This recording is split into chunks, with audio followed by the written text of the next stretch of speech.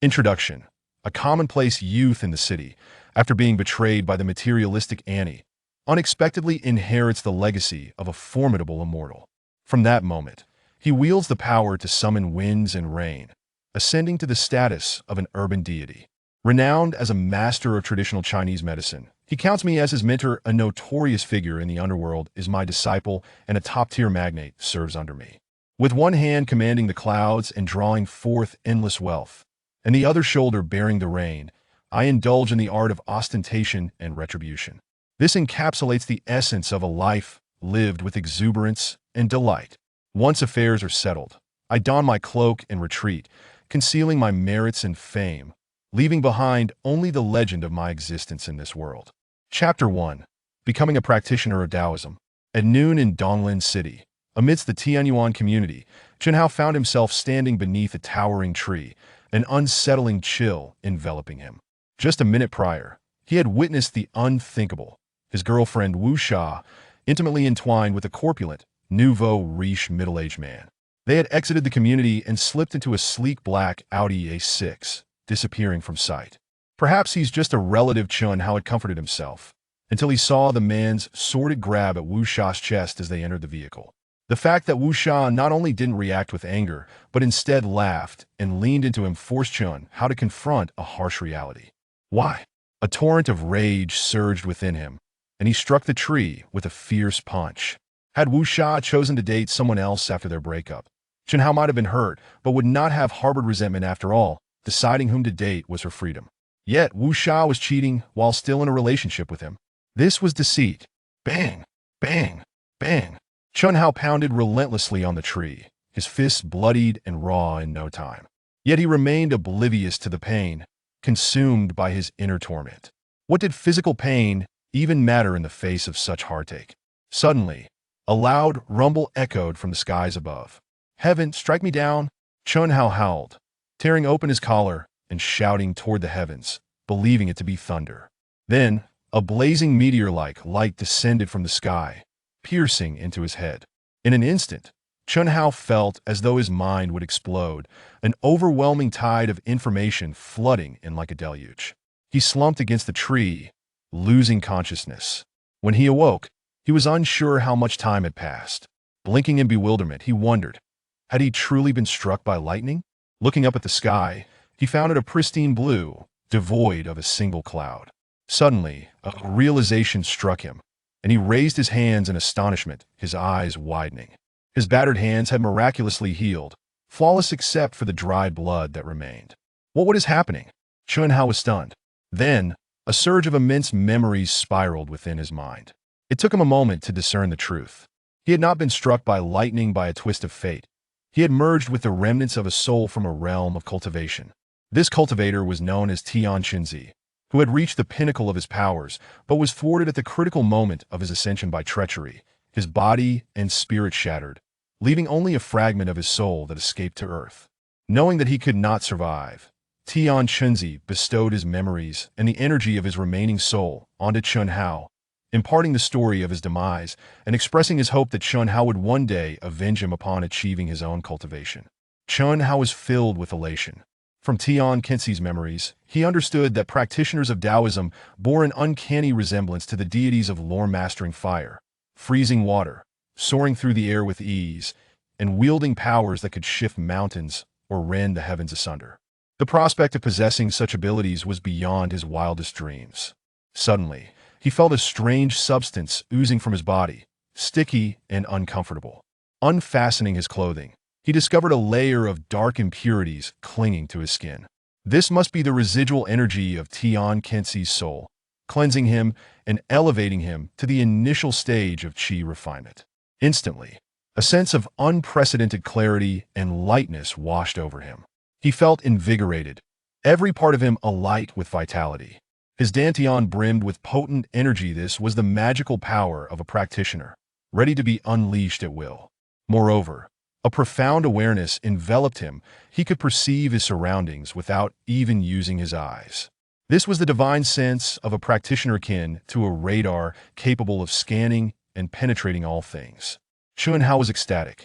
"Tian Qinzi, esteemed elder, though we have never met, I have become your disciple through your memories and inheritance. One day, if I succeed in my cultivation, I shall journey to the other realm to fulfill your vengeance." He bowed toward the sky, sincerity dripping from his words. Having expressed his gratitude, he cast one last glance at Tianyuan community, feeling a swell of emotion. Not long ago, he had been mired in sorrow, yet now he stood fortified with confidence and tranquility. Tap, tap, tap.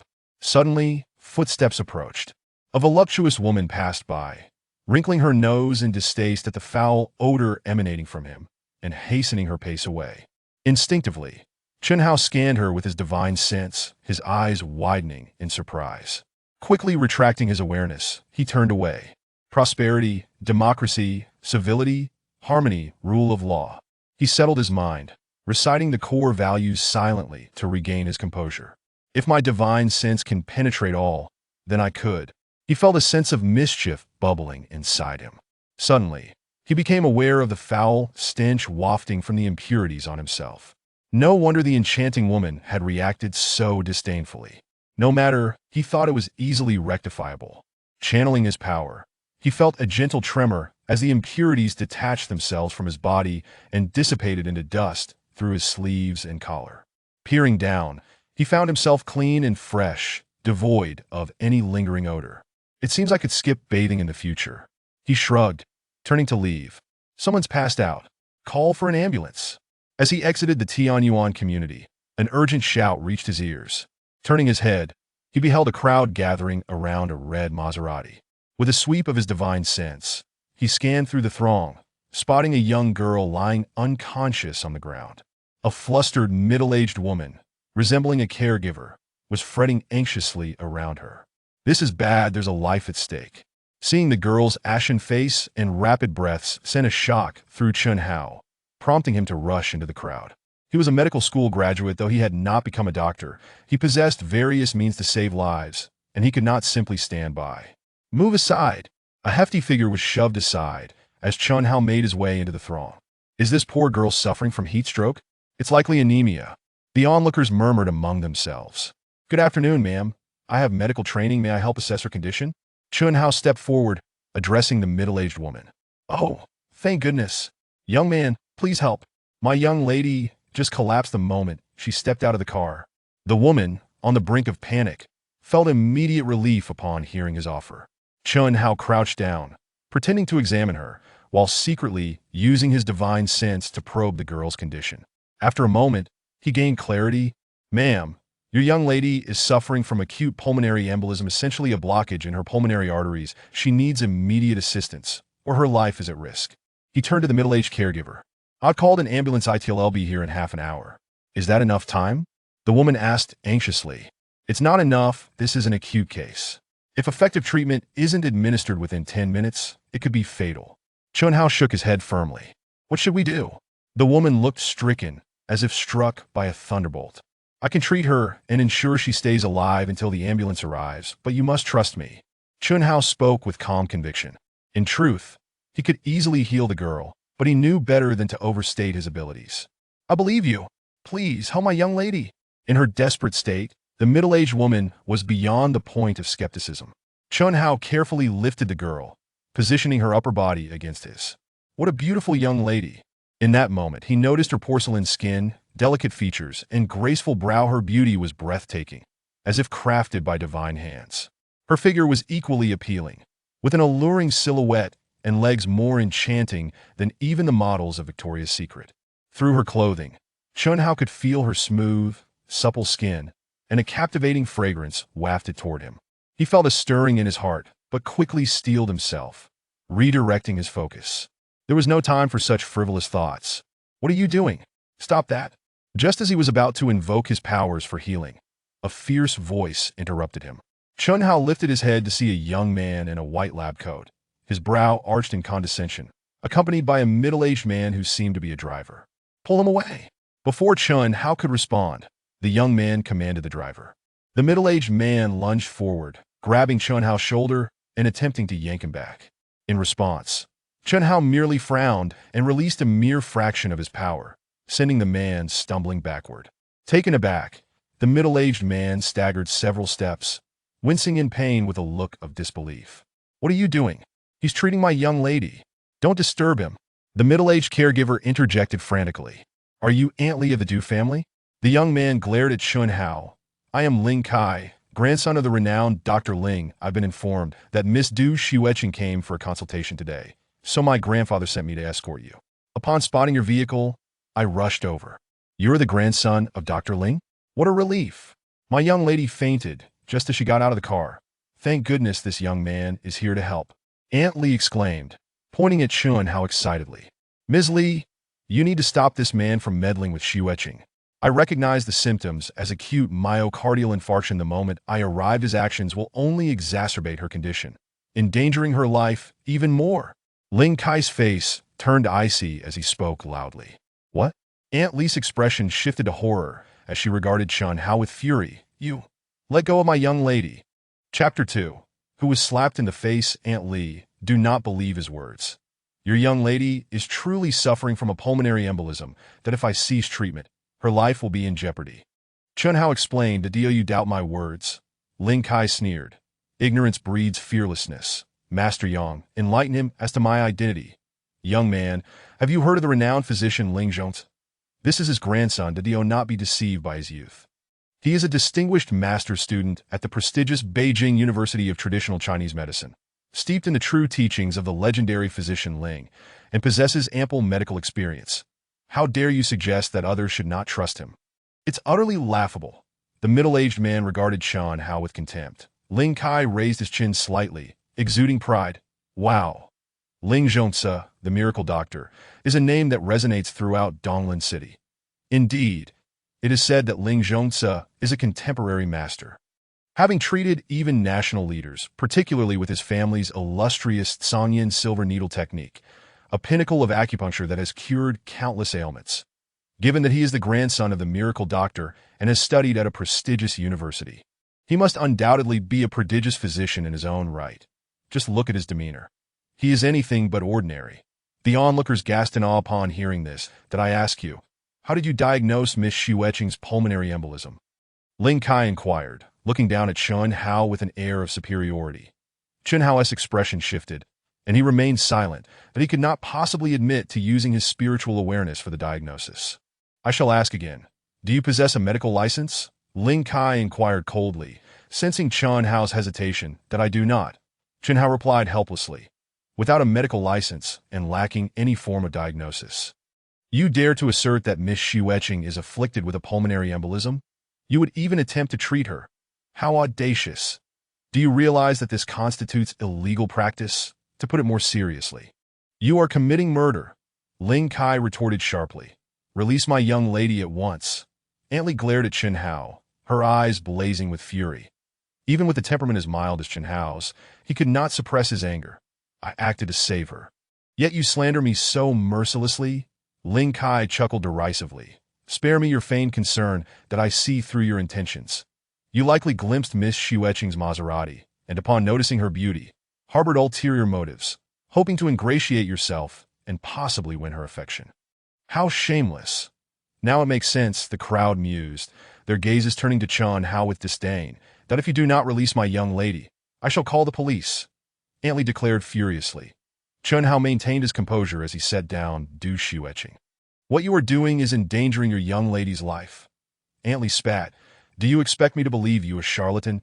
Ignoring Chun Hao, she implored Ling Kai. "Young miracle doctor, my young lady's life hangs by a thread.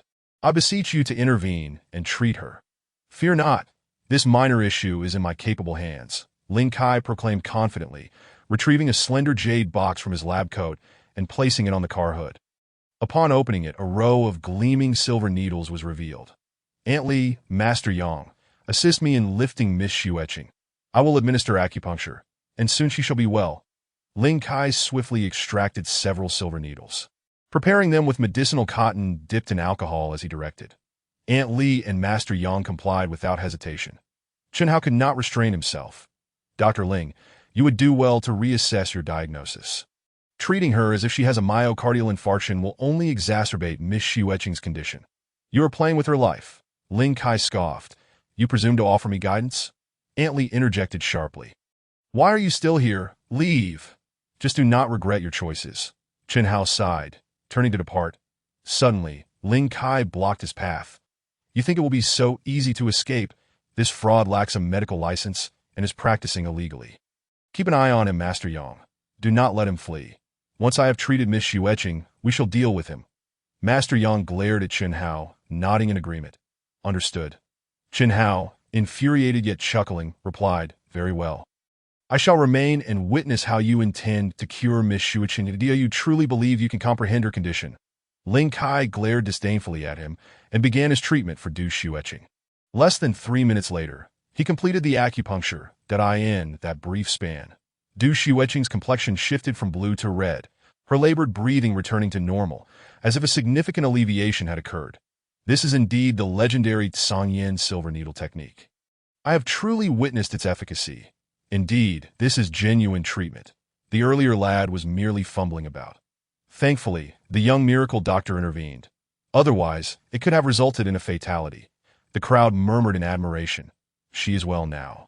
Aunt Li, help Miss Xueqing into the car for a moment's rest, and she will soon awaken. Then, take her to my grandfather for further recuperation, and she shall recover. Ling Kai smiled faintly, stowing away the silver needles. Thank you, young miracle doctor. Had it not been for you, my young lady would have been in grave danger. Truly, you are worthy of your lineage. Aunt Li was overwhelmed with gratitude. Ling Kai turned to Chen Hao. Sneering, weren't you just claiming that I would worsen Miss Xueqing's condition? How does it feel to be slapped in the face? The crowd regarded Chen Hao with mockery. You shall soon discover who has truly been slapped in the face. Chen Hao stated coolly, still maintaining your bravado. Ling Kai scoffed. Master Yang, call the police and have him apprehended. Master Yang produced his phone. Very well, I will do so. Young miracle doctor, come quickly. Miss Xueqing is suddenly coughing up blood. Aunt Li's panicked voice pierced through the air. What? Ling Kai was taken aback, swiftly turning around, to his horror. He witnessed Du Xueqing, who had just shown signs of improvement, now violently expelling blood, her complexion turning a ghastly shade of blue. The crowd gasped in shock. Young miracle doctor, what is happening? Aunt Li cried out in alarm. This is impossible. I clearly used silver needles to alleviate her myocardial infarction. How could it have come to this? Ling Kai's earlier confidence shattered, and panic set it is quite simple. You treated Miss Xueqing's condition as if it were a myocardial infarction, forcibly expanding her cardiac blood vessels with silver needles. While it may appear to provide temporary relief, it is ultimately ineffective, and the delay has exacerbated the pulmonary embolism, resulting in her coughing up blood. Chen Hao's icy voice resonated. The crowd turned to him in astonishment. Could it be that Chen Hao was correct, and the young miracle doctor had misjudged the situation? Utter nonsense. Ling Kai's forehead throbbed with veins, his voice rising in anger. Who do you think you are to accuse me of error? If you believe you are correct, then continue your treatment, Chen Hao replied calmly. But do not say I did not warn you. Due to your misguided treatment, Miss Xueqing might have survived another 10 minutes. But now she has at most 5 minutes before she succumbs to asphyxiation from the blood. Ling Kai was rendered speechless, beads of sweat forming on his forehead, his face pale. Chapter 3. The True Miracle Doctor. Young man. I misjudged you earlier. I am truly sorry. Please do not hold it against me. Save my young lady. Aunt Li, realizing that Ling Kai might have erred, was filled with urgency and frustration, her face red with shame as she implored Chen Hao. I apologize, but I lack a medical license that if I intervene, I could be reported for illegal practice, and I cannot bear that responsibility, Chen Hao replied coldly. The crowd turned their attention to Ling Kai and Master Yang. Master Yang, visibly uncomfortable, hastily lowered his phone to Mr. Ling. Did you not claim you would not worsen Miss Xueqing's condition? How does it feel to be slapped in the face? Chen Hao remarked lightly. Ling Kai's face was a blend of blue and purple. This is precisely what you asserted earlier, and now you are faced with your own words. Youth, we were mistaken. Please, we beg you. Time is of the essence. Save Miss Xueqing. Aunt Li was on the verge of tears. Repeatedly apologizing, nearly begging Chen Hao. Enough. Chen Hao had only spoken in anger. He would not turn a blind eye. He approached, gently tapping a few points on Du Xueqing's body. Instantly, her bleeding ceased, and her complexion rapidly returned to normal. The crowd stared, wide-eyed in astonishment. Just a few taps, and the bleeding has stopped. Truly miraculous. What kind of medical technique is this? Ling Kai was equally stunned, unable to contain his astonishment that he vaguely discerned that Chun Hao was employing some form of acupressure. Yet what technique could yield such immediate results? Even he, from a lineage of traditional medicine, had never encountered such a phenomenon. Hand over the silver needles, Chun Hao commanded. What?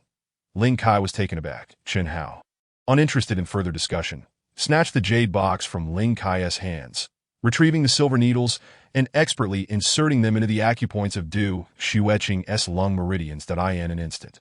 His spiritual energy flowed through the needles, dissolving the clots blocking her pulmonary arteries that Du Xueqing's breathing stabilized.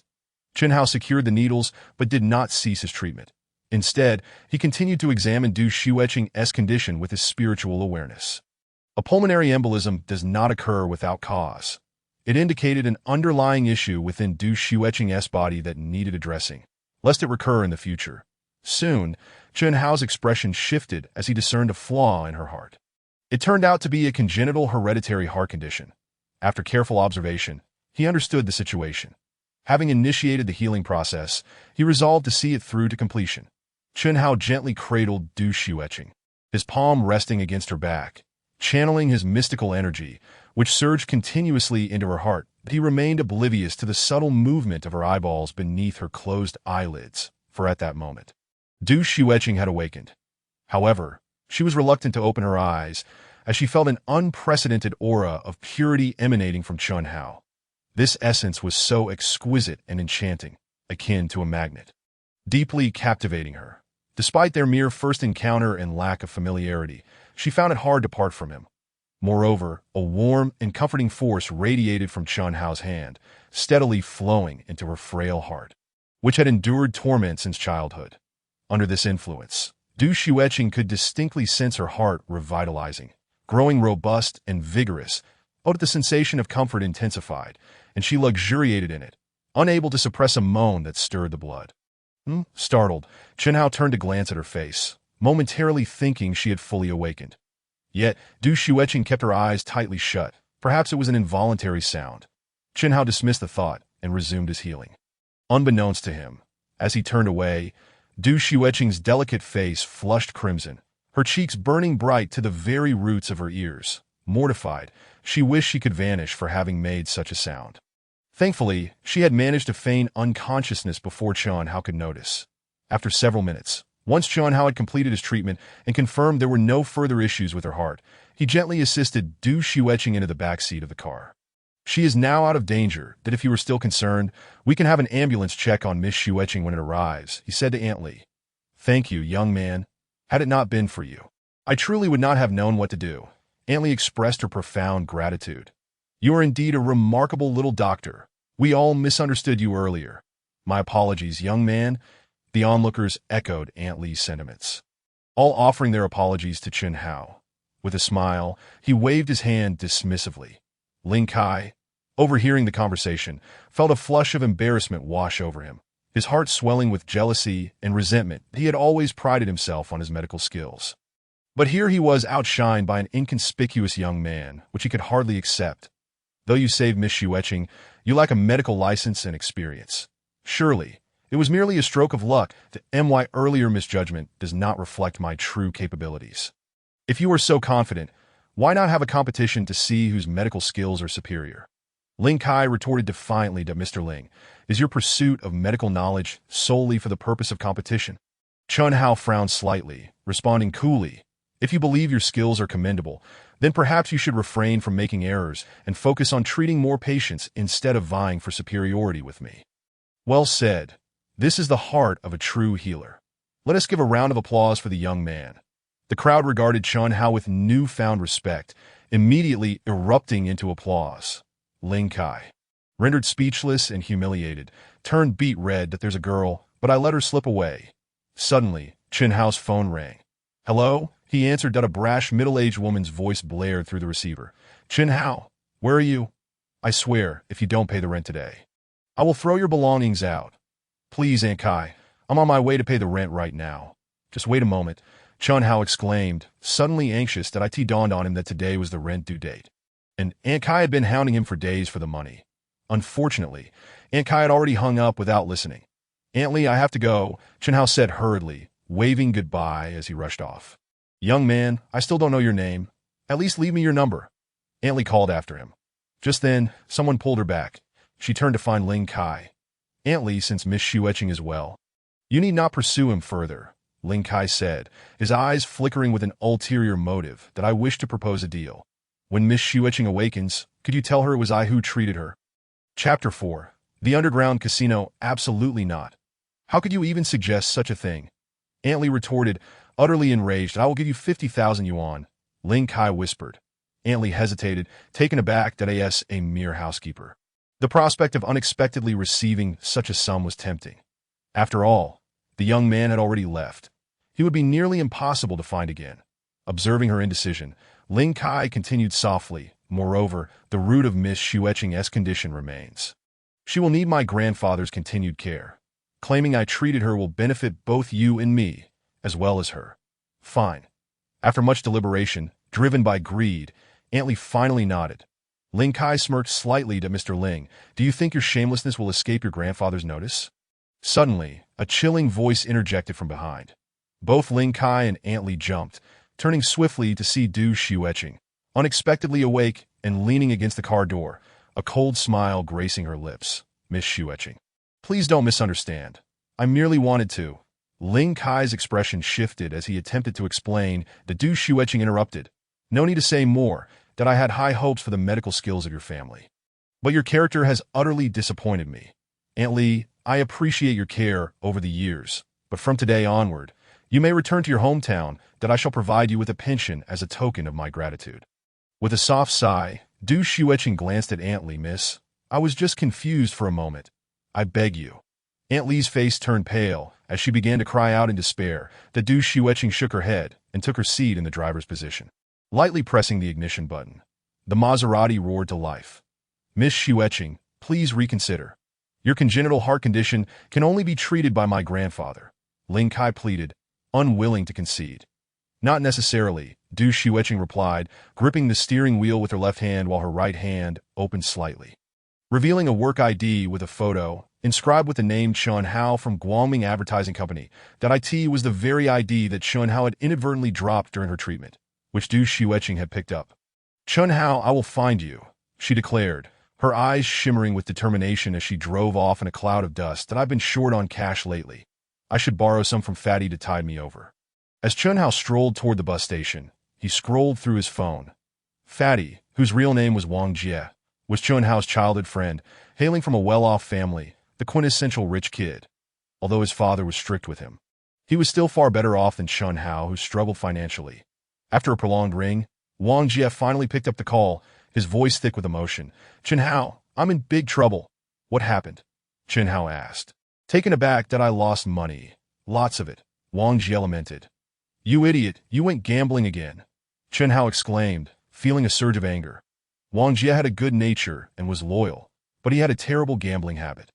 Chen Hao had advised him countless times to quit, but Wang Jie always brushed it off with a smile, insisting that a little gambling was harmless. That I lost 2 million, and they said I must repay it within a week. If my dad finds out, he'll kill me. Wang Jie sobbed uncontrollably. How could you lose so much? Chen Hao gasped. And where did you get that much money? Didn't your dad keep a tight leash on you? I signed an IOU with them, Wang Jie cried. Chen Hao was left speechless. Where are you? I'm coming over right now. That he asked calmly. 2 million was no small sum. He feared Wang Jie might have been set up. Wang Jie provided an address, and Chen Hao hung up. Hailing a taxi. 15 minutes later, he arrived at the entrance of a high-end club. As he stepped out of the car, he spotted Wang Jie, looking utterly dejected, seated on a wooden bench outside the club. What happened? Chen Hao approached, patting him on the shoulder as he sat down. Wang Jie recounted his tale of WIT. Turned out that not long ago, he had met a man named Li Wei at the gambling table, and after a few rounds, they had become friends. Today, Li Wei had invited Wang Jie to experience the casino, and out of curiosity, he agreed. Initially, he won quite a bit, but then he began to lose consecutively. Unwilling to accept his losses, Wang Jie eventually signed an IOU and continued gambling, only to end up losing 2 million in a haze. You lost everything. Why not just stop gambling? Why sign an IOU? Chen Hao asked, perplexed. I don't know, it was like I was under a spell. The more I lost, the more I wanted to win it back. And I just kept sinking deeper that if that guy from the casino hadn't forcibly thrown me out, I might still be there gambling, Wang Jie lamented, rubbing his head in frustration. Take me in. I want to confront that Li Wei. Chun Hao's eyes glinted with determination. What for? You don't even know how to gamble, Wang Jie replied, surprised. You want to get your money back, right? Chun Hao stated bluntly, of course, but what can you do about it? Wang Jie asked that if you want to retrieve it, just follow my lead. Trust me, I have a plan, Chun Hao asserted firmly. Wang Jie stared at him, sensing an unfamiliar resolve in his friend. Stop dawdling. Just do as I say.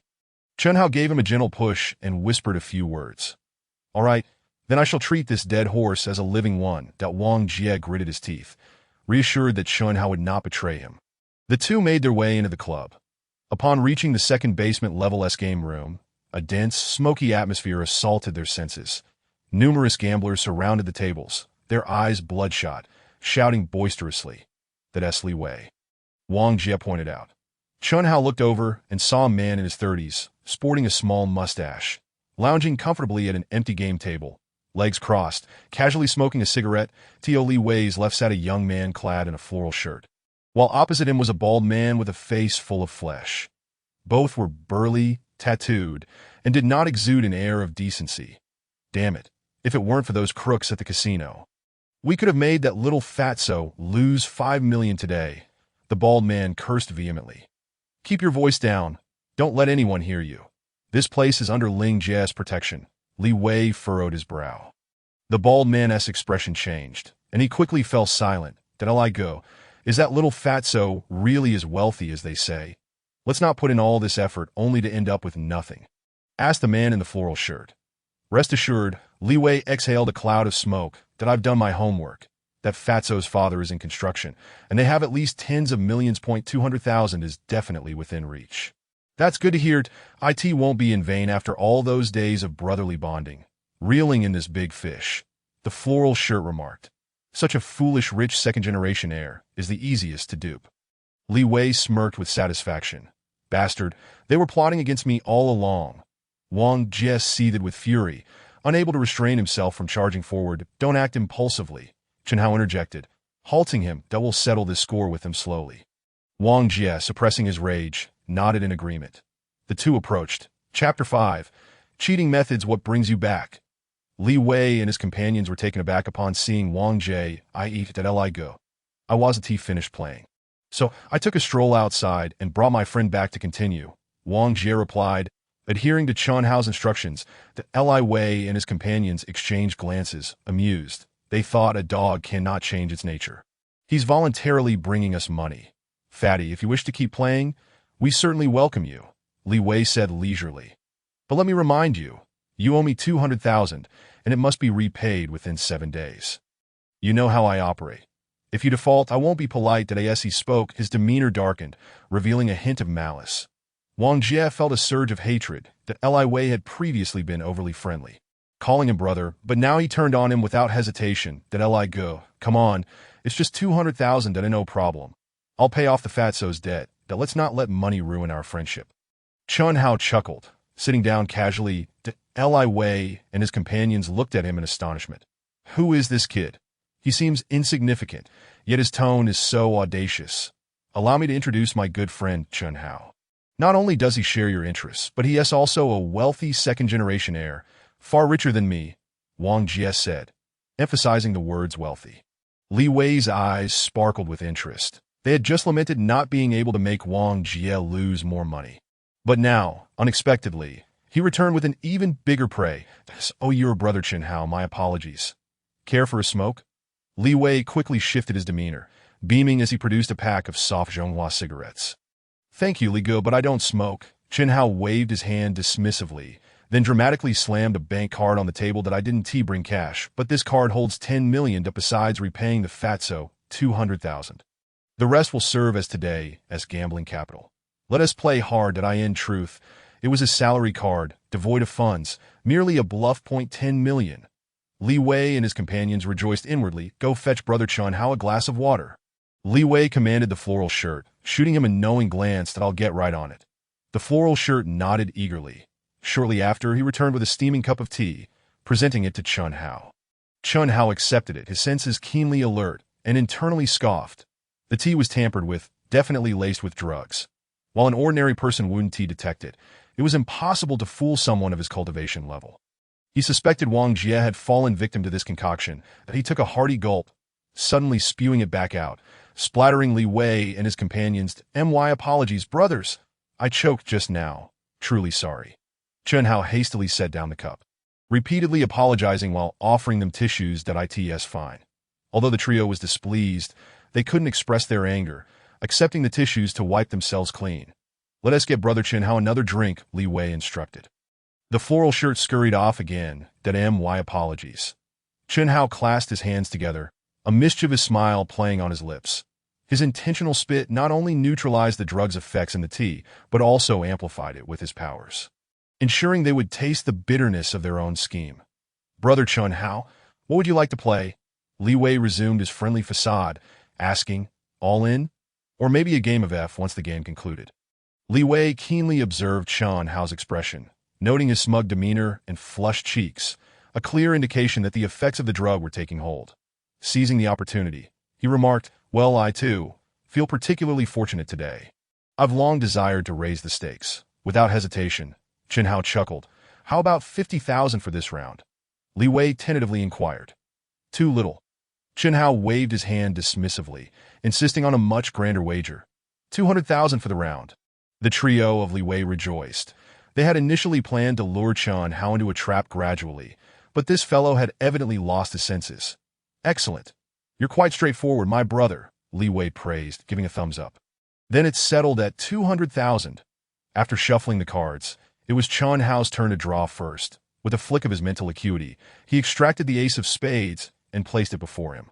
After a series of previous rounds, he had thoroughly discerned the trio's methods of cheating, and now, with the stakes heightened, he was ready to unleash a merciless onslaught. When it was Li Wei's turn to draw, the elevated wager weighed heavily on him, causing his expression to turn serious as he ran his fingers across the card faces, sensing the subtle markings. After a moment, he drew a card, and a look of elation washed over his face. The Ace of Hearts. The markings on the cards weren't precisely accurate, but they allowed him to draw from a significant range of high cards. Drawing the Ace of Hearts was indeed fortuitous. Though the Ace of Spades remained in play, the likelihood of Chun Hao drawing it was negligible. Victory was assured. Li Wei set his card down, discreetly tapping his middle finger on the table.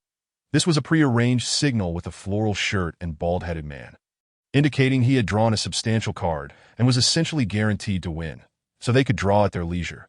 The floral shirt and bald man understood the cue and randomly drew a card each. "Reveal your cards, Brother Chun. I wager my luck will surpass yours this round," Li Wei said, a hint of mockery in his smile. That's so?" Chun Hao replied, grinning as he revealed his card. Li Wei's smile instantly froze. The floral shirt and bald man were equally dumbfounded. They had not anticipated that such slim odds would favor them. "How unfortunate, Li Gu. It seems your prediction was off." Chun Hao chuckled. "Fantastic." Chun Hao Wang Jie, watching anxiously from the side, was overjoyed at this unexpected turn of events. Just as they had raised the stakes, a significant windfall had come their way. His luck was truly unexplainable. Chun Hao snapped his fingers, and the portly man took note.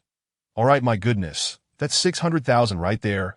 Wang Jie gleefully recorded the amount that Li Wei and his companions seethed with resentment, watching as Chun Hao and Wang Jie beamed with delight. "Li Gu, what card do you have?" "Let me see," Chun Hao inquired, seemingly relishing the moment that you've already won. "There's no need to check," Li Wei replied with a forced smile. "What's there to fear in looking?" Chun Hao insisted, flipping his card over. "Wow, the Ace of Hearts," he exclaimed, bursting into exaggerated laughter. "Just perfectly countered by my Ace of Spades. Li Gu, to be honest, did you believe you were guaranteed victory when you drew your card?" What a dramatic conclusion. Li Wei nearly choked on his own blood in disbelief. Don't get too cocky. Let's continue. He gritted his teeth, his voice laced with a chilling undertone as he slammed the freshly shuffled deck onto the table. "This first round was merely a stroke of luck for you. I don't believe your fortune will hold in the second round. Please, Li Gu." Chun Hao extended his hand with a grin. Li Wei took a deep breath, calming himself as he carefully selected his cards. Unbeknownst to anyone, a flicker of cunning glinted in Chun Hao's eyes. Illusion.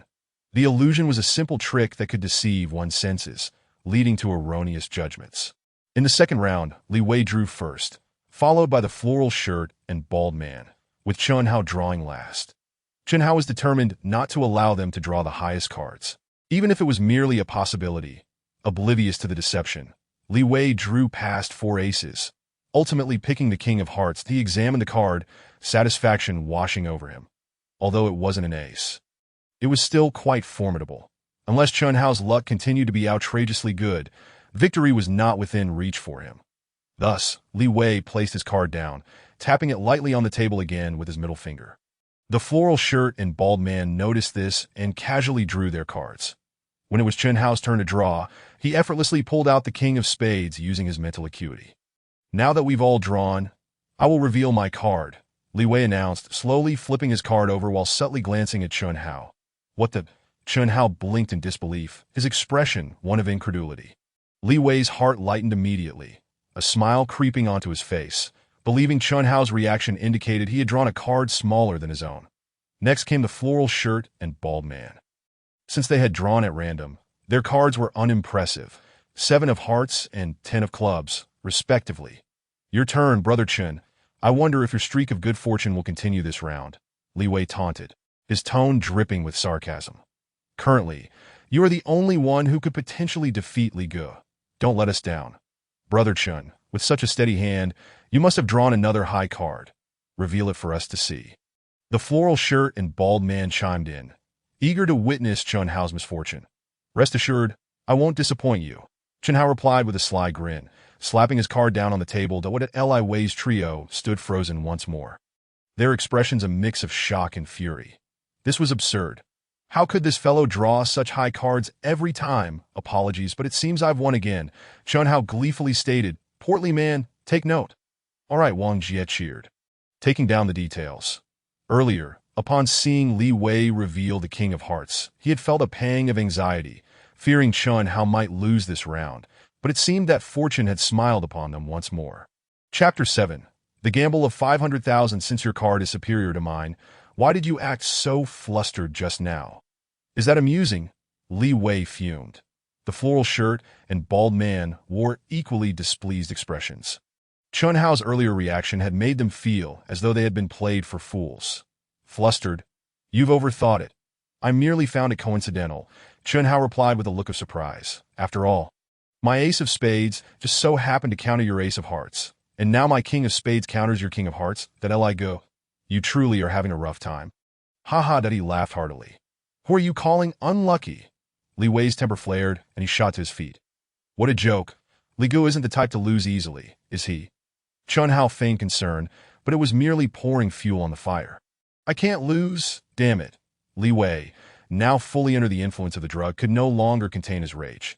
Chen Hao, don't think just because you've won 2 rounds by sheer luck that you're formidable. Let's raise the stakes even higher. How high? Chen Hao inquired, intrigued. 50,000 a round. Do you dare? Li Wei challenged, his voice sharp. That no problem. Chen Hao shrugged. But Li Ge, let's lay our cards on the table. Are you sure you have that much money? I don't wish to play on credit. That I have no money. That's rich, Li Wei exclaimed, seemingly provoked, pointing at the floral shirt and bald man. Show him. All right. The floral shirt and bald man, equally incensed, produced 3 leather cases from under the table and arranged them neatly on the surface. Upon opening them, they revealed an abundance of 100 yuan bills. See? One case contains 1 million. Altogether, that's 3 million. Do you dare say I lack funds? Li Wei growled through clenched teeth. Impressive. I have faith in your capabilities now. Li Ge, let us proceed as you say. 50,000 a round, Chen Hao acknowledged, raising his thumb in approval. Li Wei sat down forcefully, fiercely shuffling the deck of cards. Chen Hao, we've already won over 1 million. That's quite enough. Why not leave it at that? I can manage the remaining amount myself. There's no need for you to take such risks. Wang Jie approached, anxiety evident in his voice. Portly man, trust me. Just keep the account straight. You needn't worry about anything else. That I will ensure that we retrieve this 2 million intact and make these scoundrels pay dearly for it. Chen Hao reassured him, patting his hand gently. Wang Jie's eyes glistened with emotion. It was rare to find such a good friend. That I promise you, I will never gamble again, he vowed, wiping his eyes with his sleeve. Chun Hao was taken aback, but smiled warmly in appreciation. Why is this not following the usual course? In the adjacent room, a burly man observed the surveillance footage, his expression one of astonishment. What is the matter? Ling Jie asked, peeling an apple without lifting her gaze. That Li Wei's cheating has backfired. That chubby fellow's companion has won 2 rounds, resulting in a loss of 120,000. And it seems Li Wei is becoming increasingly uneasy and has been outmaneuvered, the burly man mused, stroking his chin in intrigue. Do? Ling Jie revealed a hint of surprise. Is that fellow a master? Playing the fool to ensnare the tiger? Not likely. The burly man shook his head. His movements appear quite inexperienced. He is clearly a novice. Oh, Ling Jie's tone turned flat. Then he is of no consequence. It is merely luck on his side, that as long as he continues to gamble, he will inevitably lose. That's precisely my thought. The burly man sighed. But to be honest, I sincerely hope that fellow's luck continues. Allowing Li Wei and the others to suffer a significant setback, that it's your turn. Draw wisely. At this moment, Li Wei had finished arranging the cards and placed them on the table, with a double entendre. He addressed the floral shirt. Rest assured, Brother Li. The floral shirt, with a fierce demeanor, blew a puff of air into his palm and began to carefully select his cards, massaging their surfaces as he did so. He was determined to believe that the 3 of them, with marked cards, could not possibly be outperformed by someone like Chun Hao, who relied solely on luck. Chun Hao, with a smile, observed them, his eyes glinting with a flicker of mischief as he activated his illusionary tactics once more. Seconds later, the floral shirt drew a card, glancing at it, only to have his expression fall instantly that it was the Jack of Diamonds. Though it was indeed a high card, it was the smallest among the high-ranking ones. Dejected, he set the card down, tapping his right ring finger lightly on the table, indicating that it was not a strong hand, leaving the burden to the bald man and Li Wei. Filled with vexation, felt an urge to scold him, but he had to suppress it at the gaming table. It was the bald man's turn to draw a card that he too focused intently, but unfortunately, under the effects of the illusion, he only drew the 10 of spades, even worse than the floral shirt. Witnessing the bald man's signal mirror that of the floral shirt, Li Wei's expression grew increasingly grim. These 2 useless fools seemed to falter more at critical junctures. The third to draw was Chun Hao. He picked up the Queen of Hearts, deliberately avoiding drawing another top-tier card that might raise suspicions. Throughout the card-drawing process, Li Wei keenly observed Chun Hao's expression, hoping to glean some insight. However, to his dismay, Chun Hao remained utterly calm, revealing no signs of joy or distress. Finally, it was Li Wei's turn to draw. Anxiety coursed through him as he repeatedly felt the cards, yearning to draw a top-tier hand. Yet, under Chun Hao's illusion, how could he possibly succeed? After a lengthy moment, Li Wei finally drew a card. Cautiously lifting it to inspect, a chill ran through him. It was the Queen of Clubs. While it could be considered acceptable, it fell far short of the high card he desired. Regardless, with only 10 cards above the Queen of Clubs, and Chun Hao's chances being merely 1 in 4, he reassured himself that his odds of winning were still considerable. I reveal my cards. The floral shirt, seeing that all 4 had drawn, was the first to turn over his card. Li Wei cast a glance and immediately looked back at Chun Hao. Chun Hao's expression remained tranquil, betraying no hint of emotion. A sinking feeling gripped Li Wei's heart, giving rise to ominous thoughts. This was a high-stakes gamble of 500,000. If Chun Hao lost, it was unlikely he would remain indifferent. This suggested that his hand must be superior to that of the floral shirt. But he could not ascertain whether it was greater than Li Wei's. Li Wei's thoughts raced, his restlessness palpable, wishing fervently to unveil Chun Hao's hand and discern the truth. Next, it was the bald man's turn to reveal his cards.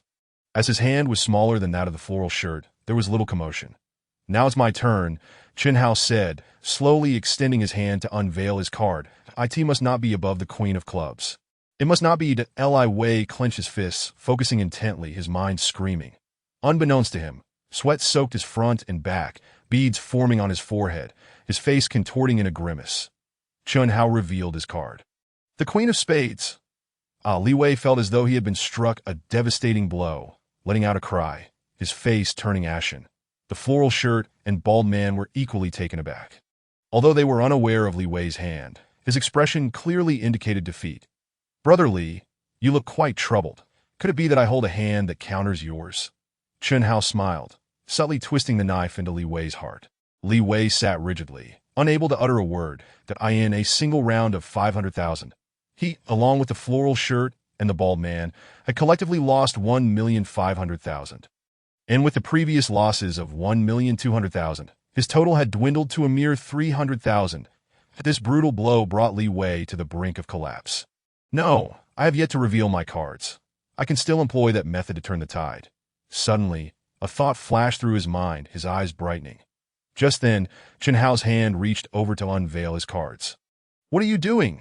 Li Wei froze, fury boiling within him. With the reveal of the bottom card, defeat became inevitable, irretrievable. I saw you sitting in silence for so long, so I thought I'd help you reveal your card. What's the matter? Chen Hao responded, bewildered that Li Wei's face turned a deep shade of anger. Haha, this Chen Hao is truly on a winning streak. I imagine Li Wei's heart is bleeding, that I in the adjacent room. A burly man watched the surveillance footage with great amusement, chuckling with delight. Another victory? Ling Jie abruptly paused from peeling an apple, looking up to inquire. Indeed, 3 consecutive rounds, and Li Wei's meager fortune has nearly been entirely lost. The burly man replied. Ling Jie remained silent, suddenly standing up to gaze at the surveillance screen. What's the matter, Ling Jie? The burly man asked in surprise. Chen Hao is no ordinary player. Not only did Li Wei fail to notice, but you also misjudged him, Ling Jie remarked, skillfully manipulating a butterfly knife, her beautiful eyes fixed intently on Chen Hao. Surely not. Though my insight pales in comparison to yours, it's clear that Chen Hao has never engaged in gambling before. The burly man stated in astonishment that it must simply be luck. Those who thrive on combat shall perish. In a casino, one might win a hand or two by mere chance, but such fortune cannot persist indefinitely. Ling Jie's eyes glimmered with intensity. Chen Hao is undoubtedly a master. Fatty, how much have we won? Chen Hao stretched lazily. 283,000. Wang Jie exclaimed, nearly jumping for joy. Not only had he cleared his debts, but he also came out ahead by over 80,000. Excellent. Chen Hao smiled faintly, feeling satisfied with the day's entertainment. Brother Li, let's settle the accounts. Settle accounts? Li Wei gritted his teeth. You think you can just walk away after winning? Nothing comes that easily. What do you propose? Chen Hao sneered. Did I challenge you to one final bet? All or nothing. Did you dare? Li Wei's eyes burned with fury, as if he were about to devour Chen Hao whole. What do I have to fear? Chen Hao replied. But, Brother Li, do you even have any money left? Of your 300,000, the vast majority now belongs to me. You have less than 20,000 left. Are you jesting about betting your entire fortune? Li Wei felt blood rush to his head, slamming a promissory note and a car key onto the table with force. This is Fatty's 200,000. Plus my car, a BMW X5, which I just picked up less than a week ago. Together with that little 20,000, is that sufficient? Brother Li, do not act impulsively. Today has been rather strange. Perhaps it would be best to let this go and seek revenge another time. Indeed, it is not easy to earn what little we have. Should we lose, we would have nothing left. The floral shirt and bald man, still clinging to some semblance of reason, urged Li Wei in hushed tones. You all need not worry.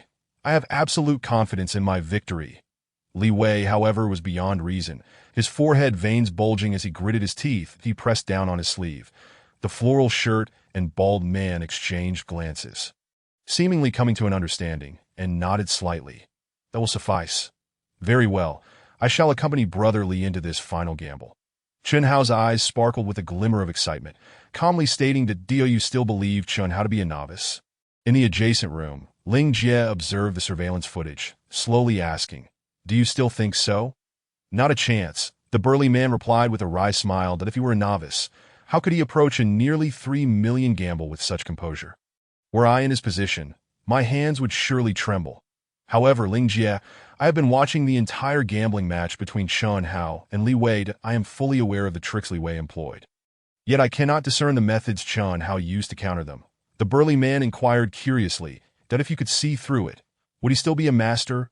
Ling Jie replied coolly that Li Wei arranged the cards neatly on the table.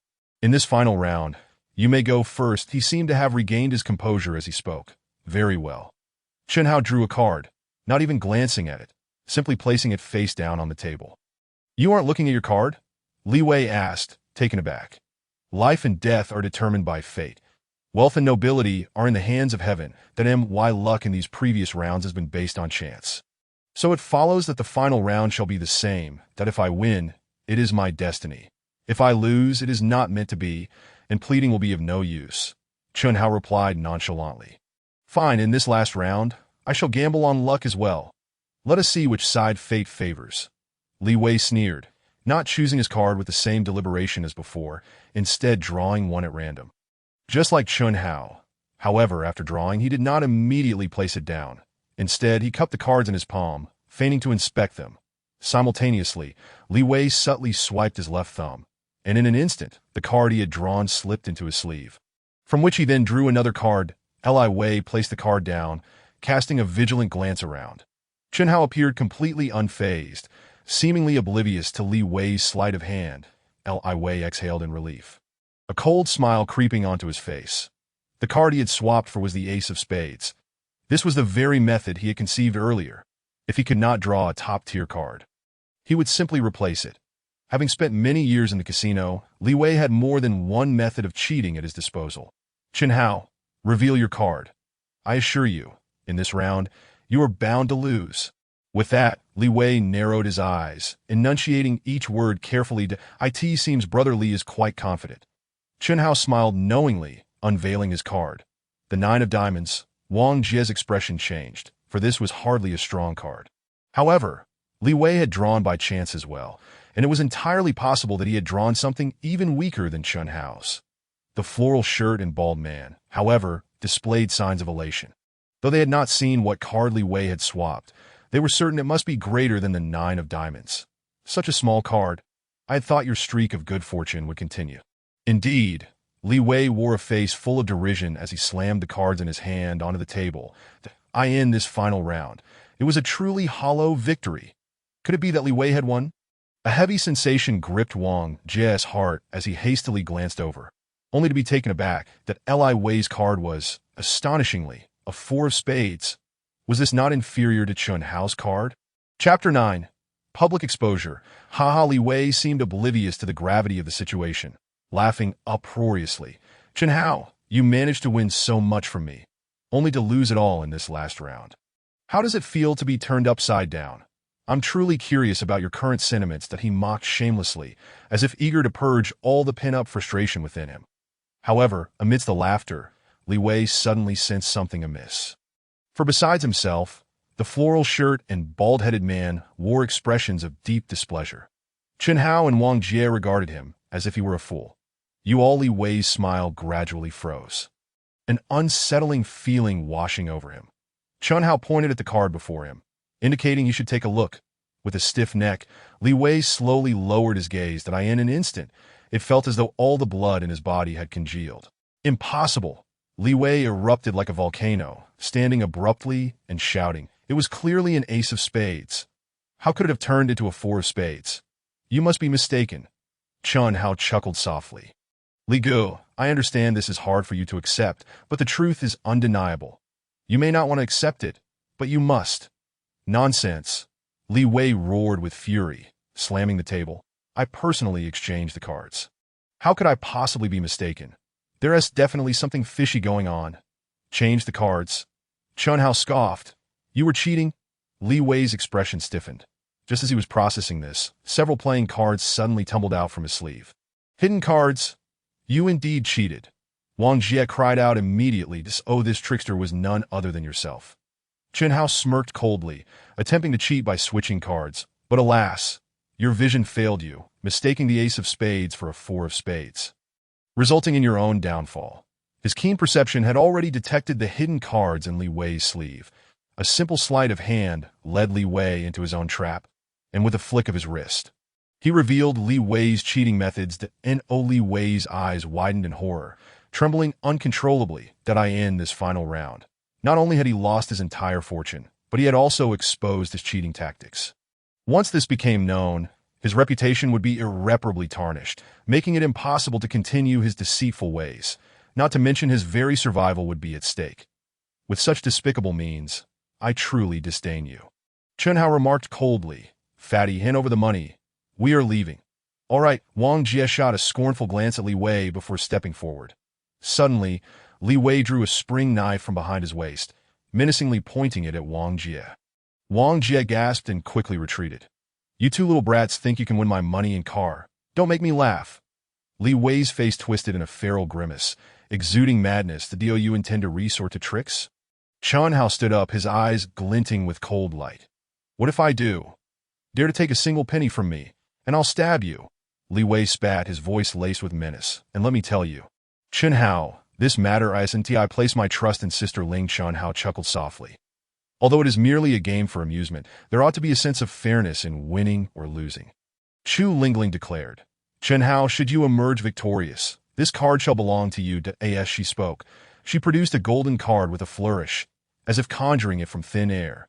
The exquisite craftsmanship of the card glimmered brilliantly, resembling pure gold, adorned with two vigorous strokes of calligraphy. WNTing. The WNTing gold card. Wang Jie's eyes widened in astonishment, exclaiming, "Sister Ling, this was personally gifted to you by Chairman Lin." Abin's expression also shifted, unable to suppress his warning. That Chu Lingling waved her hand dismissively, silencing Abin. Chen Hao, however, was taken aback. He had never heard of the WNTing gold card before. It was a private gold card issued by the WNTing Group in limited circulation.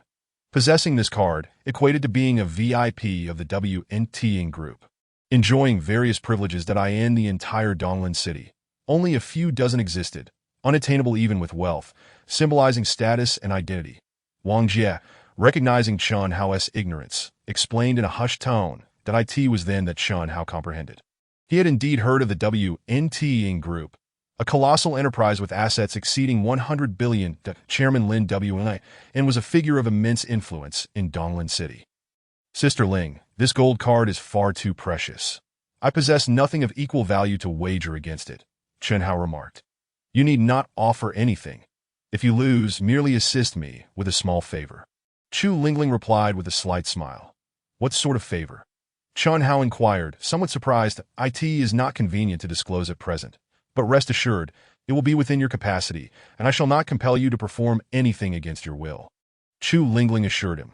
Chen Hao felt a stir within. Given Chu Lingling's stature, what could she possibly require from someone as ordinary as himself? Had she sent something? Very well, he pondered, agreeing to the terms. "Let us commence." That Chu Lingling placed the playing cards upon the table, declaring, "I shall draw first." With an air of casualness, she drew a card and placed it face down before her with a smile. Chen Hao cast a glance, his expression shifting to one of peculiarity, and he said nothing and drew a card of his own. "That I shall reveal my card." Chu Lingling flipped hers over. Both Abin and Wang Jie gasped in astonishment. "It was a two of clubs that I mentioned we were playing for higher or lower, but I did not specify which wins." Chu Lingling teased Chen Hao, her gaze glinting mischievously. "Now I declare that the one with the smaller card wins." Wang Jie gasped in disbelief, his face a mask of incredulity. That Abin laughed heartily, casting a sympathetic glance at Chen Hao. "And no matter how skilled you are, it seems you have fallen into Sister Ling's trap. There is no need to continue. I concede." Chen Hao said with a rueful smile, "that I shall honor your request. Sister Ling." That in truth, he had resorted to trickery as well, but he thought she would not hold it against him. Chu Lingling playfully winked at Chen Hao, her eyes sparkling with an indescribable allure. Despite being a cultivator with steadfast resolve, Chen Hao felt a tremor of emotion. "Sister Ling, I must take my leave with the fatty. If you need me, just give me a call." Chen Hao recited a series of numbers. "Wait, take this." Chu Lingling handed him the WNTing gold card, stepping closer. "But I lost, didn't I?" Chen Hao expressed his astonishment. "I intended to give it to you all along. I merely used this method, fearing you would refuse." Chu Lingling replied with a radiant smile. "You need not decline. Consider it a reward for assisting me." As she spoke, she leaned in, slipping the card into Chen Hao's inner pocket. "Thank you, Sister Ling." Chen Hao was enveloped in the fragrance of her orchid-like scent, and as her delicate fingers brushed against him, it sent a jolt of electricity through him, causing his heart to race. He hastily grabbed his suitcase and departed with Wang Jie. "That you're quite bashful," the Chu Lingling teased, playfully tossing her hair, a melodious laugh escaping her lips. Abin regarded her with an expression that suggested he had something to say, but hesitated. "But if you have something to express, speak freely. It is uncomfortable to hold it in," Chu Lingling remarked languidly. "Sister Ling, even if Chen Hao possesses exceptional gambling skills and remarkable prowess, He lacks influence and connections, and this is our first encounter. Is he truly worth your efforts to cultivate? Bin queried. Of course he is worthy. What is a WNT in gold card to a martial artist? Chu Lingling replied with a faint smile, settling in her executive chair and deftly manipulating a butterfly knife in her hands. A martial artist? Bin questioned, puzzled. Are you implying that Chun Hao is a formidable fighter? Not the kind of flashy fighter you envision, Chu Lingling clarified. The martial artist I refer to is one with genuine skill. Sister Ling, could you be mistaken? Bin expressed disbelief that if defeating a lowly thug like Li Wei qualifies as a martial artist, then I suppose I am one too. Chapter 11. You truly know how to count the costs, I ask you. If someone were to stab you with a knife, how would you respond? Chu Lingling inquired. Naturally, I would dodge first and then counterattack. Bin replied without hesitation. What did Chun Hao do when Li Wei attempted to stab him earlier? Chu Lingling pressed that Bin froze. Chun Hao had not moved, but had instead sent Li Wei flying with a single punch. This was indeed quite a feat suddenly. He recalled the moment, his expression shifting to one of astonishment. Certainly, delivering a counterstrike after evading appears routine, yet it requires remarkable skill. Even I can recognize it, but cannot replicate it. Your discernment requires further honing, Chu Lingling stated. Indeed, Sister Ling, Bin conceded, nodding earnestly that be why the way. Sister Ling, the favor you asked of Chun Hao, is it related to the upcoming Red Flower Society? Bin queried again. Indeed, I have caught wind of some plans. There are those who intend to target me during the Red Flower Society. So I must prepare accordingly, and Chun Hao is my hidden trump card, Chu Lingling explained, casually picking up the playing cards Chun Hao had left on the table. She glanced at them and suddenly froze. What is it? Bin leaned in to look, his eyes widening in surprise. Chun Hao's card was astonishingly a 2 of diamonds, so he had already discerned my ruse and merely pretended to lose, Chu Lingling said slowly.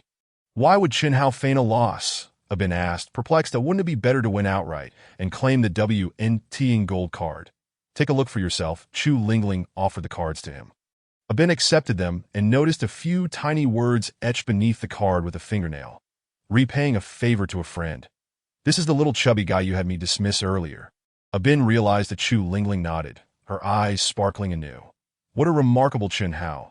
My anticipation for him grows ever greater. Chun Hao, you are truly impressive. When did you acquire such abilities? I had no inkling. Upon exiting the club, Wang Jie was brimming with excitement that I've been working out.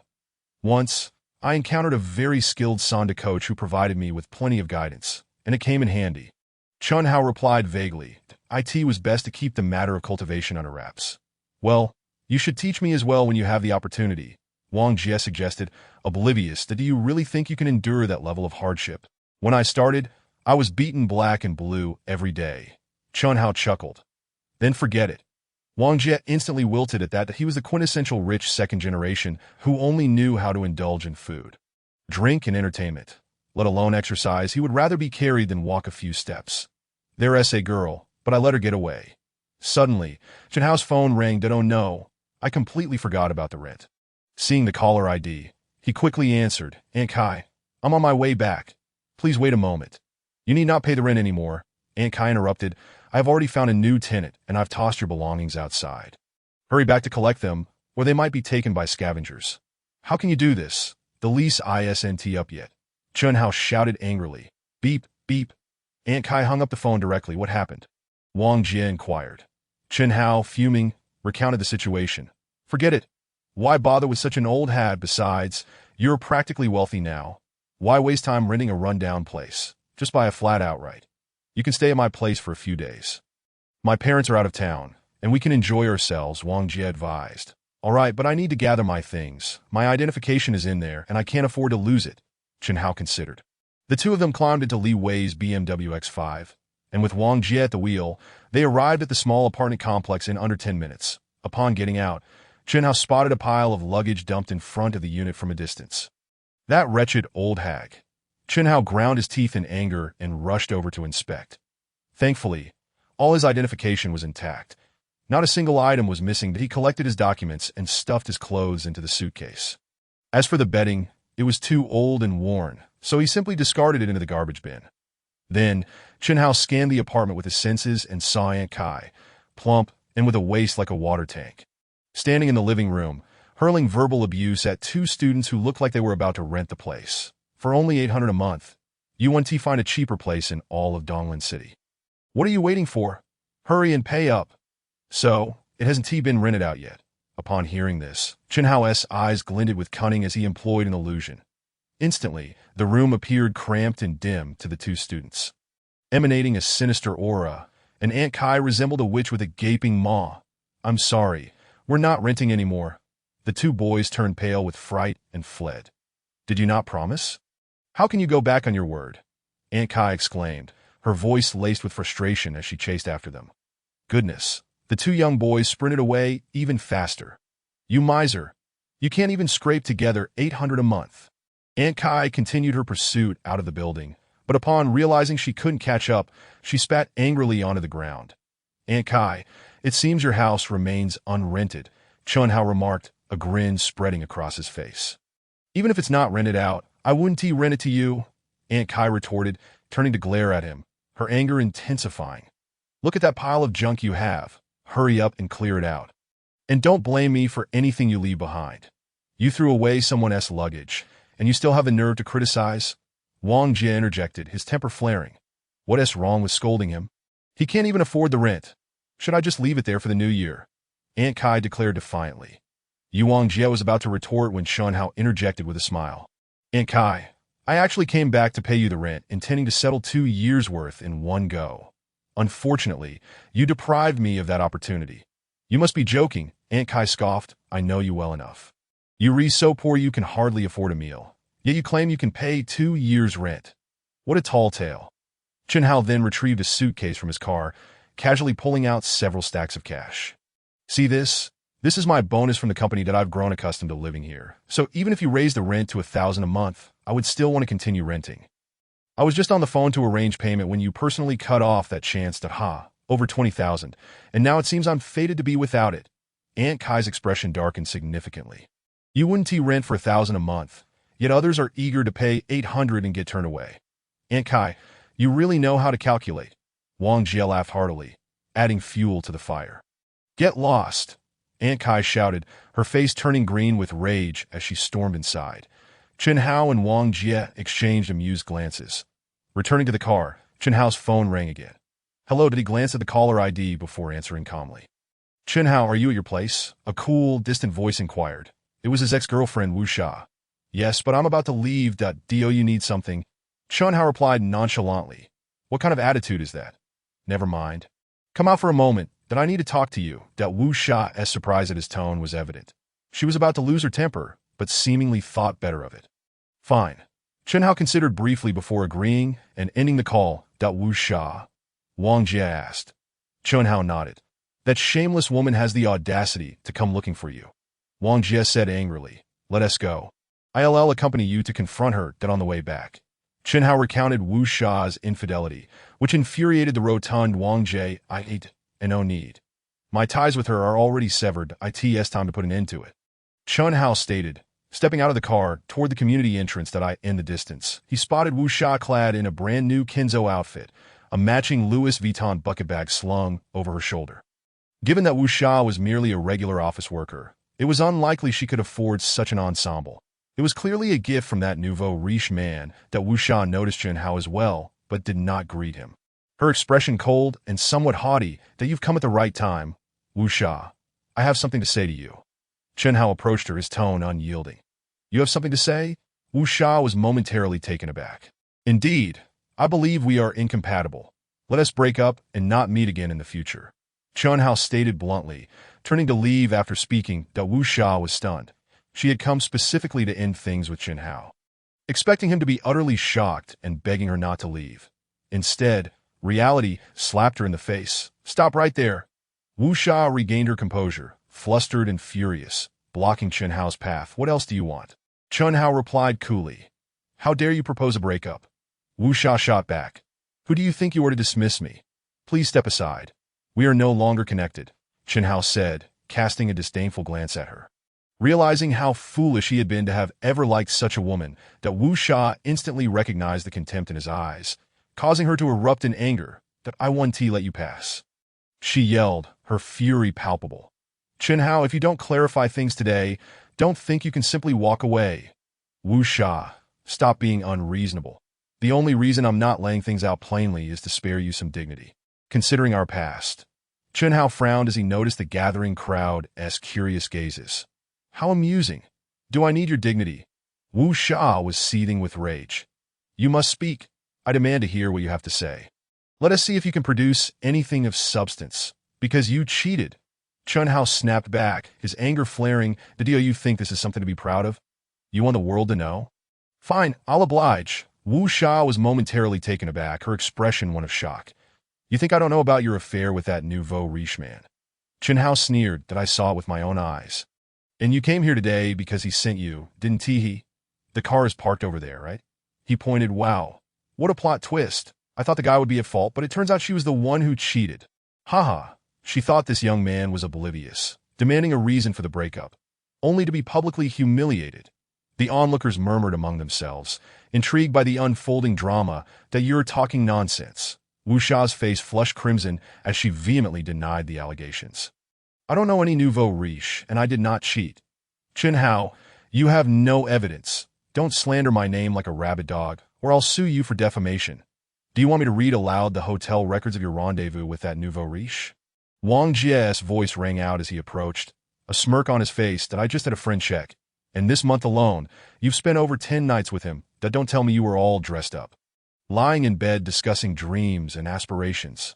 Laughter erupted from the crowd. The Wu Sha's face turned beet red, utterly humiliated. So what? It's my freedom to be with whomever I please. No one has the right to judge. She shouted, her voice laced with indignation. Even if he is a nouveau riche, he is 1,000 times better than you. A loser like you is destined to be a failure, forever without prospects. I should have dumped you long ago. The crowd expressed their disdain. Not only had she cheated, but her shamelessness was also nauseating. Loser? Wang Jie sneered. Foolish woman. Let me tell you, Chen Hao has enough money to crush you. Fatty, stop boasting for your friend. Wu Sha retorted scornfully. Do you think I don't know what kind of person he is? He calculates every penny at a restaurant, wears the same few outfits all year round. And when he buys me a bottle of perfume worth a few hundred, it's like pulling teeth. And he thinks he can use money to crush me. What a joke. The crowd regarded Chen Hao with skepticism. Although he was handsome, his attire suggested he was far from wealthy. Let us go, Chen Hao. There is no point in talking to her, he said dismissively. Chen Hao was equally uninterested in further entanglements with Wu Sha. Why are you leaving, Chen Hao? Fatty just said you have enough money to crush me, right? Go on, prove it. Show me how wealthy you are. Don't be a coward. Wu Sha, her demeanor fraying, stood defiantly in front of Chen Hao. My finances are none of your concern, he replied coolly. Please move aside. My patience is wearing thin. How is it not my concern? You're the one who despises me for being with a nouveau riche. You're the one who claims I'm poor. Wu Sha spat venomously. Yes, you're right. I do despise you for being with a nouveau riche, she exclaimed. You're so bold. Why don't you take out 300,000 to slap me in the face? Make me regret it. Otherwise, you're not a man. What a ridiculous challenge. Wang Jie interjected, unable to contain himself as he retrieved 2 additional suitcases from the car. Chen Hao, since she is so insistent. Why not oblige her? Play along. Keep pretending, Wu Sha shouted.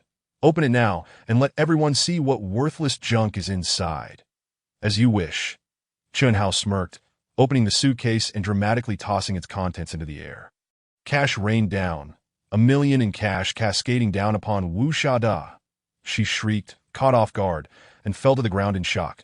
That is 2 million, Chen Hao declared, opening the second suitcase, releasing another pile of cash that landed heavily on her.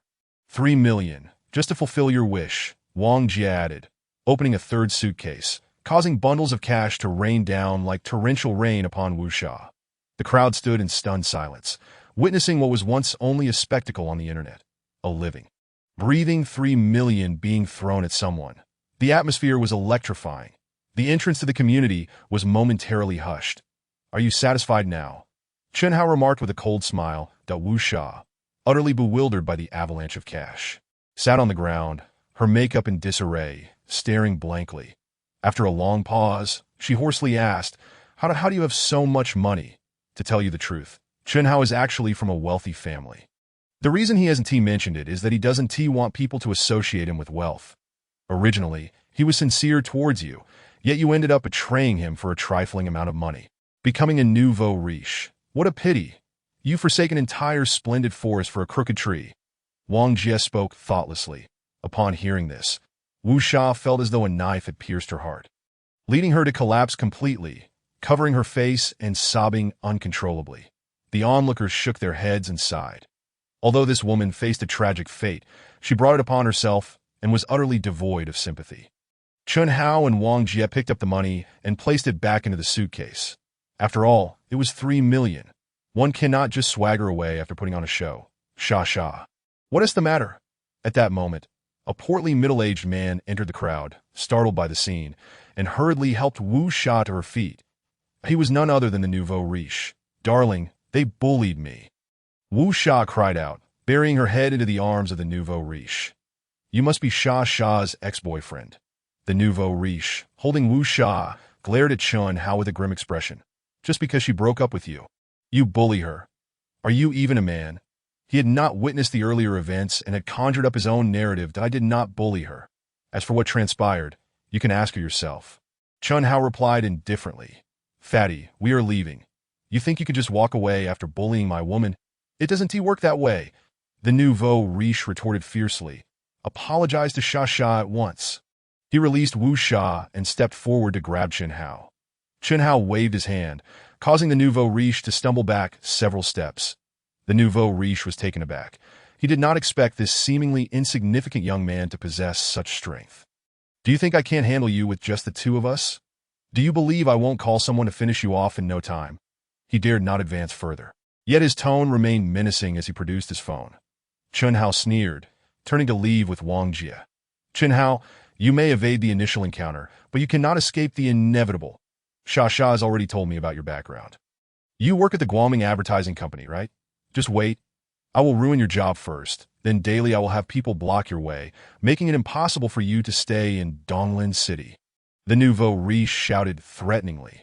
Are you threatening me? Chun Hao paused, turning around to look coldly at the nouveau riche. What good does threatening me do? The nouveau riche arrogantly replied that I have connections in both the underworld and the legitimate world. How could I not deal with a loser like you? If you don't want to be beaten into a pulp, apologize to Sha immediately. Darling, I want Chun Hao to kneel and kowtow to me.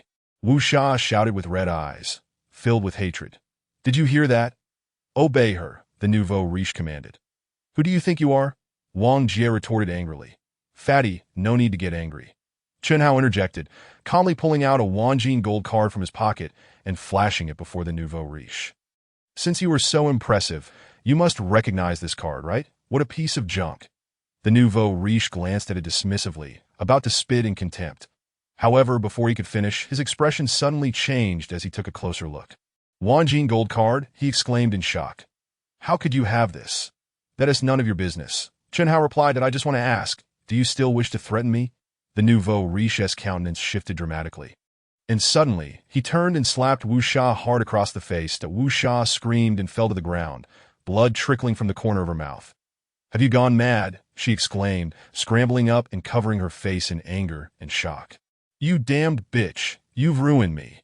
The nouveau riche cursed, then turned back to Chun Hao, a forced smile on his face. Then my dear brother Chun Hao, I sincerely apologize. I failed to recognize you as a VIP of Boss Lin. Had I known, even if I were given 100 times the courage, I would not dare to provoke you. Instantly, he transformed from arrogant and domineering to obsequious, without a trace of reluctance, that if you know you cannot afford to offend me, then be gone. Chun Hao said indifferently. Yes. Brother Chun Hao, I will promptly sever ties with this wretched woman that I beg you to overlook my transgressions. Please do not stoop to my level. The nouveau riche replied. Yet he did not leave, instead begging pitifully, on the verge of tears, that I have no interest in dealing with you. Leave now. Chun Hao, aware of his fear of retaliation, waved him off in disgust. Thank you. Brother Chun Hao, if you need anything in the future, just call me, and I will handle it properly. The nouveau riche, as if granted a reprieve, scurried away, not even glancing at Wu Sha. Chun Hao put away the Wanjin gold card. Somewhat surprised at its effectiveness, it seems I owe Chu Lingling a great favor. The onlookers regarded Chun Hao with awe. Although they were unaware of what the Wanjin gold card entailed, witnessing the sudden shift in the once arrogant nouveau riche's demeanor to one of submission clearly indicated immense power and influence. This young man was truly not to be underestimated. Why didn't you take it out sooner? Letting this fellow boast for so long, Wang Jie complained that I didn't think of it at the time. Chun Hao replied, "Let us go." Chun Hao, wait. Suddenly Wu Sha called out, her voice trembling. Chun Hao looked at her expressionlessly. Chun Hao, I realize I was wrong. It was my fault to cheat. But could you perhaps, considering all the years we spent together, forgive me this once? Wu Sha pleaded, her expression pitiful, her tone softening. How shameless are you, Wu Sha, to still have the face to ask Chun Hao for forgiveness? Wang Jie exclaimed angrily. The crowd also scoffed in derision. This woman was truly despicable. Ignoring the crowd's disdain, Wu Sha continued to look at Chun Hao. After all these years together, I refuse to believe you harbor no feelings for me at all. I remember every kindness you showed me in detail, and I regret it now. Truly regret it. I beg you, Chun Hao, give me a chance. Let us start anew, shall we? She spoke pitifully, squeezing out a few tears. In the past, during their relationship, Wu Sha often used this tactic to soften Chun Hao's heart. However, she was oblivious to the fact that Chun Hao was no longer the same person, and witnessing her antics only filled him with disgust. Chun Hao will never afford you another chance. Do not harbor such delusions, a voice suddenly chimed in, melodiously cutting through the tension. The crowd turned in surprise at a tall girl, resembling a model, walked gracefully towards them. Her dark hair flowed like a waterfall, and her stunningly beautiful face was adorned with just a hint of makeup, exquisite as a work of art. The crowd was captivated, having never seen such a beautiful girl before. Many men even gaped, drooling in admiration. Miss Du Xueqing? Chun Hao was taken aback. This girl was none other than the Du Xueqing he had saved at noon. Should a Du Xueqing smiled at him, her delicate fingers resting on her rosy lips in a gesture of secrecy. A simple motion performed by her appeared irresistibly charming and adorable. Then, Du Xueqing walked up to Chun Hao and intimately linked her arm with his. Who are you? Wu Sha's complexion darkened considerably. The moment Du Xueqing appeared, she instantly overshadowed Wu Sha, akin to a wild hen encountering a beautiful swan. Moreover, Du Xueqing wore the same fashionable attire from Kenzo, resulting in an unfortunate clash. While it looked exquisite on Du Xueqing, it appeared garish on Wu Sha. I am Chun Hao's new girlfriend. Who I am is not something you are qualified to know, Du Xueqing replied with a slight smile. However, I must thank you for giving him up, allowing me to find such a wonderful boyfriend. As she spoke, she slightly tilted her head and leaned on Chun Hao's shoulder, exuding charm and allure. Let go of that beast. Allow me to take his place. The crowd could not help but internally scream in delight that Wu Sha trembled all over, her face ashen, before suddenly covering her face and weeping loudly as she turned to flee. She simply could not bear to stay any longer. Thank you, Miss Xueqing, for helping me out, Chun Hao said, knowing full well that Du Xueqing did not genuinely consider him her boyfriend. That I am not just simply helping you, she replied, seemingly sensing his thoughts. With someone as outstanding as you, it would be hard to find another. I must seize this opportunity. Chun Hao was momentarily taken aback, his face flushing. He did not expect Du Xueqing to be so bold and straightforward. Was she joking or being sincere? This was utterly absurd. How could a goddess confess publicly? The crowd internally cheered once more. Hey, what are you all doing? Pretending I don't exist. Wang Jie's voice broke the moment. I say, Chun Hao, when did you start dating such a beautiful girlfriend? How come I didn't know? He too was utterly astonished, realizing how much his good friend had changed, not only in prowess but also in suddenly having a goddess-level girlfriend. You must be Wang Jie. Hello, I am Du Xueqing, a new friend of Chun Hao's. Du Xueqing smiled gently, extending her hand to shake Wang Jie's. The goddess even knows me. Wang Jie felt as if he had been struck by lightning, elated as he excitedly raised his hand, exclaiming, I want to wash this hand after using the restroom. Chun Hao, your friend is quite amusing. Du Xueqing laughed heartily, clearly an extrovert. Miss Xueqing, how did you find me? Chun Hao asked curiously, recalling that he hadn't left his contact information at the time. When you saved me, I dropped my work ID, which you had left behind, that I picked it up, Du Xueqing explained. I just used a little connection to check your information. You wouldn't hold that against me, would you? She looked at Chun Hao with a smile, tilting her head slightly in a cute manner. No, not at all. Before Chun Hao could utter a word, Wang Jie was already responding eagerly from the side. With a stunning beauty like you, proactively seeking out Chun Hao's information, he must be overjoyed. You fatso, you're everywhere, Chun Hao teased, yet his heart stirred at the thought. With just a slight exertion of connections, he could access Chun Hao's information, and even Wang Jie was in the know. It seemed that Du Xueqing's influence was quite formidable. That's great. I was worried you might be upset. Du Xueqing sighed in relief, patting her ample bosom, causing the onlookers to gawk. Chen Hao, Miss Xueqing is looking for you regarding something, right? I'll take my leave now. You can just come to my house later, Wang Jie said perceptively. All right, take your car back as well. Chen Hao nodded. Just as Wang Jie was about to enter his vehicle, a thought struck him, and he approached Chen Hao with a mysterious air, slipping a wad of cash into his pocket. What's this for? Chen Hao was taken aback. With such a beautiful girl showing interest in you. This is a rare opportunity, Wang Jie winked, whispering, don't come back tonight, book a nice room, and indulge in a night of passion. Get lost. Chen Hao laughed helplessly, unable to resist kicking him lightly. Goodbye, goddess sister-in-law. Wang Jie waved cheerfully at Du Xueqing as he drove away. It seems your friend is quite understanding. Du Xueqing smiled teasingly. Given her intelligence, how could she not decipher Wang Jie's words? He just enjoys joking around. Don't take it to heart, Chen Hao chuckled. Let us find a place to sit, Du Xueqing suggested. Sure. The two exited the residential complex, entered Du Xueqing's Maserati, and drove to a serene park, settling down in a pavilion. Chen Hao, I came specifically to express my gratitude for saving my life. Du Xueqing said earnestly. Without you, I might not be here today. As she spoke, she produced a brand new bank card from her bag. This is a token of my appreciation. Please accept it. There's no need for such formality. Chen Hao waved his hand, saying, I merely stumbled upon the opportunity to save you. Though I'm not a medical professional, I understand that congenital heart disease is universally acknowledged as an incurable affliction. Du Xueqing gazed deeply into his eyes. However, after my recent hospital checkup, the doctor claimed my heart is in excellent condition, with no issues whatsoever. Her eyes sparkled. You're not just lucky. You possess hidden depths. Chen Hao smiled but remained silent. He knew Du Xueqing would eventually uncover the truth. He had thought they would have no further connection. Yet here they were again, meeting so soon. Chen Hao, I understand you are a remarkable individual. Unconcerned with any form of repayment, Du Xueqing continued. But to me, you have given me a new lease on life, so I insist you accept it. All right then, I shall not be rude, Chen Hao conceded, taking the bank card. However, I am no extraordinary person, merely an ordinary individual with a smattering of medical knowledge. Tell me, you are extraordinary, Du Xueqing said, her radiant beauty fixed upon him. Just now, I was contemplating that if you insisted on refusing, I would have no choice but to offer myself in return.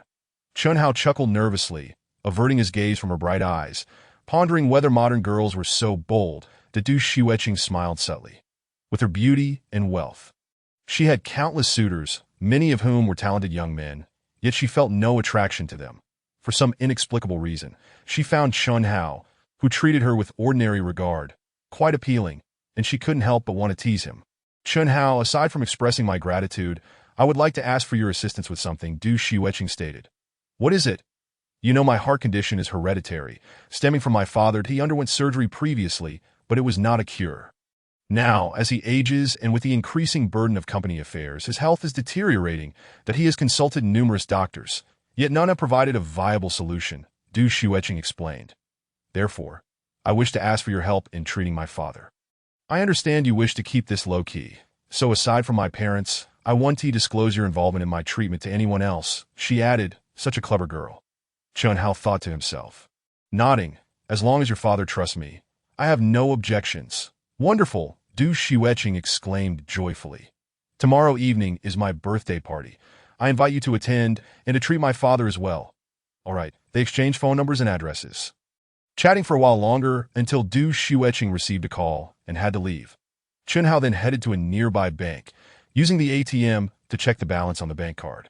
Even though he had prepared himself mentally, he was still taken aback by the long string of numbers displayed, that a total of 20 million. Chen Hao couldn't help but feel a sense of wonder. Just hours earlier, he was a penniless nobody, and now he possessed a fortune of millions. The cultivation of immortality had truly altered his fate. Upon returning to Wang Jie's home, the fatso looked astonished. "You re-back so soon. Didn't you go to a hotel? You didn't finish after 7 rounds, did you?" Instant man. Then he wore a lewd expression. "Get lost." Chun Hao retorted, "Miss Du had matters to attend to. And we parted ways shortly after our conversation. Oh, is that so?" Wang Jie smirked. "You must be feeling quite pent up. Shall I call a few girls over for an unrestricted gathering tonight?" "You're just a hormone-driven fool." Chun Hao replied, "That if you want to call them, go ahead. I'm not interested, that I need some rest." With that, Chun Hao walked into the bedroom, shutting the door behind him. "Sleeping this early? You must be lacking in vitality." Wang Jie muttered before deciding to play video games instead. Inside the bedroom, Chun Hao sat cross-legged on the bed, placing his hands over his abdomen and closing his eyes. That he was not intending to sleep, but rather to practice cultivation. The path of cultivation encompasses 9 realms: Qi refining, foundation establishment, golden core, nascent soul, spirit transformation, void refinement, integration, great ascension, and tribulation crossing. Each realm, except for tribulation crossing, is further divided into early, mid, and late stages, according to Tai Shizi's memories. The road to cultivation is not only long, often spanning centuries, but also fraught with challenges. Very few achieve success in the Great Ascension late stage and survive the tribulation. However, Chun Hao possessed Tai Shizi's memories. Akin to a rebirth as a late-stage cultivator, with sufficient resources, reaching the pinnacle of cultivation would merely be a matter of time. Yet just minutes later, Chun Hao abruptly opened his eyes in astonishment. He had exerted all his effort in cultivation, yet the natural spiritual energy he could absorb was exceedingly scant. What was happening? Chun Hao got off the bed, opened the window, and gazed up at the smog-filled gray sky. Unable to suppress a frown, that he anticipated the spiritual energy on Earth to be so sparse. Under such conditions, the speed of cultivation would slow to a crawl, possibly taking decades to break through even a single realm. This wouldn't do to end the cultivation world. If spiritual energy was insufficient, one could resort to spirit stones, but where could he find such things on Earth? If only he possessed a magical artifact. Chun Hao sighed. With a magical artifact, he could use it as a conduit to set up a spirit-gathering formation, attracting spiritual energy from all directions. Unfortunately, he had no idea where to find spirit stones, let alone magical artifacts. Chun Hao expanded his consciousness, aimlessly scanning his surroundings to locate areas with a higher concentration of spiritual energy. Suddenly, his expression changed, and he turned to look toward the living room of Wang Jie's house. His consciousness penetrated through the door, revealing an ancient bronze coin resting atop a 5-drawer cabinet. Under his scrutiny, the coin emanated a thin layer of white light. Spiritual energy. Fatso, what kind of coin is this? Chun Hao stepped out of the bedroom and picked up the coin, tapping Wang Jie, who was engrossed in his game. That my dad brought it back. He said it was given to him by a friend. It seems to be a coin from the Qing dynasty, called Jiaqing Tongbao. Wang Jie glanced casually and replied, "Antiques?" Chun Hao's eyes lit up upon examining the coin, that he hadn't expected it to contain spiritual energy. This was an unexpected discovery.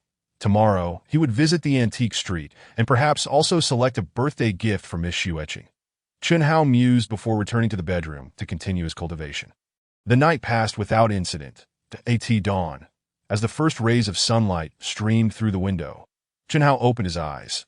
Despite the thin spiritual energy, he felt invigorated after a night of cultivation, experiencing a delightful sensation of bursting vitality. The feeling of cultivation was truly sublime. That as he stepped out of the bedroom, he heard Wang Jie's thunderous snoring coming from the other room. Chun Hao shrugged, not bothering to wake him, and left a note before heading downstairs. That guy had played video games until after 3 in the morning, so waking him now would likely result in a fierce confrontation. After having breakfast at a porridge shop, Chun Hao arrived at the antique street. After parking his car, he began to stroll around. The antique street was a pedestrian zone, with antique shops lining both sides and various stalls set up along the street. Passers-by continuously flowed through, creating a lively and bustling atmosphere. "Come and take a look. Han Dynasty ceramics. Only 2,000 yuan. 2,000 yuan. There's no cheaper deal in all of Donglan City. Don't miss out." This sword was personally used by Emperor Wu of the Han Dynasty. It can slice through hair and cut iron effortlessly. I am the 82nd descendant of Emperor Qin Shi Huang, due to urgent family matters. I am reluctantly selling this ancestral treasure. I seek the kindness of someone with a compassionate heart." Each vendor shouted enthusiastically, their pitches sounding as if they were offering rare treasures at unbeatable prices. Many were drawn in, stopping to inquire. Chun Hao walked past without pausing for a moment. His consciousness was continuously expanded, and with a mere glance, he discerned that the antiques on these small stalls bore no trace of spiritual energy. Clearly, they were nothing but modern forgeries that in the blink of an eye. Having traversed most of the street, Chun Hao had yet to uncover a single authentic antique, but he decided to cease his search and directed his gaze towards the antique shops flanking either side. Compared to the street vendors, the antique shops possessed a certain depth of character. Before long, Chun Hao discovered numerous genuine antiques imbued with white spiritual energy. The spiritual energy within some of these antiques was not only abundant, but also exceptionally dense, far exceeding the scattered energy found in the outside world. Overjoyed, Chun Hao approached and began to absorb the energy. After merely absorbing a few, he felt that he had far surpassed the amount he had accumulated during an entire night of cultivation the previous day. His body felt utterly rejuvenated, his dantian brimming with energy, and he even experienced a slight sensation of fullness, as if his cultivation had been noticeably enhanced. Excellent. Although true antiques are scarce, the entirety of this antique street will suffice for my absorption for quite some time. Chun Hao mused with satisfaction. While absorbing the energy, he simultaneously searched for a suitable birthday gift. After a brief interval, his expression shifted. He halted in front of an antique shop named Baoquan Tang. Found it. Chun Hao pushed the door open and stepped inside. Chapter 16. The blood jade bracelet inside Baoquan Tang. A dozen or so individuals were scattered about. Chun Hao paid them no heed and made a beeline for the jade display case. He had just spotted a spiritually rich blood-red jade bracelet nestled among a collection of jade artifacts devoid of energy. Evidently, the antique shop was unaware of its authenticity, providing him with a fortunate opportunity. Chun Hao. Suddenly, a voice called out. Chun Hao turned to see a young man in a long white shirt gazing at him in surprise from not far away. Standing beside the young man was a middle-aged man resembling a second-hand dealer, who was holding an open snakeskin bag and ingratiatingly saying, "Boss Zhou, these are all antiques I painstakingly sourced that I assure you they are genuine. Please accept them, and the price is negotiable." Not interested. The young man in the white shirt waved dismissively, saying, "I've seen these items. They are all fakes, worth no more than 200 in total. You might as well inquire at other antique shops." Ignoring the middle-aged man, he walked up to Chun Hao and asked, "What brings you here?" "I came to look at antiques. It's been a while since we last met, Zhou Xian." Chun Hao responded, surprised as well. This young man, Zhou Xian, was his university classmate, rumored to come from a family involved in antiques, and quite wealthy. Yet he was quite snobbish and narrow-minded. They had little interaction, and after graduation, they had lost contact. "Are you looking for me?" Zhou Xian inquired, his tone somewhat aloof, assuming Chun Hao was seeking his assistance. "Not at all, just a coincidence." Chun Hao replied that I have a friend whose birthday is coming up, and I plan to buy an antique as a gift, that I had no idea this was your family's shop. Buying antiques as a birthday gift. Are you sure about that?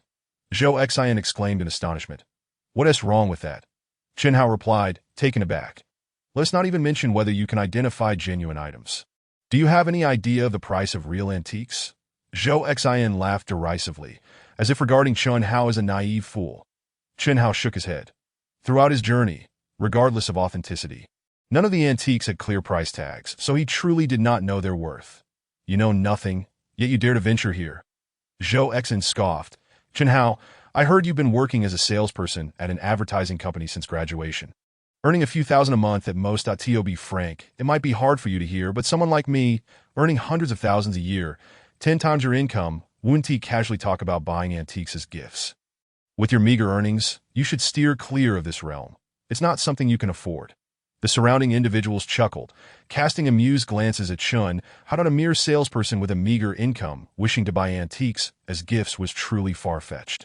If you genuinely want to make a purchase, I suggest you head to the street vendors outside and buy a high-quality replica. It would suffice to fool someone as clueless as yourself. Zhou Xian patted Chun Hao on the shoulder, teasing, for the sake of our old friendship, I could have my staff help you negotiate the price, so you don't end up getting scammed for your hard-earned money. Chun Hao subtly shook his head. His relationship with Zhou Xian had always been quite ordinary, and there was no need for further conversation that he approached the jade display case and pointed at the blood-red jade bracelet. asking, "How much for this bracelet?" "Sir, this is a blood jade bracelet, and it is quite expensive. You probably cannot afford it," the attendant behind the counter said with a grin, having overheard the exchange between Chun Hao and Zhou Xian. He seized the opportunity to curry favor with Zhou Xian by belittling Chun Hao. "Chun Hao, are you really so eager to save face in front of me?" Zhou Xian said impatiently, "I have other customers to attend to. I can't waste time on idle chatter." Chun Hao remained unfazed, calmly producing a wonton gold card and slapping it onto the counter. "Do you know what this is?" Both Zhou Xian and the attendant were taken aback. They genuinely did not know. The wonton gold card. Suddenly, a middle-aged customer dressed in an expensive suit, exuding charm, exclaimed, "So, young man, I mean, sir, you are a VIP of Chairman Wonton Lin. I am truly honored." He then greeted Chun Hao with unfeigned enthusiasm, his tone laced with flattery. The crowd exchanged glances, astonished that a mere card could elicit such respect from this seemingly distinguished gentleman. Is it just a card? What is so valuable about it? Zhou Xian thought, feeling somewhat uncomfortable. The wonton gold card can be used as a credit card within Donglin City, with a minimum credit limit of 10 million. That the middle-aged customer glanced at Zhou Xian, inquiring, "What do you think? Is it valuable?" "What?" The crowd gasped in disbelief at a credit limit of 10 million. Even the highest-tier diamond credit cards would pale in comparison. Moreover, the credit card was merely the most basic function of the wonton gold card. It came with numerous exclusive privileges and high-level services, serving as a hallmark of the upper class that I've always dreamed of obtaining one. But unfortunately, they are too scarce to acquire. The middle-aged customer expressed with envy. The onlookers fell silent, their gazes toward Chun Hao transforming, devoid of any mockery. Possessing such a gold card, how could he possibly be an ordinary salesperson? Zhou Xian had clearly misjudged him. Zhou Xian's expression stiffened. Just moments ago, he had boasted of earning hundreds of thousands a year, 10 times Chun Hao's income, only to realize that Chun Hao's card had a credit limit many times greater than his annual earnings. Furthermore, he had never even heard of the wonton gold card, highlighting the vast disparity between their social standings. "Chun Hao, back in school, you were far inferior to me. How is it that you now surpass me so greatly?" Zhou Xian felt a tumult of shock and jealousy. "You are too kind." Chun Hao smiled and nodded at the middle-aged customer, then turned to the attendant. "Am I able to inquire about the price now?" The attendant, eyeing the wonton gold card, stammered, "Oh, of course, the price of the blood jade bracelet is..." His words faltered. "Why, you can go wait over there." Suddenly, Zhou Xian interjected, striding over and pushing the attendant aside. "That I'm sorry. Chun Hao, I had no idea you were doing so well. I didn't realize it was a misunderstanding earlier. Please don't take it to heart." Zhou Xian then donned a broad smile, entirely shedding the awkwardness from earlier. "No problem. I'm simply interested in purchasing this bracelet." "How much is it?" Chun Hao replied dismissively, unwilling to engage in further conflict. "Chun Hao, you truly have an eye for quality. This blood jade bracelet was a hard find, and I assure you its quality is beyond reproach." That a glimmer of cunning flashed in Zhou Xian's eyes as he continued. "Originally, I intended to sell it for 300,000. But since we are old classmates, I will reluctantly part with it for the cost price of 100,000. That upon hearing this, the shop's attendant was momentarily stunned, then quickly comprehended the situation. While antiques were not explicitly priced, there existed a tacit understanding of price ranges among them. This blood jade bracelet, merely a high-quality replica, would fetch a maximum of 10,000. Zhou Xian was brazenly attempting to inflate the price tenfold. Claiming it was cost-priced, it was evident he aimed to take advantage of Chun Hao's wealth. Chapter 17. The ancient compass. The other customers exchanged glances, their expressions shifting. Most of them were knowledgeable about antiques and could easily discern the true nature of the blood jade bracelet. Yet none spoke up. The antique world prized discernment. Lacking it often resulted in paying a premium for fakes, a situation referred to colloquially as being taken in. Besides, they were not particularly close to Chun Hao, so they had no incentive to offer a warning. "Boss Zhou, is this really the right way to conduct business?" However, the middle-aged customer suddenly interjected coldly. Zhou Xian's heart sank, forcing a smile as he asked, "What do you mean by that?" "You know exactly what I mean," the middle-aged customer retorted with a sneer. "This blood jade bracelet is dull in color, riddled with chaotic and impure blood patterns.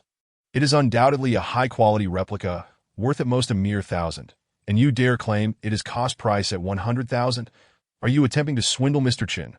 What nonsense. How I sell is none of your business. Zhou Xan, exposed, was instantly filled with rage.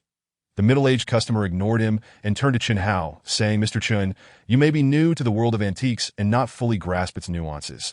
This blood jade bracelet is definitely not genuine, and I urge you not to be deceived. Having seen Chen Hao's Wantong gold card, he felt a desire to befriend him and could not abide Zhou Xan's underhanded tactics. Hence the warning. Thank you for your reminder, Chen Hao replied, but I am quite fond of this blood jade bracelet and still wish to purchase it. Wrap it up, he instructed Zhou Xan. The crowd was left in stunned silence. Given the clarity of the middle-aged customer's words, how could Chen Hao still wish to proceed with the purchase? What was he thinking? Mr. Chen, don't you believe what I said? The middle-aged guest was utterly astonished. Unable to restrain his curiosity, that I didn't mean that. I simply find this blood jade bracelet exceedingly beautiful and believe it would make an appropriate gift. Chen Hao chuckled lightly, aware that the other party meant well, but found himself at a loss for a more articulate explanation. Ultimately resorting to a vague excuse, the middle-aged guest fell silent, internally mocking Chen Hao's apparent simplicity. Spending 100,000 merely for aesthetics seemed utterly foolish. Might as well purchase a plastic one. He had initially thought this young man possessed a prestigious Wanto gold card and was a person of substance, only to realize he was, in fact, rather dim-witted. Others around them shared a knowing glance, their eyes gleaming with derision. However, Zhou Xan was elated. He had assumed that Chen Hao would forego the purchase due to the middle-aged guest's interference, but unexpectedly, this university classmate turned out to be a rather inept ally, inadvertently providing a much-needed assist. Indeed, it is beautiful. Old classmate, you truly have an eye for quality. I admire your discernment. He laughed heartily, giving Chen Hao a thumbs up. The shop staff stifled their laughter behind their hands. The middle-aged guest shook his head in disappointment, initially hoping to befriend Chen Hao, only to find him a complete lightweight, rendering his goodwill utterly wasted. Yet the second-hand dealer's eyes lit up as he approached Chen Hao. Brandishing a snakeskin bag to Mr. Chen, since you have such an exquisite taste, why not take a look at the antiques I've collected? I assure you there is something here that will catch your fancy, and the prices are quite reasonable.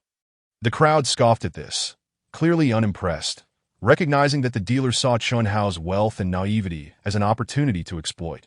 Chen Hao cast a casual glance, preparing to decline, when suddenly, a jolt of surprise coursed through him. His spiritual perception detected a striking aura emanating from the snakeskin bag. Through his recent encounters with spiritual energy, he had discerned a pattern. The older and more valuable the antique, the richer the spiritual energy it radiated.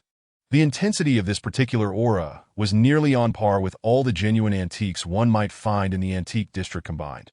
Even more astonishing was that the surrounding natural spiritual energy was inexplicably converging towards this luminous aura. Such a phenomenon was beyond what mere antiques could achieve. Chen Hao focused intently, revealing that the source of this spiritual energy was an antiquated compass, seemingly shabby and unremarkable. The rusted surface of the compass was etched with intricate patterns, which were responsible for the continuous influx of spiritual energy. Chen Hao's astonishment mixed with delight as he recognized the true nature of this compass. The IT was not merely an antique. It was a treasure. He had been so preoccupied with the blood jade bracelet that he had neglected to scan the dealer's bag with his spiritual perception, almost missing this opportunity. The second-hand dealer, having observed Chen Hao's reaction, felt a surge of excitement and quickly inquired, Mr. Chen, have you found something to your liking? Taking a deep breath to regain his composure, Chen Hao pointed at the ancient compass and asked, how much for this? The dealer's eyes darted, and he praised, Sir, you have a discerning eye. Though this compass may appear unassuming, it is indeed the finest of my collection that as today marks my grand opening. I can offer you a special price of 200,000. What do you say? The crowd immediately displayed expressions of disdain. They had heard the dealer previously pleading with Zhou Xan to purchase the items, which Zhou had dismissed as mere fakes, worth no more than 200 at best. Now, seeing Chen Hao's interest, the dealer shamelessly quoted a price of 200,000. Truly audacious. This greedy dealer is insatiable. Zhou Xan huffed disapprovingly, yet chose not to expose the deceit, instead smirking, old classmate, this compass is clearly a valuable item. Spending 200,000 is quite a bargain. You should buy it. He was eager for Chen Hao to fall into another trap that no problem. Chen Hao replied, producing his bank card, that I didn't bring cash. Is it possible to transfer? Encountering a treasure such as this compass was a rare stroke of fortune. He would not hesitate to part with even $1 million for it. Of course, I have a POS machine. The dealer responded, overjoyed, thinking such a gullible customer was a once-in-a-lifetime opportunity. He was bound to profit handsomely. The crowd watched with amusement, their expressions thick with mockery. The middle-aged guest observed coldly, remaining silent, perplexed as to how this simpleton had secured a Wanto gold card. Soon, after the transfer was complete, the middle-aged man handed over the compass. Chun Hao accepted it, examining it with his spiritual perception, unable to contain his delight. With this treasure in hand, he could arrange a gathering array to continuously absorb spiritual energy, alleviating any concerns about what to do once he exhausted the antiques he had previously acquired. This trip to the antique street had proven exceedingly worthwhile. Mr. Chun, I have more antiques, each one a gem. Would you care to take a look? The middle-aged man inquired, giddily relishing the 20,000 he had just earned, eager to entice Chun Hao further. No need. I am thoroughly satisfied with this genuine piece. Chun Hao replied with a smile, that to be misled into buying a worthless trinket, believing it to be authentic. What utter foolishness! Upon hearing this, the crowd scoffed even more. Zhou Exai, is the blood jade bracelet packed? Chun Hao turned to ask. It has been packed for quite some time. Zhou Exai replied, waving his hand as a staff member presented an exquisite gift box. Chun Hao accepted it, confirming its contents with a swift scan of his spiritual perception before proceeding to pay with his card. Chun Hao, do make it a point to frequent Beiwantang. I welcome patrons like yourself. Zhou Exai chuckled heartily. The others joined in the laughter, the atmosphere in the shop buoyant with mirth at that moment. The door swung open, revealing a refined, middle-aged gentleman sporting gold-rimmed glasses. Upon spotting the jade display, his expression shifted dramatically. Boss, where's that blood jade bracelet? It seems to have vanished, he exclaimed, hastily approaching. Zhou Exai, taken aback, pointed at Chun Hao that it was just purchased. The refined gentleman immediately turned his gaze to Chun Hao. Sir, I am very fond of that blood jade bracelet. Would you consider selling it to me? The crowd paused, bewildered. After all, it was merely a high-quality imitation. Was such a desperate pursuit necessary? I apologize, but I require the blood jade bracelet for personal use. I fear I cannot sell it to you. Chun Hao replied, somewhat taken aback. How much did you pay for it? I can offer you double. The refined gentleman seemed quite anxious. You paid 10,000 for that bracelet, and now you wish to pay double. A bystander interjected incredulously. Absolutely. The refined gentleman replied without hesitation that if you consent, I will pay you immediately.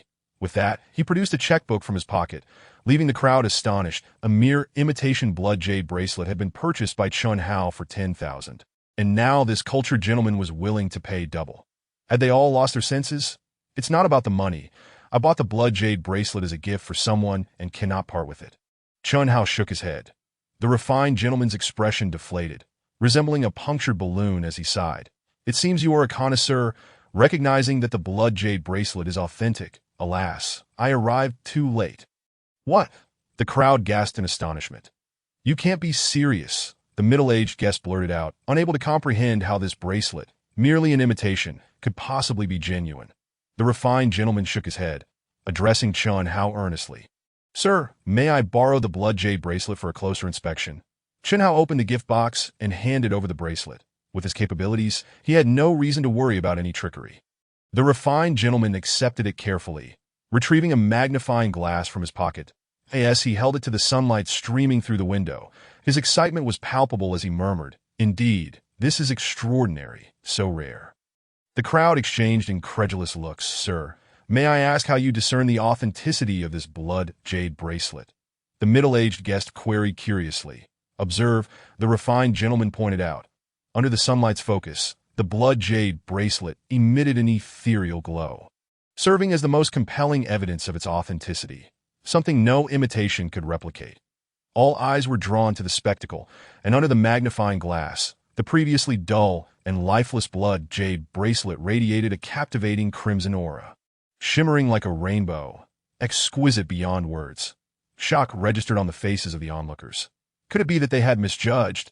But sir, if it is indeed authentic blood jade, why does it appear so opaque with such dense and chaotic blood patterns?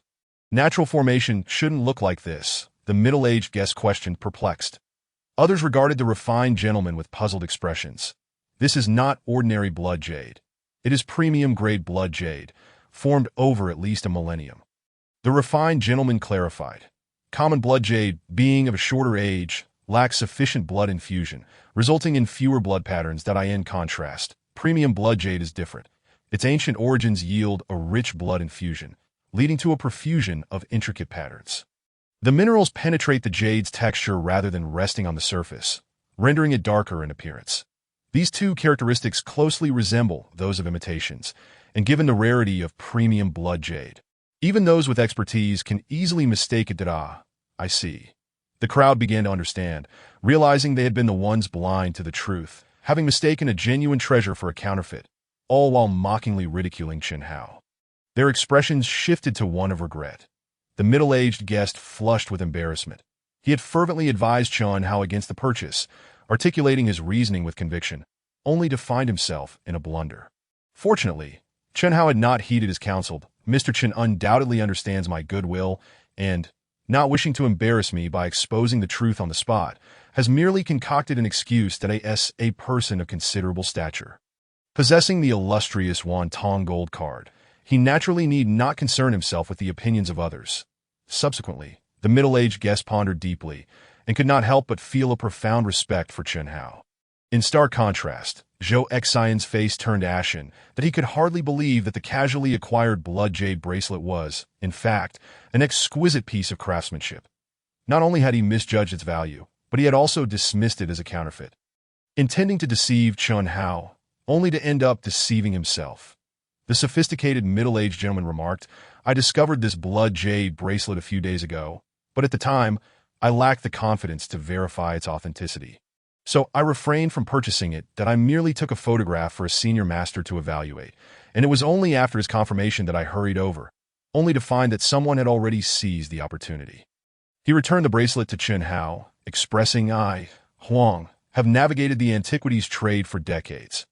While I do not consider myself a master, I am certainly well-versed, yet I still could not ascertain the authenticity of this blood jade bracelet. I am astonished that someone as young as you possesses such an extraordinary eye for detail. It is truly admirable that Mr. Huang is too kind, that my knowledge of antiques is limited. I merely had the fortune to come across it." Chen Hao replied, feeling somewhat bashful. His words, though sincere, sounded like modesty to the ears of the onlookers, who were filled with admiration. This is the hallmark of a true expert. Humble and unassuming, unlike others who make a lot of noise with little substance. "Mr. Huang, what might this exquisite blood jade bracelet be worth?" An inquisitive guest inquired. "That I cannot say definitively, as authentic blood jade is exceedingly rare in the market," Mr. Huang replied. "However, 5 years ago, at a prestigious international auction, I had the privilege of witnessing another exceptional blood jade bracelet, which was sold for 13 million. That can serve as a point of reference." Gasp! A chorus of astonished breaths filled the air. While the crowd had anticipated that authentic blood jade would command a high price, they had not expected it to be so exorbitant, knowing it had fetched 13 million 5 years prior. One could only imagine the current value would be even higher. Instantly, the gazes directed at Chen Hao's blood jade bracelet were filled with fervent intensity. Zhou Xian trembled, his heart bleeding, that a priceless antique had been sold off by him for a mere 100,000. "Boss Zhou, it appears you have sustained a tremendous loss this time," the middle-aged guest remarked, casting Zhou Xian a sidelong glance before breaking into a smile, further piercing Zhou Xian's heart. The onlookers regarded Zhou Xian with pity. Although they regretted not recognizing the exquisite blood jade bracelet, they had not incurred any loss. Zhou Xian, on the other hand, had attempted to deceive others, but ended up ensnaring himself in his own trap. In Chen Hao's eyes, Zhou Xian's self-satisfied schemes must have appeared as foolish as a clown's antics. Many silently thought to themselves, "Chen Hao, I never expected you to be so devious." Fully aware that the blood jade bracelet is genuine, yet choosing to remain silent to take advantage of me. Zhou Xian lamented, overwhelmed by regret and anger. "Did I ask this how you treat an old classmate?" The crowd looked on with disdain. This man had initiated the deceit, but now turned around to bite back. Truly shameless. "Zhou Xian, you know full well who has deceived whom," Chen Hao replied coolly. "Had you treated me with sincerity, I might have informed you of the authenticity of the blood jade bracelet and even purchased it at a fair price to ensure you did not suffer a loss. However, since you sought to manipulate me, I cannot extend the same courtesy that don't play the innocent now. Zhou Ekan retorted, his anger flaring. You act as if you possess superior insight, that if you're so remarkable, why did you spend 20,000 on that worthless antique? He pointed at the second-hand dealer. The crowd paused, suddenly recalling that Chun Hao had indeed spent 20,000 on a seemingly worthless ancient compass after acquiring the blood jade bracelet. Could it be that Chun Hao was merely lucky and not truly discerning? Mr. Huang also appeared taken aback, having just noticed the ancient compass in Chun Hao's possession. After examining it for a moment, his expression shifted to one of uncertainty, and he approached Mr. Chun. May I borrow the ancient compass for a closer look? Intrigued, Chun Hao nodded and handed the compass over. Mr. Huang donned a pair of white gloves before accepting it, gently brushing away the dust and scrutinizing it with a magnifying glass. Gradually, his demeanor grew increasingly animated, even more so than when he had first seen the exquisite blood jade bracelet. The crowd exchanged puzzled glances. Given Mr. Huang's reaction, could it be that this ancient compass was also a rare treasure? The second-hand dealer grew anxious, his throat bobbing as he swallowed hard, that I am truly fortunate to personally authenticate a magical artifact. After a long pause, Mr. Huang finally set down the magnifying glass, exhaling deeply, and exclaimed, magical artifact. Including Chun Hao, the crowd was filled with curiosity. Mr. Huang, are you referring to the implements used in Buddhism and Taoism, such as prayer beads, staffs, or bells? A middle-aged guest inquired, for these items were not uncommon in the realm of antiques. Not quite. Mr. Huang shook his head. What you mentioned are merely ritual tools, commonplace items that cannot be compared to magical artifacts. But he paused before continuing. A magical artifact refers to genuine treasures of Buddhism and Taoism, such as the relics of Buddha, gilded Dharma discs, or the seals of heavenly masters. Only these can be truly classified as magical artifacts. The crowd gasped in astonishment at Mr. Huang. What you speak of are renowned national treasures. A middle-aged guest exclaimed that if these are the criteria for a magical artifact, then could this ancient compass also be? He trailed off, revealing an expression of disbelief. Indeed, Mr. Huang affirmed, nodding. Among magical artifacts, some are world-famous, while others remain obscure. The ancient compass belongs to the latter category. However, in terms of value, it is by no means inferior to those well-known treasures. His words settled. A profound silence enveloped the room, that everyone's gaze was fixed intently on the ancient compass, unable to fathom that this unassuming object could be a top-tier national treasure. Just moments ago, they could have acquired it for a mere fraction of the price from the second-hand dealer. Yet they had dismissed it as worthless. Watching Chun Hao purchase it while thinking it a joke, it turned out they were the true jesters. Regret, sorrow, resentment, and shame. Each person felt a tumult within their hearts. The second-hand dealer, beside himself, suddenly dropped to his knees before Chun Hao, pleading, Mr. Chun, I will refund you the 20,000. Please return the magical artifact to me. I beg you, if it were you, would you return it? Chun Hao calmly countered. The second-hand dealer fell silent, collapsing to the ground in tears. Zhou Xian's face turned pale, nearly buckling under the weight of despair. Losing the exquisite blood jade bracelet had already dealt him a crushing blow. And now the impact had multiplied tenfold. It was worth noting that the second-hand dealer had initially sought him out to purchase the magical artifact, only to be disdainfully rebuffed. Mr. Huang, given the immense value of magical artifacts, they must be worth at least billions, correct? After a lengthy pause, the middle-aged guest ventured to ask you underestimate the value of magical artifacts. Mr. Huang chuckled. The worth of a magical artifact lies not only in its rarity, but also in its extraordinary effects. The possessor of a magical artifact can not only enhance their physical well-being, avert calamities, and improve their fortune, but can also influence feng shui and even bless their family, benefiting future generations. Such treasures cannot merely be quantified by monetary value. What? The crowd, upon hearing this, revealed expressions of disbelief. Mr. Huang, is this truly the case? The middle-aged guest's voice trembled. While it may sound fantastical, it is indeed true. Mr. Huang stated earnestly that I have previously accompanied seniors to visit several owners of magical artifacts and witnessed firsthand that, despite their varying circumstances, without exception, their families thrived, their careers flourished, their assets grew substantial, and they enjoyed elevated status. Can so many instances be mere coincidence? Thus, the value of magical artifacts is challenging to quantify in terms of money. They are truly priceless. The crowd fell silent, their faces awash with shock. The rarity of magical artifacts exceeded their wildest imaginations.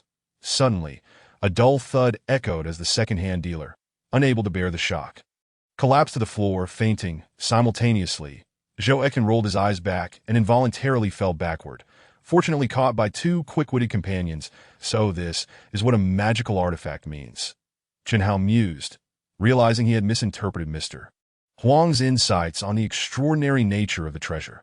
However, the ancient compass, as a magical artifact, could naturally absorb the vital energies of heaven and earth. Even an ordinary person, without knowing how to utilize it, could carry it with them to enhance their health and prolong their life. That in this respect, it did align with Mr. Huang's description of its special powers. There is no need for everyone to feel regret over missing out on the magical artifact. Mr. Huang glanced at the second-hand dealer and Joachim, imparting meaningfully, "As far as I know, magical artifacts possess their own spirits and only recognize those with capability and affinity. Even if an ordinary person acquires one by chance, they can easily lose it. The owners of magical artifacts I have encountered are all influential figures. From this perspective, Mr. Chen must indeed be a person of great stature and deep blessings to have come into possession of a magical artifact." The crowd turned their gazes toward Chen Hao. This time, their expressions held not even a hint of envy, only a profound respect for someone they perceived as an unattainable figure. That Mr. Huang's words rang true. We, as mere mortals, could only be startled and emotionally overwhelmed upon realizing the rarity of magical artifacts, let alone aspire to own one. That the middle-aged guest sighed. Mr. Chen remains unfazed. Just this composure alone surpasses us all. The others nodded in agreement, their admiration evident. That Mr. Chen, it is my honor to make your acquaintance. Though you are younger than I, in any profession, it is the accomplished who serve as mentors that I hope we can engage in further exchanges, and I welcome your guidance. Mr. Huang returned the ancient compass to Chen Hao, then, with utmost respect, presented a business card with both hands. Chapter 20 Mingyu Villa. Mr. Huang courteously remarked that if there were any updates regarding magical artifacts, he would be most eager to hear, as he held a keen interest in them. Chen Hao casually retrieved a business card from an advertising company salesperson and exchanged it with Huang Wenwei's. From what Huang Wenwei had mentioned, there were indeed multiple magical artifacts, implying that there might be other treasures on Earth. While the ancient compass would suffice for arranging a spirit-gathering formation, the more treasures one possessed, the greater the accumulation of heaven and Earth's spiritual essence, which would greatly benefit one's cultivation. Thus, Chen Hao would not let such an opportunity slip by. Very well, Mr. Chen. Huang Wenwei accepted the card and, upon glancing at it, was momentarily taken aback. Could it be that Mr. Chen was merely an ordinary salesperson? Unthinkable. Huang Wenwei swiftly dismissed this absurd notion that a person of Chen Hao's stature would surely be far too distinguished even to be the general manager of an advertising firm. It must be that Mr. Chen deliberately designed this fade for the sake of humility. Truly, a remarkable individual. Even his business card was exceptional. Filled with admiration, Huang Wenwei carefully pocketed the card, bid farewell, and turned to leave. That Mr. Chen, I sincerely apologize for my earlier indiscretion. That a middle-aged guest, feeling embarrassed, approached to apologize. Chen Hao smiled and waved his hand dismissively, leaning closer to whisper, I just passed by an antique shop called Zongfuiwan and noticed a genuine Buddha statue in the far left corner of the second display case. The shopkeeper seems unaware. If you're interested, you might seize a rare opportunity. The middle-aged guest was taken aback, both astonished and elated at Mr. Chen. I never anticipated you would. He was so thrilled that he momentarily lost his words. You should hurry. Chen Hao chuckled and waved him off. With such goodwill, the middle-aged guest naturally wished to return the favor. Yes, thank you, Mr. Chen, truly thank you. The middle-aged guest repeatedly bowed in gratitude as he departed from Baoquan Hall. Observing this, the onlookers understood that Chen Hao had indeed bestowed a favor upon the middle-aged guest, exchanging knowing glances and bitter smiles. Had they known, they would have vied to offer a similar reminder earlier. As Chen Hao exited Baoquan Hall and glanced at his phone, he noted that it was still not yet 10 o'clock, that Du Xueqing's birthday banquet was scheduled for 5 in the afternoon. Leaving him ample time, that he surmised that the rotund fellow was likely still asleep. After all, there was little point in returning home to idle away the hours. He might as well take this opportunity to view some properties. Chun Hao pondered. He drove away from the antique street, meandering through the city. Several hours passed, and he surveyed over a dozen properties, yet none captured his interest. That it was not that Chun Hao was overly selective. Rather, his requirements had fundamentally transformed since becoming a cultivator. For instance, meditation for cultivation posed no issues, but what are the magical techniques? A few punches might very well bring a house to ruin. Additionally, cultivation necessitated a considerable amount of medicinal pills for assistance, and Chun Hao would undoubtedly be refining pills in the future, perhaps even cultivating spiritual herbs. He could hardly rely on a gas stove and flower pots for such endeavors. Moreover, the city was rife with smog. In such an environment, even if he were to arrange a spirit-gathering formation, the purity of the spiritual essence would be compromised. Suddenly, it dawned on Chun Hao why cultivators in alternate realms constructed caves. Only such dwellings could meet these demands. Must I also retreat into the mountains to excavate a cave? Chun Hao mused, shaking his head in wry amusement. Present. He was not yet prepared to detach from society, nor had he attained the necessary strength. As the hour approached 5, he reluctantly abandoned his property search and drove towards the address provided by Du Shueching. Following the navigation, he quickly arrived at a high-end villa district named Mingyu Villa on the outskirts of the city. From a distance, Mingyu Villa was perched atop a gentle hill, with several artificial peaks sculpted from the landscape. Each peak hosted a 3-story villa, not only elevated but also expansive, complete with front and backyards. Outdoor swimming pools, sports facilities, and all requisite amenities. The communal spaces were lush with greenery, adorned with flower beds, bamboo groves, pavilions, and streams, creating an idyllic scene reminiscent of a picturesque landscape. Chun Hao's eyes lit up. Mingyu Villa indeed aligned perfectly with his desires. The homes were spacious and distanced apart, making both cultivation and alchemy exceedingly convenient, and situated in the outskirts, the air was fresh and untainted. Splendid. Excuse me, are there any villas available for purchase in Mingyu Villa?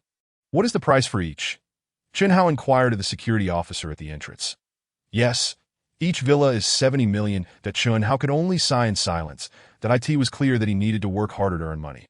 Upon entering the villa complex and parking his car, he proceeded towards villa number 5, where Du Shueching resided. From afar, he noticed the villa's entrance wide open. Although it was still light outside, the interior glowed with bright lights. Teeming with guests and laughter, it seemed that Miss Shueching's birthday banquet was quite a grand affair. Chun Hao thought to himself, Chun Hao, what are you doing here? Suddenly, a voice filled with surprise rang out. Turning, Chun Hao saw a young man with a sallow complexion, evidently overindulged in drink, strutting toward him while draped around a heavily made-up woman. Zhang Chao. Chun Hao was taken aback. Zhang Chao was the son of the owner of the Guangming Advertising Company where Chun Hao currently worked, serving as the deputy general manager. Though labeled as such, Zhang Chao was utterly inept, merely a dandy who squandered his days in debauchery. That if that were all, it might have been tolerable, but Zhang Chao wielded his status to bully others within the company, often reprimanding employees with arrogance. Reveling in his self-proclaimed prowess in corporate management, that as an only child, he was doted upon by his father, who paid little heed to his antics. Employees, eager to keep their jobs, dared not voice their grievances. That I'm asking you a question. Are you deaf?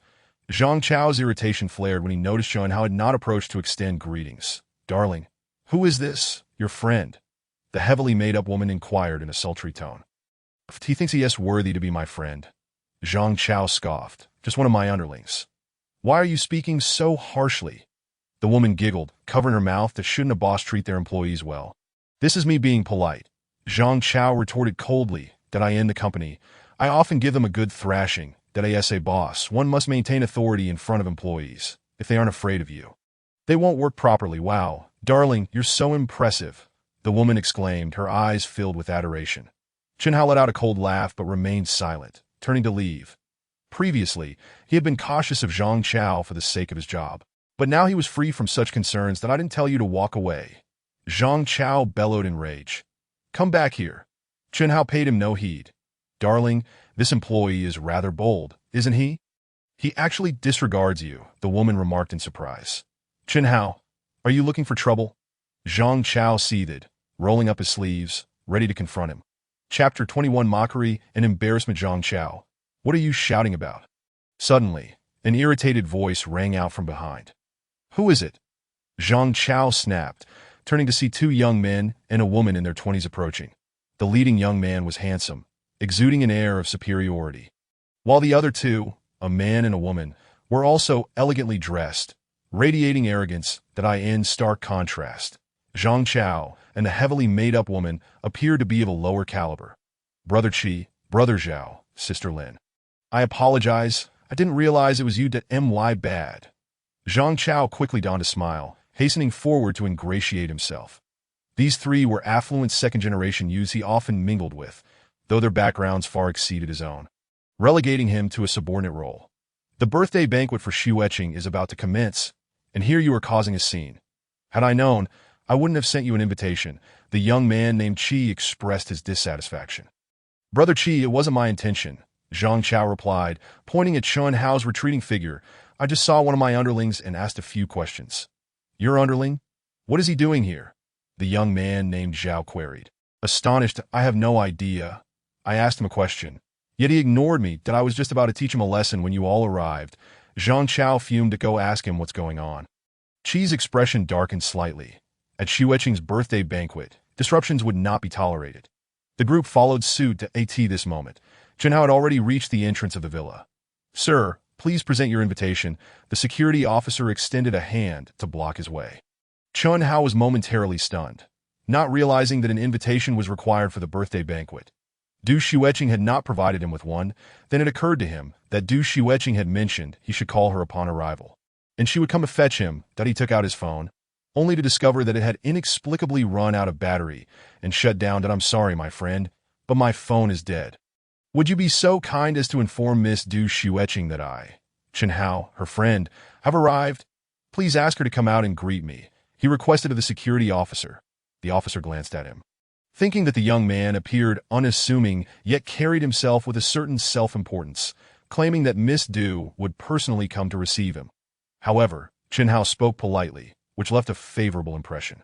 A friend? Suddenly, a mocking laughter erupted. That I've known Xu Etching for quite some time.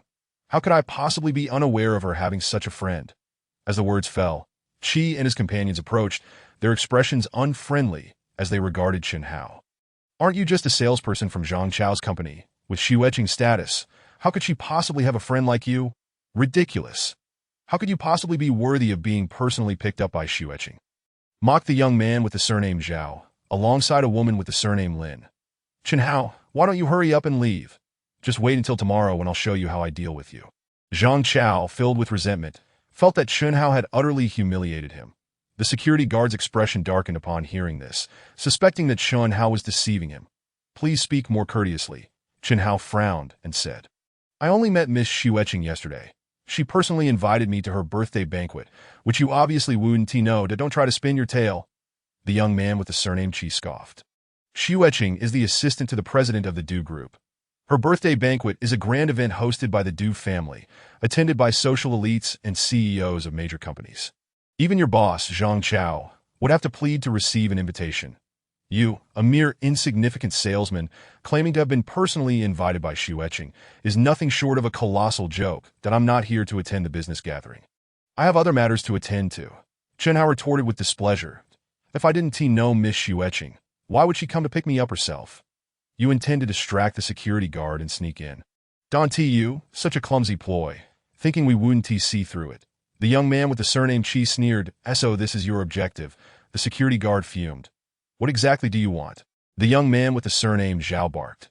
Chen Hao maintained his composure and brandished a wonton gold card before the crowd. Even if you don't believe me, you should at least trust this card. The security guard, having never seen a wonton gold card, was momentarily stunned. However, Qi Song and his companions were taken aback. Given their family backgrounds, they knew what a wonton gold card represented. How could this mere salesman possess one? Suddenly, Qi Song seemed to realize something and began to sneer. That I didn't expect you, a salesman, not only to know about the wonton gold card, but also to forge one. That you truly have some nerve. Unfortunately, it's sufficient to deceive ordinary upstarts, but you're not good enough to fool us. Oh, it's fake. No wonder I sensed something was off, the young man with the surname Zhao exclaimed in realization. Chun Hao was speechless. He couldn't believe these people didn't recognize the genuine card right before their eyes at Qi Song. Zhao Yang, I know why he is here. Suddenly the woman with the surname Lin remarked, drawing their attention. Since he is a salesman, he must be striving to find clients. She pointed at Chun Hao, saying he probably heard about Xueqing's birthday banquet, knowing many CEOs would be present, and hoped to sneak in to make connections. Yet, fearing exposure and eviction by the security, he forged a wanton gold card to disguise his identity. The crowd seemed enlightened. Who would have thought? This salesman is quite dedicated. He'll resort to any means for clients. Qi Song mocked. Chun Hao, are you out of your mind? Coming here to seek clients is a disgrace to the company. Zhang Chao exploded in fury that if you don't believe us, just ask Miss Xueqing and you'll know the truth. Why act so self-righteous here? Chun Hao couldn't contain his anger. Once we get inside, you think you could just slip away, right? Zhao Yang sneered. Zhang Chao, this is your subordinate. I hope you can handle this properly. Or else don't bother associating with us in the future. Qi Song said nonchalantly. Understood, Qi Gu. Zhang Chao pointed a finger and sternly demanded, Chun Hao, are you going to leave or not? If not, I'll make sure you're fired tomorrow. No need to wait until tomorrow. I quit right now. You can leave, Chun Hao replied coldly. You are asking for death. Zhang Chao roared in anger, striding forward and raising his hand to strike Chun Hao fiercely. Chun Hao retaliated with a kick to his abdomen. Zhang Chao screamed, falling backward and rolling on the ground in agony. Darling, the heavily made-up woman cried out in shock, rushing forward to help him up, but accidentally twisted her high heel and fell to the ground with a scream. Trash. Chun Hao spat disdainfully to Qi Song, and the others were both astonished and furious. They hadn't expected Chun Hao to dare strike back. What are you still watching for? Chun Hao is openly assaulting a guest and maliciously disrupting the banquet. Why aren't you calling for his arrest? Qi Song ordered the security guards sharply. Yes, the security guards finally reacted, hastily sprinting towards the villa. Chapter 22. Utter shock. What is going on? It's so noisy. Don't you know the banquet is about to begin? At that moment, a tall man in uniform, looking displeased, approached, followed by several security guards. Captain Qin, someone is causing trouble, and even assaulted a guest that I was just about to call for you. A security guard at the entrance stopped and saluted. What? Captain Qin's expression changed. Captain Qin, you arrived just in time, though we found this person without an invitation, claiming to be a friend of Xueqing's, trying to sneak into the banquet. When we exposed him, he became enraged and assaulted our friend in public. Qi Song pointed angrily at Chun Hao. Indeed, his name is Chun Hao. He is a salesman from an advertising company, and his purpose in sneaking into the banquet was to seek clients. Zhao Yang and the woman with the surname Lin added in indignation. Captain Qin, this behavior is outrageous. Please handle it seriously and give us an explanation, they demanded. Rest assured, Mr. Qi, Mr. Zhao, and Ms. Lin, our security team's duty is to maintain order at the banquet and ensure guest safety.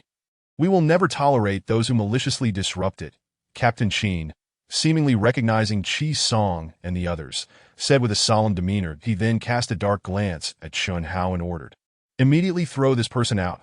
Yes, multiple security guards responded in unison.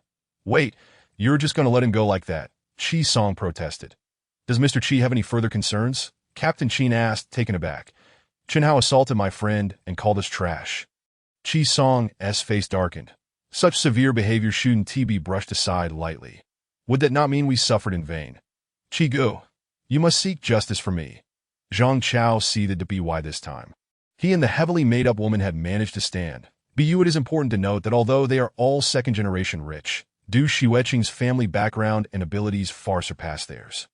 While they may refer to each other as friends, their statuses are hardly equal. In the presence of Du Xueqing, they adopt a posture of sycophancy. Witnessing this scene now, how could they not be utterly astonished? Qi Song's complexion grew ashen. He had long admired Du Xueqing, diligently pursuing her with careful flattery, yet she had never deigned to acknowledge him. Now, seeing his goddess appear so anxious around Chun Hao, his heart swelled with a tumult of jealousy and resentment. That I'm fine. My phone just ran out of battery, so I couldn't call. That I apologize for keeping you waiting, Chun Hao stated, shaking his head. Only then did Du Xueqing feel a slight sense of relief. She turned, her delicate face icy. Captain Qin, Why did you allow the security to detain Mr. Chen Hao? Miss, I only heard from Mr. Chi and the others that Mr. Chen Hao is a salesman from an advertising company who attempted to infiltrate the banquet and even assaulted and insulted guests. Captain Qin replied, his face ashen, mentally lamenting his predicament and casting desperate glances at Qi Song, silently pleading for assistance. Xueqing, Chen Hao claims to be your friend, but we have never seen him before. So naturally, we cannot believe him. Moreover, we did not lie. Chen Hao is indeed a salesman and did indeed strike someone, and the person he struck is his boss, who is my friend, Qi Song asserted, suppressing his jealousy as he stepped forward, subtly gesturing toward Zhang Chao.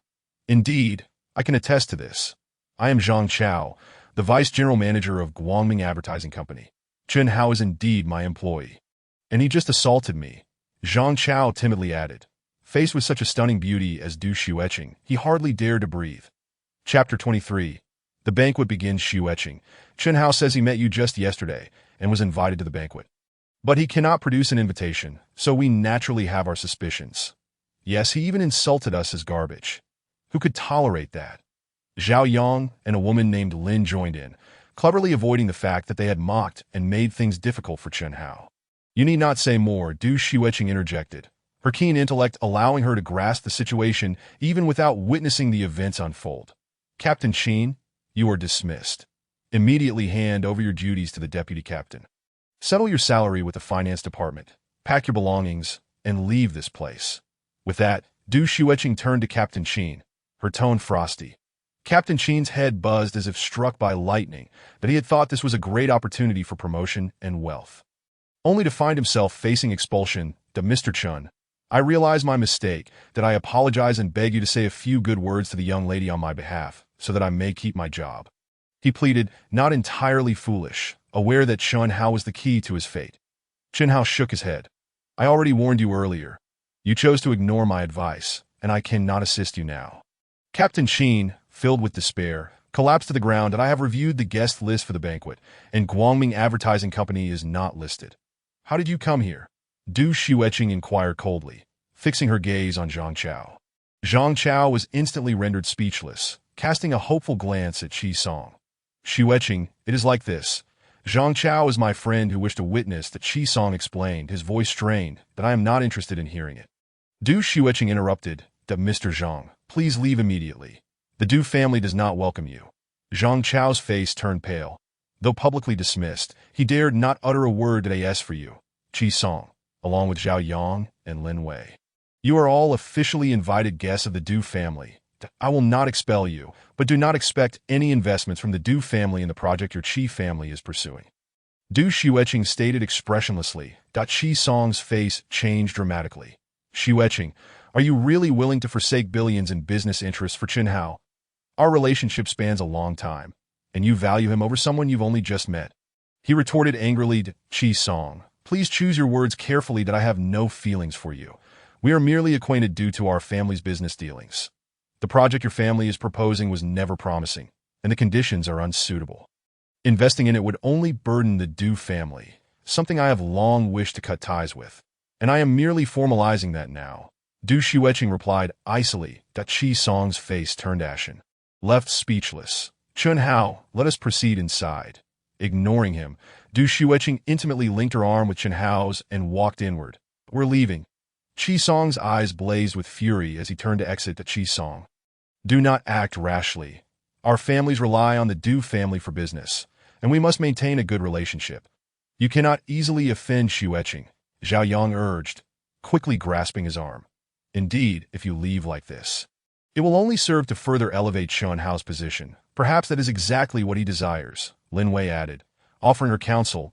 Qi Song halted, contemplating, and after a moment, he nodded solemnly. Brother Qi, what should I do? Can't you devise a way to get me in? I have boasted to others that I was invited to Miss Du's birthday banquet. Returning in disgrace would be quite humiliating, Zhang Chao lamented. Still lingering. Get lost, you jinx, Qi Song snapped, his anger boiling over. If it weren't for you, I wouldn't be in this predicament today. He kicked Zhang Chao in the stomach, who let out a yelp and fell to the ground in disarray. Darling, a heavily made-up woman shrieked. Rushing to help him, Qi Song huffed, adjusted his attire, and turned to enter the grand entrance with Zhao Yang and Lin Wei. Chen Hao, are you satisfied with how I handled this? Du Xueqing asked gently once inside the villa, that if you were still angry, please let me know that I have no words to express my satisfaction. Chen Hao replied with a smile. This girl, in both intellect and ability to handle affairs, far exceeded the average person. No wonder she hailed from a prestigious family. That is delightful. Du Xueqing beamed at his smile, her heart fluttering as if she had successfully won the affection of someone she cherished. By this time, they had entered the lobby on the first floor, and all the guests were taken aback to see Du Xueqing walking in arm with Chen Hao, given her beauty and status. Suitors were as numerous as the stars, yet none had managed to capture the heart of this goddess, all failing spectacularly. The matter of Du Xueqing's affections had become a hot topic of speculation, with daily discussions regarding who might pluck this exquisite rose. Now, witnessing this scene, could it be that the princess of the Du family had finally found her match? Yet, who was this young man?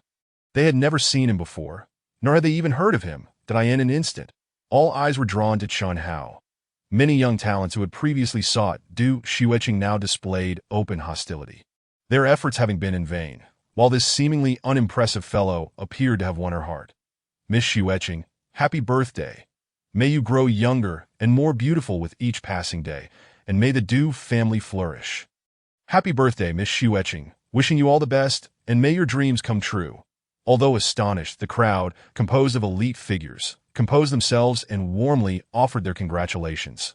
Thank you, Mr. Yu, that I wish you abundant wealth and thriving business. Du Xueqing graciously replied to each, her demeanor both polite and warm, leaving all feeling as if they were basking in spring's embrace. Miss Xueqing, perhaps you could have someone take me to see your father's condition? Chen Hao, uninterested in the social pleasantries and feeling rather uncomfortable under the scrutiny, suggested that my father is on the third floor undergoing medical examinations, and I believe he will finish around the same time this event concludes. I will take you to see him afterward, Du Xueqing replied, tightening her hold on his arm. Being close to Chen Hao allowed her to feel his pure and exquisite aura, intoxicating her. She wished to remain by his side without a moment's separation. Just as Chen Hao was about to inquire how long the banquet would last, he suddenly caught sight of a familiar face among the guests. Huang Wenhui. What a coincidence. Huang Wenhui had evidently noticed him as well. But it was not the right moment to greet one another. They merely exchanged polite smiles and nods at that moment. A distinguished middle-aged man approached briskly. Miss, all the guests have arrived. Madam is upstairs with the chairman for a health check, which may take some time. Shall we commence the banquet now, or wait a bit longer? Chapter 24. The public presentation of gifts. Let us not keep the guests waiting. We shall begin now. Du Xueqing instructed. The middle-aged man nodded and stepped up to the podium. The hall fell silent. Esteemed guests, ladies and gentlemen, welcome to the birthday banquet of Miss Du Xueqing, the assistant to the president of Du's group. Soon, a passionate opening speech came to an end. The middle-aged man stepped down from the podium, clapping his hands. The lights dimmed, and a spotlight illuminated the central screen on the wall, showcasing a stunning full-body image of Du Xueqing.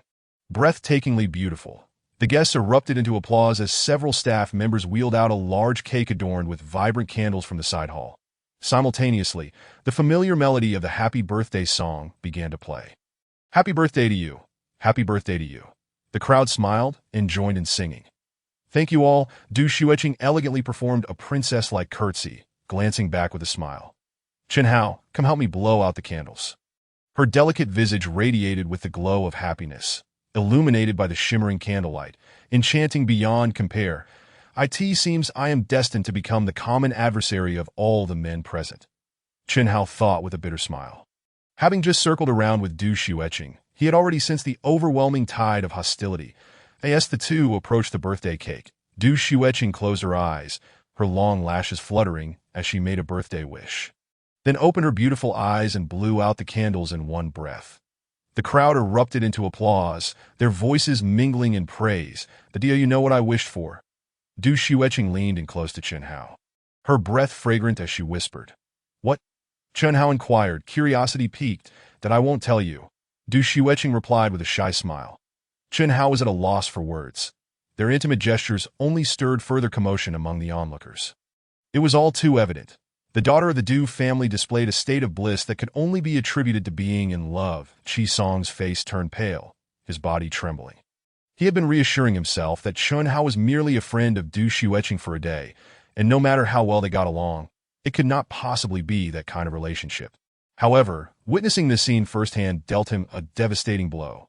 What kind of enchantment had the Qin fellow employed to ensnare Xueqing so thoroughly? Indeed, I cannot believe they have only known each other for a day. Zhao Yang and Lin Wei grumbled in dissatisfaction. You want to see Chun Hao make a fool of himself in public?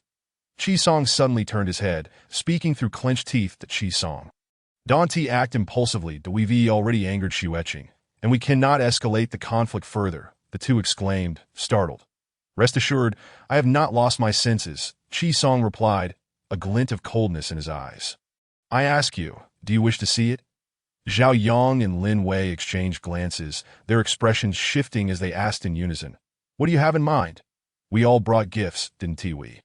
Qi Song murmured a few words. The two's eyes brightened, nodding in agreement. That moment, the lights flickered back on, and the staff began to slice the cake, distributing it to the guests. Xueqing, happy birthday. Lin Wei was the first to approach, presenting a gift box with a smile, saying a small token of my appreciation for you. Upon recognizing her, Du Xueqing's expression slightly cooled. However, in front of so many people, she still graciously accepted it, saying, thank you. Open it and see. I'm sure you will love it, Lin Wei urged with a smile. Unable to decline, Du Xueqing opened the box, revealing a deep red gemstone necklace, each piece the size of a pinky finger, sparkling under the light with an intoxicating brilliance. Agate. Those knowledgeable among the guests immediately exclaimed, their surprise palpable. It was well known that jewelry was in high demand, and such a substantial agate necklace was likely worth several 100,000 yuan. Although the guests were all elites, accustomed to affluence, it was rare for anyone to present such an extravagant gift. Thank you, Lin Wei. I truly appreciate it, Du Xueqing said, her expression softening, while the agate necklace was not of great significance to her. The thoughtfulness behind the gift was evident. I'm glad you like it, Lin Wei replied, stepping aside and discreetly signaling Zhao Yang and Qi Song. Zhao Yang strode forward, beaming as he presented another gift box. Xueqing, this is a carefully prepared birthday gift for you. Open it, and I guarantee it will be a surprise. His words piqued Du Xueqing's curiosity. After expressing her gratitude, she accepted and opened it. The crowd leaned in with anticipation to see that the box contained a silver clutch, adorned with twinkling stars, dazzlingly bright. This is. The men present were momentarily perplexed, while the women erupted in excitement. Oh my, an Egyptian queen clutch. I've always wanted this bag. Unfortunately, it's a global limited edition, too scarce to obtain. Each time I try to order, I never succeed. Indeed, if I could order one now, I would pay 80,000 without hesitation. The murmurs of astonishment rippled through the menfolk. They had not anticipated that a mere handbag could be so valuable. Many exchanged wry smiles, initially eager to emulate Lin Wei and Zhao Yang's public gifting, but after witnessing these two lavish presents, they promptly abandoned the notion, though their own gifts were also of considerable worth. They paled in comparison to the agate necklace and the Egyptian queen clutch. Presenting something that would be overshadowed would be utterly humiliating. Thank you, Zhao Yang, Du Xueqing said, her eyes sparkling with delight. As a young woman, no matter how unique she may be, she naturally cherished bags, jewelry, and fine clothing and own need for thanks. A fine sword for a hero, and a beautiful bag for a lovely lady. Zhao Yang replied gallantly, stepping aside. Qi Song took a deep breath, wearing a smile as he approached with purpose. The crowd watched expectantly. The first two had presented remarkable gifts. What treasures would this young man unveil? Xueqing, I owe you an apology that I misunderstood our relationship earlier. Not realizing you were friends with Chun, how did I sincerely apologize? Please forgive me. Qi Song stepped forward, bowing earnestly to Du Xueqing. Given the public nature of his statement, Du Xueqing could not pursue the matter further. Responding coolly, it's all right. Qi Song relaxed. Xueqing, today is your birthday, and I pondered long over what to give you. Ultimately, I concluded that no gift could compare to a heartfelt sentiment. With that, he solemnly produced a small gift box, extending it to Du Xueqing with both hands. What kind of heartfelt gift is this? The crowd exchanged puzzled glances, and Du Xueqing felt a twinge of confusion. Qi Song smiled slightly, remaining silent as he gestured for her to open the box. As Du Xueqing lifted the lid, she discovered a tiny, heart-shaped object tied with a platinum chain. Disappointment washed over the crowd. After building anticipation, it turned out to be an ordinary crystal heart, so diminutive that it seemed almost embarrassing to present. Xueqing, this heart, crafted entirely of diamonds, has been a long time in the making. Intended solely for your birthday, Zhao Yang interjected at an opportune moment. Diamonds? The crowd gasped in astonishment. Diamonds rank among the most precious jewels that a 1-carat diamond can vary in value from tens of thousands to hundreds of thousands, depending on clarity, color, and cut quality. Given that 1 carat equals 200 milligrams, a 5-carat diamond is equivalent to 1 carat. This transparent heart, though small and delicate, weighed at least several grams, meaning that even if crafted from the lowest quality diamonds, it would still be worth millions. Qi Song's eyes gleamed with pride. He deliberately refrained from explaining, allowing Zhao Yang to do so, amplifying the impact. Qi Song, this gift is far too extravagant. I cannot accept it. Du Xueqing replied, equally astonished, shaking her head. Having recently severed a significant project with the Qi family, she could not possibly accept such a gift. Xueqing, with your unparalleled beauty and status, no gift could ever overshadow you. Qi Song smiled. Moreover, I previously mentioned that this is not merely a gift, but a heartfelt sentiment.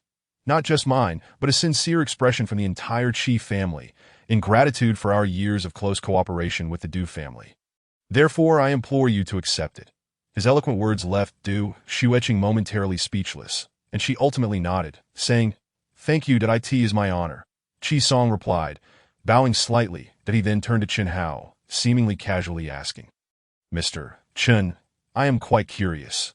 Given your close relationship with Xueqing, what gift will you present on her birthday? All eyes turned to Chen Hao. Mr. Chen was invited to attend to other important matters. This birthday celebration is merely a courtesy, and he is not obliged to present a gift. Du Xueqing interjected, her expression shifting. She had invited Chen Hao to assist her father, and it would be inappropriate to expect him to bring a gift. Xueqing, I understand you do not care for gifts, but on such an important occasion, how could Mr. Chen not express his sentiments? Surely he has prepared something special. Let us see it. Qi Song chimed in, looking around. Isn't that right, everyone? Indeed, Mr. Chen has already shared the candle blowing with Miss Xueqing. Given their close bond, how could he not prepare a gift? That would be rather rude. The young men, harboring resentment towards Chen Hao, seized the opportunity to stir the pot. That Du Xueqing shot a furious glare at Qi Song. Aware of his deliberate provocation, that I almost forgot. Chen Hao chuckled. He produced a gift box and handed it over, saying, Miss Xueqing, happy birthday, a small token of my appreciation. Thank you. To Du Xueqing's smile appeared somewhat forced. She found herself in a dilemma. While Chen Hao had gifted her something, it could hardly compare to Qi Song and the others. If she opened it in front of everyone, it would undoubtedly embarrass him. However, as fate would have it, the crowd urged, Open it and let us see. Yes, everyone else is unveiling their gifts publicly. Mr. Chen should do the same. They were eager to witness Chen Hao's potential embarrassment, pressing him to reveal his gift. That Du Xueqing, feeling cornered, reluctantly opened the box. The moment she laid eyes on the bloodstone bracelet, a chill ran through her. Though she was not well-versed in antiques, she had been exposed to the world of the elite and could tell at a glance that Chen Hao's offering was a counterfeit. Qi Song's eyes lit up. Though he lacked expertise in antiques, he understood enough to recognize the faux nature of the item, and his heart soared with delight. Ladies and gentlemen, behold the exquisite blood jade bracelet, an incredibly valuable antique. Qi Song, instead of directly exposing the truth, loudly proclaimed, Mr. Chen Hao truly possesses extraordinary taste. I am in awe. He clapped his hands vigorously. However, not a single person in the hall joined in the applause. Disdain was evident on the faces of the crowd. What antique? It's merely a high-quality imitation. Do you think we can't tell the difference? Calling it an imitation is an overstatement. It is clearly a shoddy counterfeit. While others present genuine gifts, Mr. Chen and Miss Xueqing, despite their close relationship, present a mere trinket worth a few hundred. That how utterly contemptible. Soon a chorus of derisive voices emerged at Qi Song. Du Xueqing's face turned pale with anger. This fellow was clearly stirring the pot. You mustn't speak so recklessly. Qi Song pretended not to hear, theatrically stating, Mr. Chen Hao is a salesperson from an advertising company, well-traveled and knowledgeable. How could he possibly purchase a counterfeit? The crowd gasped in surprise that Mr. Chun is a salesperson. Immediately, many became excited. They had thought this young man was exceptional. It turned out he was merely an insignificant salesperson. Surely, the status of anyone present far exceeded his. A salesperson? The identity of Mr. Chun Hao is truly astonishing. And no wonder he would gift a counterfeit to Miss Xueqing. He simply lacks the funds to buy a genuine item. The young elites laughed heartily in mockery. Chun Hao remained silent, his expression calm. As if he were gazing upon a troop of buffoons, the Du Xueqing suddenly took a deep breath, calming herself, and then publicly donned the blood jade bracelet. This moment. The crowd was taken aback. Chun Hao, regardless of what you gift me, it holds more value than any other present in my heart, that I truly adore it. Du Xueqing earnestly gazed at Chun Hao, enunciating each word with clarity. The hall fell silent, everyone staring in astonishment at Du Xueqing. Those young elites who had mocked Chun Hao were now filled with both shock and rage, unable to believe that Du Xueqing stood resolutely by Chun Hao's side, even in such a situation. A tumult of emotions surged within them, leaving them speechless. Qi Song's expression grew rigid, his resentment palpable. Despite his every effort to embarrass Chun Hao, Du Xueqing remained steadfastly by his side, a profound mockery of his intentions. Chun Hao, others showered Xueqing with adoration. Yet on her momentous birthday, you choose to deliberately gift her a counterfeit. What is your true intention? Qi Song could no longer contain his fury, demanding an answer. Chun Hao did not even glance his way, addressing Du Xueqing with equal seriousness. Xueqing, thank you. Though a gift merely represents sentiment, I would never present you with a counterfeit on your birthday. Rest assured, this blood jade bracelet is entirely authentic, and it looks splendid on you. The Du Xueqing's action deeply moved Chun Hao. This juncture, are you still deceiving Xueqing? Qi Song, incensed by Chun Hao's indifference, shouted, Am I and the esteemed individuals present blind to your shoddy trinket? Indeed, it appears you are blind. Suddenly, a cold voice interjected. To presume that having seen a few antiques qualifies one to discern authenticity is laughable. Such ignorance brings only ridicule. With that, Huang Wenhui stepped forward. Mr. Huang, it is a pleasure to see you again. Chun Hao nodded, but he had refrained from speaking, fully aware of Huang Wenhui's presence, rendering any self-validation unnecessary to Mr. Chen. There is no need for anger. The world is never short of those who are self-righteous. Huang Wenhui replied with a slight bow, showing respect. Miss Xueqing, I understand that you do not concern yourself with the value of Mr. Chun Hao's gift, but I must inform you that this blood jade bracelet is not only authentic, but also an exceedingly rare specimen, meticulously selected by Mr. Chun Hao as a present for you. Huang Wenhui continued, addressing Du Xueqing. She was taken aback and elated. Who are you to assert the authenticity of the blood jade bracelet? Qi Song retorted angrily. Are you not merely a pawn of Chun Hao? Ignorance breeds audacity. Huang Wenhui sneered, producing a business card and tossing it toward Qi Song. Take a good look. I am a formal director of the National Cultural Relics Association and a first-class appraiser, enjoying special allowances that I have personally authenticated more antiques than you have ever seen. I recall seeing Mr. Huang on a television appraisal program. He is indeed an expert, and no wonder he seems so familiar. I have also seen him before. Several voices chimed in. Even if you are an expert, it does not guarantee your accuracy. You could be mistaken. Qi Song's face stiffened, yet he continued to feign bravado. I suspect many share your sentiments. Not to worry, I shall provide you all with a lesson today. Huang Wenhui retorted with a cold laugh, that he stepped forward. Miss Xueqing, may I borrow the blood jade bracelet for a moment? Du Xueqing removed the bracelet and handed it to Huang Wenhui. Chun Hao was curious. Earlier that day in the antique shop, with ample sunlight, Huang Wenhui had used a magnifying glass to focus the light on the exquisite blood jade. But now that night had fallen, how would he demonstrate its authenticity? Please, could the staff dim the lights and prepare a projection?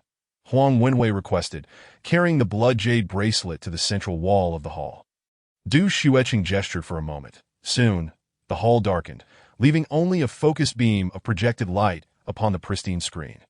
Now, I invite everyone to witness what constitutes a premium blood jade bracelet. Huang Wenhui gently placed the blood jade bracelet under the projection beam. Instantly, the bracelet radiated a dazzling crimson halo, casting a circular rainbow upon the backdrop, shimmering with an extraordinary beauty. The audience gasped in unison. Wow, how stunning! Some ladies even exclaimed in excitement, their eyes sparkling with delight. The blood halo glow is the most distinctive feature of premium blood jade, Huang Wenwei declared. Many mistakenly believe it to be a counterfeit due to the characteristics of premium blood jade. He reiterated his earlier explanation that it was enlightening to learn so much about premium blood jade. Thank you, Mr. Huang, for allowing us to witness such a beautiful blood halo glow. This has truly been a worthwhile experience. The crowd expressed their newfound understanding, erupting into applause. Huang Wenhui removed the blood jade bracelet, causing the projection to vanish and the lights to illuminate once more that in the realm of antiques, expertise, experience, and discernment are paramount. Some individuals should not assume that having seen a few antiques qualifies them to judge authenticity, lest they become the subject of ridicule, Huang Wenhui remarked with a smirk. Hearing this, the young elites who had previously mocked Chun Hao turned crimson. Their expressions filled with embarrassment. Qi Song's face alternated between shades of green and red, but he had orchestrated this spectacle to humiliate Chun Hao, only to find himself the one ridiculed in the end. Even if it is authentic, it is worth at most several 100,000, far inferior to my diamond heart. Qi Song thought bitterly, unable to contain his resentment. The crowd shook their heads. To speak such words publicly was truly disgraceful. Huang Wenhui was about to respond when suddenly a voice of mockery rang out. If you lack understanding, do refrain from making foolish claims that a mere several 100,000.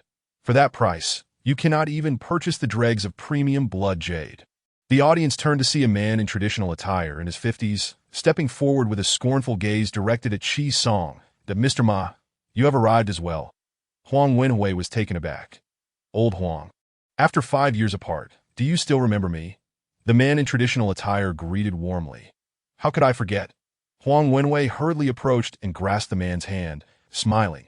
At the auction in New York 5 years ago, you purchased a premium blood jade bracelet for an astounding 13 million, stunning the entire auction. Ah, 13 million is but a thing of the past, Mr. Ma replied with a faint smile. Now, premium blood jade bracelets have soared to 20 million on the international market.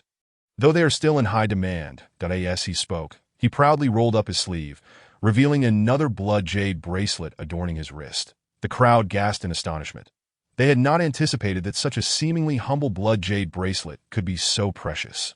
Initially, I too believed that Mr. Chun Hao had gifted Miss Du an imitation, but upon seeing you, old Ma, I realized it was genuine, Mr. Ma continued. Hearing someone boast that premium blood jade is worth merely several 100,000? How can one tolerate such ignorance? He sneered at Qi Song. Do you still believe the blood jade bracelet pales in comparison to your diamond heart? Qi Song's face flushed crimson, rendered speechless. Not only does it pale in comparison, but I also noticed earlier that your diamond heart has its own issues. It is undoubtedly not a genuine diamond, but rather a South African rough diamond. Huang Wenhui chimed in with a cold chuckle. While South African rough diamonds are indeed diamonds, their value pales in comparison to genuine diamonds. The so-called diamond heart is worth at most 8 to 90,000. It could never exceed 1 million, the crowd gasped, casting disdainful glances at Qi Song. They realized that the extravagant gift he had presented was not as impressive as he had claimed. That Qi Song's expression shifted drastically. Shocked that his secrets had been publicly exposed, feeling utterly humiliated. What are you all staring at? Just because a rough diamond is still a diamond, does that mean I am deceitful? He retorted, anger and shame mingling in his voice. At this moment, Qi Song suddenly recalled something and shouted, but someone here is indeed engaging in deception. Is Mr. Lin Wanyin, chairman of Wantong Group, present? I report that Chun Hao has forged a Wantong gold card and is engaging in fraud. Will you not take action? Qi Song, do not spout nonsense. Du Shiueching exclaimed in fury that I am not speaking nonsense. Before entering the villa, I witnessed Chun Hao take out a counterfeit Wantong gold card to deceive us. Qi Song exclaimed loudly. Not only did I see it, but Zhao Yang and Lin Wei also witnessed it, as did the security guard at the entrance, all of whom can attest to this. He gestured towards the two individuals. Zhao Yang and Lin Wei nodded in agreement that Mr. Chun Hao is what he said true. A deep and authoritative voice resonated. Subsequently, a tall and robust middle-aged man, exuding an aura of dominance, stepped forward, with his hands clasped behind his back. His narrow eyes gleamed with an almost tangible intensity, fixating on Chun Hao. The surrounding guests instinctively distanced themselves from him. Chapter 27. Lin Wan, even among a gathering of elites. Lin Wanyan stood out as a figure of paramount significance. Chairman Lin, this must be a misunderstanding. Chun Hao doesn't even know you. How could he possibly possess a Wantong gold card? Du Xueqing hurriedly interjected. Miss Du, I did not inquire of you. Lin Wanyan replied coolly, his gaze unwaveringly fixed on Chun. How did Du Xueqing's face turn pale? Despite being a leading figure of the younger generation, she felt intimidated in the presence of someone as formidable as Lin Wanyan. Chun Hao stepped forward, pulling her behind him, and calmly stated, Chairman Lin, I do indeed possess a Wantong gold card, and it is not counterfeit. It is genuine that if you doubt it, feel free to examine it. He produced the Wantong gold card and handed it over. A flicker of surprise crossed Lin Wanyan's eyes. His imposing presence rendered even the exceptional Du Xueqing respectful. Others would tremble and dare not look up in his presence. However, while Chun Hao spoke courteously, he treated Lin Wanyan as an ordinary individual, displaying neither subservience nor arrogance. This young man is truly extraordinary. Lin Wanyan examined the Wantong gold card closely, squinting slightly, yet remained silent. Chairman Lin, it must be fake, right? Chi Song, anxious, could not help but ask that Du Xueqing's heart raced. If Chun Hao had offended Lin Wanyan, even her parents present might not be able to intervene. That it is genuine. Lin Wanyan finally stated, glancing again at Chun Hao. Chi Song's expression fell into utter disappointment. The Du Xueqing breathed a sigh of relief. The crowd was quite astonished. Previously, Chi Song had claimed that Chun Hao was merely an ordinary salesman. How could a mere salesman possess an authentic Wantong gold card? However, Lin Wanyan continued, every Wantong gold card is personally bestowed by me. That I do not recognize you. How did you come by it? It was given to me by Chu Lingling. Chun Hao replied. Chu Lingling. The crowd gasped, some even changing color. This name, while perhaps not widely recognized in the business world, certainly instilled fear in the streets of Donglin City. Lin Wanyan was equally taken aback. I did indeed give Chu Lingling a Wantong gold card, but as far as I know, she has always been rather discerning. Why would she pass it on to you? Chairman Lin, it seems your inquiries are rather excessive. Chun Hao replied nonchalantly. Although you issued the Wantong gold card, once it was given to Ling Jie, it naturally belongs to her. That I ask for why she chose to give it to me. That is none of your concern. With that, Chun Hao reached out and reclaimed the Wantong gold card from Lin Wanyan's grasp. Gasps of astonishment filled the air, given Lin Wanyan's status and strength. Who among the elite present did not hold him in awe? For Chun Hao to speak so boldly in public was akin to courting disaster. The Du Xueqing's face paled, and she instinctively touched Chun Hao's arm, as if to remind him of Lin Wanyan's formidable nature. Yet, Lin Wanyan was momentarily stunned, unable to believe what he had just witnessed to others. He was a top-tier figure, commanding respect across both legitimate and illicit realms. However, few knew that he was also a highly skilled martial artist. That it was inconceivable for anyone, even a seasoned expert, to take something from him. Yet, Chun Hao had effortlessly reclaimed the gold card, as if it were nothing more than a piece of paper. He had not even had time to react. How could this be possible? Chairman Lin, are you all right? Chun Hao asked with a slight smile, having discerned that Lin Wanyan was indeed quite capable and that reclaiming the Wantong gold card was intended to assert dominance. Lin Wanyan finally regained his composure, his gaze complex as he looked at Chun Hao, and quietly asked, are you also a martial artist? What do you think? Chun Hao neither confirmed nor denied it. He was unaware of what being a martial artist entailed, but as long as it served to intimidate his opponent, the misunderstanding was of little consequence. Lin Wanyan fell silent for a moment, then suddenly burst into hearty laughter. My apologies, Brother Chun Hao. I spoke out of turn earlier. Please forgive me, and do not take it to heart. He patted Chun Hao's shoulder warmly, adding, no wonder Chu Lingling would pass the Wantong gold card to you. You truly are exceptional. From this moment onward, you shall be my esteemed guest. Should you require anything, do not hesitate to speak up. The crowd stood in dumbfounded silence. Just moments ago, Chun Hao had spoken with such firmness. And the notoriously hot-tempered Lin Wanyan had not only refrained from anger, but was instead exceedingly cordial, even appearing eager to please. This was simply astounding. Thank you, Chairman Lin, Chun Hao smiled, harboring a newfound respect for the man. He was indeed a remarkable figure, capable of both humility and grandeur. And no need for such formality, my friend. Lin Wanyan chuckled, though a glimmer of trepidation flickered in his eyes. The casual pats on Chun Hao's shoulder had seemed innocuous. Yet he had secretly exerted considerable force, testing Chun Hao's abilities. However, Chun Hao had shown no reaction, as if he had felt nothing at all. This could only mean that Chun Hao's skills were unfathomably profound, far beyond his comprehension. Could he be a master of internal strength? Lin Wanyan's heart swirled with uncertainty, but he maintained a composed exterior, coldly stating, "Who was it that claimed Mr. Chun Hao had forged the Wantong gold card? Not only are you slandering Mr. Chun Hao, but you are also casting aspersions upon me." Thud. Chi Song's face turned ashen, and he collapsed to the ground in terror. Chairman Lin need not be angry. "I will handle this." Du Xueqing promptly emerged from behind Chun Hao, raising her hand and calling out, "Security!" Several security personnel rushed over. "Take him away," Du Xueqing commanded. "Yes, ma'am." The security guards lifted Chi Song and escorted him out. Lin Wanyan snorted, his tone laden with meaning as he remarked, "Miss Du, you have indeed chosen a commendable partner." Du Xueqing's cheeks flushed, yet she offered no explanation, instead casting a shy glance at Chun Hao. This young man was like a hidden treasure, seemingly unremarkable. Yet the more she interacted with him, the more surprises he revealed. How could I have been so foolish? Is Chun Hao truly just a salesman? Are you daft? Can a mere salesman purchase a $2 million exquisite blood jade bracelet? Can a salesman possess a Wantong gold card? If he were just a salesman, would we not all be beggars? Exactly. Did you not notice Lin Wanyan's attitude towards Chun Hao? He is undoubtedly a concealed big shot. We simply do not know it yet. Goodness, we almost fell for Chi Song's deception, nearly offending Mr. Chun. The crowd murmured amongst themselves, their gazes towards Chun Hao now filled with reverence.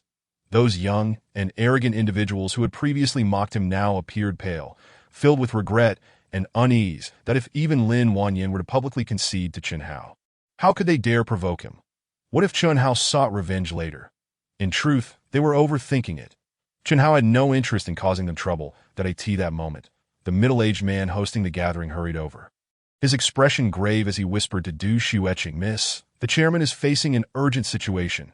Your mother requests that you come upstairs immediately." Chapter 28 lying to someone's face, Du Xueqing's expression shifted. But she quickly regained her composure. "Understood. Please keep the guests entertained. Contact me if anything arises." "Yes, ma'am." The middle-aged man nodded. "Chun Hao, we must head upstairs," Du Xueqing stated as she turned to leave. Chun Hao waved at Huang went away, signaling to keep in touch later before following her. They ascended to the third floor, where Du Xueqing pushed open a pair of double doors and walked in alongside Chun Hao. The spacious room was filled with various medical apparatuses, buzzing with activity. Against the wall, there was a multifunctional electric hospital bed. Lying on the bed was a man in his 50s, his eyes tightly shut, his complexion pale, and his chest rising and falling rapidly. The man wore an oxygen mask and was connected to various lines, while several doctors in white coats surrounded the bed, urgently administering AID. At the foot of the bed stood a graceful and well-preserved middle-aged woman, her face etched with worry and concern. "Mom, what is wrong with Dad?" Du Xueqing rushed over, her voice laced with alarm. Xueqing, the middle-aged woman turned to see her, her eyes immediately reddening. "Your father has suffered a sudden heart failure.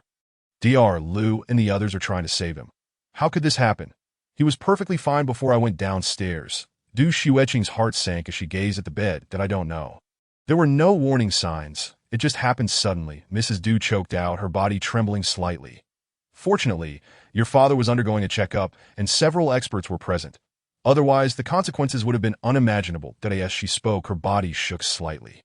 "Don't worry, Mom," Du Xueqing reassured her, wrapping her arm around her shoulder, "that I've invited a miraculous doctor who will surely be able to save Dad." With that, she beckoned Chun Hao forward. "Hello, Annie. My name is Chun Hao. A friend of Xueqing asks that I have some knowledge of medicine and hope I can be of assistance." Chun Hao introduced himself. That Mrs. Du was taken aback. She had initially thought Chun Hao was merely an accompanying staff member, not realizing he was a doctor. "Xueqing, can you not be so reckless?" she scolded, her expression darkening. "This young man is at most 25 or 26, dressed casually. How could he possibly resemble a miraculous doctor?" "Mom, Chun Hao truly is a miraculous doctor." The Du Xueqing was aware that her words were met with disbelief, and she explained, "I haven't had the chance to tell you yet, but yesterday I went for a medical consultation and suddenly fainted midway. She quickly recounted the events of the previous day. So, your heart has completely recovered. Mrs. Du expressed a mixture of astonishment and joy upon hearing this. Yes, Du Shuiching affirmed with a nod that I specifically went to the hospital for an examination, and the doctor declared me to be in excellent health, with no issues whatsoever. That is why I called Chun how to treat my father, that I have never heard of anyone being completely cured of congenital hereditary heart disease solely through acupuncture. Especially within a mere afternoon. It sounds utterly preposterous. Miss Du, you may lack medical knowledge, but do not let yourself be deceived. A cold voice interjected suddenly. It belonged to a middle-aged doctor, clad in glasses, in his 50s, who regarded Chun Hao with disdain. Although the other doctors were busy, they also shook their heads in amusement, as if they were listening to a joke that I may not understand medicine. But the results from the instruments surely cannot be erroneous, Du Shuiching retorted, pulling out a report from her bag and handing it to the middle-aged doctor. After glancing at it, he shook his head dismissively and said, "This proves nothing. Instrument examinations are not always accurate. Perhaps Miss Du's heart function appeared normal at the time, which is why no issues were detected. Then why do I feel so well now? Entirely different from before." Du Shuiching challenged defiantly. One day is hardly enough time to discern any changes. Heart disease does not always manifest symptoms, the middle-aged doctor replied. Moreover, you are still young and in good health. As long as you are not subjected to excessive stress, you will not differ significantly from an ordinary person. Regardless, Chen Hao has definitely cured me. Du Shuiching, at a loss for words, could not help but respond stubbornly. The middle-aged doctor chuckled derisively and shook his head, turning to Mrs. Du. "Madam, I understand that your daughter is deeply concerned about Chairman Du's health, but one must not make hasty decisions in times of crisis. Nowadays, fraudsters are adept at exploiting the anxieties of patients' families to their advantage, deceiving them into parting with their money. Please do not fall for it." With that, he cast a scornful glance at Chen Hao. "Indeed, Dr. Liu, you are absolutely correct," Mrs. Du said, her expression shifting from joy to disappointment as she nodded solemnly. She then turned to Chen Hao with a cold demeanor and commanded, "Please leave immediately." "Mom, do you not believe me either?" Du Shuiching cried out. "Did I trust the doctor more?" Mrs. Du interrupted her sharply. "Your father is currently in critical condition. Do not say another word. Miss Shuiching, I shall take my leave now. Do not disturb your father's treatment." Chen Hao said calmly as he turned to exit that he did not feel anger. After all, healing congenital heart disease through mystical means was beyond the realm of belief for ordinary people. Chen Hao. "Do not go." Du Shuiching, anxious, hurried after him. "Shuiching, return to me," Mrs. Du exclaimed, both surprised and enraged, unable to comprehend why her usually astute daughter was so fixated on a fraudster. Suddenly, the door swung open, and an elderly man clad in a white long robe entered, carrying a pale yellow medical box. Beside him was a similarly dressed young man. Chen Hao found himself face-to-face with the young man, who was none other than Ling Kai, the one he had encountered the previous afternoon. "What are you doing in my home?" Du Shuiching followed closely, her expression turning frosty upon seeing Ling Kai. "Silence, Shuiching," Mrs. Du rushed over. "This is Ling Zhongzi, the esteemed physician I specifically invited to treat your father. How can you speak so rudely?" "Mom," Du Shuiching pointed furiously at Ling Kai. "Did I not just inform you that it was Ling Kai who misdiagnosed me yesterday, nearly costing me my life? Thankfully, Chen Hao rescued me, and then Ling Kai attempted to bribe Aunt Li, claiming he was the one who cured me. How could such a shameless person be invited to treat my father? Miss Shuiching, you fainted yesterday, so you may not fully grasp the situation. In fact, it was I who saved you. This Mr. Chen Hao is the one who misdiagnosed you." Ling Kai coughed theatrically, feigning seriousness. Chen Hao's expression darkened. He hadn't expected this man to lie to his face. "You are talking nonsense. Who saved me, if not Chen Hao? Surely I am not mistaken." Du Shuiching seethed with anger. "Miss Du, please do not be upset. I heard Ling Kai recount the events yesterday as well." Ling Zhongzi spoke slowly. "While it is merely his word against yours, I have heard that this Mr. Chen Hao possesses neither a medical license nor any experience as a doctor. Is that true?" Everyone turned their astonished gazes toward Chen Hao. He could only nod in acknowledgement. Such audacity among fraudsters these days. Dr. Liu scoffed. Tio claimed to be a miraculous healer despite having no qualifications. It's utterly outrageous. Mrs. Du, Miss Du, while my grandson may lack talent, he at least possesses a medical license and has been practicing under my guidance for several years. Surely he is more qualified than Mr. Chen Hao. So, who is truly misdiagnosing? It hardly needs stating, Ling Zhongse remarked coolly. Dr. Ling, many witnessed the events yesterday. The Du Xueqing protested, her frustration evident. That is enough, Xueqing. Mrs. Du thundered. Do you still believe this fraud? Get out immediately. She pointed at Chen Hao, her voice laced with authority. With a sigh, Chen Hao addressed Du Xueqing. Miss Xueqing, it seems I can no longer treat your father. Did I apologize? And farewell. He turned to leave. Chen Hao, I believe in you. Please do not go. Do not go. To Du Xueqing grasped his arm. Unable to contain her tears, that Mrs. Du watched in shock, unable to comprehend why her daughter, who had always shown little interest in young men, was so distressed over this fraudster. A sudden thought crossed her mind, and her expression darkened. Suddenly, the sound of the heart monitor grew louder, resembling an alarm, sharp and jarring. Everyone turned in alarm. They saw the man on the hospital bed convulsing, his breathing becoming increasingly labored, as if he were struggling for air. Quickly, bring the ventilator and inject the cardiotonic. Apply firm pressure to the chest. We must not let the heart stop. The surrounding doctors were in a flurry, beads of sweat forming on their foreheads. What is happening to my husband? Mrs. Du asked urgently, neglecting Chen Hao for the moment. Madam, Chairman Du is experiencing heart failure coupled with respiratory distress. His condition is extremely precarious. Dr. Lu replied gravely, that we will certainly exert every effort to save him, but there are no guarantees. That it would be wise for you to prepare yourself psychologically. With that, he returned to the frantic efforts. Mrs. Du felt as though struck by lightning, her complexion paling drastically. Dr. Ling, I implore you, please save my husband. She regained her composure and earnestly beseeched Ling Zhongse. Madam, do not worry. I will attend to the chairman immediately. Ling Zhongse said, his expression serious, as he hastened towards the bed. The other doctors, recognizing his expertise, moved aside. Chen Hao, my father will be all right. Won't he? Du Xueqing cried out. Xueqing, rest assured, your father will recover. Chen Hao reassured her, discreetly snapping his fingers to channel a surge of mystical energy into Du Xueqing's father. Though he was seething inside, he could not turn a blind eye to the situation out of regard for Du Xueqing. With this infusion of mystical energy, at the very least, her father's life would be safeguarded at the bedside. Ling Zhongse grasped Du Xueqing's father's wrist to take his pulse. Suddenly, a look of bewilderment crossed his face. Although the pulse was weak, it was surprisingly stable, indicating a resilient vitality that seemed incongruent with the man's current state. What could this mean? Grandfather, at that moment, Ling Kai had opened the medical box, retrieving silver needles, which he wiped with an alcohol swab before handing them over. Ling Zhongse did not have a luxury of pondering further. He accepted the silver needles, took a moment to gather his energy, and swiftly inserted them into the key acupuncture points of Du Xueqing's father's heart and lung meridians. His movements were swift and skilled, reflecting both proficiency and professionalism, causing the onlookers to display expressions of admiration. Chen Hao nodded slightly. Although he regarded Ling Zhongse's acupuncture skills as trivial, they were indeed top-tier among ordinary practitioners. Minutes passed, and Ling Zhongse completed the acupuncture procedure. That he exhaled a sigh of relief, his complexion reddening slightly as he coughed gently.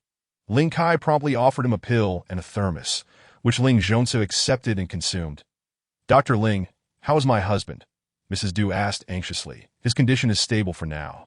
He should regain consciousness shortly. Ling Zhongse replied that as he spoke, Du Xueqing's father had ceased convulsing, and his labored breathing began to steady, showing signs of recovery. Dr. Ling, thank you. I am immensely grateful, Mrs. Du exclaimed, a mixture of surprise and joy etched upon her face. Truly, you are a master physician. With just a few needles, you have brought Chairman Du back from the brink of death. It is truly remarkable. Indeed, today has been an eye-opener. The Ling family's secret technique, the Tsongyan silver needle method, truly lives up to its reputation. Dr. Lu and the others expressed their admiration, their faces filled with respect. Ling Zhongse smiled faintly, though a flicker of doubt crossed his eyes. According to logic, even with his expert needlework, Du Xueqing's father should not have recovered so rapidly. That it was as if some unseen force were aiding him. Recalling the irregularities he had sensed during the pulse examination, A sudden realization pierced Ling Zhongce's mind. Based on the pulse, it seemed that even without his intervention, Du Xueqing's father would likely have been all right. What are you still doing here? At that moment, Mrs. Du spotted Chen Hao again, her fury reigniting that if you do not leave immediately, I shall call security. Mom, Chen Hao cannot possibly be a fraud. Please allow him to examine my father. Just once, please, Du Xueqing pleaded. You still protect him. Madame Du trembled with rage. Madame Du, please do not be angry. Suddenly, Ling Kai approached her and whispered, This Chen Hao is quite the charmer. Yesterday it was he who misdiagnosed, yet he deceived Miss Xueqing into believing he was her savior. Gaining her utmost trust, given the current situation, forcibly expelling Chen Hao will only exacerbate the conflict between Miss Xueqing and yourself. Madame Du paused in surprise, regaining her composure, and nodded. You speak wisely, Ling Xiaoshini. Do you have a solution? My grandfather's Tsangyan silver needle technique can induce a state of near death in Chairman Du, but it is merely an illusion, causing no harm to his body, and he will recover swiftly. Ling Kai continued softly. Then, Madame Du, you can intentionally allow Chen Hao to attempt a rescue. Should he fail, the truth of his deceit will naturally be revealed, and Miss Du will sever ties with him without your prompting. What a splendid idea! Thank you, Ling Xiaoshini, Madame Du exclaimed, her eyes lighting up with delight. Ling Kai then reiterated this plan to Ling Zhongce in hushed tones. Ling Zhongce showed no dissent, feigning to check on Du Xueqing's father while secretly manipulating the silver needles. Soon, Du Xueqing's father's complexion turned pale, and his breath grew faint, almost imperceptible. Ling Shini, what is happening? Dr. Lu and others, bewildered, asked in shock. Ling Zhongce, feigning a grave expression, examined for a moment before sighing. Chairman Du has been ill for many years. His constitution is too weak, and the needles are ineffective. Madame Du, I am truly sorry. I have done my utmost. Even you, Ling Xin-yi, are powerless? What shall we do? Madame Du pretended to be horrified, murmuring, Mother, quickly let Chen Hao take a look. He must have a way. Du Xueqing, unaware of their charade, felt a surge of urgency. Very well, I shall trust you this once. Upon hearing this, Madame Du seized the opportunity.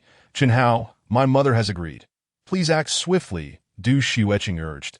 Chen Hao cast a cold glance at Ling Kai before approaching the bedside. Ling Kai, feeling guilty, avoided his gaze, unable to meet his eyes. Having lied initially, he could only resort to this underhanded scheme to avoid exposure. Though Chen Hao's medical skills were commendable, they could not possibly rival Ling Zhongce's abilities. It was a conundrum with no solution. Chapter 30. Apologies. Chen Hao glanced at the arrangement of silver needles on Du Xueqing's father, a slight smirk appearing on his face. This seemingly unsolvable predicament was nothing more than a jest to him. He flicked his fingers, releasing a surge of energy that struck one of the silver needles, in an instant. This energy dismantled the Tsangyan silver needle technique, traveling through the needle into Du Xueqing's father, swiftly repairing his damaged heart and other organs. Chen Hao flicked again, releasing another pulse of energy. What is he doing? Is he playing? This is pure folly. Several doctors, witnessing his actions, were left dumbfounded. Madame Du, I empathize with your desire to save Chairman Du. But this fraud knows nothing of medicine. Why must you? Dr. Lu could not help but frown. Speaking softly, did I have my own judgment? Just wait and see, Madame Du replied with a hint of a cold smile. Dr. Lu looked at her in astonishment, then at Ling Zhongce and Ling Kai, who appeared indifferent, as if they understood something and ceased speaking. After Chen Hao unleashed several bursts of energy, he probed with his consciousness. Observing that Du Xueqing's father's condition had nearly stabilized, he nodded slightly and returned to Du Xueqing's side. Chen Hao, how is my father? Du Xueqing asked anxiously. He is fine. He will awaken shortly, Chen Hao assured her. The crowd scoffed at this. Chairman Du lay motionless, and yet this fraud dared to boldly proclaim such nonsense. Chen Shini, you assert my husband will awaken soon. May I inquire when exactly is this soon? Madame Du questioned with a face full of mockery. The moment you finish speaking, Chen Hao replied. That is enough. Madame Du could no longer contain her fury, exclaiming, You are a fraud, treating us like, before she could finish her sentence. A sudden exclamation rang out. Chairman Du has awakened. What? The crowd gasped in astonishment, turning in unison to look. There, on the sickbed, Du Xueqing's father opened his eyes, gazing at them with a hint of confusion. He truly has awakened. The onlookers expressed disbelief. Then, an even more astonishing scene unfolded. Chairman Du reached up, removed the oxygen mask, pulled out the silver needles, and sat up against the bed. The crowd stood frozen. Speechless, father. Only Du Xueqing, unfazed, rushed to the bedside in delight, exclaiming, "Xueqing, was I just rescued?" Chairman Du, upon seeing her, appeared clear-minded and asked. His voice was strong, devoid of any trace of the frailty of a patient. "Yes, father, that I invited a divine doctor. He healed you," Du Xueqing replied, gesturing to Chen Hao. "Hello, Chairman Du. My name is Chen Hao." Chen Hao stepped forward to introduce himself. "Why not call me uncle?" Addressing me as chairman feels too distant, Du Xueqing chided lightly. "Uncle, hello," Chen Hao said, feeling a bit awkward, as if meeting his future father-in-law. "Thank you, young man," Chairman Du expressed with surprise and gratitude, noting Chen Hao's youthfulness. "Jiangua, are you all right?" Madame Du finally regained her composure. Rushing forward to inquire, "I feel quite well. I should be fine," Chairman Du replied, patting his chest. "Quick, check on my husband." Madame Du called out, a mix of joy and astonishment, to Dr. Lu and the others, awakening from their stupor. Rushed forward, connecting various medical devices. "Grandfather, didn't you say that Songyin's silver needle technique is our family's secret art, that once a patient enters a state of near death, no matter what is done, even removing all the needles, it cannot be undone?" Ling Kai asked, his face pale. "Indeed, I do not understand how this is possible," Ling Zhongzi murmured, his old face reflecting confusion. "Blood pressure normal? Blood sugar normal? Breathing normal? Heart rate normal?" Dr. Lu and the others stared intently at the medical equipment, reporting one result after another, their voices trembling in disbelief. This was no longer the condition of a patient. He appeared healthier than ever. "The cardiac ultrasound results are in."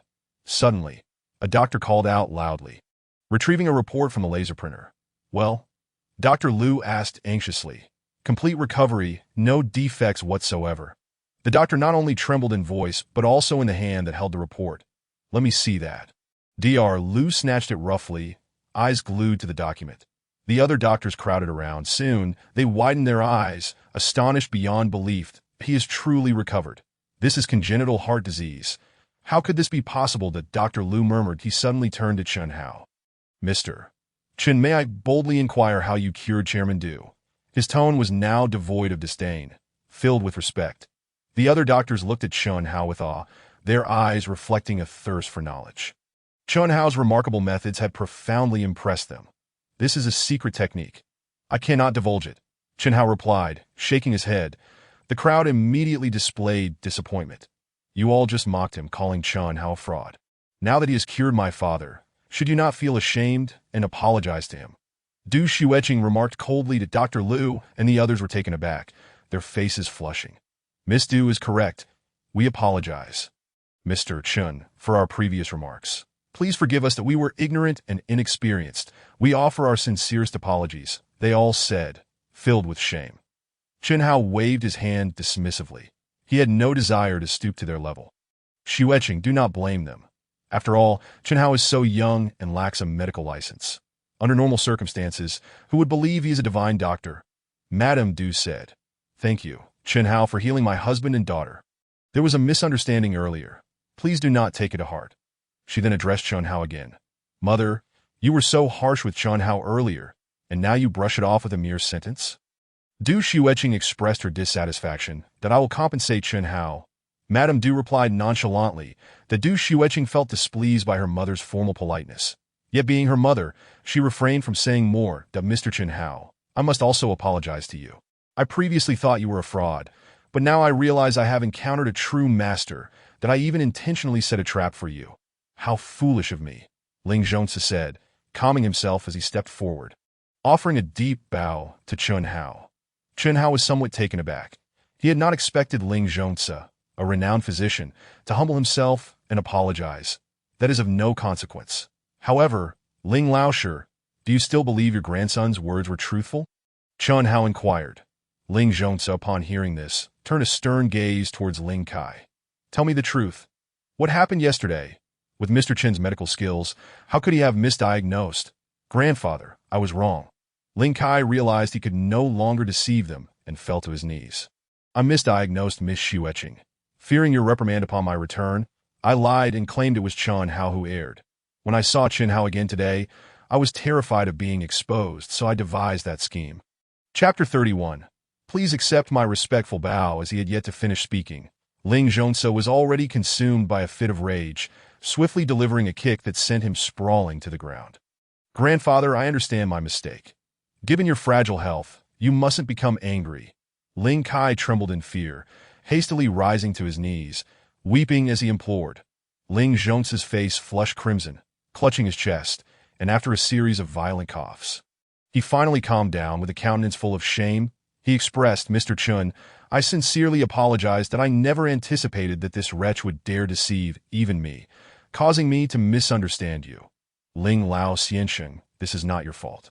Chun Hao replied, It is my failure in discipline. Ling Zhongse shook his head, directing a stern gaze at Ling Kai, commanding, Wretch, why don't you quickly bow to Mr. Chun and Miss Du to admit your wrongdoing? If it weren't for Mr. Chin's timely rescue yesterday, you could have caused Miss Du's demise. Yes, yes. Ling Kai sobbed profusely, repeatedly bowing to Chun Hao and Du Xueqing. I am deeply sorry, Mr. Chun. Miss Du, I acted foolishly in a moment of panic and fear of my grandfather's reprimand. I was wrong. Truly wrong. Did I beg for your forgiveness that Mr. Chun? Ling Kai has committed a grave error, and I cannot protect him. How do you wish to proceed? Ling Zhongse inquired. Ling Lao Xiansheng, I am not a police officer. I have no authority to punish others. Chen Hao chuckled at the remark. After a pause, he continued, Ling Kai's actions are indeed reprehensible, but since he has not broken the law and no severe consequences have ensued, I kindly ask Ling Lao Xiansheng to exercise more stringent guidance in the future to prevent a recurrence. After all, as a physician, it is not merely about the mastery of medical skills, but rather the virtue of medicine, treating every patient with a parental heart. What a profound statement about the virtue of medicine. Thank you for your magnanimity, Mr. Chen, Ling Zhongse expressed with deep emotion. You are to return home immediately and kneel in repentance before the ancestral tablets. He declared, glaring fiercely at Ling Kai. Upon my return, I shall establish new rules for you. Yes, grandfather. Ling Kai dared not utter a sound as he stood up and left, crestfallen to Mr. Chen. Your medical skills are extraordinary, and I am profoundly impressed, leaving me speechless. However, I have a doubt that I hope you can clarify, Ling Zhongse stated earnestly. You wish to inquire how I unraveled your Tsangyan silver needle technique. Correct? Chen Hao replied with a smile. Ling Zhongse nodded in embarrassment. The Tsangyan silver needle technique is a treasured skill passed down through my family. Unless one has learned it, it is exceedingly difficult to decipher. I am curious how Mr. Chen achieved this. If it is inconvenient to disclose, please disregard my question. There is nothing inconvenient about it, Chen Hao responded. Ling Lao Xiansheng, if I am not mistaken, your inherited Tsangyan silver needle technique is, in fact, incomplete, particularly the final needle, which has significant flaws, does it not? Ling Zhongse was taken aback. Indeed, the Tsangyan silver needle technique was incomplete, and the last needle did indeed possess flaws. However, that was a secret only discernible after reaching a certain level of mastery. Even Ling Kai's father, who had trained under him for many years and had become an expert in traditional Chinese medicine, was unaware. The fact that Chen Hao had perceived this after just one glance was nothing short of astonishing. Mr. Chen, you are truly remarkable. After a moment, Ling Zhongse marveled. Chen Hao continued, although the Tsangyan silver needle technique can be employed despite its incompleteness, traditional Chinese medicine emphasizes the importance of a holistic approach. Any flaws can lead to stagnation, which, when accumulated over time, results in blocked meridians. This explains why you experience a sensation of unimpeded energy and blood flow, along with coughs and heat in the lungs after each treatment. And the severity only increases with more frequent needle applications. Ling Zhongse chuckled bitterly, nodding in agreement. Each time he administered the treatment, he would cough, and others, including family members, assumed it was merely due to his age, never giving it a second thought. Only Ling Zhongse himself understood the true nature of the situation. This condition could be alleviated simply by ceasing the treatments, but how could a healer, with a parental heart, watch patients seek medical aid without providing treatment? Chen Hao approached the bedside, retrieving several silver needles from the needle box. With a flick of his wrist, the silver needles shot out, accurately piercing several acupoints on Ling Zhongse's body. Flying needles to puncture acupoints, Dr. Liu and the others gasped in astonishment. exclaiming in unison. I had thought that flying needles to puncture acupoints was merely a fabrication of ancient texts. I never imagined it truly existed. One doctor murmured. Ling Zhongzi was even more exhilarated, declaring, as the ancients said, to hear the way in the morning is worth dying in the evening. To witness the ancient technique of flying needles puncturing acupoints with my own eyes. I would have no regrets even if I were to perish immediately. As he spoke, he suddenly coughed, expelling a large mouthful of foul-smelling black blood. The crowd was taken aback in shock. Could it be that Ling Shini's words had inadvertently come true? Ling Lao Xianxing, how do you feel? Only Chun Hao maintained a serene expression, inquiring with a smile. Thank you, Mr. Chen, for helping to expel the long-accumulated stagnant blood from my body. I have never felt so unburdened. As if a heavy weight has been lifted from my shoulders, Ling Zhongzi expressed gratefully, patting his chest and catching his breath. As he spoke, the redness of his face subsided, returning to a healthier hue, and his voice regained its vigor. The others finally understood that Chun Hao had been treating Ling Zhongzi. Ling Lao Xianxing, please observe my silver needle technique, Chun Hao said. Ling Zhongzi lowered his gaze, and his expression shifted. This silver needle technique was one he was intimately familiar with. It was indeed the Tsangyin silver needle technique. Ling Zhongzi did not find it strange that Chun Hao could wield it, given that he had discerned the flaws in the Tsangyin silver needle technique at a glance, making imitation quite simple. Wait, something's not right. Suddenly, Ling Zhongzi's eyes narrowed, revealing a look of uncertainty that he was well aware that the Tsangyin silver needle technique was incomplete and flawed. However, Chun Hao's silver needle technique was seamless from beginning to end, with no flaws whatsoever, especially the final needle, which served as the crowning touch, not only completing the technique, but elevating it to an entirely new level. This realization sent tumultuous waves of thought surging through Ling Zhongzi's mind, conjuring an idea he had never dared to consider. Seemingly sensing his thoughts, Chun Hao smiled and said, Indeed, I have perfected the Tsangyin silver needle technique. From this point forward, this skill is complete, devoid of any defects. Once you master it, your treatments will not only spare your health, but will also yield substantial benefits. Ling Zhongzi trembled all over. And suddenly, with a resounding thud, he knelt heavily before Chun Hao. The crowd gasped in astonishment. Ling Lao Xianxing, what are you doing? Please rise, Chun Hao exclaimed, equally shocked, rushing forward to assist him. Mr. Chen, no, master, please allow me to pay my respects. Ling Zhongzi insisted, refusing to rise. How have I become your master? Ling Lao Xianxing, please do not act this way. I cannot bear it, Chun Hao said, bewildered. You have cured my stubborn ailment, for which I am immensely grateful. To complete the Tsangyin silver needle technique and pass it on to me is akin to bestowing me a second life. Ling Zhongzi declared passionately, in a lifetime, there are 5 bows, to heaven and earth, to the sovereign, to one's parents, and to one's teacher. You are deserving of all of them. Chapter 32. Not of the same world. Ling Lao Xianxing, I merely believed you were neglecting your health in pursuit of healing others, which is commendable, and I wanted to lend you a hand. I did not think too deeply about it, that if you wish to express gratitude, simply continue to heal your patients in the future. There is no need for such gestures. Chun Hao replied with a wry smile. For you, it may seem like a casual act, but for me, it is a kindness beyond measure, Ling Zhongzi earnestly stated. Moreover, after meeting you, I have come to understand what it means to have someone surpass you, and I feel profoundly ignorant and shallow that I am eager to learn from you. Please accept me as your disciple. As he spoke, he bowed deeply once more. Chun Hao, since Ling Lao Xianxing is so sincere, you should accept him, Du Xueqing encouraged. Ling Lao Xianxing is a renowned physician with significant influence. If you can learn advanced medical skills from him, it will enable you to treat more patients. That not a good thing. Indeed, Ling Lao Xianxing's sincerity is moving. Mr. Chen, please agree, urge another. The saying goes, a capable person is worthy of being a teacher. Mr. Chen possesses such remarkable abilities. There is no need to concern yourself with age. Dr. Liu and others chimed in. Very well, Chun Hao conceded, I will accept you as a disciple, but let us simplify the formalities. After all, we live in modern times, and there is no need to adhere to antiquated customs. Thank you, master. Please accept my 3 bows.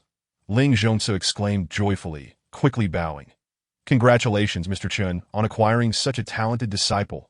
Congratulations, Ling Lao Xianxing. On finding a renowned master, Dr. Liu and others applauded enthusiastically in celebration.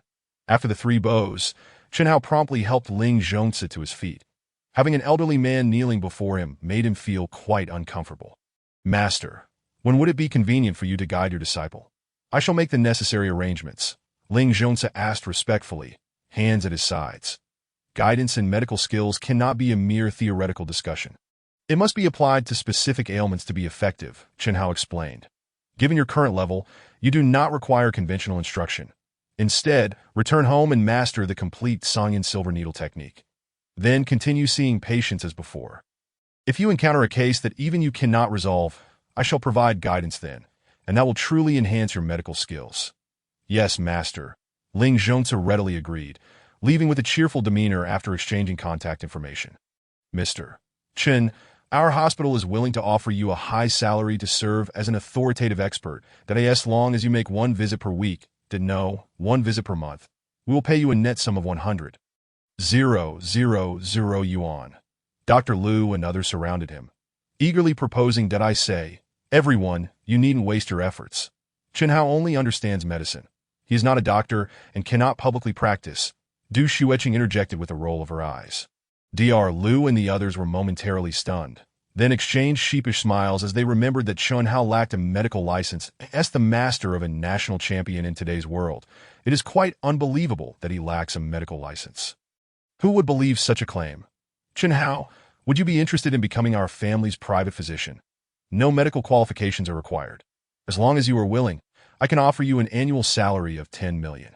Du Jiangwo observed with keen interest and finally spoke at that moment. Dad, how can you be so mundane? Chen Hao is a person of extraordinary talent, Du Xueqing pouted. What of it? Everyone still needs to eat and sleep. Du Jiangwo chuckled. Since Chen Hao possesses the ability, it stands to reason he can earn even more, and that is not contradictory. Uncle Du, I am not an extraordinary person, merely an ordinary individual, Chen Hao replied. However, I do not have any intentions of becoming a private physician at this time. Please understand that Du Jiangwo nodded. Although Chen Hao had declined his offer, he felt an increased admiration for the young man. To turn down a 10 million annual salary shows that this young man harbors lofty ambitions, far from being an ordinary person. Xueqing, now that your father has recovered, please go downstairs to entertain the guests. Chen Hao will stay. I have something to discuss with him, Mrs. Du stated. Mom, what do you want to talk to Chen Hao about? Du Xueqing asked, suddenly feeling anxious. Your father was saved by him. I must express my gratitude properly.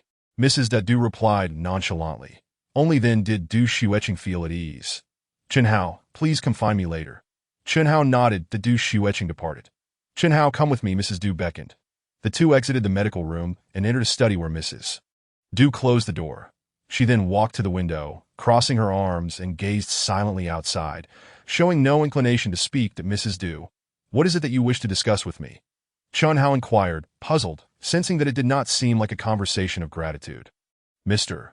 Chen Hao, I just heard Xueqing recount the events from yesterday, which means you have known her for merely a day. Mrs. Du asked slowly without turning around. Chen Hao nodded that in just one day, one might not even be able to establish a friendship, let alone any deeper feelings. Wouldn't you agree? Mrs. Du suggested with veiled implications. Chen Hao nodded again. Xueqing has an outgoing personality and is warm towards others. Given that you saved her, it is only natural for her to feel gratitude and trust towards you. However, that does not equate to romantic feelings between a man and a woman. Do you understand? Mrs. Du suddenly turned to him, speaking earnestly. Upon hearing this, Chen Hao understood her implications and replied calmly, Mrs. Du, I am not being overly sentimental. That is good to hear, Mrs. Du responded. Mr. Chen Hao, I am aware of your exceptional medical skills. You are among the elite in your field. However, our Du family is not merely a business family. We possess a profound background. It cannot be explained in just a few words, and I see no need to elaborate. She paused briefly. Let me put it this way. You and the Du family are not from the same world. Chen Hao smiled but remained silent. Therefore, I hope that you will keep your distance from Xueqing in the future. It is an impossible situation, so do not entertain any delusions, Mrs. Du stated.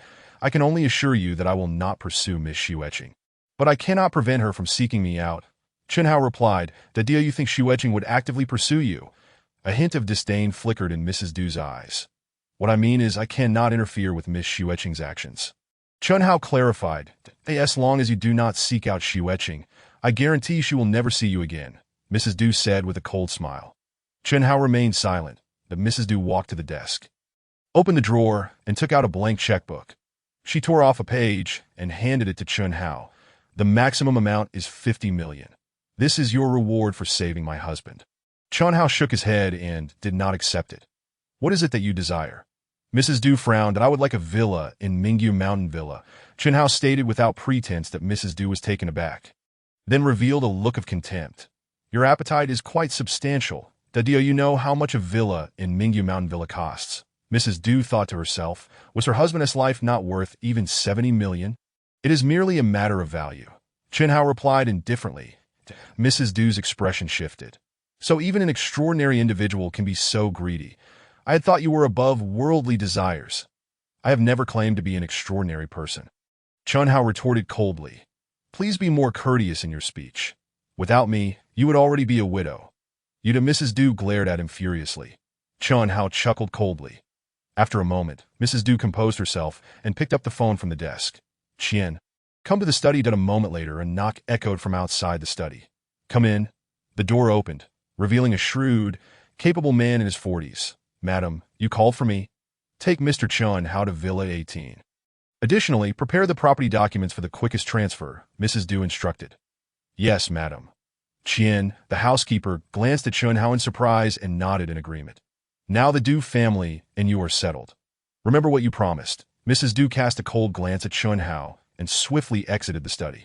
"Mr. Chen, please follow me," Qian said. Chen Hao nodded. The two departed from Villa 5 and headed towards Villa 18. "Does the Du family own 2 villas in Mingyu Mountain Villa?" Chen Hao inquired as they walked. "Indeed, Mr. Chen. The chairman directly purchased 2 villas. Villa 18 was originally intended for the young lady, but due to its location on the farthest hill of Mingyu Mountain Villa, she found it too desolate and has left it unoccupied," Qian explained. Chen Hao nodded in understanding. After a brief walk, they arrived in front of Villa 18, but the night had fully descended, and Chen Hao could only scan the area with his spiritual sense. He observed that Villa 18 was surrounded by bamboo groves on 3 sides, with the only open side facing the front. Beyond the bamboo, past the fence, lay an endless expanse of desolate hillside, which indeed appeared quite isolated. However, Chen Hao was thoroughly pleased. For him, the more secluded the better. Villa 18 was akin to a modern underground sanctuary. Mr. Chen, Villa 18 has been fully renovated for some time, and it is equipped with everything you need. You may move in immediately, Qian said, handing over a gleaming yellow key. "Let me know when it is convenient for you, so we can handle the transfer paperwork. That I should have time tomorrow. Please leave your contact information with me," Chen Hao replied. "Certainly, Mr. Chen." They exchanged contact details and Qian departed. Upon entering the villa, Chen Hao found it indeed as Qian had described, luxurious and high-end, furnished with various upscale furniture, appliances, and living necessities. The spacious house appeared quite delightful. Chen Hao could not help but explore the entire place, both upstairs and downstairs. Subsequently, he charged his phone and called Wang Jie, informing him that he would not be returning that evening. Wang Jie, aware that he was attending Du Xueqing's birthday banquet, immediately understood and loudly congratulated him for scoring 16 times in a night, each time being the instant winner, which infuriated Chen Hao enough to hang up the phone. Then, Chen Hao called the business manager of Guangming Advertising Company to resign. The manager was not surprised, as employee turnover in the field was always high. It was normal for people to come and go. But he informed Chen Hao to come by the office tomorrow to complete the resignation formalities. Chen Hao agreed. Just as he hung up, his phone rang again. The caller ID displayed Du Xueqing's name. Chen Hao hesitated for a few seconds, sighed, and declined the call, subsequently turning off his phone, that he was not concerned about Du.asa cultivator. Chen Hao did not need to worry about such matters. Rather, his mindset had shifted entirely from that of an ordinary person. After becoming a cultivator, his focus was solely on the path of longevity. Chen Hao was well aware of Du Xueqing's feelings for him. If things were to progress, it could become a hindrance on his path to cultivation. It was better to sever ties early. I am sorry, Miss Xueqing. Consider me merely a fleeting passerby in your life. Chun Hao thought to himself as he left the villa and made his way to the parking lot. Driving his BMW X5 into the villa's private garage, he retrieved an ancient compass from the trunk and headed to the rooftop of Villa 18 to set up the spirit gathering formation. With a wave of his hand, the ancient compass floated before him, its rust disappearing, revealing a gleaming and polished surface that emitted a faint glow under the starry sky. The intricate patterns on the compass's surface became visible, significantly accelerating its absorption of the surrounding spiritual energy. After observing for a moment, Chun Hao's face lit up with delight. The primary function of these patterns was to absorb spiritual energy from the heavens and the earth, meaning that the ancient compass itself was a spirit-gathering treasure, far superior to other treasures when it came to setting up the spirit-gathering formation. Henceforth, I shall call it the spirit-gathering disc. Chun Hao mused, channeling his spiritual energy and casting a spell that landed on the ancient compass. Instantly, the compass blazed with light and began to spin rapidly, shooting forth straight beams of light that intricately wove complex patterns within a radius of several dozen meters. Chun Hao continued to cast spells that as the patterns gradually took shape. The spiritual energy from all directions seemed to be drawn in by an invisible black hole, swiftly converging towards Villa 18. Half an hour later, Chun Hao stopped casting spells and exhaled a sigh of relief. The spirit-gathering formation was complete, and he sensed the richness of the spiritual energy in the area and nodded in satisfaction. Although it still did not compare to antiques, it had far surpassed the scattered spiritual energy of the surroundings. Moreover, this was only the beginning. As the spirit-gathering formation continued to operate, the spiritual energy would accumulate more and more, eventually reaching levels comparable to that of antiques, or even surpassing them. Next, Chun Hao performed a spell to conceal the spirit-gathering formation to prevent any unwanted attention. After returning to the villa, Chun Hao did not immediately begin his cultivation. Instead, he headed to the bathroom, intending to take a hot bath. Although he was not particularly dirty, after a long day, he deserved to indulge himself. Half an hour later, a graceful figure, dragging a massive suitcase, arrived before Villa No. 18 that it was Du Shueqing. Why should my freedom of association be restricted? The Du Shueqing murmured angrily, her face stained with tears, as she produced a key to unlock the villa's grand entrance. After Chun Hao hung up on her call, Du Shueqing attempted to call again, only to find the phone switched off. She immediately ascended the stairs in search of answers and happened upon Madame Du, who sternly warned her not to meet Chun Hao again. Consequently, a fierce argument ensued between mother and daughter, ending in discord in a fit of defiance. Du Shueqing hastily packed her belongings and headed straight to her own Villa No. 18. Although she had never resided there, she had kept a key, and due to the passage of time, the housekeeper had forgotten about it. Upon entering the villa, Du Shueqing suddenly caught a whiff of something unusual. Despite being unoccupied for an extended period, the villa should have had stale air, yet it smelled refreshingly pleasant, even more invigorating than floral scents. Taking a deep breath, she felt revitalized and full of energy. What kind of air-purifying substance had the housekeeper used? Du Shueqing pondered with curiosity as she set down her luggage and began to explore, making her way upstairs. Meanwhile, Chun Hao, having indulged in a long bath, emerged from the bathroom without a robe, entirely unclothed. As fate would have it, they encountered each other, both taken aback. "What the?" Chun Hao exclaimed, immediately darting back into the bathroom and slamming the door shut. Du Shueqing, momentarily stunned, couldn't help but burst into laughter. Her previously gloomy mood evaporated in an instant. "Chun Hao, I'm sorry. I didn't mean to spy on you. Please don't let this leave a psychological scar." She playfully knocked on the bathroom door, chuckling. Silence enveloped the space. Moments later, the bathroom door swung open, and a fully dressed Chun Hao stepped out. "Miss Shueqing, what brings you here?" Chun Hao inquired with an air of seriousness. As if the earlier incident had never transpired, Du Shueqing, recalling the earlier scene, erupted into laughter once more. "What are you laughing at? What is so funny?" Chun Hao's expression darkened. "Chun Hao, you looked so adorable when you were caught off guard. You're not a virgin, are you?" Du Shueqing teased. Chun Hao was left speechless. Chun Hao, in my eyes, you're finally not so much like a mysterious sage. Du Shueqing laughed until her stomach ached. "I never claimed to be a sage, you know." Chun Hao rolled his eyes in exasperation. "Exactly. This is how a young person should be, not all enigmatic like an old man." Du Shueqing finally ceased her laughter. Noticing his collar was askew, and approached to straighten it as they stood face to face. The subtle fragrance of her body wafted through the air, and their bodies occasionally brushed against one another, making Chun Hao's face flush awkwardly to be the way. Chun Hao, why are you here? Du Xueqing asked, catching a glimpse of his expression, which made her want to laugh again. Your mother gifted me Villa No. 18 as a reward for healing your father, Chun Hao replied. Upon hearing this, Du Xueqing's expression turned icy. Did my mother impose another condition that you must avoid me? She is only looking out for your best interest. Chun Hao stated after a moment of silence. What does she know about what's best for me? Du Xueqing retorted angrily. She merely wants me to engage in a strategic marriage, hoping that one day it will aid the Du family in returning to Yinjing. I am merely a pawn. Return to Yinjing. Chun Hao's interest peaked as he recalled Madame Du mentioning the Du family's deep background, that it appeared there was truth in her words. Let us not dwell on that. I never agreed to her terms of not associating with you, that if she forces me, I'll just run away from home. Du Xueqing huffed. She regarded Chun Hao warily. You mustn't ignore me either. Continuing this stalemate with your mother won't yield results, Chun Hao advised. You should find an opportunity to discuss it with her. What conflict could there be between a mother and daughter? No discussions, absolutely not. Du Xueqing insisted that my mother is a woman of her word. If I approach her first, it signifies my submission, that I must fight for my freedom and happiness to the end. She spoke. A pitiful expression crossed her face. Chun Hao, I know Villa number 18 now belongs to you, but I have nowhere else to go to force my compliance.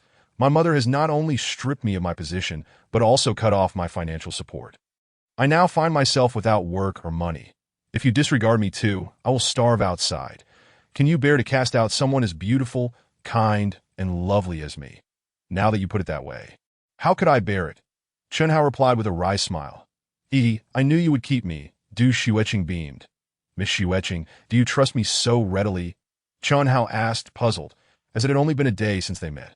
Even though he had saved her, such trust seemed premature.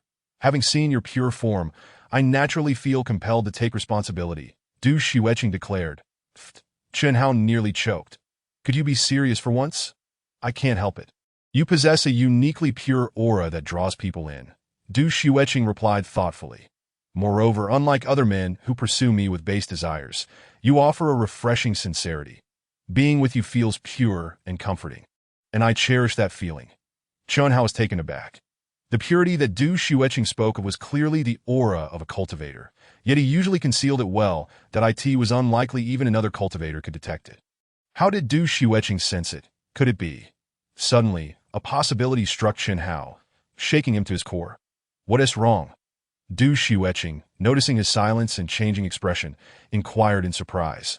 Regardless of whether it was true or not, he could not ascertain it now. He would have to wait until his foundational cultivation was established. Chun Hao thought to himself, then returned to the present. I was wondering, what if your mother discovers you residing here? Given how close Villa number 18 is to Villa number 5, he concealed his thoughts that if she finds out, so be it. After all, the deed is done. What could she do about it? Du Xueqing dismissed the concern. Chun Hao nearly choked again. Miss Xueqing, please refrain from such reckless talk. What is reckless about it? I've seen your body, Du Xueqing teased. Chun Hao was left speechless. Could this truly be her true nature? I'll go grab your luggage. You can choose a bedroom for yourself, he suggested. Heading downstairs, he had initially thought he wouldn't see Du Xueqing again. Yet here they were, unexpectedly living together. Life truly is filled with dramatic twists. I want to stay across from you. Otherwise, in such a large house, I'll be scared, Du Xueqing called out as she leaned over the railing. After Chun Hao brought her luggage upstairs and settled her in, he glanced at the clock, which read 10:30 p.m. It's quite late, Miss Xueqing. You should rest early, Chun Hao advised. From now on, just call me Xueqing. Good night, Chun Hao. Good night, Xueqing. They exchanged smiles before retreating into their respective rooms. It seemed that from now on, he would have to cultivate more discreetly. Sitting on his bed, Chun Hao contemplated before closing his eyes to meditate. The night passed without incident. In the morning, Chun Hao opened his eyes and exhaled a cloud of white breath that dissipated slowly over a distance of several meters. This was a sign of his cultivation progress. Chun Hao's face brightened with joy. With the spirit gathering array, his cultivation speed was at least 10 times faster than the previous night. How splendid. Suddenly, a burnt smell wafted through the air. Astonished, he expanded his consciousness to peer downstairs, only to be greeted by a comical sight. Du Shueching was bustling about in the kitchen, where the rice cooker had burnt the congee, sending forth wisps of smoke that in the frying pan. Eggs had been reduced to charred fragments, emitting an acrid odor. Chenhao shook his head with amusement and exited his room, making his way to the kitchen. I originally intended to quietly prepare breakfast for you as a surprise, but it seems I've made a mess of it, Du Shueching confessed, her cheeks flushed with embarrassment. Having been pampered all her life, she had always relied on ready-made meals, and now, confronting the reality of cooking, she was taken aback. Let me handle it. You just wait to eat, Chenhao said with a smile, guiding her to sit at the dining chair. Feeling his concern, Du Shueching's heart warmed. Chenhao disposed of the burnt food, opened the fridge, retrieved ingredients, and reignited the stove. Having often cooked for himself to save money during his renting days, he had naturally honed his culinary skills. In less than 15 minutes, fragrant minced meat porridge, golden sweet and sour eggs, and an array of colorful dishes were laid out on the dining table. This is delicious. Chenhao, how did you make this? Du Shueching exclaimed, unable to contain her surprise after just one bite. Having tasted countless delicacies before, she found that even her usual breakfast at home couldn't compare to this simple yet exquisite meal. The refreshing and pure aroma tantalized her taste buds, making it a true delight. Then eat more, finish everything, and don't leave any leftovers. Chenhao chuckled, taking a bowl of porridge for himself and sitting across from her. These ingredients had been nourished by the spirit-gathering array overnight, filled with spiritual energy far surpassing ordinary food, and after careful preparation, they were undoubtedly delectable. Okay, Du Shueching could hardly stop eating in the blink of an eye. The two had devoured their breakfast. Although they felt satiated, their appetites lingered. The Du Shueching glanced down at her belly and playfully chided, "It's all your fault for making such delicious food. What if I end up gaining weight?" "Fear not," Chenhao replied with a smile, "I specifically chose high-nutrition ingredients with low-fat content. You may indulge freely. Not only will you not gain weight, but you will also become healthier and more beautiful." "Chenhao, you are so considerate," Du Shueching exclaimed joyfully. "From now on, I'll handle the cooking, and you can just focus on eating." As Chenhao busied himself clearing the dishes, he replied, "Sounds good." Du Shueching watched him, her heart filled with warmth and gratitude, her lovely face unable to suppress a radiant smile. Once Chenhao had tidied up, he produced a bank card and handed it to Du Shueching. "What's this for?" she asked, taken aback. "This bank card is the one you used to thank me," Chenhao explained. "But you said you were out of work and short on cash," she protested. "Just use it for now," he insisted. "Are you planning to support me, Dr. Chin?" Du Shueching teased, refusing to take it. "Have you ever seen someone who is being supported also cooking for their benefactor?" Chenhao retorted playfully. "Take it back," she laughed, pushing it back towards him. "Yesterday, I only complained about being broke because I wanted to stay at your place. I'm not at the point of needing your money." "Isn't your mother cutting off your financial support?" Chenhao inquired. "I anticipated that my mother might resort to such measures. So long ago, I prepared a secret stash for myself," Du Shueching replied with a triumphant smile. "Her halting my funds is actually for the best. I can now embark on my entrepreneurial journey, completely independent and unrestrained." "So you had your escape route planned all along," Chenhao remarked, impressed. "Chenhao, once I find the right project, let us embark on an ambitious venture together. Shall we?" Du Shueching said, linking her arm with his, her beautiful eyes gleaming with anticipation. "Let's discuss it once I resign." Chenhao replied non-committally, "I truly don't understand why you would want to work as a salesperson at a small advertising company." She pouted, "I'm just an ordinary person. Isn't it perfectly normal to be a salesperson?" She defended herself. Chenhao chuckled, deciding not to delve further. "I must be off now. Come back early. I'll be waiting for you," Du Shueching said as she meticulously arranged his clothes, offering her gentle reminder. Suddenly, Chenhao felt a moment of disorientation, as if he were a married man departing for work, bidding farewell to his beloved wife. How should he navigate his relationship with Shueching moving forward? A swirl of complex emotions enveloped him as he stepped out the door. An hour later, Chenhao arrived at Guangming Advertising Company. After parking his car, he entered the office of the business manager. "You here. Here is your resignation form. Please fill it out." The manager, Su Qian, a portly man in his 30s, greeted him, handing over a sheet of paper. Chen Hao swiftly completed the form. Done. You can go to the lobby and gather your belongings. Once the boss arrives, I'll have him sign it, and you can settle your final paycheck with the finance department, Su Qian instructed, glancing at the form and nodding. Thank you, manager, Chen Hao replied politely, exiting the office and making his way to the lobby. Why are you so late? Don't you know today is Monday and you're supposed to arrive half an hour early for the morning meeting? If I were the boss, I would have fired you immediately for such laxity, a heavily made-up woman with a flamboyant demeanor scolded upon seeing him.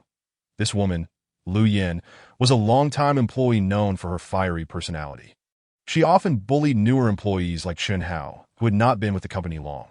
Not that it concerns you, Chen Hao replied coolly. The surrounding employees looked on in astonishment. Lu Yin was not only a senior employee, but also had a good relationship with the young boss. Zhang Chao. Even Su Qian would think twice before provoking her. What audacity Chen Hao displayed. Who do you think you're talking to? Lu Yin exclaimed, her eyebrows arching in surprise as she prepared to retaliate. Suddenly, an exuberant voice rang out, Everyone, don't go out for lunch today. I'm treating. As the words left his mouth, a short, pockmarked young man swaggered in with an air of triumph. Hey, Jiangxing, what is the occasion? Did you win the lottery? The crowd queried curiously that I recently clinched 2 major deals. And last Friday, I received my bonus that I bought a car this weekend. Jiangxing proclaimed proudly, walking to his desk and ostentatiously tossing a set of brand-new car keys onto the table. An employee leaned in to examine the keys, that a Dongfeng Peugeot 301. Not bad. That must have set you back 8 or 9,000. Since you bought a new car, we should celebrate, another chimed in. Lu Jie, why do you look so glum? It detracts from your beauty, Jiangxing said, immediately approaching Lu Yin, eager to please. Let us take a ride in my new car at noon. What a good little brother. You really coming into your own. I didn't raise you in vain. Lu Yin affectionately patted him on the shoulder. Chen Hao, look at Jiangxing. He started working at the same time as you and has already bought a car. And you? You have neither achievements nor attitude. What is there to boast about? She then coldly mocked. Chapter 36. A conspiracy for revenge. Chen Hao merely scoffed. Jiangxing's success stemmed not from ability, but from flattering Zhang Chao and serving him loyally. To reward his loyalty, Zhang Chao had transferred several valuable clients from the company to Jiangxing's name. This was an open secret within the company, though no one dared to speak it aloud. Lu Jie is right. Chen Hao, you really need to step up your game, that we used to take the bus to work together, and now you're still riding the bus while I'm driving my own car. How does that make you feel? Jiangxing, who had always had a mediocre relationship with Chen Hao, seized the opportunity to criticize him. Not just uncomfortable. I imagine you must be consumed with envy and resentment. Lu Yin sneered. Chen Hao, don't be like that. Jiangxing laughed, tauntingly adding, how about I give you a ride home today so you can experience the luxury of riding in a private car? No need. I have my own car, Chen Hao replied blandly. Your newly purchased bicycle, I presume? Jiangxing laughed even louder. That's great. Riding to work saves you a couple of bucks on the bus fare. Perfectly in line with your current financial situation. That moment, a security guard from the property management entered. Excuse me, may I ask whose BMW X5 is parked outside? You must be mistaken. There is no one here who drives a BMW X5. Jiangxing scoffed. It's my car. What is it to you? Chen Hao answered. Sir, the guard said politely, could you please move your car? It's occupying a reserved spot for our management. Of course, Chen Hao replied, taking his keys from his pocket and stepping outside. The lobby fell silent, and the employees exchanged incredulous glances. Did I hear correctly? A BMW X5 that belongs to Chen Hao? One employee murmured. Chen Hao wouldn't be mistaken. It is impossible. A BMW X5 is a luxury vehicle worth 8 or 900,000, at least 10 times the value of a Dongfeng Peugeot 301. Another employee exclaimed, eyes widening in disbelief. As the crowd processed this revelation, their expressions shifted to a mix of surprise and intrigue, turning to look at Jiangxing and Lu Yin, who had just moments ago been disparaging Chen Hao. Their faces turned pale as they realized they had just been soundly rebuffed. Who would have thought that just one weekend could yield such a luxury for Chen Hao? I need to see if he is truly telling the truth. Jiangxing muttered, leaving the lobby. Curiosity piqued, the others followed him outside, and as they reached the entrance, they witnessed Chen Hao climbing into the car and starting the engine. The gleaming BMW emblem sparkled brilliantly under the sunlight. dazzling everyone present. Jiang Xing stood frozen, unable to tear his eyes away. "Why is everyone gathered outside?"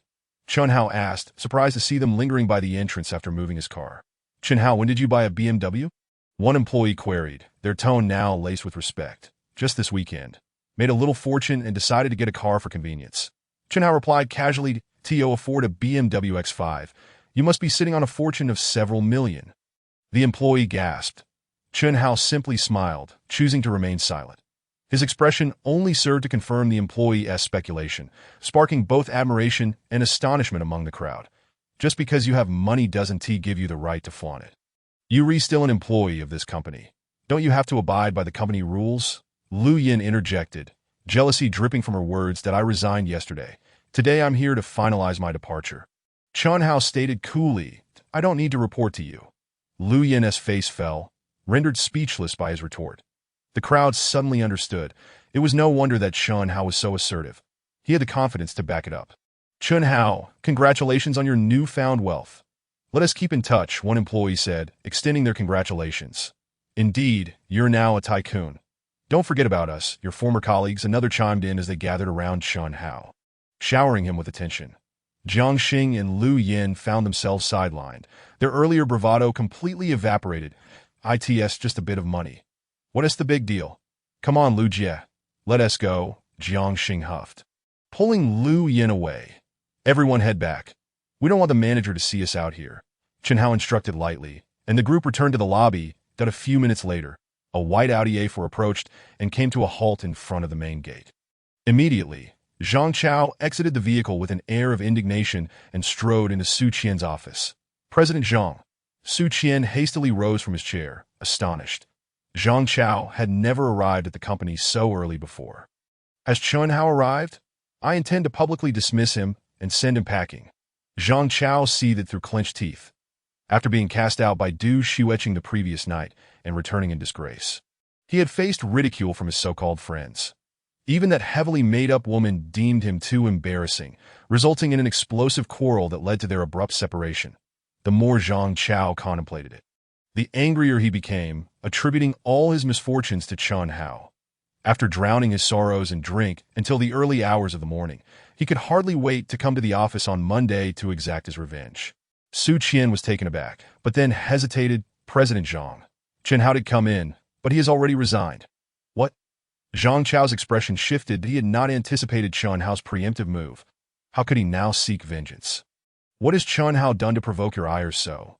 Su Qian inquired. "Don't ask. I simply must vent my frustration." Zhang Chao replied bitterly that if you want to vent, it's quite simple. Spend a little money to hire a few people to give him a beating. Su Qian suggested with a chuckle. "That would not suffice.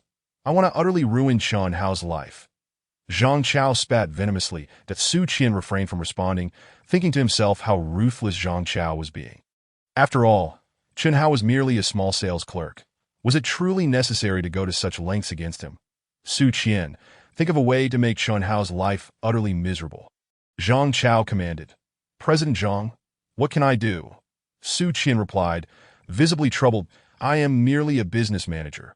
While Chun Hao was employed, I could manage him, but now that he has resigned, I have no authority over him."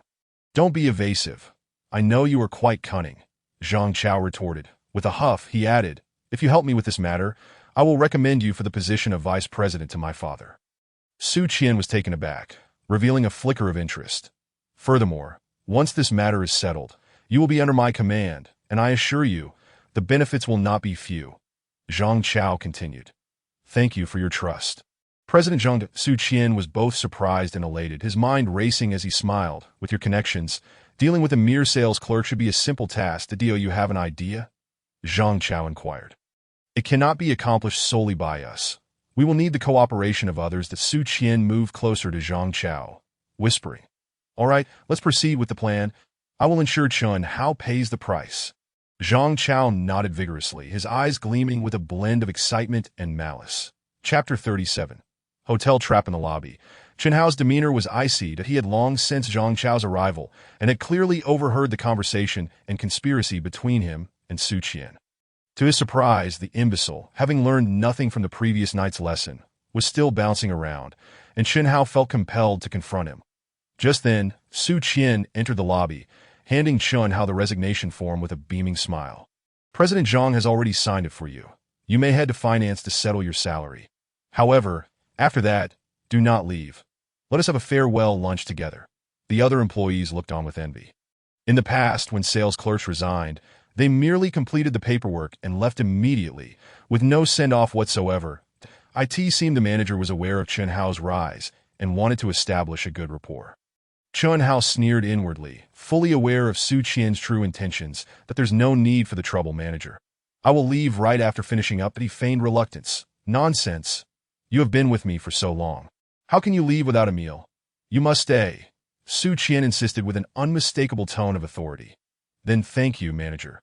Chun Hao acquiesced. And no need for thanks, Su Qian replied, beckoning Lu Yin over. Come here for a moment. Lu Yin followed Su Qian out. Chun Hao's senses swept the room, noting that Su Qian had brought Lu Yin into Zhang Chao's office, closing the door behind them and whispering. Chun Hao continued his inspection as he made his way to the finance department, where he settled his salary in under 2 minutes before returning to the lobby. After a while, Lu Yin returned, her previously sulky expression now composed. She sat down, casting a discreet glance at Chun Hao, revealing a hint of a cold smile. Soon after, Jiang Xing and several of Zhang Chao's loyal subordinates were also called away by Su Qian. Chun Hao feigned disinterest, pretending to play with his phone while keeping a watchful eye. Before long, the morning slipped away. At 18 noon, Su Qian returned to the lobby. Chun Hao, I have reserved a room at Qinglong Hotel. Besides us, a few colleagues will accompany us that I heard you drove here, so let us go together. Sure, I'll head to the car first. Chun Hao nodded and exited the company, getting into a BMW X5 that he thought to himself how fortunate he had become. This time, he would make them pay dearly. Su Qian, glancing through the glass window, felt a twinge of deep jealousy that he had learned from Jiang Xing and others about Chun Hao's newfound wealth and BMW purchase, and while shocked, he felt a sense of unfairness. As a business manager, after years of hard work, he barely earned over 10,000 a month, driving a Haval H2 worth less than 100,000. Meanwhile, Chun Hao, an ordinary sales clerk, had surpassed his years of effort due to mere chance. Why was that? Initially, Su Qian felt some pity for Chun Hao, believing such revenge was excessive. However, now he felt it was well-deserved that he then signaled to Jiang Xing, Lu Yin, and the others. They discreetly departed. Su Qian got into his car and drove away, with Chun Hao following suit. Jiang Xing, in his new car, trailed behind with Lu Yin and the others. Only after the 3 cars had disappeared did Zhang Chao, cigarette in mouth, appear at the company entrance. He finished his smoke with a cold smile, discarding the butt and crushing it underfoot before getting into the Audi A4 and driving off in less than 10 minutes. The 3 vehicles arrived sequentially at Qinglong Hotel. After parking, they entered the hotel and proceeded to the reserved room, number 601. Chun Hao glanced around, a slight smirk forming. The entire 6th floor was empty except for room 601, clearly a deliberate arrangement. Inside the room, a round table was set, and food and drinks were laid out. Chun Hao, today you are the guest of honor. Please take the main seat. Su Qian gestured that I will not be polite then. Chun Hao chuckled. Taking his place at the head of the table, Su Qian sat to his left, and the others took their seats. Unbeknownst to whether it was intentional or not, Lu Yin sat beside Chun Hao on his right. Seemingly feeling the room was too warm, she removed her outer garment, revealing a pink camisole that accentuated her delicate shoulders and showcased a daring neckline, exuding a flirtatious allure. Come, everyone, fill your glasses. Chun Hao. Let us raise a toast to your bright future. May you soar to great heights and continue to thrive, Su Qian declared, lifting his glass. The others echoed in agreement. Thank you, manager. Thank you all, Chun Hao replied, raising his glass and downing it in one go. For the second toast, I will honor Chun Hao alone. Lu Yin refilled her glass, raising it as she said, Little brother, we had a bit of a spat before. I feel quite remorseful and have long wished to apologize. Now I finally have the chance to express it. You are a true man, magnanimous. Can you forgive me? She gazed at Chun Hao with watery eyes, feigning emotion. What are you saying, Lu Jie? It was merely a minor disagreement. There is no need for such formalities. I am quite embarrassed. Chun Hao laughed nonchalantly, raising his glass again. The others cheered in approval. Little brother, you are so generous. I like your character. Let us drink more today. We shall not leave until we are drunk. Lu Yin smiled seductively, playfully patting Chun Hao's shoulder, her ample bosom intentionally brushing against his arm. For the third toast, I shall drink to you. Jiang Xing stood, raising his glass. I also wish to apologize. I did not realize you were doing so well and spoke some unkind words that I sincerely regretted. Please forgive me. No worries, Jiang Xing. We are good brothers. Let us leave it all in the drink. Chen Hao replied with a smile, also standing up to drink. For the fourth toast, I toast you, wishing you a future of boundless success and smooth sailing.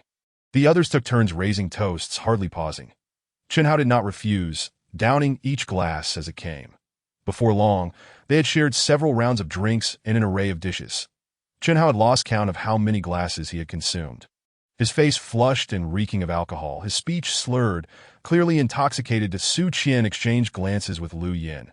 She understood and, after a moment of feigned melancholy, said, Little brother Chen Hao, after this meal, you will be leaving. I feel so sad to part ways with you. As she spoke, Su Qian and the others excused themselves one by one, under the pretext of using the restroom. That it's all right, Lu Jie. We have phones. We can keep in touch. Chen Hao, seemingly oblivious, replied with glazed eyes. But we cannot see each other every day. What if I miss you? Lu Yin replied with a seductive smile, leaning closer to Chen Hao, her hands subtly tugging at her camisole. Help! Suddenly, her expression changed, and she shrieked. Chapter 38, A Joint Reckoning Bang.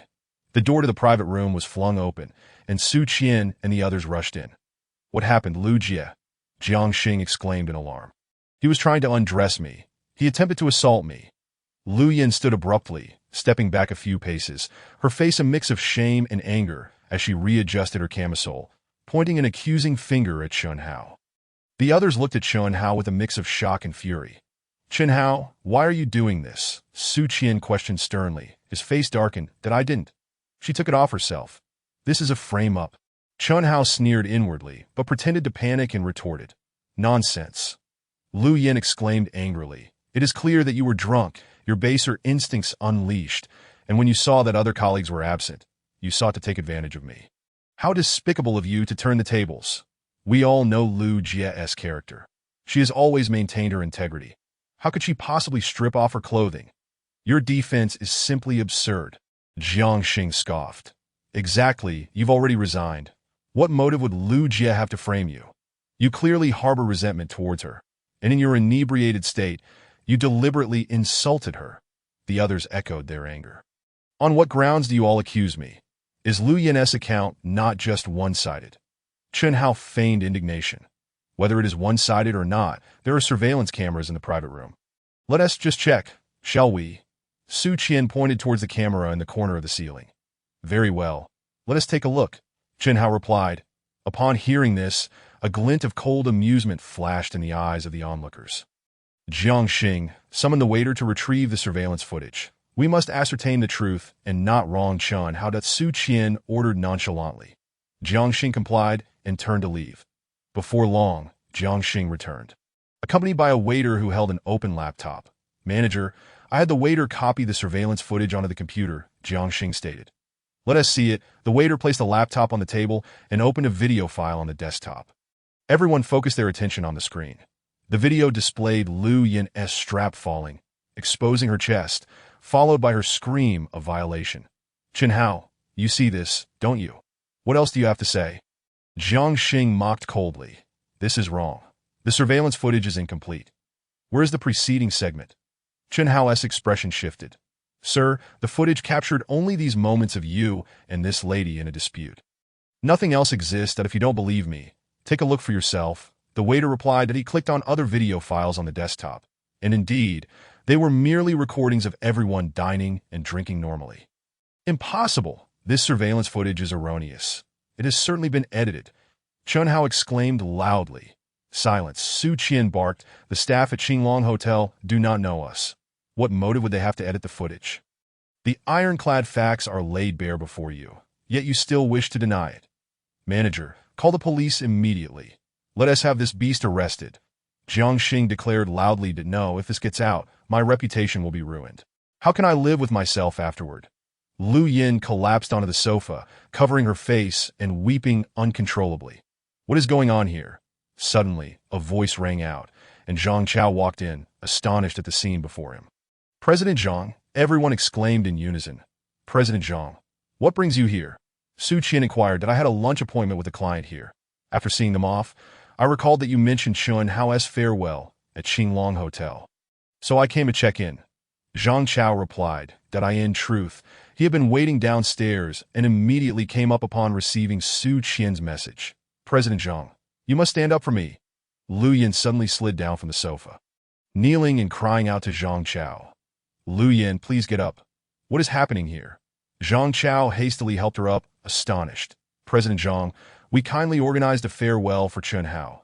Yet unexpectedly, he, with the heart of a beast, drunkenly insulted Lu Yin, and we are currently confronting him, that Su Qian reported angrily. Recounting the events, President Zhang, we have already retrieved the surveillance footage. The evidence is indisputable. Jiang Xing asserted loudly, replaying the video file from the laptop. Zhang Chao's expression turned icy. Lu Yin, please sit down and rest. Do not worry, I will ensure justice is served today. He guided Lu Yin back to the sofa. Thank you, President Zhang, Lu Yin sobbed. Zhang Chao shot a fierce glance at Chun Hao and waved his hand, saying, let us put everything else aside for now. Su Qian, you and the others, give this beast a thorough beating. Once he is down, I will take care of the rest. Yes, everyone replied in unison. Chun Hao, you wanted to show off. Let us see how I deal with you now. Jiang Xing was the first to charge forward, cursing that he had been humiliated by Chun Hao earlier in the morning, and his resentment had built up. Now he was thrilled to finally vent. Chun Hao snickered, kicking a chair across the room, which crashed violently into Jiang Xing's chest. Pooh! Jiang Xing immediately spat out a mouthful of blood, collapsing backward without a sound, unconscious. The crowd gasped in shock. Before they could react, Chun Hao had already lifted his foot and kicked out again, sending several chairs flying and striking Su Qian and others. They instantly fell to the ground, writhing in pain and screaming. Zhang Chao and Lu Yin were left stunned, unable to believe what they were witnessing. Do you still wish to strike me? Chun Hao glanced at Zhang Chao indifferently. Zhang Chao turned pale and fled. Bang! A chair flew across the room, slamming into his back. Zhang Chao cried out in agony. Falling to the ground, as he attempted to get up, a foot kicked him over, and without hesitation, Chun Hao stepped on his chest. With a worthless fool like you, do you think you can retaliate against me? Chun Hao looked down with a cold smirk. Chun Hao, you insulted Lu Yin, and you dare to act violently. If I call the police, you will certainly face imprisonment. Just wait for it. Zhang Chao, pinned beneath Chun Hao's foot, felt utterly humiliated, his chest ready to burst. Such a clumsy scheme, do not try to intimidate me with it. Chun Hao scoffed, had it not been for waiting for your foolish self to show up to join in the cleanup. I could have exposed them long ago. That he pulled out his phone, pressed a few buttons, and opened a video. It was the moment when Lu Yin had deliberately leaned close to him, removing her strap, including the phrase she uttered, "What if I want you, sis?" It echoed in the private room, sultry and provocative. Lu Yin was taken aback, never expecting that Chun Hao had recorded this moment on his phone. How could this be? Chun Hao was utterly intoxicated at that time, wasn't he? Su Qian and the others were equally astonished, even forgetting their physical pain and ceasing their cries.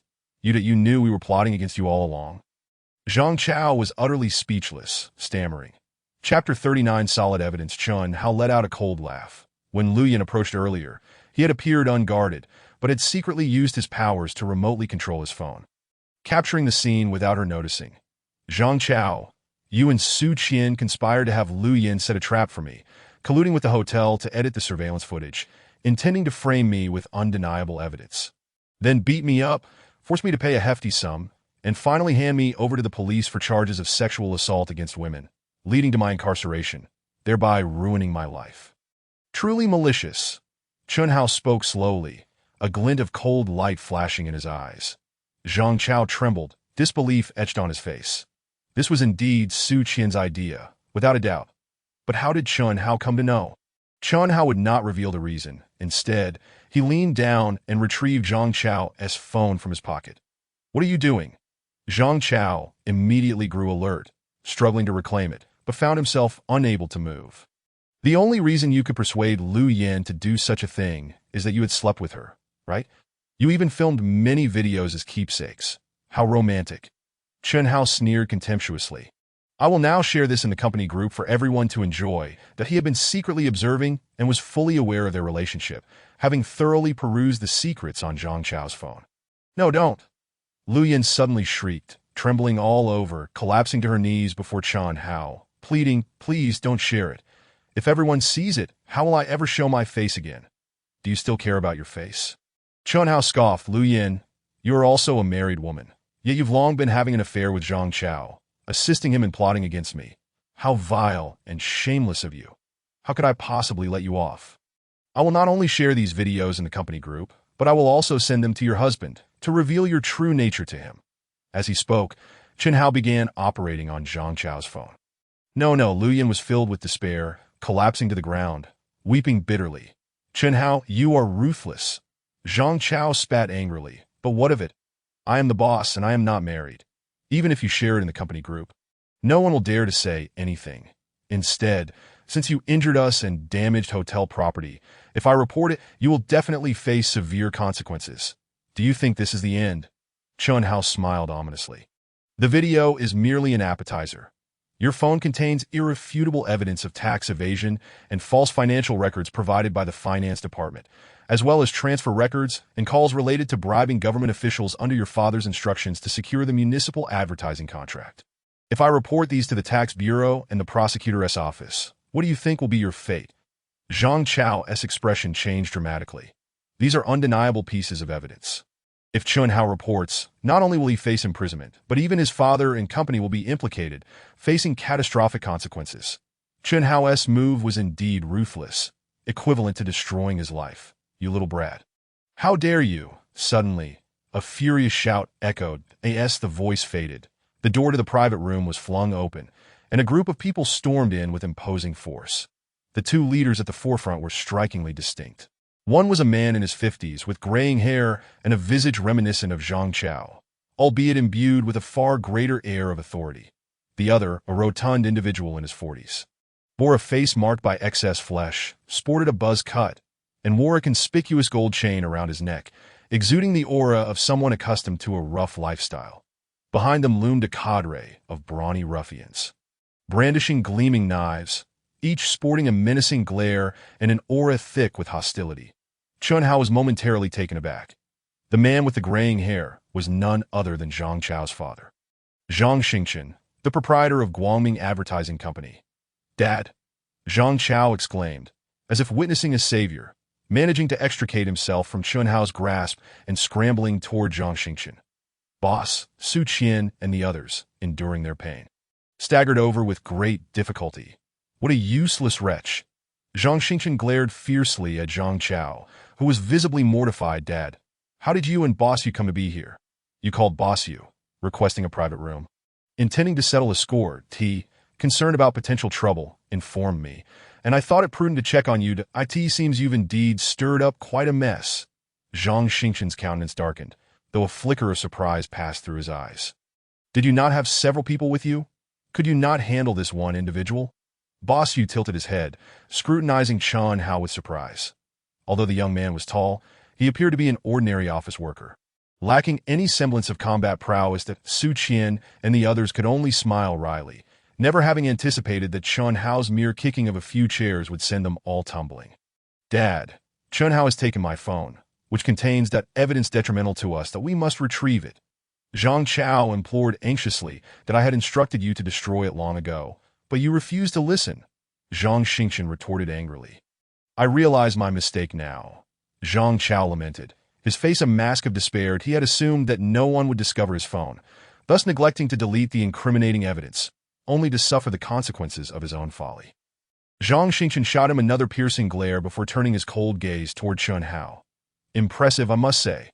After all this time at the company, I had no idea you possessed such abilities. Boss Zhang, are you aware of your son's intentions toward me? Chen Hao replied nonchalantly.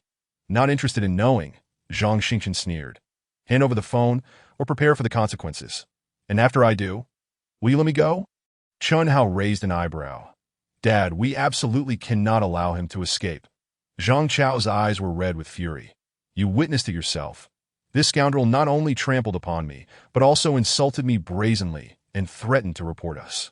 He seeks to ruin us. Zhang Xingchen nodded, a glint of ruthlessness flashing in his eyes as he turned to Boss Yu. This is your territory. I appreciate your assistance. Not a problem. Just don't forget to arrange a few complimentary advertisements for my Qinglong hotel. Boss Yu replied with a grin, gesturing dismissively. Several thugs immediately approached, brandishing their knives menacingly. Boss Yu, it appears you two are familiar with the underworld. Have you heard of Chu Lingling? Chen Hao inquired at this. The thugs halted in their tracks, momentarily taken aback. Boss Yu also paused, then scoffed. What? You claim to know Sister Ling? Yes, Chen Hao affirmed that I consider her a friend, so it would be wise for you to think carefully before taking action. While he was more than capable of dealing with these thugs, he preferred to avoid conflict if possible. Did you hear that, brothers? This kid claims to be friends with Sister Ling, Boss Yu exclaimed mockingly, prompting a chorus of derisive laughter from the assembled ruffians. Do you not believe me? Chen Hao's expression darkened. Did I believe your mother? Boss Yu bellowed. In Donglin City, there are at least 80,000 people who know Sister Ling's name. Do you truly think you can intimidate me with that? You're a fool. With a sinister grin, he waved his hand. Cut out this fool's tongue. Let him boast all he likes. Sure thing. The thugs cackled as they encircled Chen Hao. Open your mouth, kid. It'll save me the trouble of Zhang Xingchen forced a bitter smile and remarked, the Guoming Advertising Company is worth approximately 20 million, that if you would kindly show mercy and spare us, I shall immediately sell the company and give you all the proceeds. Shall we consider this matter settled? Dad, if the company is sold, how will we survive? Zhang Chao exclaimed in a panic upon hearing this. Beast, how can you even ask that? If it weren't for you, I wouldn't have fallen into such dire straits. Zhang Xingchen gritted his teeth and delivered a sharp slap to Zhang Chao's face. Chen Hao nodded in agreement. Zhang Xingchen was indeed a wise man. Although the company was to be sold, his connections and client relationships still remained intact. With diligent effort, a resurgence was not out of the question. However, should he be reported and imprisoned, any hope of a comeback would vanish entirely. Let it be as you say, Chen Hao said, tossing his phone to Zhang Xingchen. Did you not attempt any tricks? I have already backed up the evidence within. What if we receive the money and you don't keep your word? What if you report us? Zhang Chao asked, covering his face. Beast, can you not shut your mouth? Zhang Xingchen retorted angrily. Did we have any choices left? Zhang Chao fell silent. And you, if it weren't for your poor advice, I wouldn't be in this miserable state. Just wait and see how I deal with you. Zhang Xingchen turned his fiery gaze towards Su Qian. Boss, please spare me. Su Qian's face turned pale, filled with thoughts of despair. Had he known this would happen, he would have never assisted Zhang Chao in plotting against Chen Hao. Alas, there are no remedies for regret in this world. Yu Jinfeng, who was impersonating Lingjia's friend. Suddenly, a cold voice echoed. With that, another group of individuals surged into the private room. Leading them was a burly man in a suit, with a square face and a bushy beard, exuding a formidable presence. Hello, Brother Bin. The gangsters immediately straightened their expressions and greeted him respectfully in unison. Brother Bin, you have arrived. Yu Jinfeng hurriedly approached. The one impersonating Lingjia's friend is that Mr. Chen. However, before he could finish, Brother Bin turned to Chen Hao, revealing a look of surprise. Brother Bin, it's good to see you again. Chen Hao smiled slightly. This burly man was none other than A Bin, a subordinate of Chu Lingling. I dare not, Mr. Chen. Just call me A Bin. A Bin quickly replied with deference.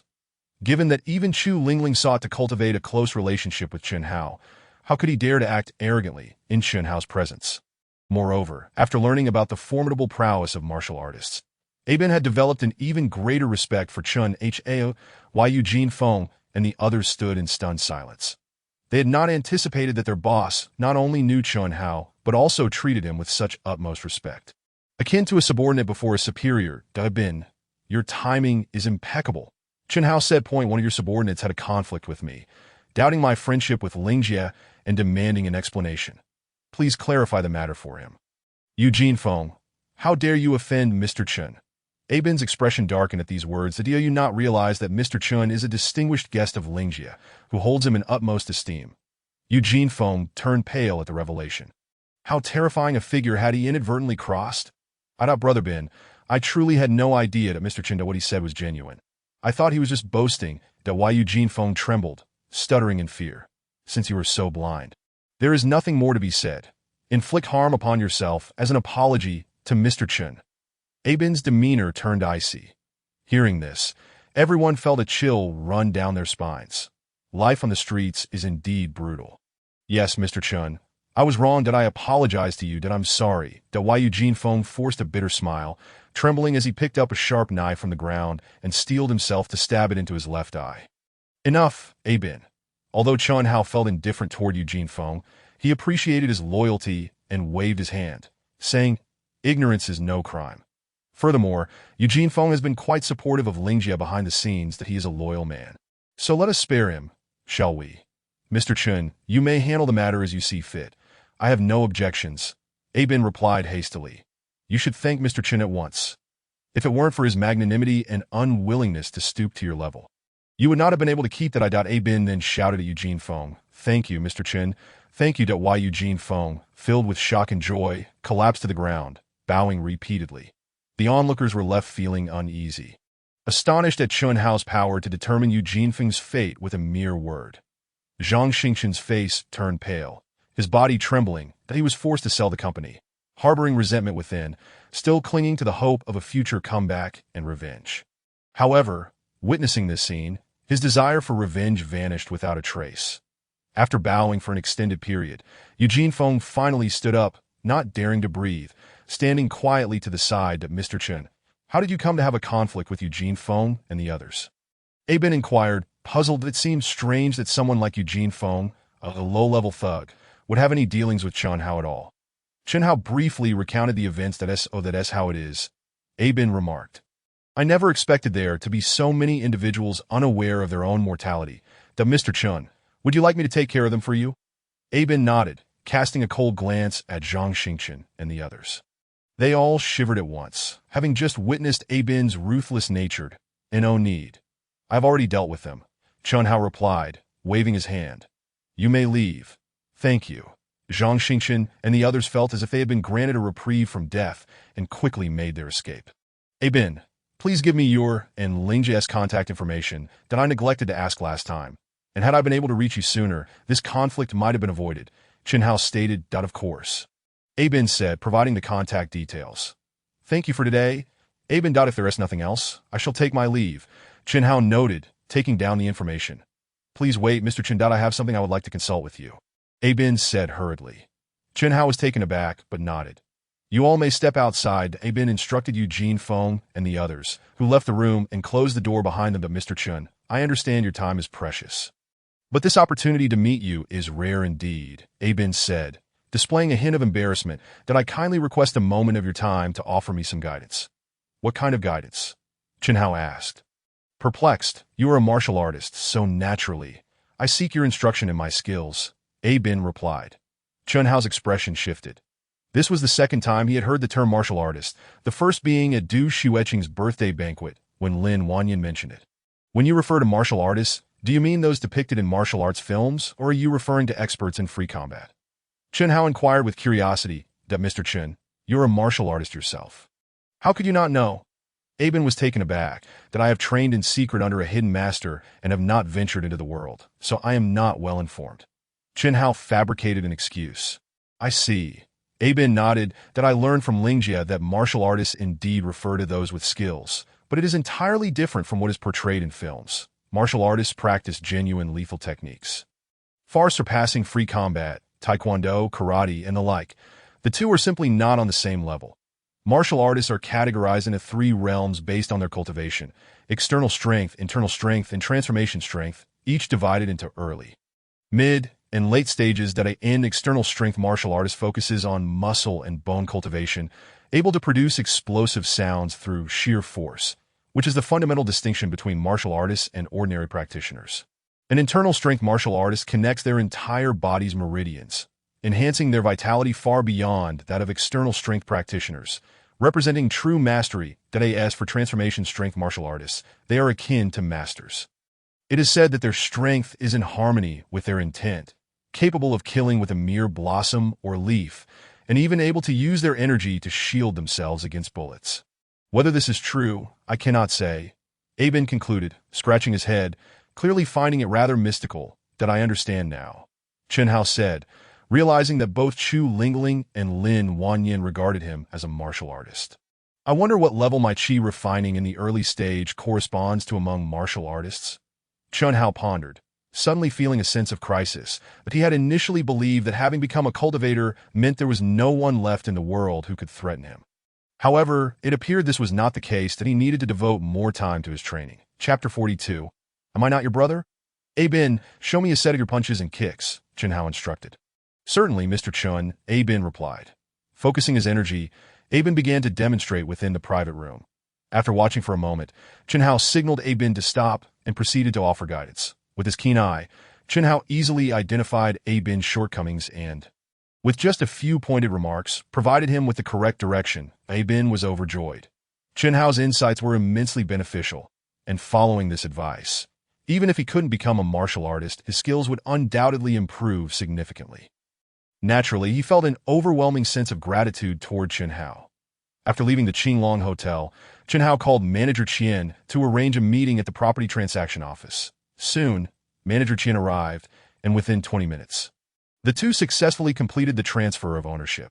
The villa number 18 officially belonged to Chen Hao.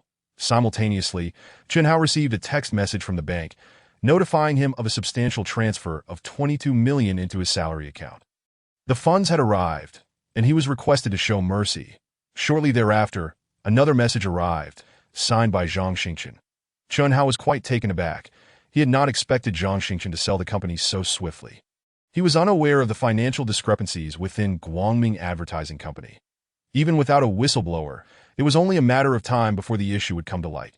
Consequently, Zhang Xingchen had long contemplated selling the company to start afresh.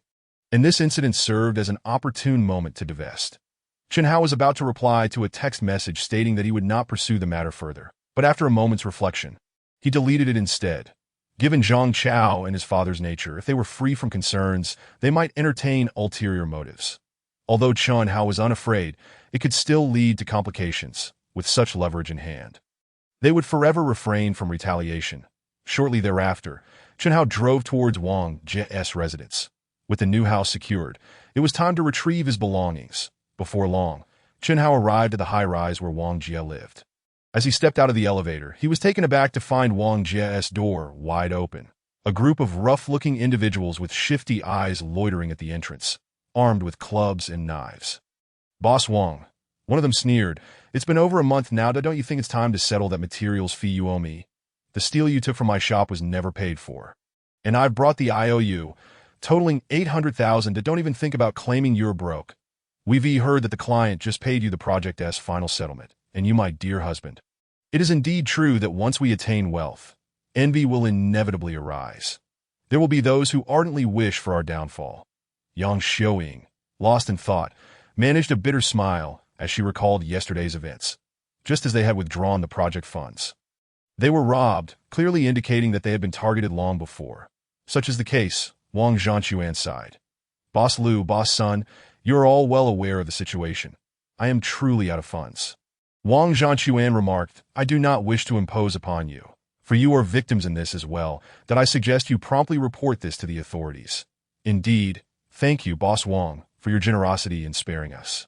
Liu and Sun exchanged wry smiles. They had gone to collect their debts. Yet not only did they fail to recover their money, but they also endured a beating and now had to cover the medical expenses for the injured ruffians. Truly, it was an unfortunate turn of events. However, they had brought this upon themselves. Even if they lost a tooth, they could only swallow it along with their blood. Uncle Wang's project funds were stolen, and it was undoubtedly the instigators behind it who informed you, Chen Hao suddenly inquired. Indeed, both Liu and Sun nodded in agreement. Given that Uncle Wang has no money, why would those instigators still send you to collect the debt? Chen Hao continued. Their intention was to coerce Boss Wang and his wife. Liu stated if we could extract some money, that would be ideal. If not, they would resort to violence. Chen Hao nodded, a contemplative expression crossing his face. "How much does Uncle Wang owe you?" He subsequently asked that he owes me 1.07 million. Liu replied that I am owed 800,000. Sun added, gesturing towards the door, while Boss Wu seems to be owed around 1.3 million. "You all have promissory notes, correct?" I will settle this debt on behalf of Uncle Wang and Aunt Yang, Chen Hao said, pulling out a bank card. Xiao Hao, that is not feasible. Wang Zhanquan and his wife were taken aback.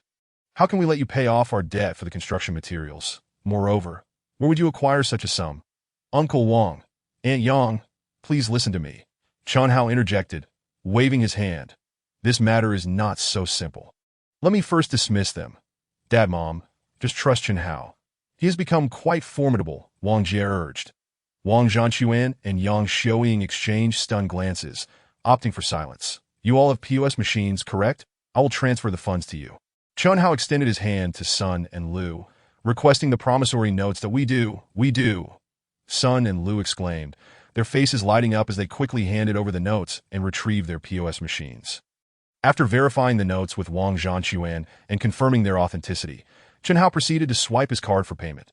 Then, he instructed Sun to fetch a basin of cold water to splash on Boss Wu, reclaiming the promissory note before transferring the funds. Once Boss Wu regained consciousness, he dared not even glance at Chen Hao, trembling uncontrollably, earning him the nickname Wu Lao Air from next door. Once you've collected your money, you may leave, Chen Hao stated coolly after attending to everything. Return to the instigators and inform them that the funds have been secured. They should not trouble you further. Yes, thank you. Thank you so much.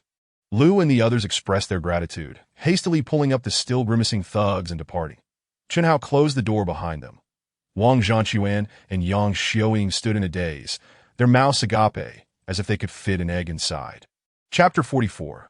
Collective wage collection. What had just transpired felt surreal to them, akin to a dream that is this truly the same child we have watched grow up? Xiao Hao, when did you? After a while, Wang Zhanquan finally regained his composure and could not help but ask. Uncle Wang, I recently experienced a stroke of fortune and came into some unexpected gains. As for my fighting skills, Wang Jie was already aware of the situation. Chen Hao discerned his unasked questions and replied with a smile. Indeed, I have taken on a master who is extraordinarily skilled. With a single palm strike, he can break 10 bricks. Wang Jie felt a sense of relief as the crisis seemed to have passed. Yet he could not help but chatter incessantly. Chen Hao sighed. You only know how to ramble. When will you learn to be as composed as Xiao Hao? Wang Zhanquan, aware of his son's nature, shot Wang Jie a disapproving glare. Uncle Wang, Aunt Yang, please do not disclose any of this to my parents. I fear they might struggle to accept it all at once, Chen Hao advised. Wang Zhanquan and Yang Xiaoying nodded. By the way, Xiao Hao, you mentioned that this matter is not so simple. Did you have any revelations? Wang Zhanquan inquired. Chen Hao nodded and asked, Uncle Wang, Aunt Yang, were many aware of the theft of the project funds yesterday? Who would dare to let more people know? Aside from notifying the police, Uncle Wang and I have done our utmost to suppress the news, Yang Xiaoying replied with a bitter smile. The amount involved is substantial. Aside from repaying the material costs, the most critical aspect is paying the workers' wages. This represents half a year's worth of their hard-earned income. If they discovered it was gone, there would surely be an uproar. Precisely, Chen Hao affirmed. Since the news did not leak, how did the instigators behind Lu and the others learn of it? Upon hearing this, Wang Zhanquan and Yang Xiaoying's expressions shifted. Xiao Hao, are you suggesting that the instigators? Wang Zhanquan, having risen to the position of contractor, was quick-witted and immediately grasped the implication, exclaiming in shock. Indeed, it is highly likely that the robbers are the very ones who instigated them, Chen Hao asserted. Then we must promptly notify the police. Once we apprehend those instigators, we should be able to trace back and recover the project funds, Yang Xiaoying urged. Aunt Yang, time is of the essence, Chen Hao shook his head. If my guesses are correct, those instigators have already vanished. Why is that? Yang Xiaoying asked in confusion, that if Lu and the others are unable to collect the money and resort to injuring you, it would undoubtedly alert the police. Chen Hao explained, at that point, an investigation would lead directly to them, making it impossible for them to remain. What should we do? Yang Xiaoying's face fell with disappointment. This is not good. Suddenly, Chen Hao's expression changed as he recalled something. What is it, Xiao Hao? Wang Zhanquan inquired. Uncle Wang, since the robbers can secretly manipulate Lu and the others, they can undoubtedly also covertly inform your workers and incite them to protest. Chen Hao warned. Wang Zhanquan and Yang Xiaoying's faces paled. Just then, there was a sudden, urgent knocking at the door. Who is it? Wang Zhanchuan called out. "Boss, it's Accountant Xiao He," came a frantic voice from outside. Wang Zhanchuan hurriedly opened the door. "Boss, we have a serious problem." A visibly anxious young man rushed in, carrying a box, and spoke in a hurried tone. "The workers have learned about the theft of the project funds and have been incited to collectively demand their wages. They are already at the community." "What?" Wang Zhanchuan and Yang Xiaoying were struck as if by lightning. Heartless bosses who refuse to pay wages, utterly devoid of conscience. Such actions are intolerable. Suddenly, a chorus of furious shouts echoed from below. The group hurried to the window to look down, and they were taken aback that in the center of the community's basketball court stood a dense crowd of workers, led by a few vocal leaders, chanting slogans. Between two basketball hoops, a massive white banner was unfurled. "We demand to survive. We demand to eat. Wang Zhanchuan, return our hard-earned wages." Countless residents of the community leaned out of their windows or balconies. Watching the commotion unfold, Wang Zhanchuan felt a wave of dizziness wash over him, nearly collapsing backward. "Uncle Wang." Chenhao acted swiftly, supporting him. "Dear husband, Dad." Yang Xiaoying and Wang Jie were alarmed, rushing to his side. "I am fine." Wang Zhanchuan took a deep breath, gritting his teeth as he stood up. "Let's go down, dear. We have no money to pay the workers. What good would it do to go down there? We should call the police and let them disperse the crowd," Yang Xiaoying urged anxiously. "Yes, boss. The workers are extremely agitated. If they do not see any money, it will certainly be detrimental to you." Xiao He added. Wang Zhanchuan shook his head. "Even if I am torn to shreds by the workers today, I must go down. But Xiao just helped Uncle Wang immensely. I cannot impose upon him further." Wang Zhanchuan insisted. "Indeed, Xiao Hao, we cannot trouble you again, and this matter cannot be resolved easily," Yang Xiaoying said dejectedly. "For us in construction, the outstanding material costs are merely a small fraction. The labor costs are the major concern. With hundreds of workers' wages pending for over half a year, it amounts to at least over 10 million. No problem." Chenhao pulled out his wage card. "There's 22 million in here. Take it and resolve this matter first." "What?" The group was stunned, hardly able to believe their ears. "Xiao Hao, didn't you just win 3 million the other day? How could you possibly have such a large sum?" Wang Jie finally exclaimed in astonishment. "I earned a couple more sums afterward. I will explain it to you when I have the time," Chenhao replied. "Xiao Hao, are you serious? Is there really 22 million on this card?" Wang Zhanchuan stammered in disbelief. "Uncle Wang, would I lie to you?" Chenhao chuckled. "You can rest assured and use it boldly. Once the project funds are recovered, you can return it to me." With that, he placed the card into Wang Zhanchuan's hands.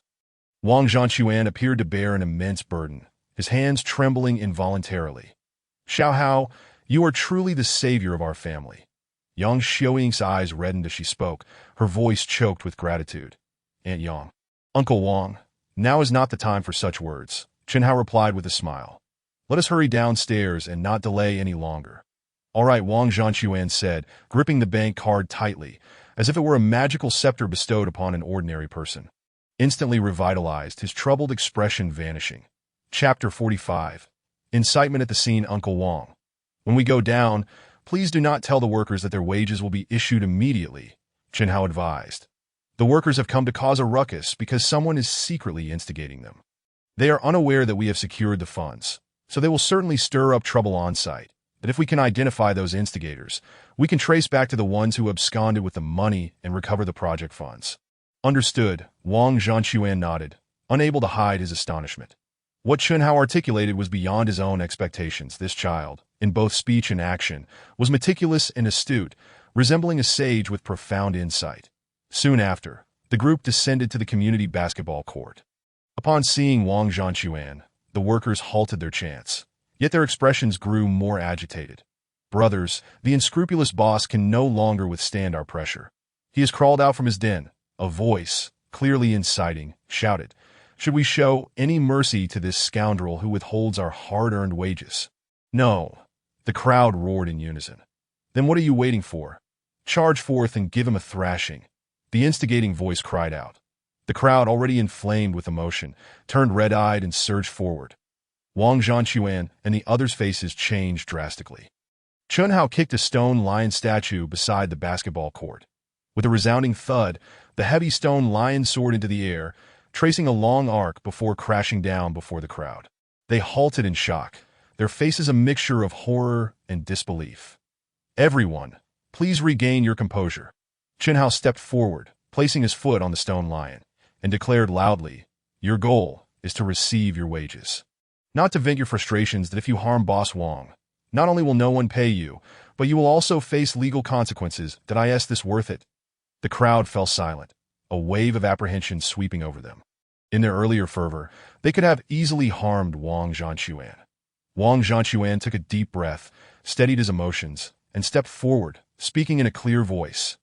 "Everyone, do not be anxious that I, Wang Zhanquan, assure you that I will not withhold your wages.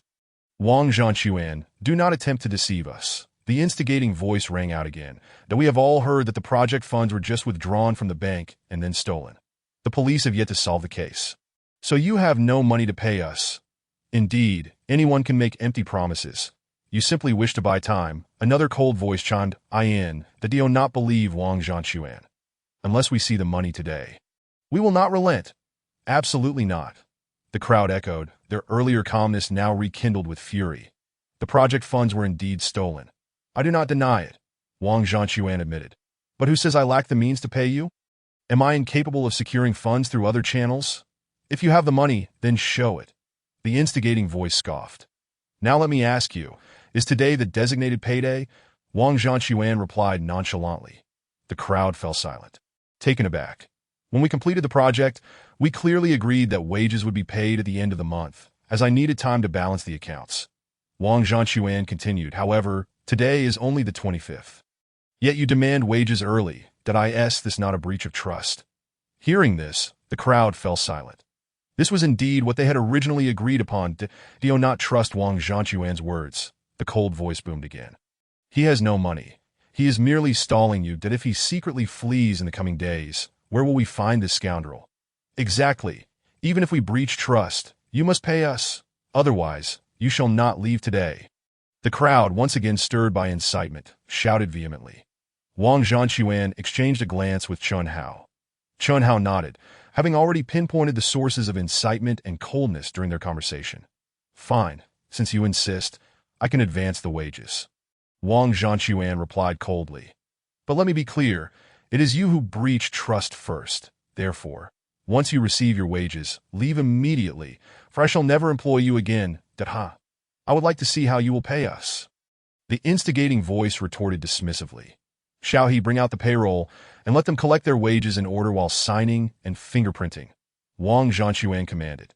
"Yes, boss," Shao He replied, retrieving the payroll sheet, a pen, and an ink pad, placing them on the flat side of the fallen stone lion.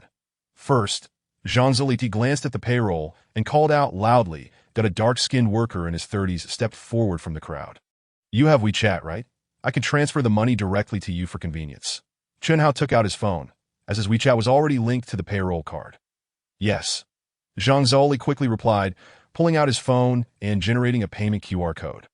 Chenhao scanned it, and with a beep, the transfer was complete. "Received, thank you," Zhang Zoli exclaimed, his smile widening. "Come sign and fingerprint." Xiaoyi said coldly, "Then you may leave." Zhang Zoli's smile vanished in an instant, and he looked pleadingly at Wang Zhanquan. "Boss, I came along with everyone, thinking you would withhold wages that I didn't expect it to be unfounded. Could you please not fire me? I still wish to continue working for you." Wang Zhanquan remained silent, his expression indifferent. Just moments ago, they had been fiercely demanding their wages and threatening violence. Now, having received their pay, they sought to remain. Such an opportunistic turn of events was hardly fair. Xiao He scoffed, "You should leave quickly. Our boss certainly will not tolerate someone like you." Zhang Zoli lamented. Unsure of how to plead, he hesitated for a long time before signing and fingerprinting, then left with a heavy heart. The crowd stirred, as they too wished to receive their wages, but were more apprehensive of being dismissed afterward. Wang Zhanquan had always treated his workers well, with meals and salaries often among the highest in the industry. Finding another employer like him would be a challenge. Do not worry, everyone. This is merely one person receiving their wages. Wang Zhanquan is only putting on a show to make you regret and fear. If we back down now and cease our demands, we will have fallen into his trap. The instigating voice seemed to sense the crowd's wavering resolve and immediately spoke up. The crowd shifted uneasily, nodding in agreement. Chun Hao smirked, signaling Xiao He to continue calling names. Next, Zhou Zhongxiang. Xiao He announced, Chapter 46, a successful resolution. Another worker stepped forward. Chun Hao continued with the WeChat transfers to Su Tian.ma Dawei. Li Songling, .as Xiao, he called out names one after another. Within an hour, Chun Hao had issued wages to dozens of workers. Each of these individuals was subsequently dismissed, regardless of their pleas to remain. Wang Zhanquan showed no mercy. The remaining workers began to feel the pressure. It was common knowledge that the salaries of dozens of workers over half a year amounted to at least several million. This was not something that could be faked. Could it be that Wang Zhanquan had truly secured the funds? If that were the case, their continued unrest would amount to sabotaging their own livelihoods. The instigating and cold voices, which had initially rallied the crowd, gradually fell silent. Zheng Yunxiang. Xiao He called out again that a shorter worker stepped forward but did not approach to collect his wages. Instead, he knelt before Wang Zhanquan. The crowd gasped in surprise. What are you doing? Wang Zhanquan asked, equally astonished. Boss, I realize my error. I should not have doubted you or joined them in causing trouble. I was merely afraid of not receiving my hard-earned wages after a year of labor. The small worker wept. I can forego my wages for now. I only ask that you do not fire me, that my wife has just lost her job, my parents are ill, and my son is still in school. I am the sole breadwinner for my family. If I lose my job, how will I support them? Please. As he spoke, he disregarded his dignity, repeatedly bowing his head. The crowd's expressions grew heavy with concern. Wang Zhanquan sighed. Get up. Zheng Yunxiang, I will not dismiss you, but I must warn you. There must not be a next time. Do you understand? I understand. Thank you, boss, Zheng Yunxiang replied, wiping his tears. Boss, since Zheng Yunxiang's family is facing such difficulties, shouldn't we consider providing some assistance? After all, workers who are unburdened can work well. Chun Hao exchanged a glance with Wang Zhanquan, signaling the importance of winning hearts. Wang Zhanquan immediately understood. Indeed, let us issue Zheng Yunxiang his wages and an additional 10,000 yuan as a bonus. If there are any further difficulties, he may speak with me. Zheng Yunxiang, you heard that, right? If you leave here, where will you find such a good boss again? In the future, one must earnestly apply oneself and refrain from making foolish mistakes. Chun Hao remarked with profound significance. Yes, thank you, boss. Thank you, brother. Zheng Yunxi's eyes brimmed with tears of gratitude. He had originally risen to his feet, but then knelt down again, bowing deeply to both Wang Zhanquan and Chun Hao. The other workers, witnessing this, were deeply moved and could no longer contain themselves, flocking forward to admit their mistakes and apologize. Boss, we all acknowledge our wrongs. We truly should not have heeded the rumors and caused a disturbance. We implore you to forgive us this time. Indeed, a boss as compassionate and loyal as you is exceedingly rare. We trust you. We can forego our wages for now. Just please do not dismiss us. We promise to work diligently and repay you. Boss, we all have families to support, elderly above and young ones below. The burden is heavy, and we truly do not wish to lose this good job. Many voiced their sentiments, some even shedding tears of regret. Yang Xiaoying, Wang Jie, and Xiao He exchanged glances, a mix of shock and joy on their faces. Wang Zhanquan also breathed a sigh of relief, feeling a surge of emotions that he certainly could not dismiss all the workers. Otherwise, there would be no one to undertake the next project. The current situation was just right, verging on perfection.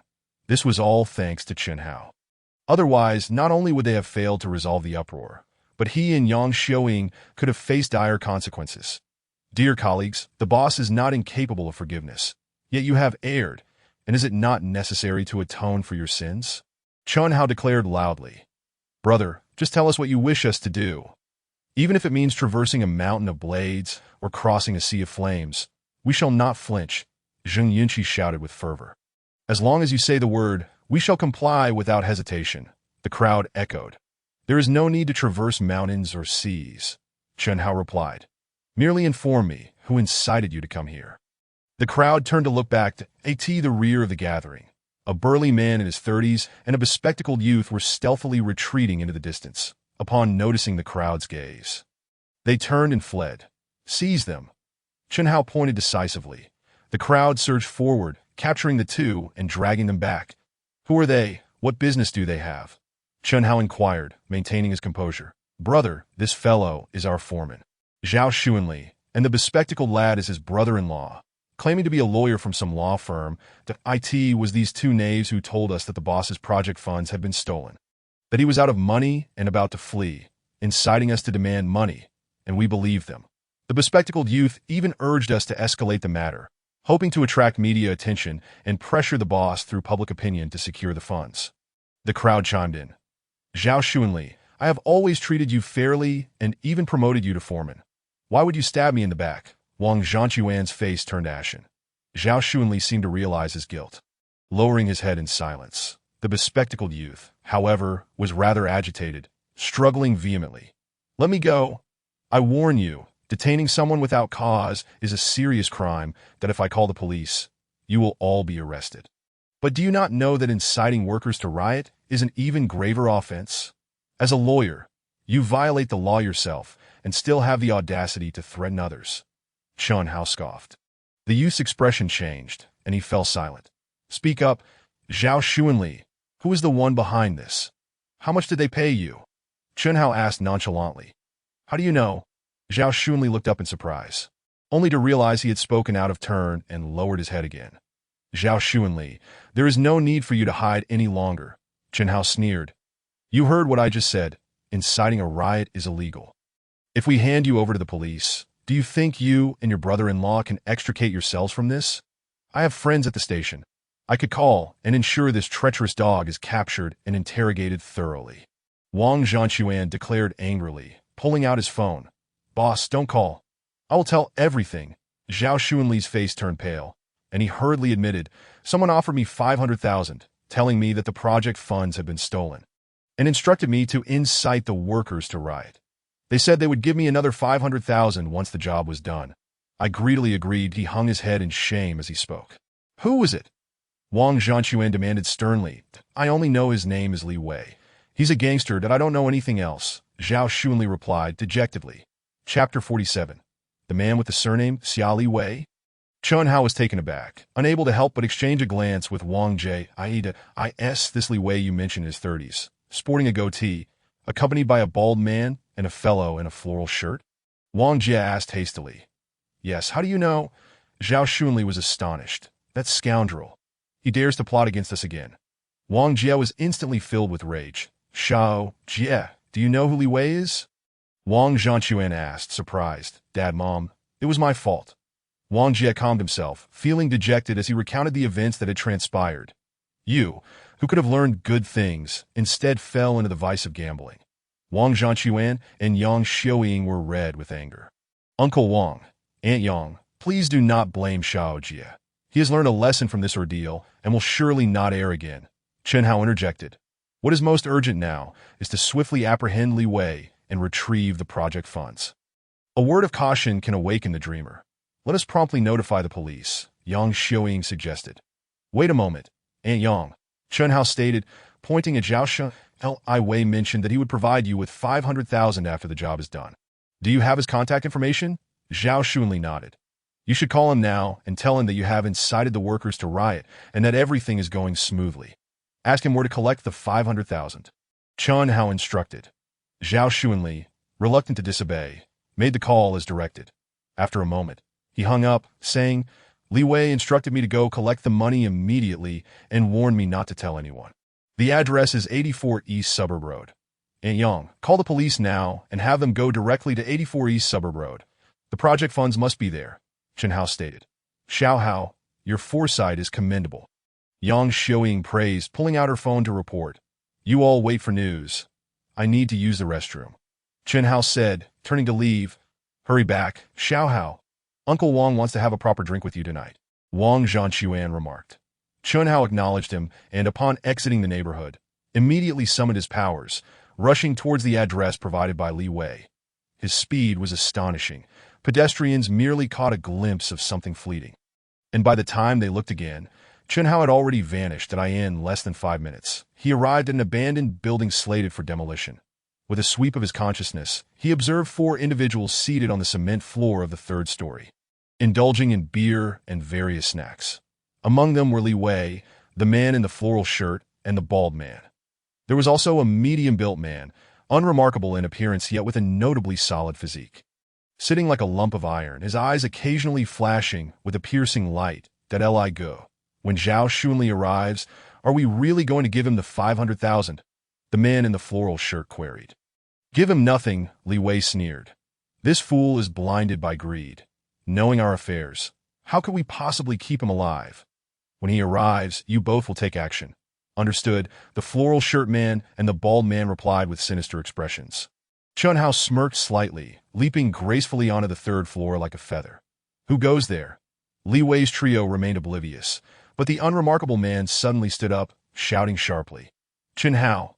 The three of Li Wei quickly stood. Turning in shock at Li go, we meet again. I hope all is well, Chun Hao said with a faint smile, though his eyes held no mirth. How did you find this place? Li Wei demanded. Enraged, he then realized. That phone call was you directing Zhao Xunli to make. Indeed, Chun Hao approached slowly. Your scheme to incite the material shop owner to collect debts, bribing Zhao Xunli, and inciting the workers to riot has all crumbled. Damn it, Li Wei ground his teeth in hatred. Li Wei, is this the formidable subordinate of Chu Lingling you mentioned? The unremarkable man scrutinized Chun Hao with disdain.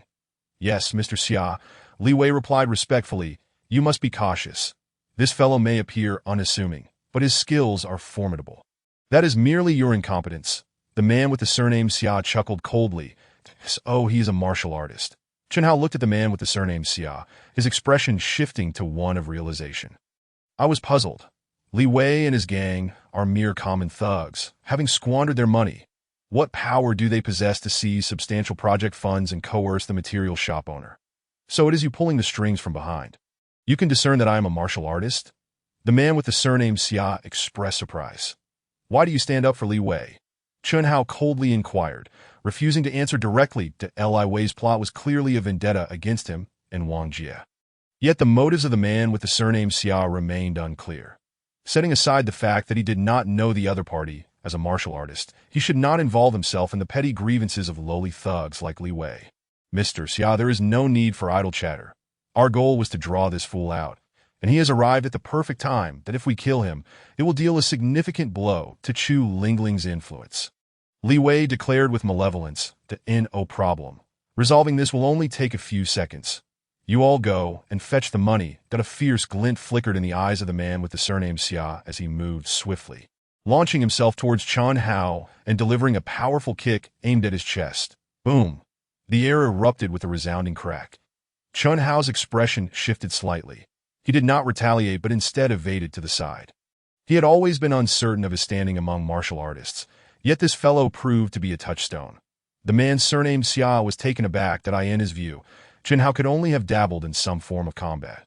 Perhaps a bit skilled, formidable enough against a thug like Li Wei, but to a martial artist, he was merely a joke, easily dispatched with a single kick. To his astonishment, Chun Hao effortlessly dodged.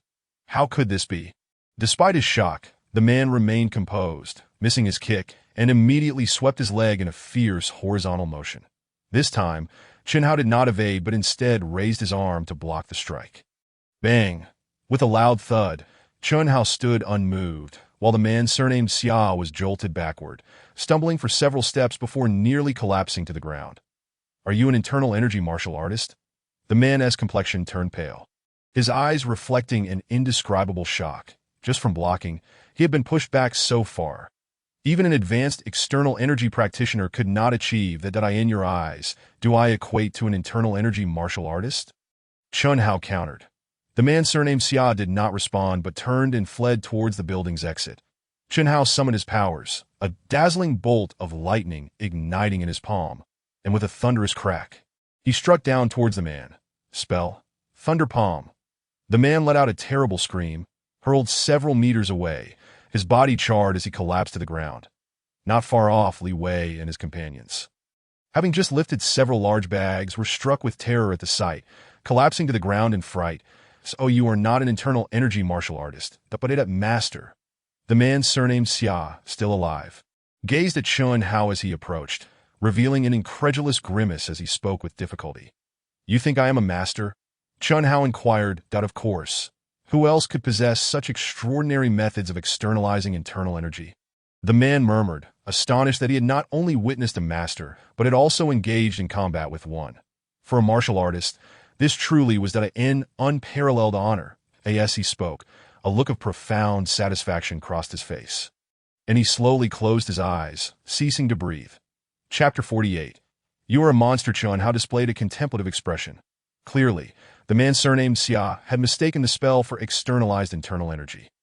However, it was evident that a master, or a transformation energy practitioner, was characterized by the ability to externalize internal energy akin to spells, allowing for long-range attacks.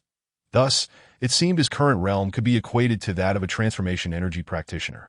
Of course, whether this was truly the case would require encountering a master and testing it firsthand. That he then turned and walked towards Li Wei and his companions to Li Wei and the others, pale with fear, sat trembling on the ground. The man surnamed Xia had seemed an insurmountable figure in their eyes, yet he had been effortlessly subdued by Chun Hao. Tell me, how did you become associated with this man surnamed Xia? Chun Hao asked coolly. We allied ourselves with Yang Pinxian, and Mr. Xia was invited by him. Li Wei stammered, his teeth chattering. Who is Yang Pinxian? Chun Hao pressed. Li Wei fumbled through his words for a while before Chun Hao finally grasped the situation. It turned out that Yang Pinxian was another underworld overlord who had formed an enmity with Chu Lingling over certain interests. After being driven away, Li Wei and his companions, filled with resentment, sought refuge with Yang Pinxian, claiming that Chun Hao was Chu Lingling's capable subordinate, hoping to use Yang Pinxian's influence to exact revenge. Coincidentally, Yang Pinxian also aimed to undermine Chu Lingling and thus enlisted the help of the man surnamed Xia to orchestrate this series of schemes. Why didn't Yang Pinxian let the man surnamed Xia confront Chu Lingling directly? Chun Hao asked, perplexed that he seems to be quite cautious. Mr. Xia is not directly under Yang Pinxian's command, and it apparently costs a significant amount to employ him. Furthermore, it is said that the top overlord Lin Wanyin has a good relationship with Chu Lingling, forming an alliance, which makes Yang Pinxian wary and reluctant to act openly, resorting instead to underhanded maneuvers. Li Wei explained. Chun Hao nodded. Lacking any interest in the convoluted grievances of the underworld, Li Wei, had you and your companions departed without provoking me, I would have had no interest in your affairs. However, since you insist on recklessly seeking revenge, do not blame me for my ruthlessness. It is time for you to depart this world, he declared coldly. No, please, we beg you. Do not kill us. Li Wei and his companions shrieked in terror. Suddenly, a distant siren blared urgently. Chun Hao, the police are coming. If you kill me, you will surely be caught. Murder is a capital offense. Li Wei exclaimed, as though he had grasped a lifeline. Murder is indeed a capital offense. But without evidence, how could one secure a conviction? Chun Hao replied nonchalantly, flicking his fingers to ignite a flame that descended upon the corpse of the man surnamed Xia. This was a flame born of his powers. With an extremely high temperature, in the blink of an eye, the man was reduced to a pile of ash that a gentle breeze swept through, scattering the ashes without a trace. You are a monster? Li Wei and the others were on the verge of insanity at this sight. No, I am a deity. Chun Hao replied slowly, unleashing 3 flames that entered the mouths of the 3 men. They instantly became engulfed in flames, collapsing to the ground. Chun Hao's figure flickered and vanished swiftly. Minutes later, a squad of heavily armed police stormed the 3rd floor of the building. However, apart from a few large bags filled with cash, the entire floor was utterly empty.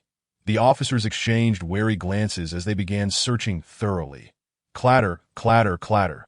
Soon after, a strikingly attractive female police officer, tall and with a commanding presence, ascended to the 3rd floor. She appeared to be around 25 or 26, with a stunningly beautiful face, as radiant as a full moon, and bright, glimmering eyes that exuded determination and resolve. Team leader Lin, aside from the embezzled construction funds. No trace of the suspects has been found. The officers reported after completing their search that I distinctly saw a flickering light on the 3rd floor. Officer Lin furrowed her brows and decisively ordered, expand the search area and meticulously examine every trace. Yes, the officers replied in unison as they dispersed once more. A few minutes later, Chun Hao returned to Wang Jie's residential complex. Where have you been for so long? Constipated? Wang Jie chuckled. Who's constipated? Chun Hao retorted impatiently, concocting an excuse that he had run into an old classmate and chatted for a while. Xiao Hao, the police just called, saying they have located the construction funds and are counting the amount. It will be returned shortly. Yang Xiaoying exclaimed joyfully that that's good. Chen Hao smiled. It's a pity we couldn't capture Li Wei and the others. They probably sent something amiss and fled with the cash. Wang Zhanquan expressed his regret. Never mind, Uncle Wang, the net of heaven is vast, and they will surely be caught. Chen Hao consoled with a double entendre. Enough of this. Come on, Xiao Hao, let us go eat. Tonight, Uncle Wang wants to celebrate with you. Wang Zhanquan clapped his shoulder, grinning. Uncle Wang, since the construction funds have been recovered, let us distribute the wages to the workers, so they can leave happily instead of coming here for nothing, Chen Hao suggested. Upon hearing this, the workers immediately showed signs of excitement. Xiao Hao, you are so thoughtful, Wang Zhanquan remarked with admiration that he then addressed the crowd. Declaring loudly, Dear workers, I want to tell you that after the construction funds were stolen, I truly had no money. The reason I can pay everyone today is entirely thanks to this young man standing before you. His name is Chen Hao, the good friend of my son, and a wonderful child I have watched grow up. So, if you wish to express gratitude, please thank Mr. Chen Hao. Thank you, Mr. Chen Hao. The workers bowed in respect. I hereby announce that from today onward, Mr. Chen Hao will officially become a major shareholder in my company, enjoying an unconditional 30% share of the net profits each year. Wang Zhanquan proclaimed loudly. Uncle Wang, this is too much, Chen Hao exclaimed in shock. Xiao Hao, there is no need for you to refuse, Yang Xiaoying chuckled. This was agreed upon between your Uncle Wang and me that if it weren't for you today, we wouldn't just be discussing the company. Our very lives would be at stake. This is merely a small token of appreciation. That is not right, Aunt Yang. Helping you is the right thing to do. How could I accept your money? Chen Hao shook his head repeatedly. Stop being coy and just accept it, Wang Jie urged impatiently. This way, you'll have a good explanation for your parents regarding the changes in your circumstances. Chen Hao's expression shifted. He indeed had not thought of how to explain to his parents, and Wang Jie's suggestion was quite a reasonable excuse that he nodded. Then thank you, Uncle Wang and Aunt Yang. This child being so polite with us, Yang Xiaoying chided playfully. After distributing the wages, no one is to leave. Let's all go to a restaurant for a feast, then I'll treat you all. Today is like an early New Year's celebration. Wang Zhanquan laughed. Long live the boss. Long live Mr. Chen Hao. The workers cheered in unison. Chapter 49. Bathing and drowning, they are over there. Hurry. The collective action of migrant workers demanding their wages had become a hot news story that needed to be captured. Once the interviews are done, send out the article immediately. We must secure the headline for tonight's news. Suddenly, several urgent voices rang out. Everyone turned to look, and they were momentarily stunned at a throng of media journalists, burdened with cameras and wielding DSLR equipment, charged toward them with the fervor of athletes sprinting 100 meters that in an instant. A female reporter dashed forward, breathless yet already extending her microphone. Excuse me. Esteemed worker, we have received reports from a whistleblower alleging that your employer has defaulted on your wages, prompting your collective action for compensation. Could you elaborate on the situation? Nonsense, the individual being interviewed. Zheng Yunxiang seethed with rage. Our boss is the finest in the world. Even if the project funds were stolen and he lacked money, he would borrow to ensure we receive our salaries and generously assist those in need like myself. Who is spreading such slander? This is absolute nonsense. Indeed, this is a blatant defamation. Not only has our employer not withheld our wages, but he is even preparing to pay us in advance. The other workers echoed his outrage. The journalists were momentarily taken aback, exchanging bewildered glances. What was happening? This was entirely contrary to their understanding. But wait, didn't you all raise banners? One keen-eyed male reporter pointed out, noticing a white banner suspended between two basketball hoops. Isn't this a collective demand for wages? The crowd fell silent, realizing they had forgotten to remove the banner. So what? We can play around with our boss, can't we? Zheng Yunxiang shouted defiantly, asserting their camaraderie with their employer. What the hell? The male reporter's mind raced with disbelief. Dear media friends, the situation is as follows.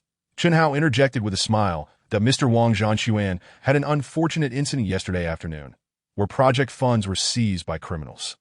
After this news spread, the workers were incited by malicious actors into believing their wages were being withheld, thus prompting their demand for answers.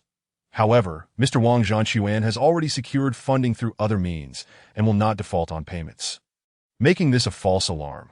The reporters gradually grasped the reality, their expressions shifting to disappointment.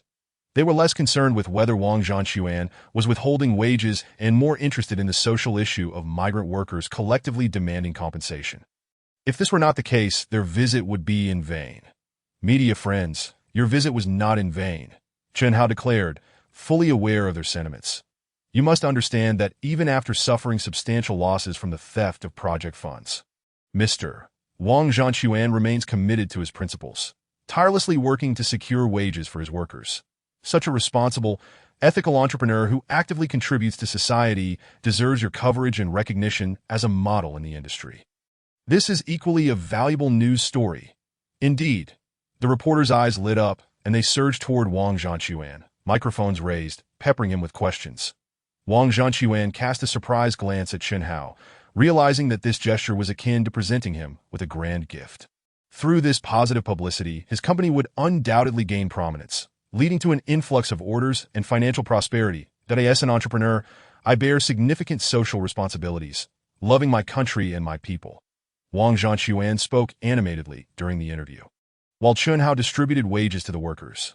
After a while, the interview concluded and the workers' salaries were fully dispersed. The journalists departed in high spirits. Chen Hao, along with Wang Zhanquan and his family, Xiaohe, and the workers, joyfully made their way to a restaurant, reserving all seats for an extravagant feast. After dinner, it was nearly 11 o'clock at night. Chen Hao, let's call a few girls and head to KTV for some singing. Wang Jie, his face flushed from drink, exclaimed, slinging an arm around Chen Hao's shoulder. No, I need to head back. Chen Hao replied, glancing at his phone with a hint of concern. Before dinner, he had sent a WeChat message to Du Xueqing, informing her he would be back late and suggesting she prepare something to eat. That Du Xueqing had not responded, which was unusual for her.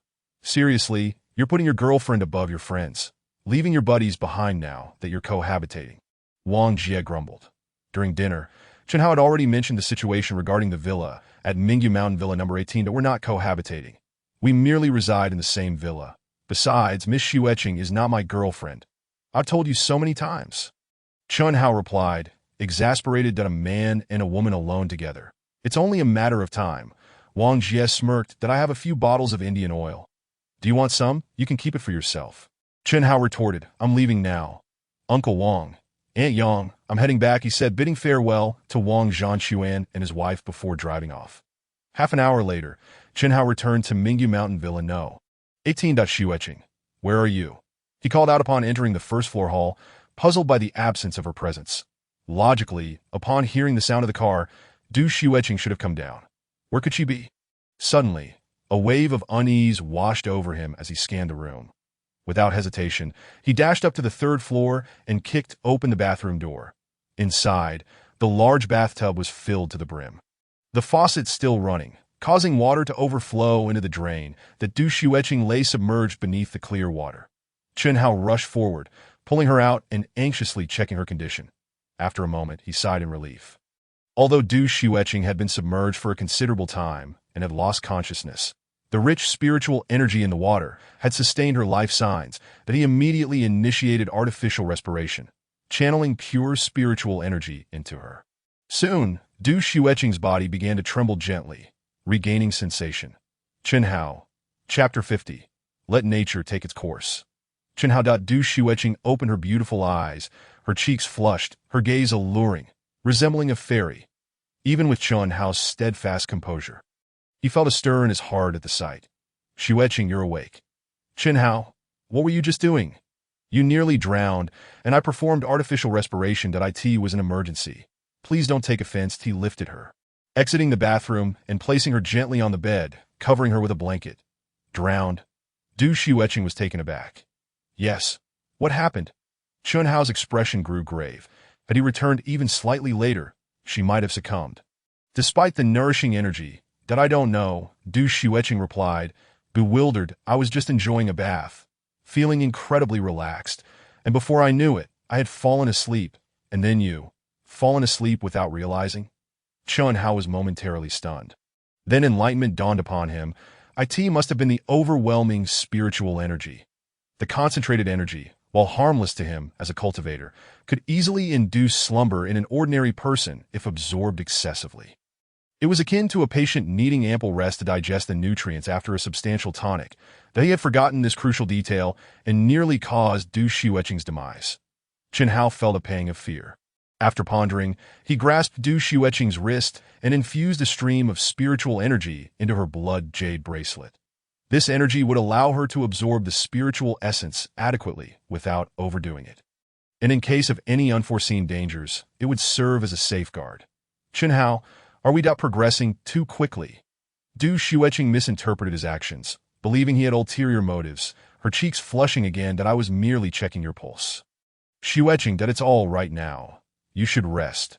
Chen Hao responded casually, rising to leave. Chen Hao, do you not feel the slightest affection for me? Du Xueqing asked, her eyes shimmering with tears that I swear to the heavens. Absolutely not, Chen Hao exclaimed, raising his hands emphatically. Then why do you ignore my feelings? She retorted, Chen Hao racked his brain for an explanation. Suddenly, a light bulb went off in his mind. Xueqing, I believe that emotions require time to cultivate. While I do have feelings for you, our acquaintance is still quite brief, and I don't wish to rush into anything that would be irresponsible to you or to myself. Are you serious?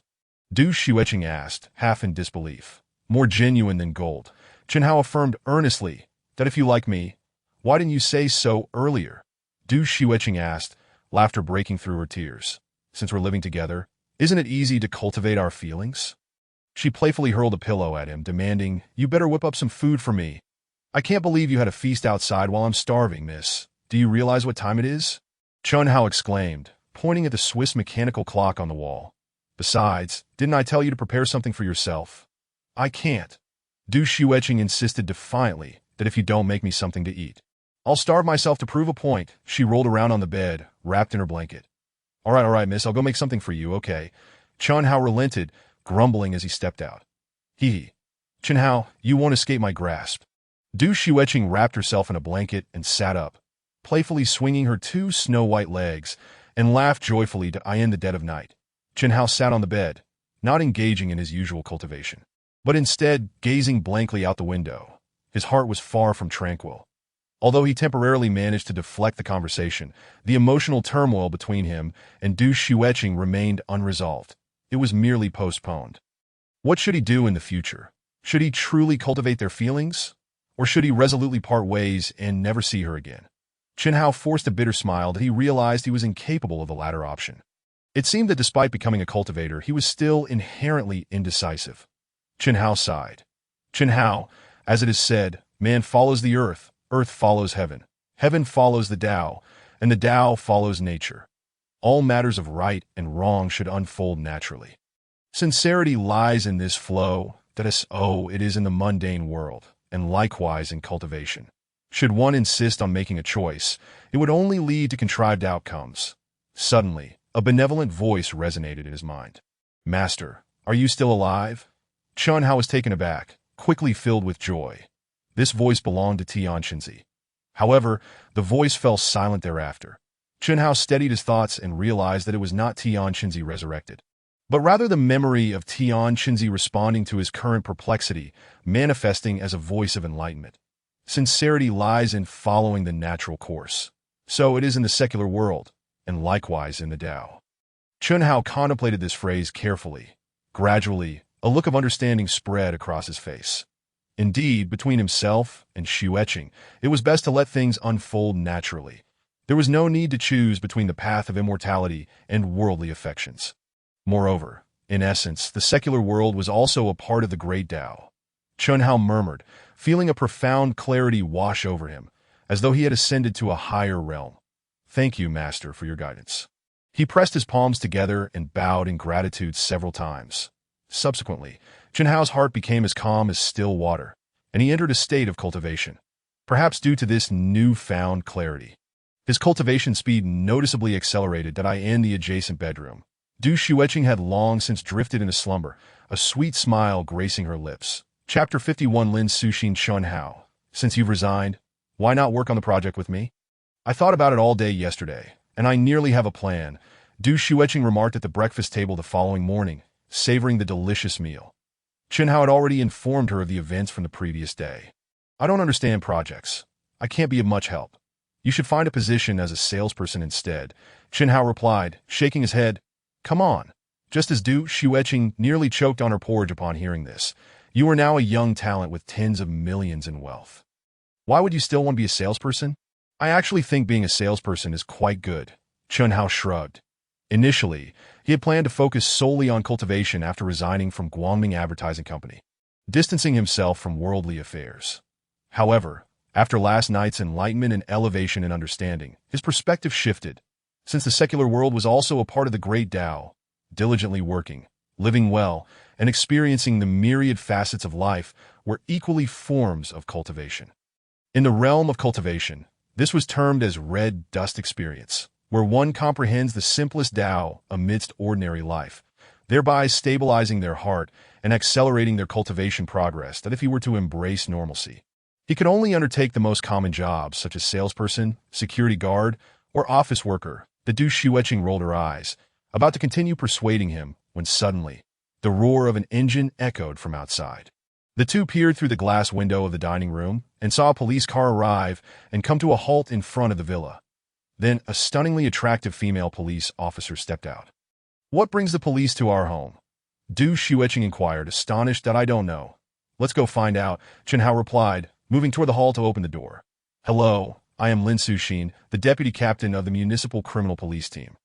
Are you Mr. Chen Hao? The beautiful police officer approached, presenting her credentials to Chen Hao. I am. Chen Hao nodded. What can I do for you?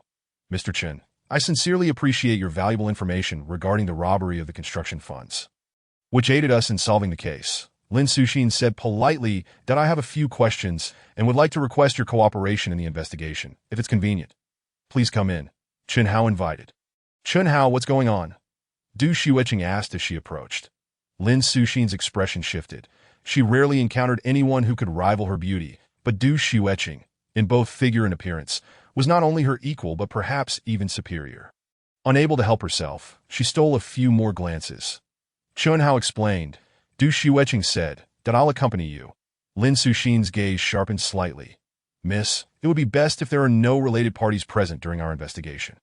Would you kindly step aside? Xueqing, why don't you head back to the room? Chen Hao suggested. That Du Xueqing pouted and leaned closer to Chen Hao's ear. I warn you, don't even think about looking at her. With a huff, she turned and left. Chen Hao chuckled awkwardly and invited Lin Suxin to sit in the living room, pouring her a glass of water. Lin Suxin took out a notebook and pen, asking questions while taking notes.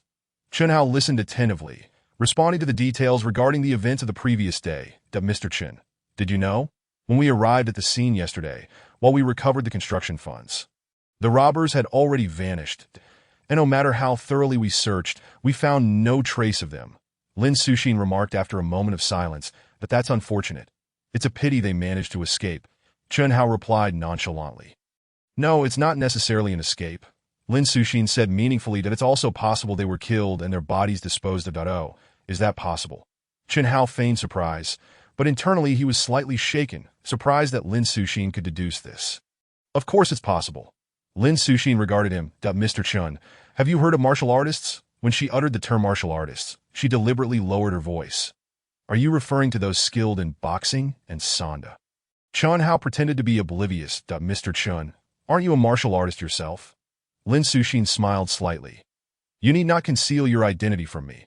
Although I am a police officer, my understanding of martial artists may not be any less than yours. Chen Hao smiled without replying. Yet he felt a twinge of astonishment that he expected this beautiful police officer to have knowledge of martial artists. It seemed there was more to her visit than mere investigation. Mr. Chen, to my knowledge, the robber of the construction funds is named Li Wei, and he has two accomplices who have had past grievances with you. Additionally, after you reported the incident yesterday, you left for a while. Lin Suxin stated. Are you suggesting that I am the one who killed Li Wei and his accomplices? Chen Hao asked. To be honest, Mr. Chen, I did have my suspicions about you at first, but after further consideration, I found it improbable. Lin Suxin explained. At that time, you were at the Emerald Garden community where Wang Zhanquan's family resides, which is at least several dozen kilometers from the scene. Even if the roads were clear, driving at full speed would take 20 minutes. Moreover, Wang Zhanquan's I possess a profound passion for martial arts and my skills are commendable among the average populace. However, I currently find myself at a crossroads. uncertain whether it is a matter of improper technique or simply hitting a plateau, as I have not made any progress for an extended period. Thus, I hope that Mr. Chen might offer me some guidance. Lin Suxin, with her crystalline eyes brimming with anticipation, expressed her desire that I wouldn't dare to presume to instruct you, but if time permits, we could perhaps engage in a mutual exchange of ideas. Chen Hao responded ambiguously. This statement was, in essence, a polite refusal. He was not keen on provoking any misunderstandings with Du Xueqing, and besides, he was too preoccupied with his own training to spare time for others. Lin Suxin was momentarily taken aback, a glimmer of surprise flickering in her large eyes. Throughout her life, she had never encountered a man who could outright reject her, even if he was a martial artist. This sudden challenge to her unwavering confidence instilled a slight sense of defeat within her. Yet almost immediately, her competitive spirit ignited, and she deliberately remarked, "Very well. Since you have consented, I shall frequently seek your company henceforth. Even if you have a beautiful girlfriend, I refuse to believe you would ignore my presence." She thought with a cold smirk. Chen Hao paused, mistakenly believing Lin Suxin had not grasped his intent, yet he could not bring himself to decline further, so he could only smile helplessly at Mr. Chen. "I wish us a pleasant collaboration. I shall take my leave now." Lin Suxin extended her hand. "Farewell, Officer Lin," Chen Hao replied as they shook hands that, "Oh, Officer Lin is leaving." "Take care," Du Xueqing chimed in cheerfully as she descended the stairs and witnessed the scene. She was eager for the beautiful police officer to distance herself from Chen Hao. Lin Suxin, maintaining her composure, cast a glance at Du Xueqing. Having already released Chen Hao's hand, she suddenly tightened her grip again, flashing a sweet smile. "Mr. Chen, do not forget our agreement." With that, Lin Suxin playfully blinked her enchanting eyes and turned, leaving a trail of fragrant air as she gracefully departed. Du Xueqing huffed and approached Chen Hao. "Xueqing, my agreement with Officer Lin is merely to assist the police when necessary. Nothing more." Chen Hao hastily clarified that he was not oblivious. He recognized the subtle rivalry between the two beautiful women. "That I understand."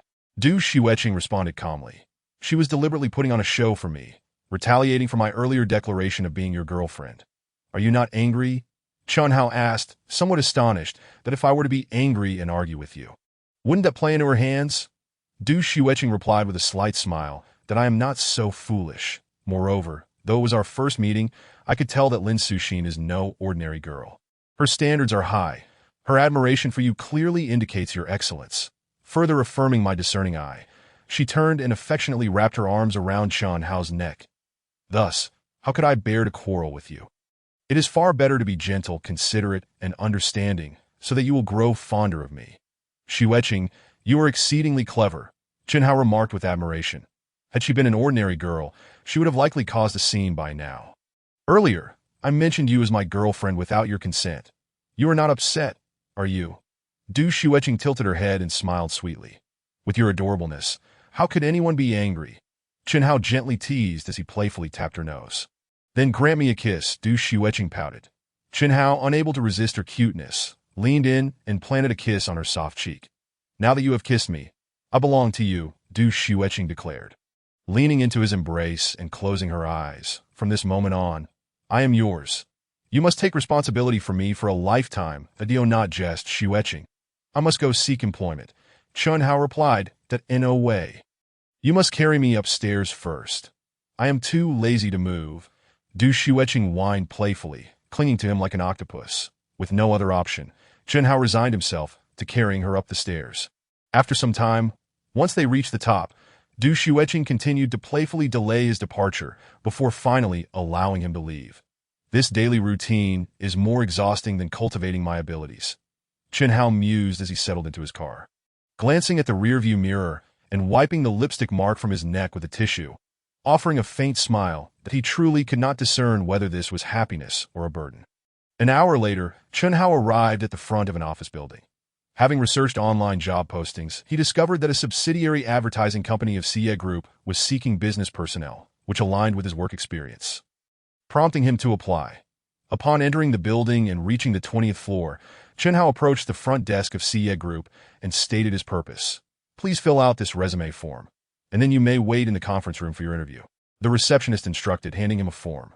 After completing it, Chen Hao entered the conference room. 5 individuals were already seated, engaged in conversation. As Chen Hao entered, they all turned to look at him.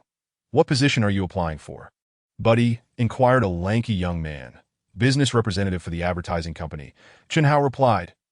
"Wow, this is quite the coincidence," exclaimed the lanky young man, visibly surprised.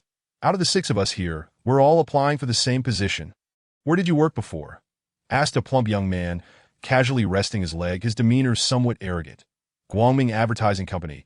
Chen Hao replied that, Guangming, I know it." The plump young man boasted that I am buddies with your minor boss, Zhang Chao. "We often dine together. Just a moment ago, he even called me to invite me to your company as a business manager. That's so." Chen Hao smiled. "What, you doubt me? Should I call Zhang Chao for you?" The plump young man snorted derisively, sensing Chen Hao's expression. "No one said they didn't believe you. Wang Gu, why take it so seriously?" The lanky young man, seemingly familiar with the plump one, attempted to ease the tension. The plump young man scoffed. "I didn't go because I would have been his superior by now. If he invited you to be a business manager, why not accept? Why come here to apply for a regular business representative position?" Another job seeker asked. "What do you know?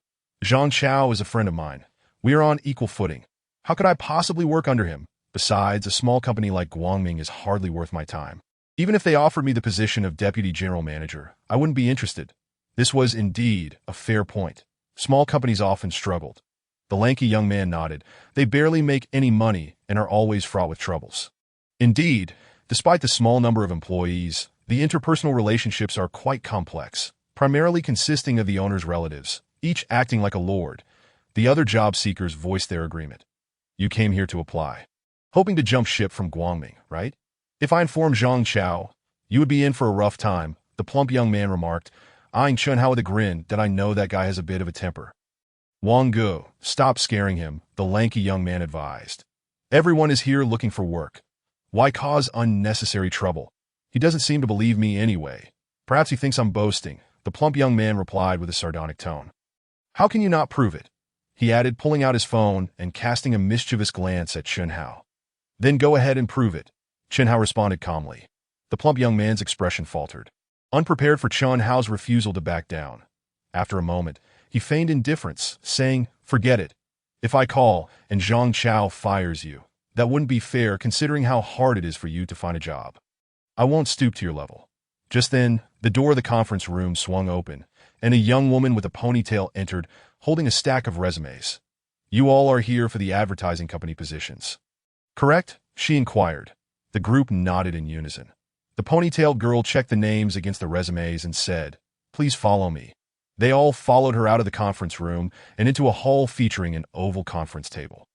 Behind the table sat a sharp, competent woman in her 30s with short hair and a middle-aged man with a portly figure. "Minister Yu, General Manager Liang, I have brought the candidates," the ponytailed girl announced, stepping forward to present the resumes to the two, then taking a seat beside them. "Please have a seat," the short-haired woman gestured. The candidates settled down. "Allow me to introduce myself. I am Yu Lian, the Human Resources Minister of Xie Group. This is Liang De, the General Manager of our advertising subsidiary." The short-haired woman continued, "Please introduce yourselves in order, detailing your work experience, reasons for leaving, and your motivation for applying to our group." "I shall begin," the plump young man interjected confidently. "My name is Wang Tao. I hold a bachelor's degree and have 8 years of work experience. I previously served as a business manager at another advertising company. And my reason for leaving was to seek a better career platform." Wang Tao was articulate and spoke at length about his experiences with considerable self-assurance. "I am Feng Haifeng, a college graduate with 6 years of work experience. I am Sun Ming, a vocational school graduate with 5 years of work experience." The lanky young man and others followed suit, though their resumes appeared notably less impressive than Wang Tao's. Two candidates seemed particularly nervous, stumbling over their words. Wang Tao regarded them with disdain. Finally, it was Chen Hao's turn. "I am Chen Hao, a college graduate with over 2 years of experience in advertising sales. The reason for my departure was that my previous company was sold by the owner, prompting me to seek a new opportunity." Upon hearing his words, the other candidates were astonished, casting incredulous looks at Wang Tao. Guangming Advertising Company was sold. How could they possibly have considered Wang Tao for a managerial position? Wang Tao's face flushed crimson, caught off guard by the swift exposure of his exaggeration, especially in such a setting that it was truly embarrassing. Yu Halian noticed and wore a knowing smile, but refrained from probing further. She turned to Liang De, saying, "Since it is your advertising company hiring, you may conduct the interview." Liang De nodded slightly and glanced at the crowd. "I have reviewed your resumes and listened to your self-introductions. There is no need to delve further into your work experiences. Instead, I will test your fundamental qualities and adaptability as sales personnel." As he spoke, he pointed to the bottle of mineral water before him. "Without any assumptions, how would you sell this 2 yuan bottle of water for 100 yuan?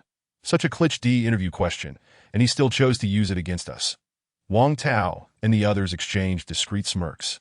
"Liang Zong, it is quite simple. The reason this mineral water sells for 2 yuan a bottle is that water is abundant in the city," Wang Tao replied with a smile. "However, in a desert, water becomes a scarce resource. Faced with a group of parched individuals, not only could I sell it for 100 yuan a bottle, but even for 10,000 yuan, they would buy it without hesitation." Damn, he got ahead of us again. The other candidates felt a pang of frustration upon hearing this. "Did you not hear what I just said?" However, Liang De furrowed his brows. The crowd was taken aback. What Liang Zong had said was to sell the 2 yuan mineral water for 100 yuan without any assumptions. Yu Halian emphasized, "What you mentioned about the desert is already an assumption." Wang Tao gasped, revealing a look of embarrassment that in truth, he had heard but had automatically overlooked it. Wang Tao stammered, unsure of how to respond. "Liang Zong, I could add extra value to this bottle of mineral water. For instance, by having a celebrity sign the label. Surely fans would be willing to pay 100 yuan." A thin young man seemed to have an epiphany and quickly chimed in. "But isn't that still an assumption?" Liang De retorted impatiently. "Do you not understand what I mean?" The thin young man fell silent. The other candidates furrowed their brows, racking their brains for answers.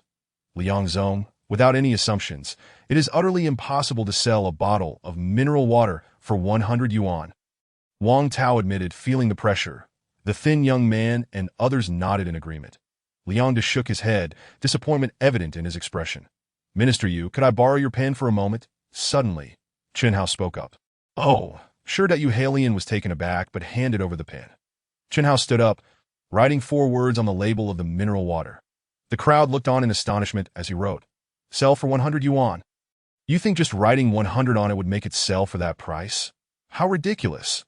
Wang Tao couldn't help but scoff. "Just don't embarrass yourself in front of Minister Yu and Liang Zong." "Exactly, this is absurd," echoed the thin young man and others, chuckling. "What do you mean by that?" Liang De, however, was not angry. Instead, he asked with interest, "Liang Zong, you only mentioned selling the 2 yuan mineral water for 100 yuan without specifying that it had to sell. Therefore, I merely need to raise the price to 100. It doesn't matter if anyone buys it." The crowd fell silent. "Chen Hao, excellent." Yu Halian smiled and gave him a thumbs up. "Well said." Liang De also chuckled. "Your ability to think outside the box is commendable, which is precisely what is needed in sales." He then turned to Wang Tao and the others. "Didn't you think it was impossible? Now, what do you think? Don't assume I'm unaware of what you were thinking earlier. Did you not believe this interview question was too cliché and easy to answer? And how did that turn out?" The crowd's demeanor turned awkward. "Liang Zong, to be honest, I find this interview question somewhat akin to a riddle, bordering on cleverness," Wang Tao protested. "Moreover, just because Chen Hao answered it does not mean much. He might have just thought of it on the spot. That does not imply we lack capability. You make a valid point. Indeed, one interview question does not define anyone," Liang De conceded, nodding. "Thus, I have a second question." Chapter 54, Integrity and Capability. He pointed once more at the bottle of mineral water. "Still this bottle, still without any assumptions. How can you sell it for 100 yuan and actually make a sale?" The crowd immediately showed signs of distress, that if the first question could be navigated with cleverness like Chen Hao's, the second question effectively sealed that loophole. For a moment, everyone fell silent, deep in thought. "Liang Zong, I have an idea," Wang Tao suddenly exclaimed with a look of joy. "Go ahead." Liang De encouraged, "I would tell the buyers that this is not ordinary water, but rather energy water extracted through advanced technology, possessing miraculous effects. Drinking it can cure ailments and promote health." Wang Tao replied with a grin, "As long as I package it with some seemingly professional jargon, I am sure many would believe it and buy it for 100 yuan without issue." The other candidate's expression shifted. This was indeed a plausible method. What about you? Do you have any answers? Liang inquired, looking at the others. Liang Zong, I would market this bottle of mineral water as holy water blessed by Buddha, claiming that drinking it would grant the blessings of Buddha. Not to mention 100 yuan. Even 1,000 yuan would certainly find a buyer. I would assert this bottle of mineral water is a refined essence from green plants, rich in various vitamins and minerals, promoting vitality and longevity. With Wang Tao's line of thought, the thin young man and others found newfound inspiration, each presenting their elaborate ideas that a group of imitators, no matter how grandiose their claims. They were merely echoing my thoughts. Wang Tao crossed his arms, snorting in disdain. Chen Hao, do you have any insights? After everyone spoke, Liang let out a slight sigh and turned his gaze to Chen Hao. Liang Zong, I can only sell 2 bottles. One for my father and one for my mother. Chen Hao stated. The crowd was momentarily stunned. Why is that? Liang was taken aback as well. If there are no assumptions, and it is merely a bottle of ordinary mineral water, then it cannot possibly be worth 100 yuan. Chen Hao explained, thus aside from my parents who would be willing to buy it for me, no one else would. Why not follow their lead and market this mineral water as technology water or holy water? Yu Halian asked. That is not sales, it is deception. Chen Hao replied, that as a sales personnel. The most fundamental quality is integrity, that if one relies on deception, even if they manage to sell the product, it is only temporary. Only integrity can genuinely earn consumer trust and a good reputation, ensuring the company's longevity. Well said, Yu Halian and Liang Do exclaimed in unison, unable to restrain their applause. Did you all hear that? Liang Do addressed Wang Tao and the others. This second interview question tests integrity. Or more plainly, your character, that as sales personnel. If you lack professional ethics and fill your speech with falsehoods to deceive clients, how are you any different from a fraud? At this point, his tone turned serious. The thin young man and others hung their heads in defeat. Liang Zong, you make a valid point. However, integrity is merely a virtue, and as long as one maintains the boundaries, it can be achieved. Wang Tao retorted, somewhat disgruntled. Yet without experience and capability, even with integrity, if you cannot find clients, it won't bring profit to the company. As he spoke, he could not help but cast a glance at Chen Hao. You seem to be implying something. Liang sneered.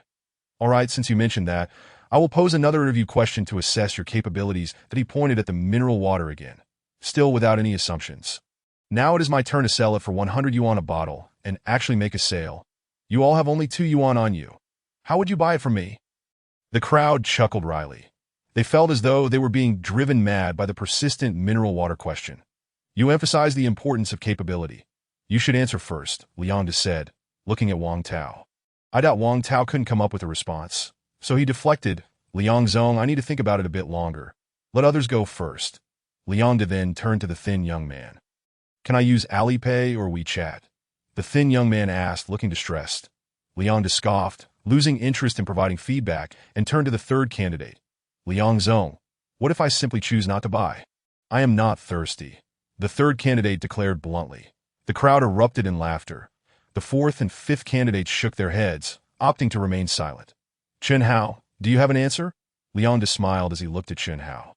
Liang Zong, I believe if you manage to sell the water for 100 yuan a bottle and it sells out, it indicates that the water is in high demand, with consumers eager to obtain it, thus indifferent to the price.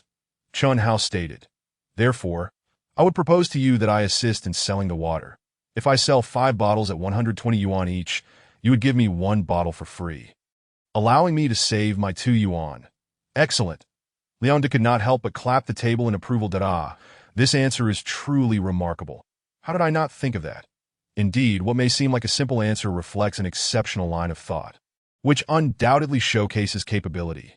The thin young man and the other candidates nodded in admiration. Although they were not entirely convinced by Chen Hao in the first 2 questions, they were now wholeheartedly impressed. What about you? Have you thought of an answer after all this time? Liang turned to Wang Tao with a cold smile and said, Do not tell me that you and Chen Hao are of the same mind. Individuals of considerable capability do not possess merely a singular method of resolution. Wang Tao's complexion turned pale. He had intended to express that very thought, only to be thwarted by Liang De. Minister Yu, let's conclude the interview here. The outcome is abundantly clear. Observing this, Liang lost interest in further inquiries regarding Hai Lian, though Wai Yu Hai Lian nodded, stating, Chun Hao will remain. The others may leave. Wait, I have something to say. Wang Tao suddenly exclaimed. Speak. Yu Hai Lian replied, momentarily taken aback, before maintaining her composure. It is apparent to any discerning individual that my qualifications and experience far surpass those of Chen Hao. Employing me would undoubtedly be the wisest choice.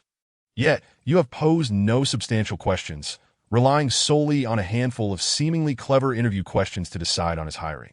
This is utterly absurd that I had heard that CA Group upheld a rigorous standard and high management quality, which prompted my application. I am disheartened to discover that this is how you select talent. Wang Tao declared with indignation. Liang De and Yu Hai Lian exchanged knowing glances, revealing their disdain. Wang Tao. I initially had no desire to engage in conversation with you. Yu Hai Lian replied coolly, but since you have challenged us, I shall disclose that from the very beginning, we had no intention of hiring you.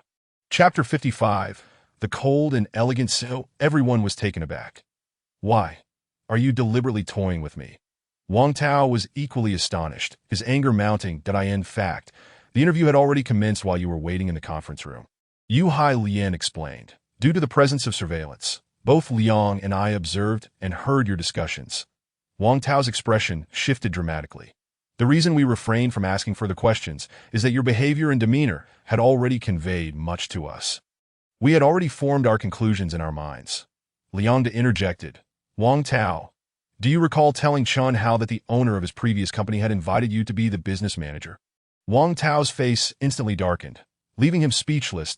It later proved to be a fabrication on your part.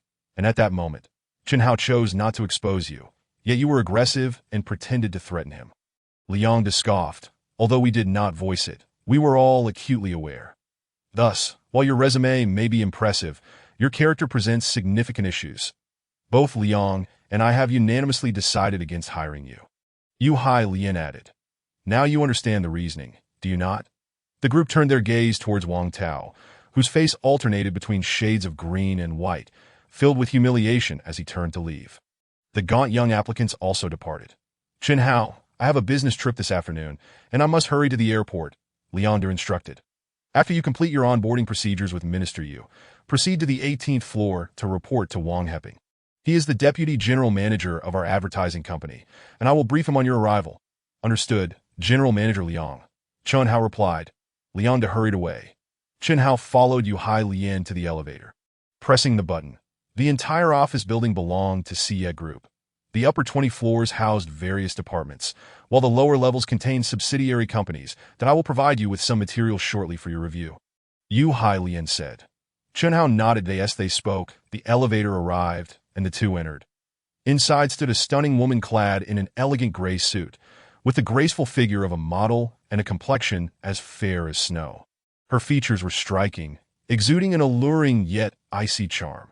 Hello, General Gao. Yu Hai Lian greeted with a smile. Is this the new employee? The coldly elegant woman glanced at Chen Hao and inquired, her voice as crisp and pleasant as her appearance, tinged with a hint of aloofness. Yes, General Gao, I, along with Liang De, have recruited personnel for the advertising company. Yu Hai Lian replied, introducing Chen Hao. Hello, General Gao. Chen Hao greeted politely. The coldly elegant woman appeared somewhat surprised, giving him a slight nod without further comment. The elevator halted at the 29th floor. Chen Hao followed Yu Hai Lian out as the doors closed. Aren't you curious? Yu Hai Lian asked, noticing Chen Hao's lack of inquiry. Curious about what? Chen Hao replied, puzzled. Why our CEO is so young and beautiful. Yu Hai Lian chuckled. I hadn't considered that. Chen Hao smiled, though he had little interest in the identity of the CEO. Let alone curiosity about IT, not let her youth deceive you. Her capabilities are formidable. A few years ago, following her father's tragic death in a car accident, our group lost its leader, and she was thrust into the role during a time of mourning. Many doubted her ability to shoulder such a heavy burden, and employees were anxious, resigning in droves. Yet her performance astonished everyone.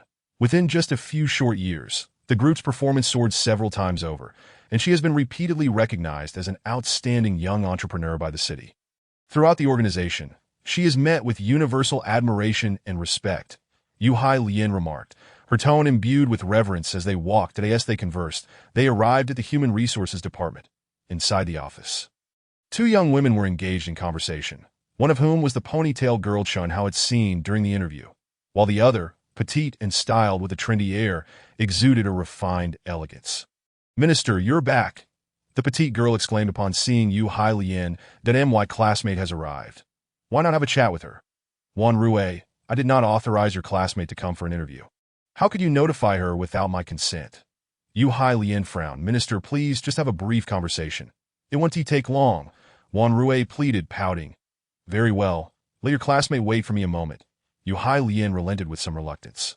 "Hu Bing, assist Chun Hao with his onboarding procedures," she instructed the ponytail girl. That Hu Bing nodded and smiled at Chun Hao. "Follow me, please." Before long, Chun Hao completed his onboarding and made his way to the advertising company on the 18th floor.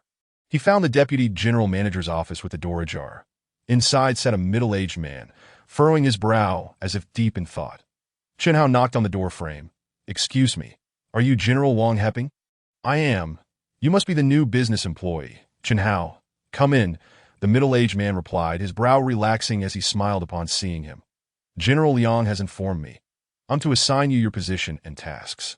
Wang Heping said warmly, "In fact, I have a simple task for you right now." He picked up a business card from his desk and handed it to Chun Hao. "This company, Xingdao Engineering, owes us 80,000 in advertising fees, which has been overdue for several months. Please retrieve this payment." General Wang, typically the employee handling the business, would be responsible for collecting payments, correct? Chun Hao inquired, somewhat puzzled. "This is a company matter, as long as you recover the funds. There is a substantial 10% commission," Wang Heping replied, his eyes flickering momentarily. "General Liang mentioned that your performance during the interview was outstanding, and I am to train you well. Please do not disappoint me." Chun Hao, "Understood, General Wang. I will take care of it." Chun Hao nodded, turning to leave the office. Once he departed, Wang Heping's expression suddenly turned cold as he picked up the phone on his desk. "Wait a moment, I have assigned a particularly challenging task to the new employee. Should he fail to complete it, I will have grounds to dismiss him and subsequently find a way to bring you in." "Uncle, you mentioned 2 weeks ago that you would arrange for me to join.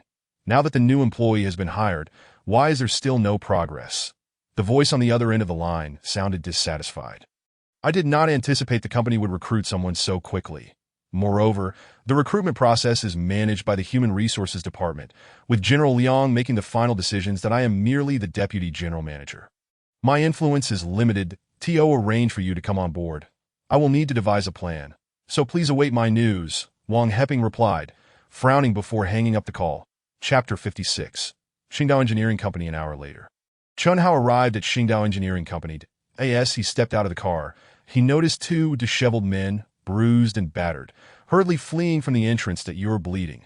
Quickly wipe it off," one young man said, hastily handing over a tissue to his companion. "This is no company. It's practically a den of thieves. They refuse to pay their debts and resort to violence. It's utterly outrageous," the other man seethed as he dabbed at his nose. "Keep your voice down. Don't let them hear us or they might come after us again," the first young man cautioned, glancing back in fear. "Are you here to collect a debt?" Chun Hao inquired, surprised as he approached them. "Indeed, Xingdao Engineering owes us for materials, and they haven't paid a cent in nearly 6 months. That we came to demand our payment. But as soon as we opened our mouths, they threw us out," the second man replied, anger evident in his voice. "Haven't you reported them to the police or sued them?" Chun Hao asked. "That it's pointless," the first young man replied with a bitter smile. "Xingda claims to be a company, but they are essentially a criminal gang.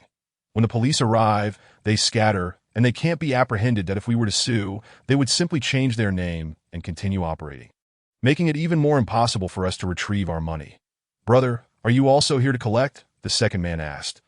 Chun Hao nodded. "Did I advise you not to go in? You should leave quickly." The man remarked, "Both of us have been beaten, so it goes without saying that you alone would fare worse. That I heard that someone who came to collect a debt had their legs broken by them and is now still lying in the hospital. Indeed, if you were pursuing debts for yourself, it would be one thing, but doing so on behalf of the company makes it even less worthwhile. That don't risk your life over this," the younger man advised. "Let us go to the hospital. I feel quite dizzy," said another man as they both limped away. Chun Hao's expression shifted unpredictably. He anticipated that Xingdao Engineering Company was in such a dire state. Wang Heping surely couldn't be oblivious to this. Why would he send him to collect debts and casually describe it as a simple task? Chun Hao pondered, turning around to use his spiritual sense to gauge the internal situation of Qingdao Engineering Company. He could easily walk away, but the thought of being schemed against without understanding the situation left him quite unsettled. To Li, this kid is rather fortunate. He encountered two people who were just beaten before even entering, thus avoiding a potential disaster. A young driver in a parked black Hummer SUV commented to the middle-aged man in the passenger seat. Including this young man, there have been 4 groups of debt collectors today. And the first 3 were all driven off by Qingdao Engineering's personnel, the middle-aged man replied slowly. Indeed, Li, the young driver confirmed, it is certain that Qingdao Engineering is no legitimate company, as that earlier fellow stated. They belong to a criminal gang. The LIS expression darkened. It's outrageous that our Group's subsidiary advertising company has dealings with such a gang that no wonder we have incurred bad debts. I will investigate thoroughly when we return. Just as the young driver was about to speak, his expression suddenly changed. Li, that kid has actually gone inside. Li looked up and saw Chen Hao striding through the door of Qingdao Engineering Company. They exchanged astonished glances. What does this kid intend to do? Isn't he afraid of getting beaten? The young driver murmured. Perhaps he feels wronged over the money Qingdao owes him, Li sighed. However, for just one person to enter is exceedingly reckless. Xiao Mao, keep an eye on things. If anything seems amiss, call the police. Yes, Li, Xiao Mao replied, pulling out his phone and unwaveringly watching the entrance. Upon entering, Chen Hao was immediately greeted by a scene of disarray. The desks and chairs were askew, the floor was littered with trash, and miscellaneous items were haphazardly piled in the aisles. 3/8. 3 kings. A group of men dressed in garish attire, their hair dyed in vibrant colors resembling traffic lights, were seated at makeshift desks playing cards, piles of cash beside them, clearly gambling. In addition, some were sprawled on tattered sofas, while others lounged with their legs propped up on desks. It was indeed as the man had described. This was not a company, but rather a den of thieves. What do you want? A young man with yellow hair turned upon hearing footsteps, looking at Chen Hao with annoyance. I'm here to collect a debt. Who is in charge here? Chen Hao replied, Damn. What is going on today? Debt collectors are coming in droves like flies. The yellow-haired man exclaimed with surprise. Get lost. Don't disturb our game. A bare-chested man waved dismissively at Chen Hao. Consider yourself lucky. My hands are tired from beating people. I'm not in the mood to exert myself further. The gang laughed heartily. I'm asking who the person in charge is. Do you not understand? Chen Hao said coolly. The laughter abruptly ceased, and the gang's expressions turned serious. Are you looking to die? The bare-chested man roared, angrily stepping down from the table, grabbing a wooden stick, and marching towards Chen Hao. Wait! The yellow-haired man suddenly intervened.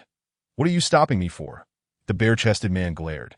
This kid is different from the previous debt collectors. He has got some guts. The yellow-haired man chuckled. Let us see if he wants to meet the manager. With a mocking glance, he gestured for the other gang members to follow.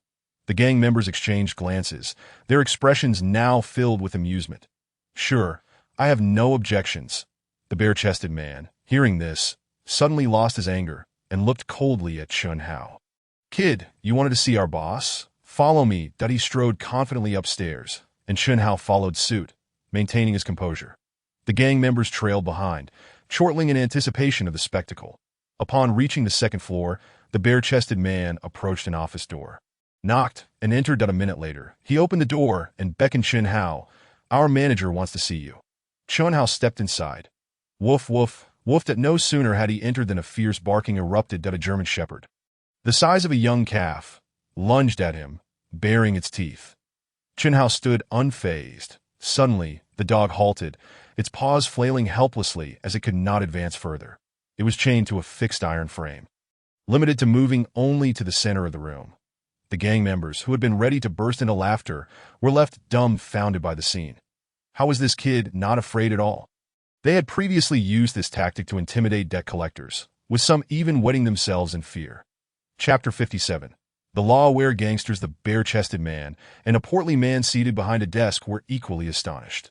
Are you the person in charge of Qingdao Engineering Company? Chen Hao asked, not even glancing at the still-barking German shepherd, as he addressed the portly man. Kid, you've got some nerve, the portly man replied.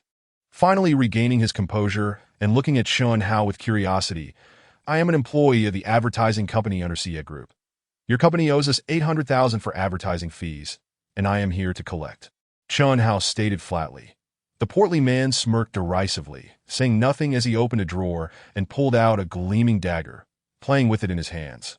Our company has money, but we simply don't wish to pay. What can you do about it? Leaning back in his chair, the portly man wore an expression of supreme arrogance. The other gang members crossed their arms, watching Chun Hao with mockery. Chun Hao remained unperturbed. Turning his gaze to the German Shepherd, if I'm not mistaken, that is a purebred German Shepherd, quite rare, worth at least over 100,000 in the market. You certainly don't mind spending money. Indeed, I'd rather spend 100,000 on a dog than pay you a single cent, the portly man retorted defiantly. This dog listens well. I have it restrained now. What do you think it would do if I let it loose? He grinned maliciously, revealing his yellowed teeth. Manager, the dog is currently in heat. If you let it go, it might treat this kid like a female dog, and that would be quite amusing. The bare-chested man suddenly chimed in. Smirking, the gang erupted in laughter. The portly man's eyes lit up, and he banged the table, laughing heartily. You're right. I should. But before he could finish, the dagger he had been toying with inexplicably found its way into Chun Hao's hand. In one swift motion, Chun Hao seized the German Shepherd and smashed it onto the desk, driving the dagger into its neck with a sharp thrust. With a splatter, hot blood gushed forth, drenching the portly man's head and face. Ah! The portly man screamed in terror, leaning back as he toppled over, chair and all, landing on the ground. The gang members collectively gasped, instinctively retreating a couple of steps. The German Shepherd whined pitifully, struggling for a moment before lying still. Can we discuss the payment now? Chun Hao pulled the dagger free, wiped it clean on the dog's fur, and remarked coolly he remained immaculate, not a drop of blood staining him. The gang members fell silent, staring at the bleeding, lifeless dog, a chill rising from their very cores.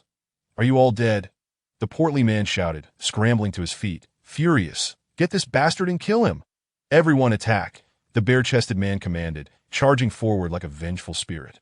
Chun Hao responded with a swift kick to his chest. Crack, crack. The bare-chested man's ribs shattered, and he flew backward, unconscious upon hitting the ground. Chun Hao then swung the dagger, slicing through the air with an invisible blade. The other advancing gang members fell, blood spraying as they collapsed unconscious. Witnessing this, the remaining gang members shrieked in terror, turning to flee. The portly man, wiping dog blood from his face with a tissue, trembled at the sight, letting the tissue fall to the ground. Can we have a proper conversation now? Chun Hao casually twirled the dagger, asking coolly. He demonstrated far greater skill than the portly man, deftly maneuvering the sharp blade between his fingers without so much as nicking his skin. The portly man's face twitched, defiance still evident as he retorted, You're quite formidable, kid. No wonder you dared to come in alone. I underestimated you. That it seems you're not quite convinced. Chun Hao inquired. I know you're skilled, but this is a society governed by law. Relying solely on brute force is futile. The portly man defiantly wiped his lips with the back of his hand. Pulling out his phone, as long as I call the police, you'll be in custody. What can you do? No matter how strong you are? With a bemused chuckle, Chun Hao found it quite extraordinary that a member of the underworld would proactively alert the authorities. I am merely exercising my legitimate rights as a citizen, he proclaimed. The corpulent man smirked, gesturing towards the lifeless canine on the table. That it is indeed a fact that you have slain our company's German Shepherd. Valued at over 100,000, moreover. You have injured one of our employees, he continued, pointing to the thug lying on the ground. Naturally, we demand police protection to shield ourselves from the threat posed by criminal elements. Am I, then, to be regarded as a criminal? Chun Hao remarked in astonishment. Your methods of debt collection, resorting to violence and intimidation against innocent citizens, are emblematic of typical organized crime, the obese man retorted. According to Article 294 of the criminal law, you could face a minimum of 7 years in prison. As for the money, you might as well wait in jail for it. You seem quite knowledgeable about the law. Chun Hao responded, increasingly intrigued. You claim to be formidable, do you not? The corpulent man sneered. Let us see if you dare to strike when the police arrive. Go ahead, call them. I shall wait, Chun Hao replied. Reclining on the sofa, crossing his legs and pulling out his phone. Are you not afraid? The man furrowed his brow at Chun Hao's calm demeanor. What is there to fear? Your words lack any evidence. Chun Hao replied, "Do you think our company's surveillance system is ineffectual?" The man scoffed, pointing to the camera nestled in the corner of the ceiling. "Then let us see if it captured anything." Chun Hao shrugged. The corpulent man's expression shifted. "Manager," suddenly, a bespectacled young man rushed in, his eyes widening at the sight of the dead dog and the pool of blood. "What is happening?" the obese man barked. "Manager, the surveillance system malfunctioned. The main line has been cut by someone," the young man reported. "What?" The corpulent man was both shocked and enraged as he turned to Chun Hao. "Indeed, it was I," Chun Hao shrugged nonchalantly. "Who are you, and why would you do this?" the bespectacled youth asked in disbelief. "Because your manager owes me money and cannot repay it. Thus, I had to sever your company's surveillance lines to sell for debt repayment." Chun Hao explained, "Manager, is our company in such dire straits? Will we even receive our salaries next month?" The young man, convinced, could not help but inquire. "Get lost," the corpulent man, seething with rage, hurled a pen holder at him. The bespectacled youth, terrified, hastily fled. "You are quite something," the corpulent man seethed at Chun Hao, thinking that destroying the surveillance would eliminate any evidence that we are numerous witnesses. Our accounts will serve as testimony, without tangible proof. Even a multitude merely amounts to slander. Chun Hao replied with a subtle smile. "However, I do possess irrefutable evidence. When the police arrive, I can present it to them." Chapter 58. So you are the boss with that. Chun Hao opened a video on his phone, directing the screen at the corpulent man. The footage depicted a group of men, including a shirtless man and a blonde, engaged in gambling. According to Article 303 of the criminal law, engaging in gambling for profit or as a profession is punishable by imprisonment of up to 3 years, detention, or fines that if the circumstances are severe, the sentence could extend from 3 to 10 years. Chun Hao chuckled. "See, you are not the only one well-versed in the law." The corpulent man's expression soured dramatically. "And let us not forget how your underlings attempted to assault me with wooden clubs downstairs. Nor your deliberate act of using a dog to intimidate me and ordering them to kill me, that I have documented all of it." Chun Hao clicked open several more videos, asserting, "Even if you accuse me, my actions fall under justifiable self-defense." This was all recorded surreptitiously through his magical manipulation of the phone. Now, if I were to show this to the police, whom do you suppose they would believe to be the true criminals? Chun Hao smiled innocently. In fact, I need not even show them. Standing side by side, the distinction between the criminal and the upright citizen is glaringly obvious. "Fine, you are impressive, truly impressive," the corpulent man seethed. "But I assure you, you will not leave here with a single penny. Looks like you are eager for a prison sentence." Chun Hao's expression hardened. This man was truly oblivious to the gravity of his situation. "To be frank, I am not the owner of Xingdao Engineering Company. I am merely hired to oversee things that I have no funds to give you, and even if you manage to have me imprisoned, it would be futile that my employer possesses connections and could easily secure my release with a bit of money. You are not the owner, yet you waste my time with pointless chatter." Chun Hao exclaimed in anger. "I advise you against calling the police, for doing so will guarantee you receive nothing." The corpulent man sneered. "If you are so bold, wait for our boss to arrive, we shall see then if you can secure any funds." With that, he shoved the carcass of the German shepherd to the floor, righted the chair, and nonchalantly sat down, taking a tissue to wipe the blood from the tabletop. "Very well, I shall await your boss's arrival."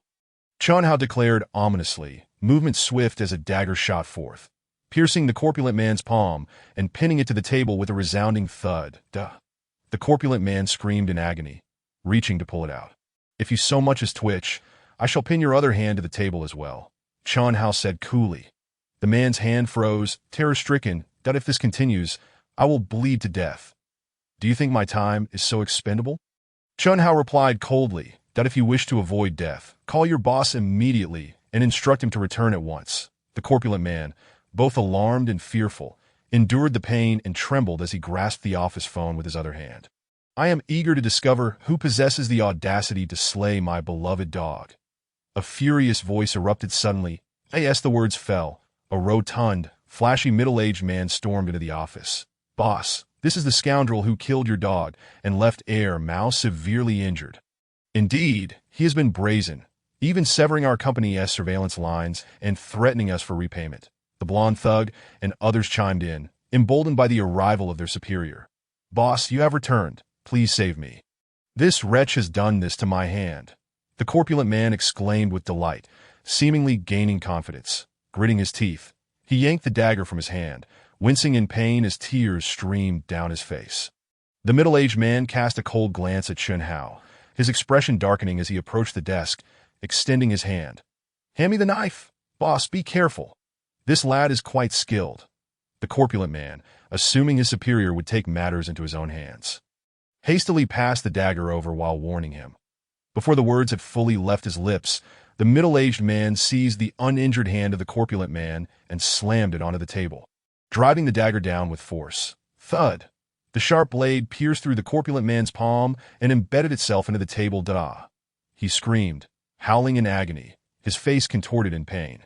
The blond thug and his cohorts stared in shock. "Brother Chin, no, Mr. Chin. This scoundrel dared to offend you. What do you think of my handling of him?" The middle-aged man turned, his face plastered with a sycophantic smile, bowing and scraping before Chin Hao. "So you are the owner of Qingdao Engineering," Chin Hao remarked with a sardonic smile, "a company that truly reflects your character." This middle-aged man was none other than the nouveau riche who had been keeping Wu Sha. "My sincerest apologies, Mr. Chin. How much does our company owe you?" "I will rectify it immediately," the wealthy man said, awkwardly smiling, inwardly lamenting his misfortune. 800,000. Chin Hao replied coolly. "Furthermore, your subordinates have verbally threatened me, employed violence, and impersonated a superior, wasting a considerable amount of my time. How do you propose to settle this matter?" At these words, the wealthy man's face twitched as he turned, delivering a powerful kick to the corpulent man's knee. Thud! The corpulent man immediately collapsed, howling in pain as he tugged at his injured hand, suffering immensely. "Slap yourself and apologize to Mr. Chun. If he is not satisfied, I shall have both your hands severed and fed to the dogs." The wealthy man shouted harshly that I was wrong, Mr. Chin. "I apologize. Please spare me." The corpulent man, taken aback by Chun Hao's influence, was filled with shock, pain, and regret, using his other injured hand to slap himself repeatedly as he wept. "And you, kneel and slap yourselves in apology." The wealthy man turned to the thugs and barked that "We are sorry, Mr. Chun." They all stammered, utterly befuddled, kneeling and slapping their own faces while pleading for mercy. "The do not presume that making your subordinates inflict self-harm will suffice as compensation." Chun Hao replied icily. "Certainly not." The wealthy man, with a cautious smile, approached the desk and retrieved 2 blank checks, writing the amounts before sealing them with the company's stamp. "1 is for the 800,000 debt, and the other is for 1 million as compensation." That a flicker of pain crossed his face as he respectfully extended the checks to Chun Hao. "You are wise to recognize the situation," Chun Hao remarked, accepting the checks and confirming their accuracy before tucking them away, rising to leave with a smirk. "At last, this plague has been dispatched." The wealthy man finally exhaled a sigh of relief. Collapsing onto the sofa, "Boss, Mr. Chin has left. May I go to the hospital to take a look?" The overweight man, drenched in sweat from pain, pleaded. "How dare you speak? If it weren't for you scoundrels, I wouldn't have lost over 10 million. The nouveau riche's face turned ashen as he kicked the man to the ground, venting his frustration with brutal kicks. Chapter 59. Who says I haven't completed the task? Chun Hao stepped out of the door. "Mr. Dudley, that kid has come out ditto. Surprisingly, hasn't he been beaten?" The driver, Xiao Mao, exclaimed in astonishment. That Ardella was equally taken aback. "Xiao Mao, go down and ask him if he got the money back," as Chin Hao was about to get into the car. Ardella hurriedly instructed. Xiao Mao complied and got out, waving at Chun Hao, calling out, "Brother, wait a moment." Chin Hao paused and turned around. "That you're here to collect the debt, right? Did you manage to get it?" Xiao Mao rushed over, asking. Chin Hao nodded. "May I inquire how you managed to accomplish that?" Xiao Mao asked with curiosity. "They owe money, so they should pay it back. Isn't that quite normal?"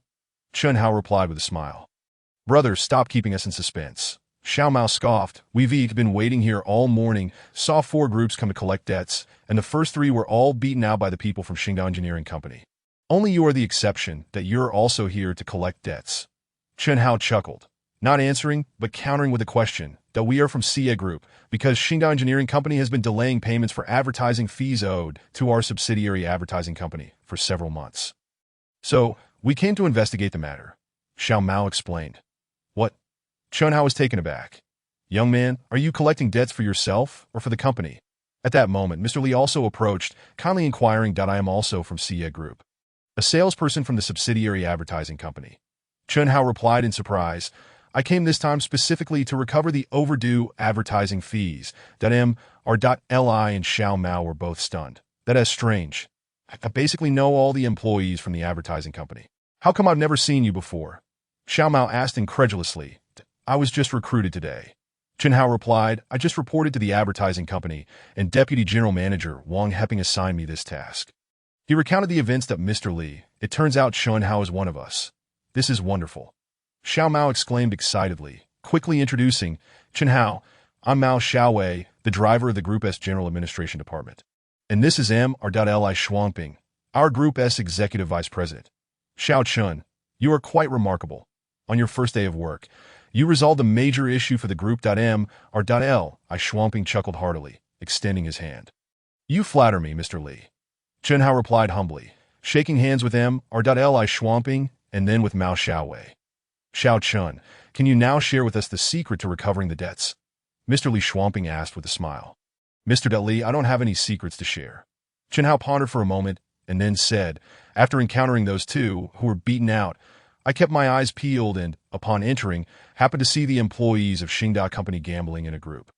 So, I secretly recorded it with my phone and used that as leverage to successfully recover the debts, as for the other matters involving dog killing and knowing the nouveau riche. He naturally chose not to mention them. Li Shuangping and Mao Xiaowei were enlightened.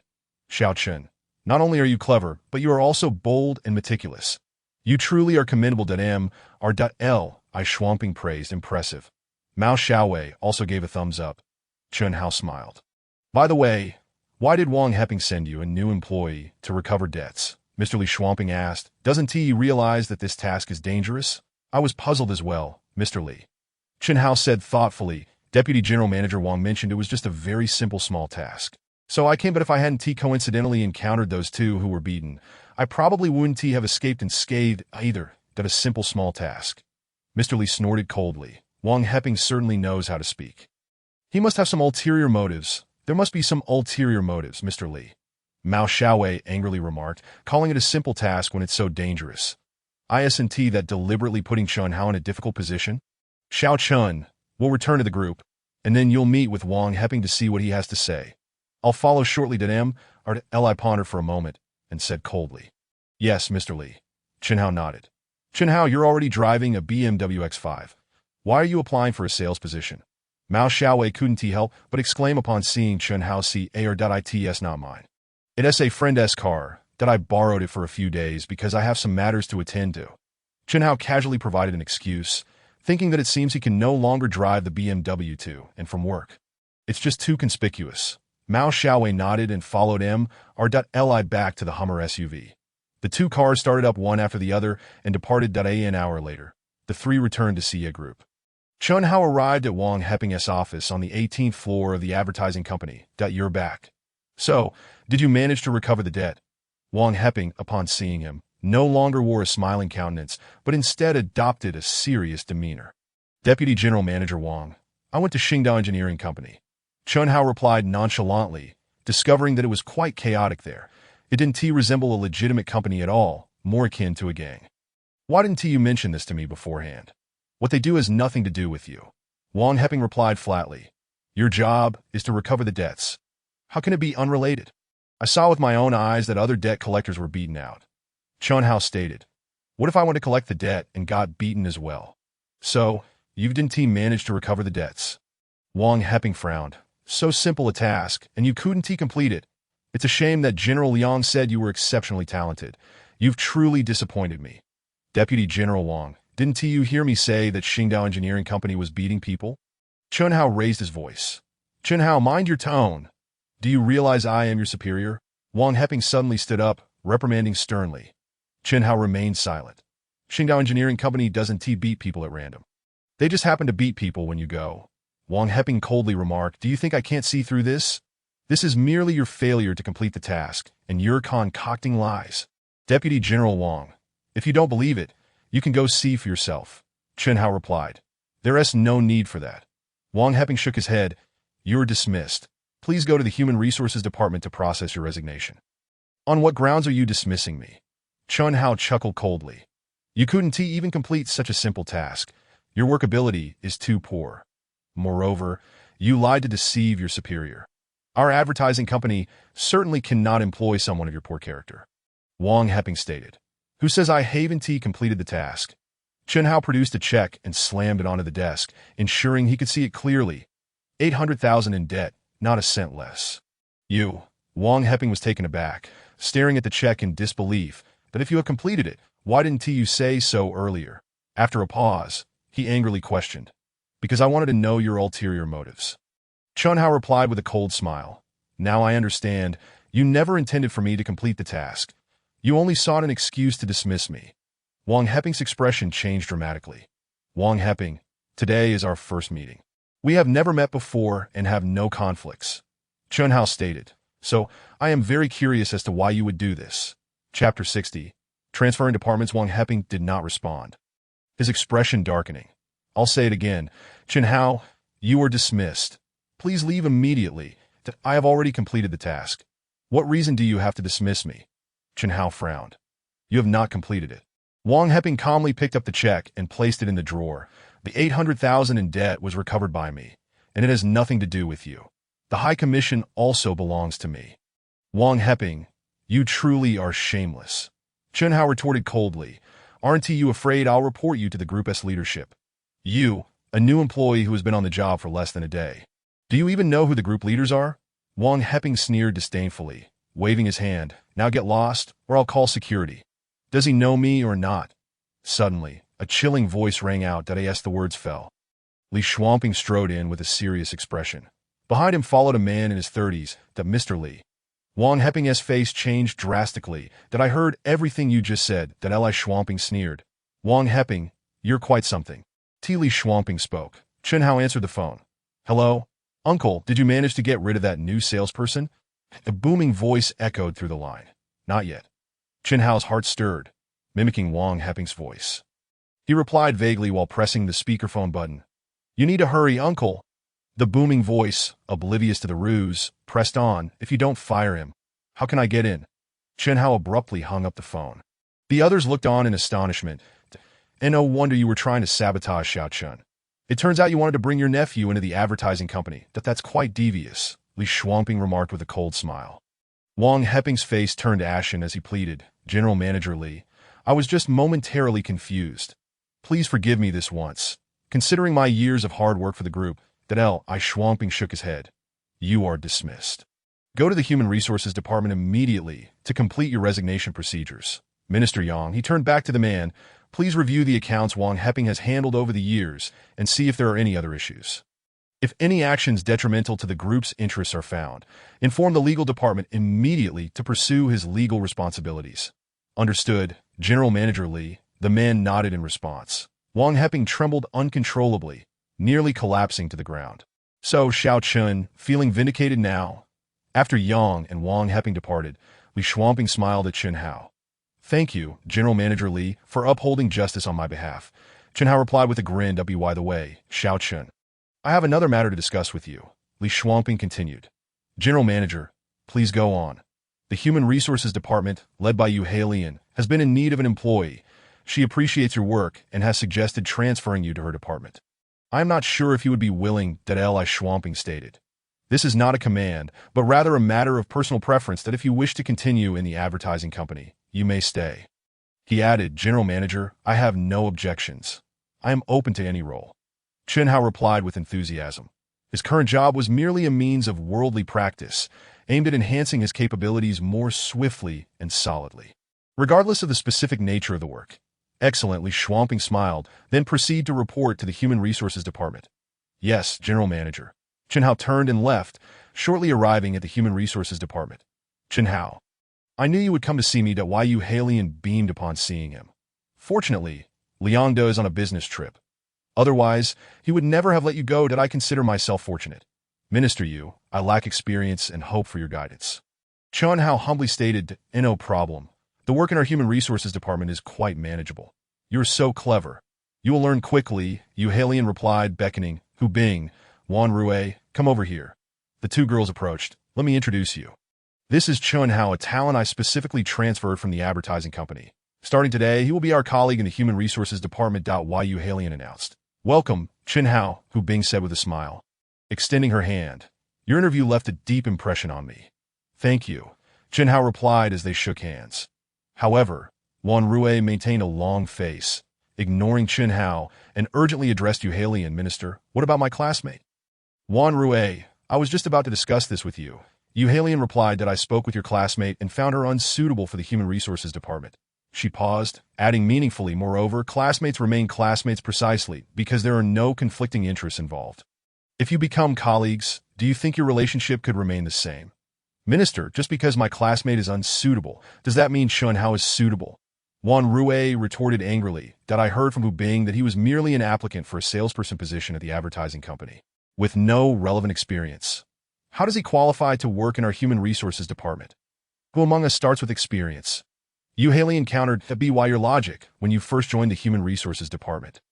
Did you have any experience? Did that mean you were unqualified for the job? Wan Rui momentarily faltered, then argued, I'm just concerned he might drag our department down. Just then, Hu Bing interjected, Minister, I remember Chen Hao's resume mentioned he had some experience in human resources. Is that so? Yu Halian turned to Chen Hao. Chen Hao nodded. Indeed, during my first year after graduation, I worked in administration and human resources before later transitioning into sales. You think that working in some obscure company doing menial tasks qualifies as human resources? Wan Rui sneered. Since you have experience, why not share your understanding of human resources? My understanding is that while human resources mainly involves administrative tasks, it fundamentally pertains to development. Chen Hao contemplated before speaking. Development divides into external and internal facets. Recruitment falls under external development, where suitable talents are acquired at lower cost through professional interview techniques, thereby generating greater benefits for the company. Training constitutes internal development, enabling employees to systematically learn and practice, mastering professional skills and job knowledge for increased efficiency at work. Utilization refers to quantifying work indicators to assess employees' performance, thereby determining their competency levels and work efficiency, and subsequently establishing appropriate compensation and bonuses to enhance overall utilization. Improving employee relations is also part of utilization.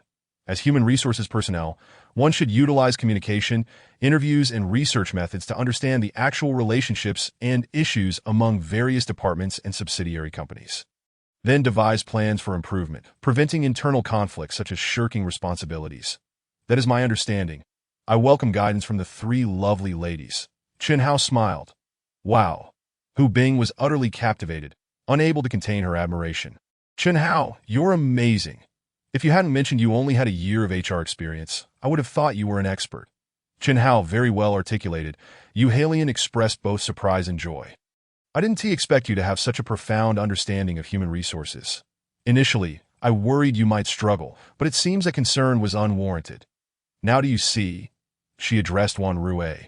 Despite your years of experience, your understanding of human resources may not surpass that of Chen Hao.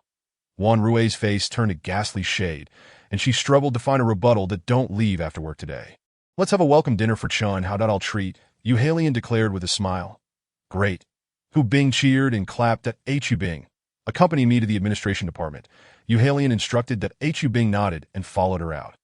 Chen Hao, you certainly have a cunning side, Wan Rui sneered after they left. What do you mean? Chen Hao was taken aback. With just your background as a salesperson, how could you articulate such profound insights? It is clear you were well prepared to curry favor with the minister.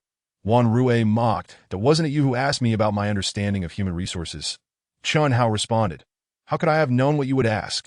It is impossible to prepare in advance, because when you were handling your onboarding procedures, you heard me mention my classmate was interviewing and knew the Human Resources Department was short-staffed. Wan Rui retorted coldly.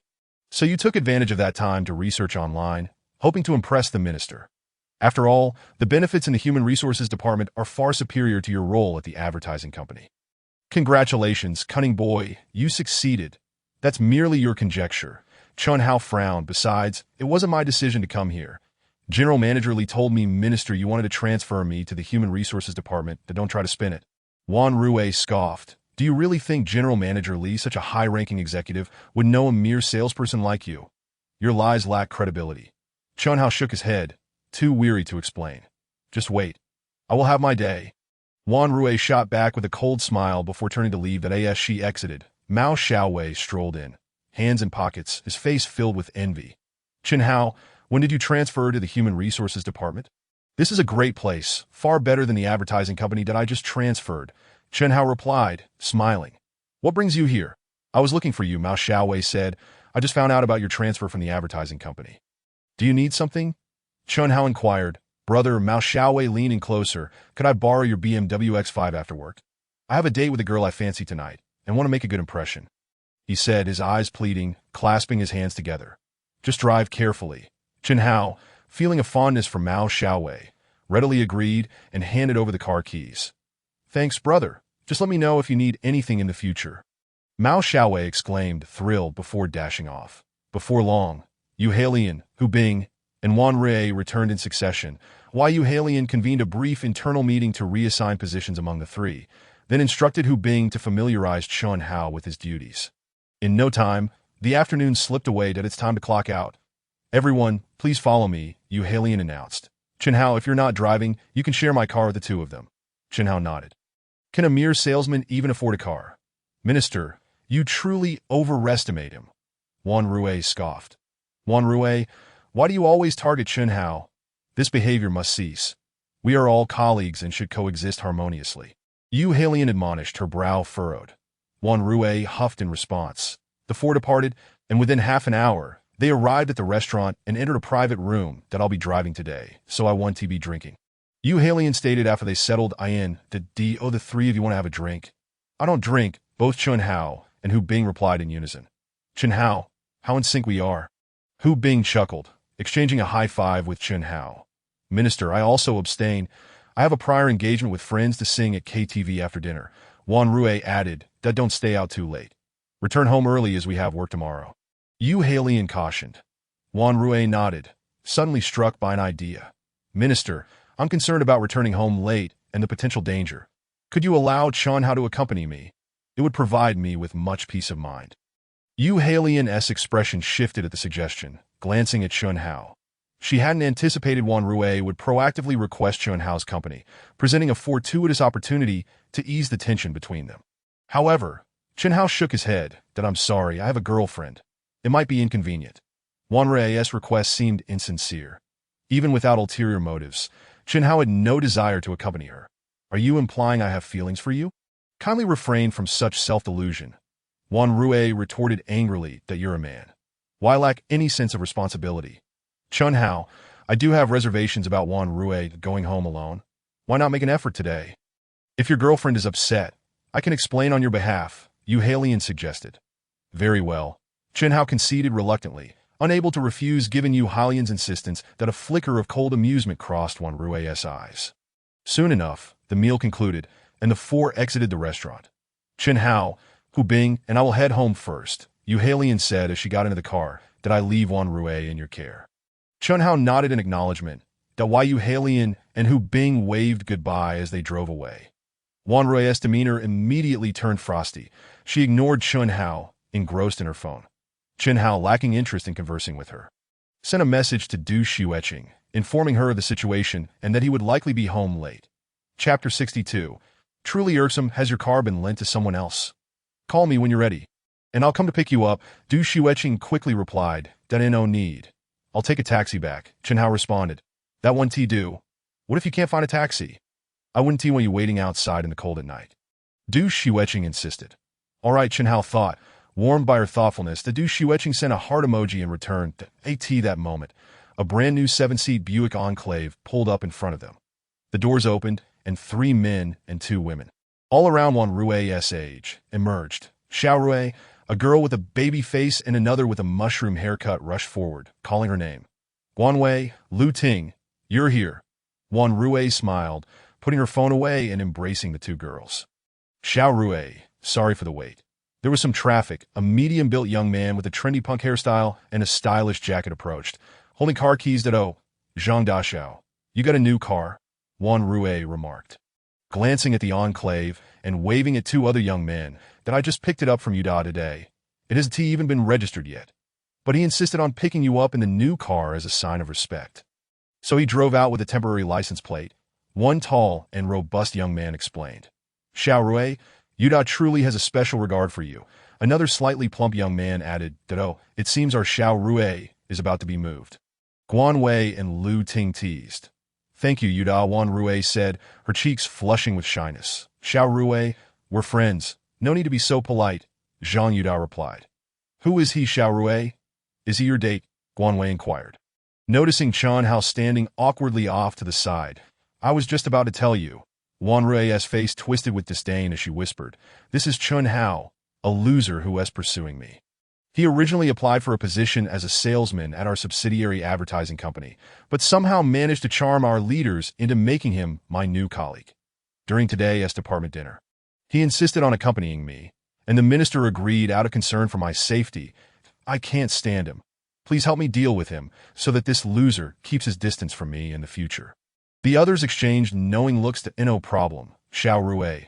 It's easy to deal with a poor loser like him. Just wait and watch the show, Zhang Yudao replied, casting a disdainful glance at Chen Hao. Exactly, Xiao Rui. Just watch how we settle the score for you, the others chimed in. Hey, you're Chen Hao, right? I heard you're pursuing our Xiao Rui. Guan Wei sneered at you're quite bold. Do you know who typically pursues Xiao Rui? They were either rich second-generation heirs or government officials, with at least 100,000 to their name. You, a mere salesman, how dare you pursue her? Lu Ting chimed in disdainfully. Wan Rui, please have some self-respect. Chen Hao coldly retorted, ignoring their taunts. Stop spreading lies. I have no interest in you, nor would I ever pursue you. The reason I'm here is that you insisted, and the minister ordered me to accompany you. Or else I wouldn't care who you are. Wan Rui's expression shifted. She hadn't expected Chen Hao to overhear her words. Who are you talking about? Repeat that. The tall young man. Li Jian fumed, clenching his fists as if to confront Chen Hao. Li Jian. Zhang Yuda quickly intervened, whispering, There will be plenty of opportunities to deal with this loser tonight. Why rush? He then turned to Chen Hao with a smile. Don't be upset. We're all friends here. Let us have a good time. Xiao Rui, let us ignore him and get in the car, Guan Wei suggested, her expression darkening. What kind of person is this? He is clearly pursuing you, yet won't admit, instead turning the tables on you. Who knows who is spreading lies? Exactly, he is just a loser acting all high and mighty, Lu Ting added indignantly. Li Jian and the slightly plump young man shot Chen Hao a venomous glare before getting into the car. Chen Hao remained unmoved. Chen Hao, I'm sorry, even though it's a 7-seater. We have some things in the way, so there is no room for you. Just take a taxi. It's not far, just to the front at Huangqiao KTV, and find us in room 16 on the second floor. Zhang Yuda said, leaning out from the driver's seat, feigning an apology while a glimmer of mockery danced in his eyes, that if you're short on cash, walking is also an option. Hurry up. You should arrive in an hour.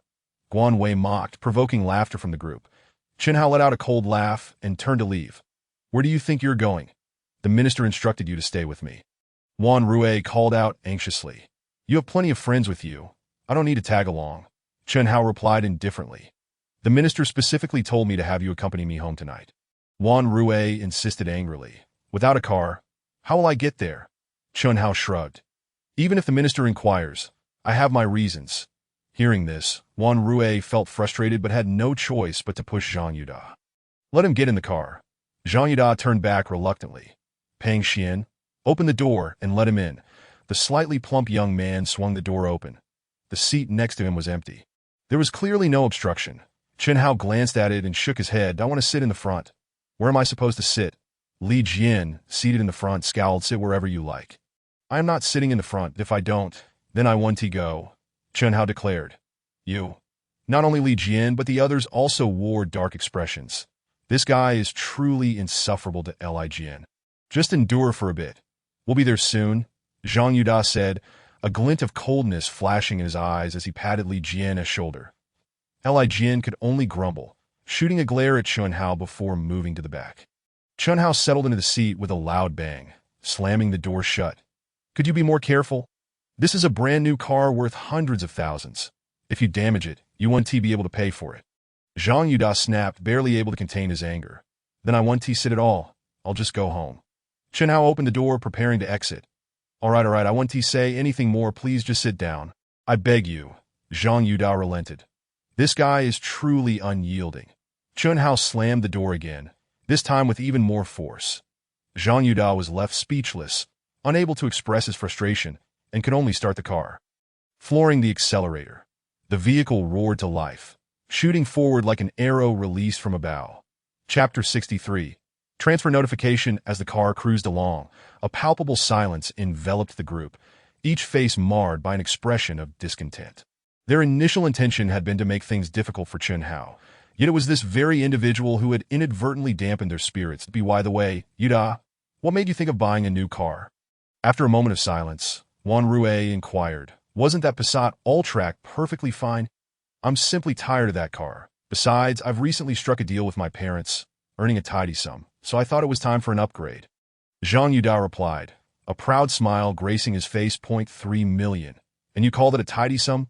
Pang Xin chuckled. For us, that's a fortune, but for Yuda, it hardly registers. Yuda, this year your family must have earned at least $8 million. Right? Li Jin added. Make that 16. Zhang Yuda responded with a chuckle. Wow. The group gasped in unison. Xiaorui, you've struck gold. Marrying Yuda means you'll undoubtedly live the life of a pampered lady, Lu Ting jested. What are you saying? Yuda and I are merely good friends, Wan Rue replied, though her eyes sparkled with joy. Xiaorui, you and Yuda are a match made in heaven, a perfect couple, Guanwei teased. Unlike some individuals who, despite being utterly oblivious, still cling to unrealistic aspirations, as she spoke, her gaze contemptuously swept over Chun Hao, a toad wishing to eat swan meat. How quaint, someone chimed in. That is not entirely fair. A beautiful flower needs a green leaf to complement it. Without the contrast, how could Yuda's excellence shine?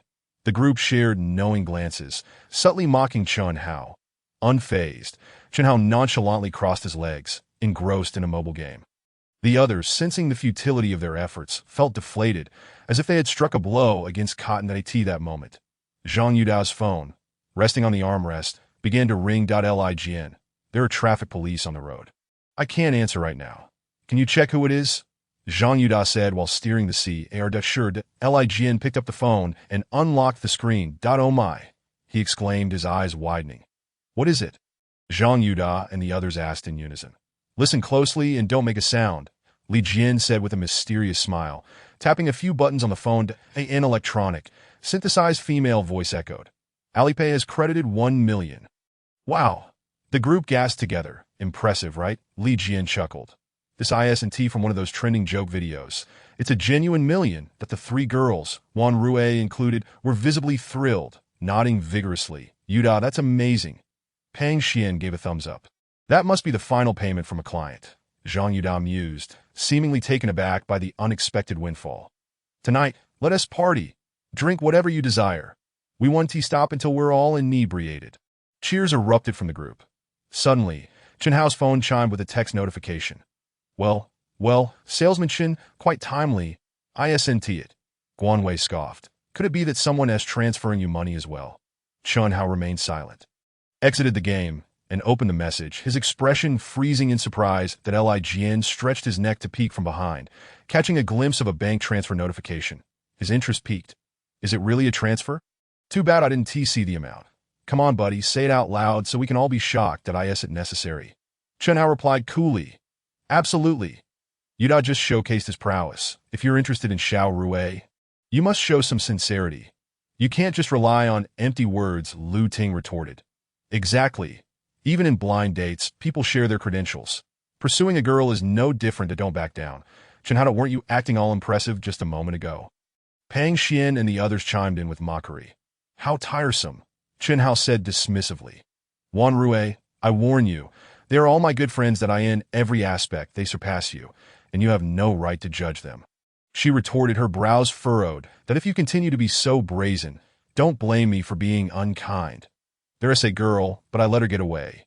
Before Chun Hao could respond, his phone rang again.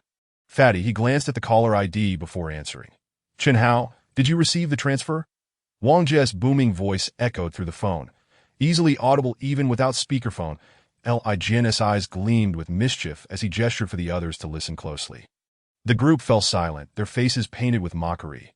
Was that you who transferred it? I received it, but it seems like quite a bit more than expected. Chun Hao replied, puzzled that I thought the wages I sent to the workers wouldn't be this high. Fool, have you forgotten you're a major shareholder in the company? This year, my dad earned a total of 70 million, according to our agreement. You should receive 30% of the net profit, which amounts to 21 million, Wang Jie explained. Add the 13 million you paid the workers and the 3 million owed to the material supplier, totaling 37 million. Then, my dad rounded it off, giving you a grand total of 40 million. All deposited into your account. Uncle Wang is truly generous. He is investing heavily in the project while giving me so much money, Chen Hao remarked. This is what you deserve. Rest assured, it will only increase from here. Thanks to your connections, the company's reputation has skyrocketed. Just from the orders we currently have, profits have already exceeded 100 million. Next year, you'll at least receive 30 million that you won't have to lift a finger. Just sit back and count your money in your villa at Mingyu Mountain. Enough of this. I'm off to the nightclub to enjoy myself, that I plan to invite 100 girls and flaunt 1 million in front of them. Wang Jie laughed heartily before hanging up. Chen Hao shook his head in amusement, chuckling at the antics of his wealthy friend. Suddenly, he realized the car had come to a halt, and upon glancing up, he was taken aback. The vehicle had stopped in the middle of the road, with a long line of cars behind them honking incessantly. Turning to see Zhang Yuda and the others, he found them all gaping at him, mouse agape, as if a chicken egg could fit within. I must have misheard that you're a major shareholder. Someone transferred you 40 million, and you have a villa at Mingyu Mountain? Li Jian asked, his expression one of disbelief. Chen Hao did not respond but nudged Zhang Yuda's shoulder. Hurry up and drive. Can't you hear the cars behind us honking? Do you want to wait for the police? Oh. Zhang Yuda snapped back to reality, glancing at Chen Hao in shock before starting the car and continuing down the road. Chapter 64. Drinking contest inside the vehicle. A stunned silence reigned as the group processed the revelations. Xiao Rui, didn't you say Chen Hao was just a salesman? After a long pause, Guan Wei finally regained her composure, her face a portrait of confusion. How could he be so wealthy? Wan Rui, equally astonished, quickly deduced, he must be boasting. If I'm not mistaken, he likely called a friend to orchestrate this little performance to fool us. Don't he fall for it? Understanding dawned on the others that I thought so. A major shareholder? 40 million in transfers? Absurd. Exactly. Living in a villa at Mingyu Mountain? He probably doesn't even know where the entrance is. What a deluded individual. Just to show off. If Xiao Rui hadn't exposed him, we'd have nearly fallen for it. The group wore expressions of disdain. Their laughter mingled with mockery. Chen Hao merely smiled faintly, uninterested in proving himself, engrossed in his game. Let it be. If he can stage such a performance with a friend in such a short time, that's a skill in itself. Let us not discourage him. Zhang Yudao advised, amusement dancing in his voice. The group erupted in laughter. Soon, the car arrived at the Royal KTV. Everyone disembarked, entering the establishment and making their way to the pre-booked private room on the second floor. Zhang Yuda summoned a waiter and skillfully ordered an array of premium spirits and snacks. Pang Xian and Li Jian began to set up the karaoke machine, while Wan Rui and the other two girls excitedly browsed the songbook. Chen Hao sat alone in a corner, absorbed in his phone. Before long, the waiter arrived, wheeling in a cart brimming with drinks and snacks. Setting it on the table, he exited. Come on, everyone, let us pop the bottles. Tonight we celebrate. Zhang Yudao exclaimed, uncorking a beer and raising it high. Cheers. The group echoed, clinking their glasses in a lively toast, the atmosphere charged with exhilaration, and Owen acknowledged Chen Hao, treating him as if he were invisible. He remained unfazed, recognizing that he and this group existed on entirely different planes. Forcing a connection would only bring discomfort. Solitude was far more agreeable. Look at that guy. He resembles a dog after a few drinks. Guan Wei shot a glance at Chen Hao and suddenly burst into laughter, reciting a line from a script. Haha. The group shared knowing chuckles. This guy really has a thick skin, even in such circumstances. He remains unfazed, Zhang Yudao remarked, casting a sideways glance at Chen Hao. Having left him alone long enough, it's time to let Xiao Rui have some fun. That he leaned toward Li Jian, whispering a few words. No problem. This is my forte, Li Jian replied with a grin. Li Jian's eyes sparkled with excitement as he smiled and nodded, picking up 2 bottles of beer and striding over to Chen Hao. With a resounding thud, he placed one of the bottles on the table. Chen Hao looked up. Chen, the major shareholder, I heard from Xiao Rui that you have quite a tolerance for alcohol, so I specially came to toast you. Li Jian remarked with a hint of sarcasm. You are a wealthy man who can effortlessly transfer 40 million at the drop of a hat and owns the Mingyu Mountain Villa. Surely, you wouldn't deny a humble commoner like me some face, would you? Are you challenging me to a drinking contest? Chen Hao asked, unperturbed. Indeed, Li Jian exclaimed, raising his beer. Let us see who can drink more. The loser must publicly bark like a dog. He turned to the crowd, seeking their approval. Sounds great. They all chimed in unison. As friends of Li Jian, they naturally knew of his impressive drinking prowess, making it clear that an ordinary person would be no match for him. To be honest, I have no interest in competing with you, Chen Hao replied calmly. Are you backing out before we've even started? Are you even a man? Li Jian scoffed. Weren't you boasting just a moment ago? Chen Hao, can you not be so cowardly? It's quite embarrassing for us to witness. Even less daring than pursuing Xiao Rui. I suggest you simply bark like a dog.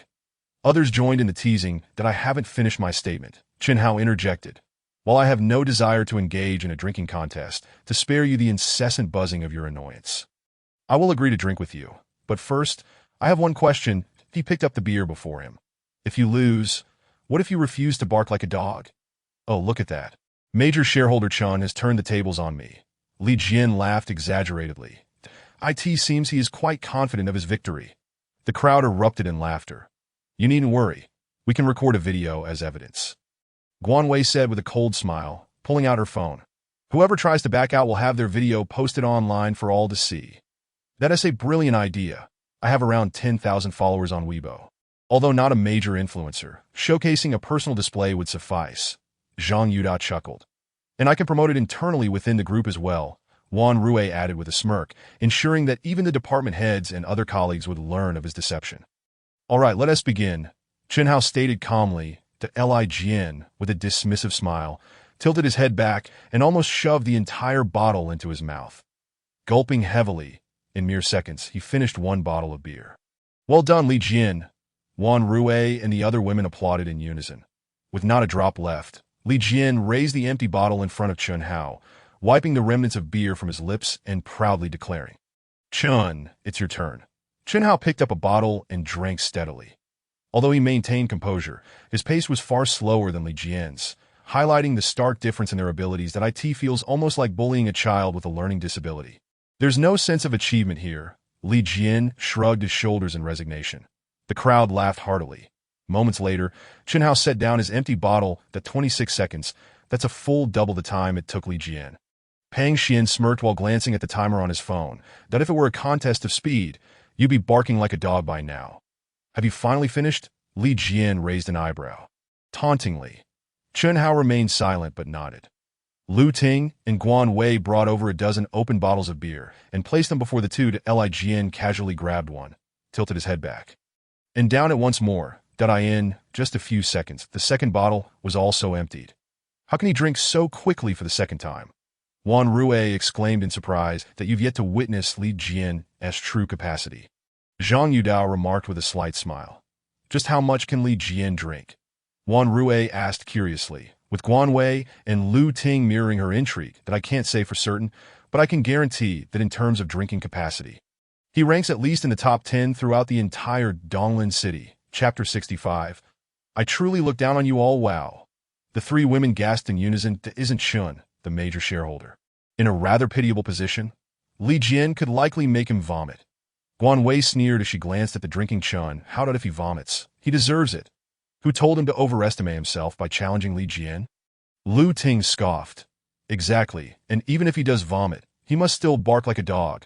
Wan Rui added with a cold laugh. That moment, Chen Hao finished his second bottle of beer and set it down. So, Major Shareholder Chen, how are you feeling? Can you continue? Li Jian chuckled. Chen Hao remained silent, gesturing for him to proceed. Li Jian shook his neck a bit before picking up another beer and downing it. He drank quickly, but it was noticeably slower than before, taking more than 10 seconds before he set down the empty bottle. No-one found it surprising. It was the third bottle, and it was normal for the pace to slow. Chen Hao also lifted a beer and drank it down. Moments later, he placed the empty bottle down. This time, the crowd refrained from mockery, instead furrowing their brows slightly. This guy is holding steady. It's intriguing. Let us go again. Li Jian sneered as he grabbed a fourth bottle of beer. his drinking speed slower than with the third. Meanwhile, Chen Hao calmly picked up his beer and, after a moment, set down his empty bottle. The crowd could not contain their astonishment. How was it that even after 4 bottles, Chen Hao showed no signs of fatigue? At this point, anyone else would have long since been unable to continue. I want to see just how long you can last. Li Jian, no longer smiling, huffed and grabbed the 5th bottle, tilting it back. When he finished, Chen Hao still remained expressionless as he picked up another beer. In the blink of an eye, they reached their 10th bottle. Li Jian's complexion had turned a shade of crimson, his drinking speed dwindling, eventually taking longer than Chen Hao. In contrast, Chen Hao, having consumed 10 bottles, exhibited no change in demeanor, appearing as unfazed as he had with the first. The crowd was left in shock. I refused to believe this. I was the champion of last year's Donglin City Beer Festival. How can I not outdrink a mere nobody? Li Jian's eyes reddened as he suddenly stood, tearing open his collar, placing one foot on the chair, and gulping down the beer with fervor. The 11th bottle was consumed even faster than the first, finishing in under 10 seconds. With a thud, he slammed the empty bottle down and seized the 12th. The crowd gasped in surprise at Li Jian. What are you doing? Chen Hao hasn't finished drinking yet, Zhang Yudao exclaimed hastily. I can't wait for him to drink at a snail's pace like a woman, Li Jian retorted coldly. Watch closely as I crush this nobody. He tilted his head back once more, finishing the beer in less than 10 seconds again. The 13th, 14th, 15th. Finally, after downing the 16th bottle, Li Jian paused, letting out a loud belch. He set the bottle down, propping himself against the table while pointing at Chen Hao, the stench of alcohol wafting heavily as he shouted. Chen Hao, if you're a man, stop stalling and drink like I just did. Li Jian, sit down and take a break. Guan Wei and Lu Ting rushed to support him, patting his back. Chen Hao, did you hear that? Wan Rui placed a beer in front of Chen Hao with a thud, sneering. Li Jian just downed 6 bottles in a row. If you can't match that, you might as well concede. I'll add that Li Jian finished 6 bottles in 2 minutes. Pang Xian glanced at the timer on his phone, aware that drinking rapidly and slowly were 2 entirely different matters. No wonder Li Jian said you drink like a woman. Even we girls are worried for you, Guan Wei taunted. Chen Hao remained silent, lifting the beer to his lips and drinking it down. In almost the blink of an eye, the beer bottle was empty.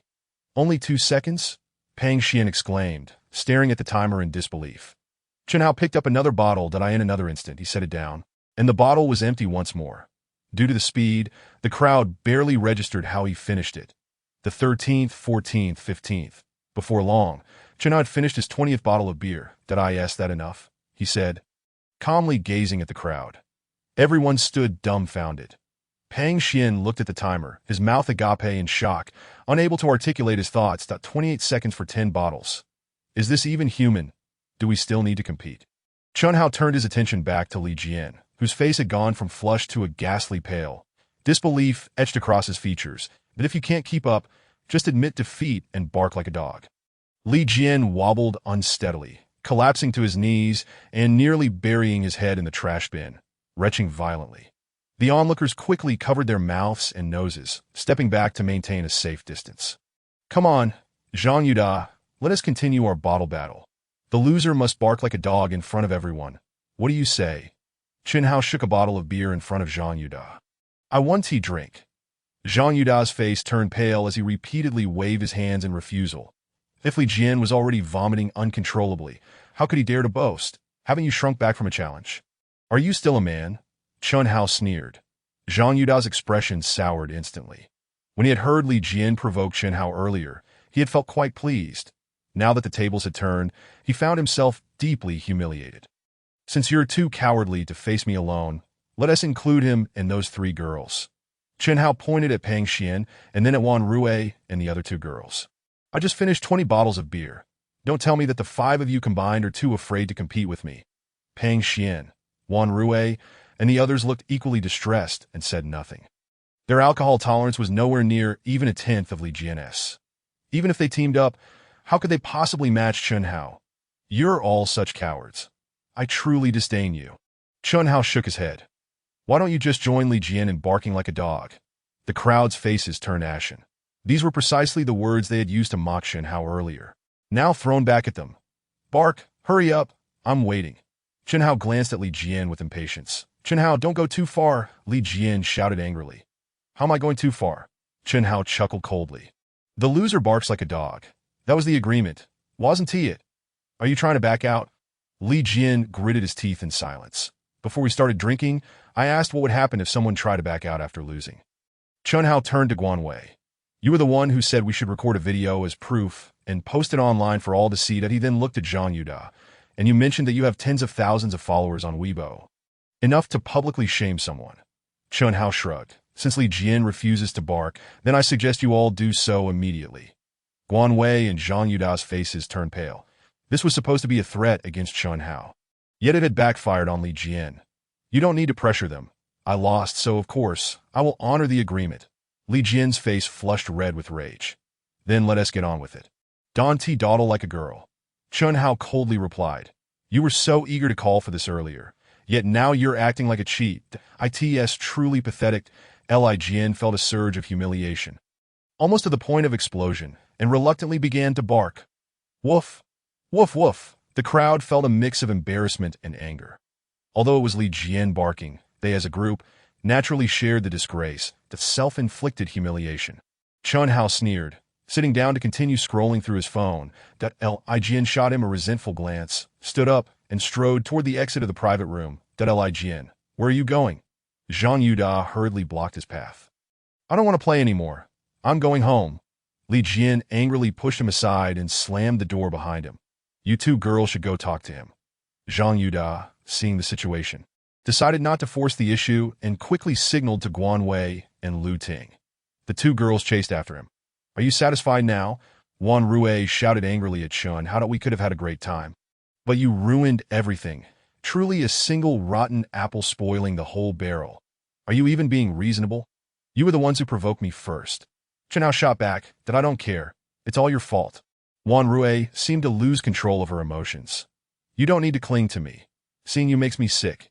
Get lost, the farther away, the better. Truly unreasonable. Chen Hao shook his head, dismissing her with disdain as he stood to leave the room. Suddenly, the door to the private room was forcefully pushed open, and Guan Wei rushed in, her face a mix of shock and anger. You all need to come quickly.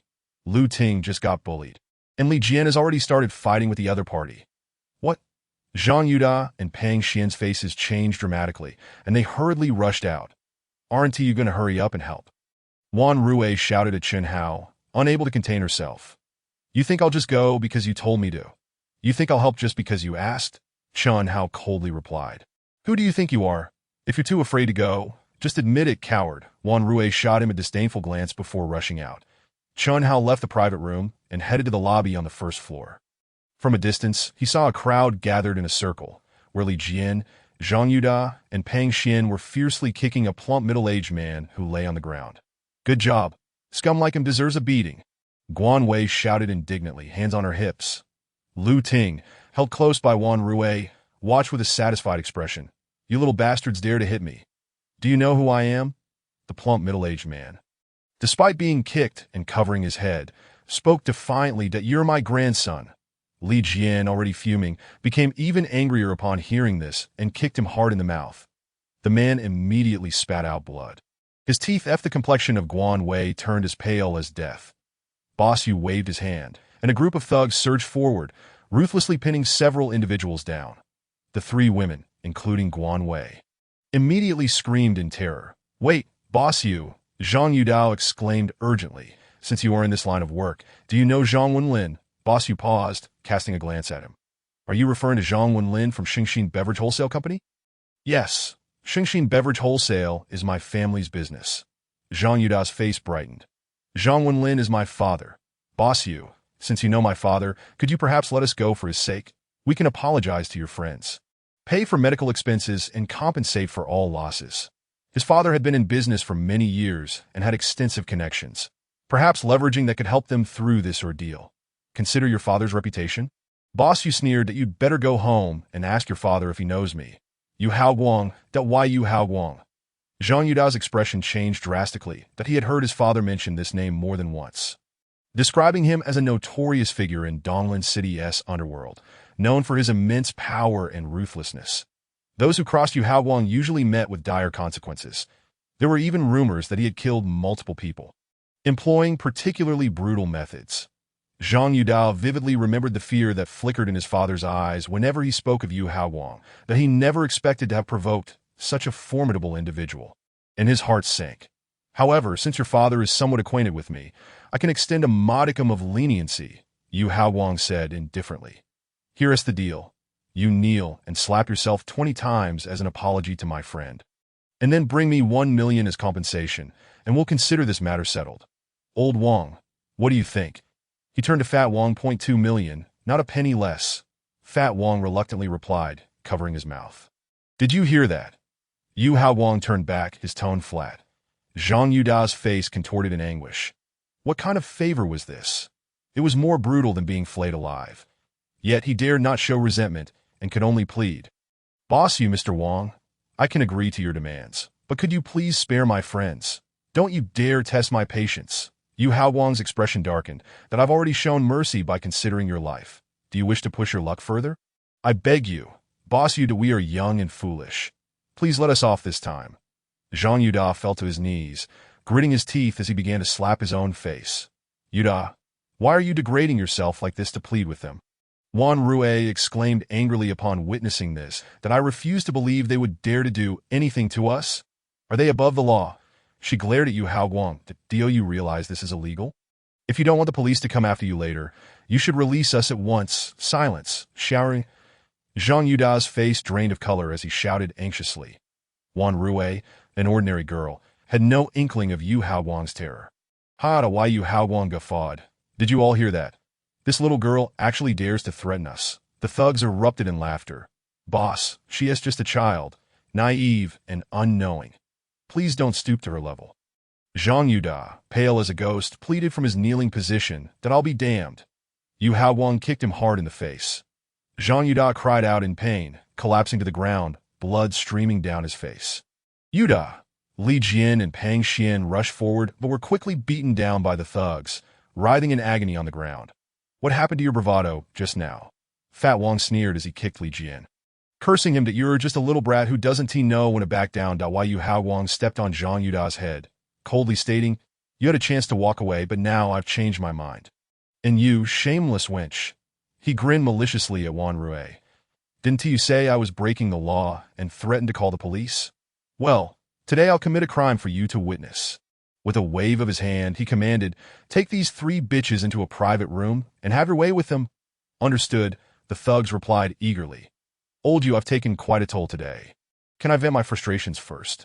Fat Wang said while kicking Li Jian, glaring at Guan Wei.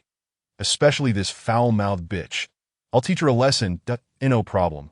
Yu Haowang replied nonchalantly to Do as you wish. With another wave, the thugs began to shove the 3 women towards the private room, who immediately began to scream and cry for mercy. Stop. Suddenly, a calm voice interrupted. Everyone froze and turned to see Chun Hao slowly approaching. Didn't I tell you to leave? A thug, mistaking Chun Hao for a mere spectator, cursed and lunged at him with a wooden stick. Chun Hao kicked him squarely in the chest. The thug screamed as he flew backward. Crashing to the ground and losing consciousness, the crowd gasped in shock. Who are you? Yu Haowang's expression shifted as he inquired, motioning subtly for one of the thugs to leave. Who I am is inconsequential. What matters is that I promised someone I would take her home today. Chun Hao pointed at Wan Rue. Therefore, you cannot harm her. Kid, do you think just because you have some skills, you can threaten me? Yu Haowang's expression fluctuated before he sneered. Boss you, since you're in this line of work, you must know Yang Xiaobin, right? The crowd's expression changed instantly. Are you referring to the underling of Chu Lingling? Yu Haowang paused, his eyes suddenly flashing with a menacing glint. Yes. Chun Hao nodded, that I'm friends with Abin, that if Bossy knows him as well, then I kindly ask you to show some respect. He refrained from mentioning his connection to Chu Lingling, as her reputation was too great, which might lead to misunderstandings. Bringing up Abin should suffice. Why Yu Haowang remained silent, scrutinizing him with an inscrutable gaze. After a moment, he suddenly wore a half-smile. Kid, you're not in this line of work, are you? If you don't believe me, I can call Abin to confirm. Chun Hao replied, that it seems you truly don't know. Yu Haowang mocked, what do you mean?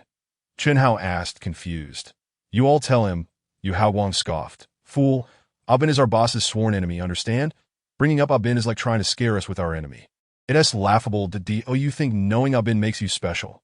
Unfortunately for you, today you won't get to play the hero. Instead, you'll be the one getting played. The thugs jeered mockingly. Chun Hao's expression shifted. He hadn't anticipated such a turn of events that I thought you seemed capable, so I was willing to give you a chance to take the girl away, the Yu Hao Wang chuckled.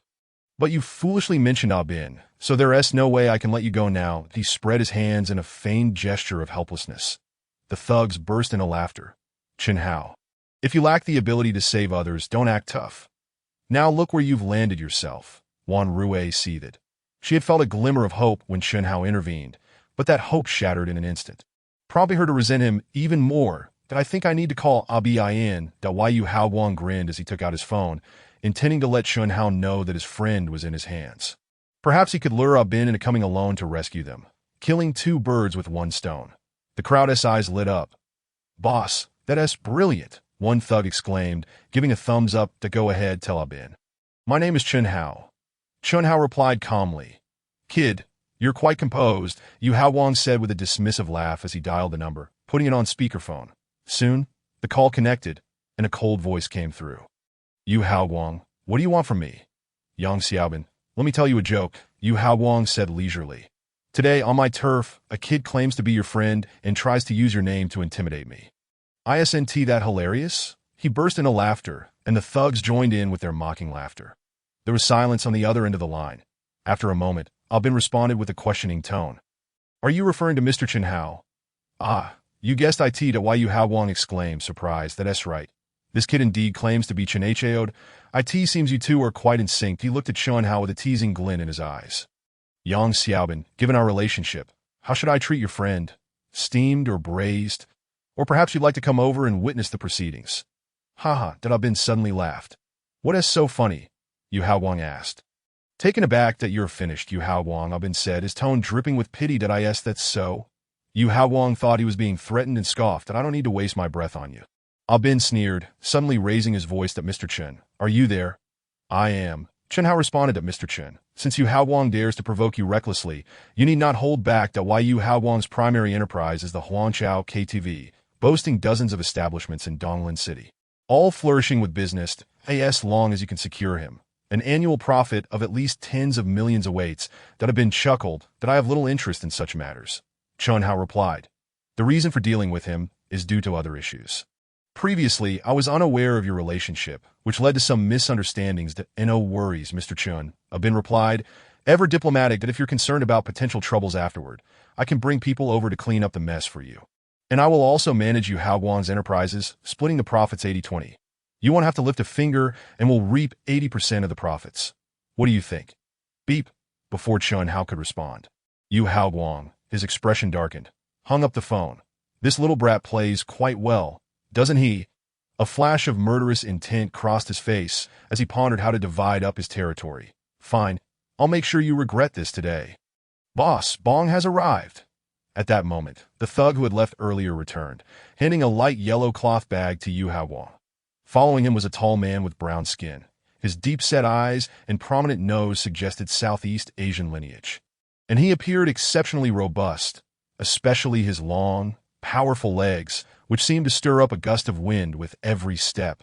The other thugs regarded him with a mix of awe and trepidation, instinctively keeping their distance. Boss, Bong called out with a slightly accented voice. Yu Hao Wang nodded, grinning maliciously at Chen Hao.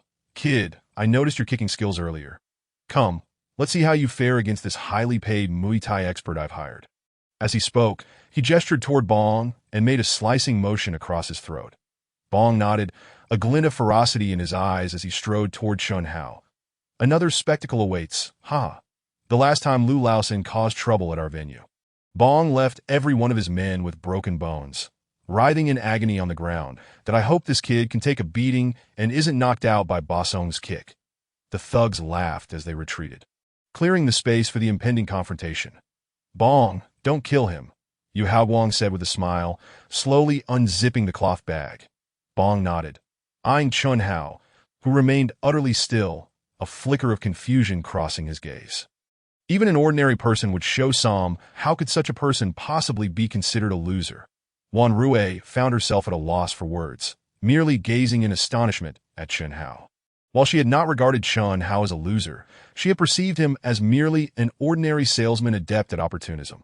Yet now, Wan Rui realized that she knew nothing about Chen Hao.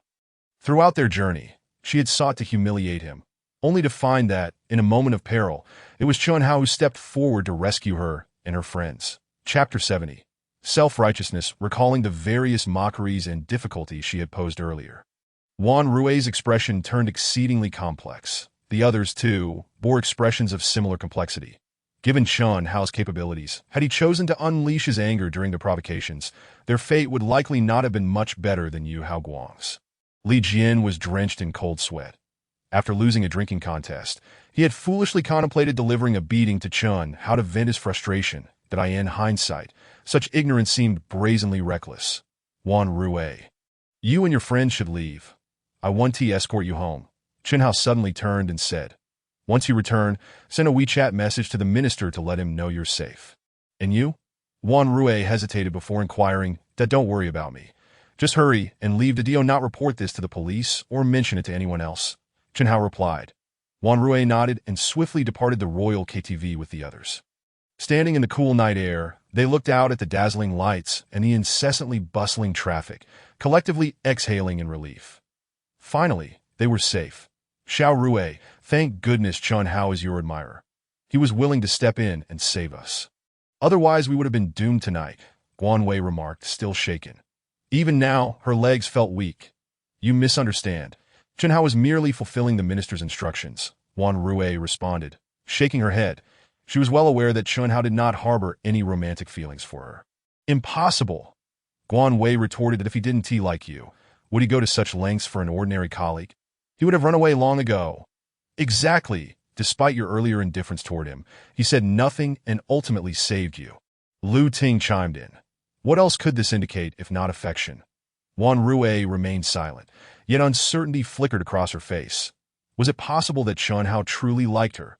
But they had only known each other for less than a day, and he had shown no signs of such feelings. Nonetheless, it wasn't entirely out of the realm of possibility. After all, with her delicate beauty, she could be quite alluring to boys. Perhaps Chun Hao simply did not speak of it, secretly harboring feelings for her. There are those who, the more they are treated coldly, the more they grow fond. Lost in these thoughts, Wan Rui couldn't help but feel a sense of pride. Suddenly, Lu Ting nudged her, gesturing to the side.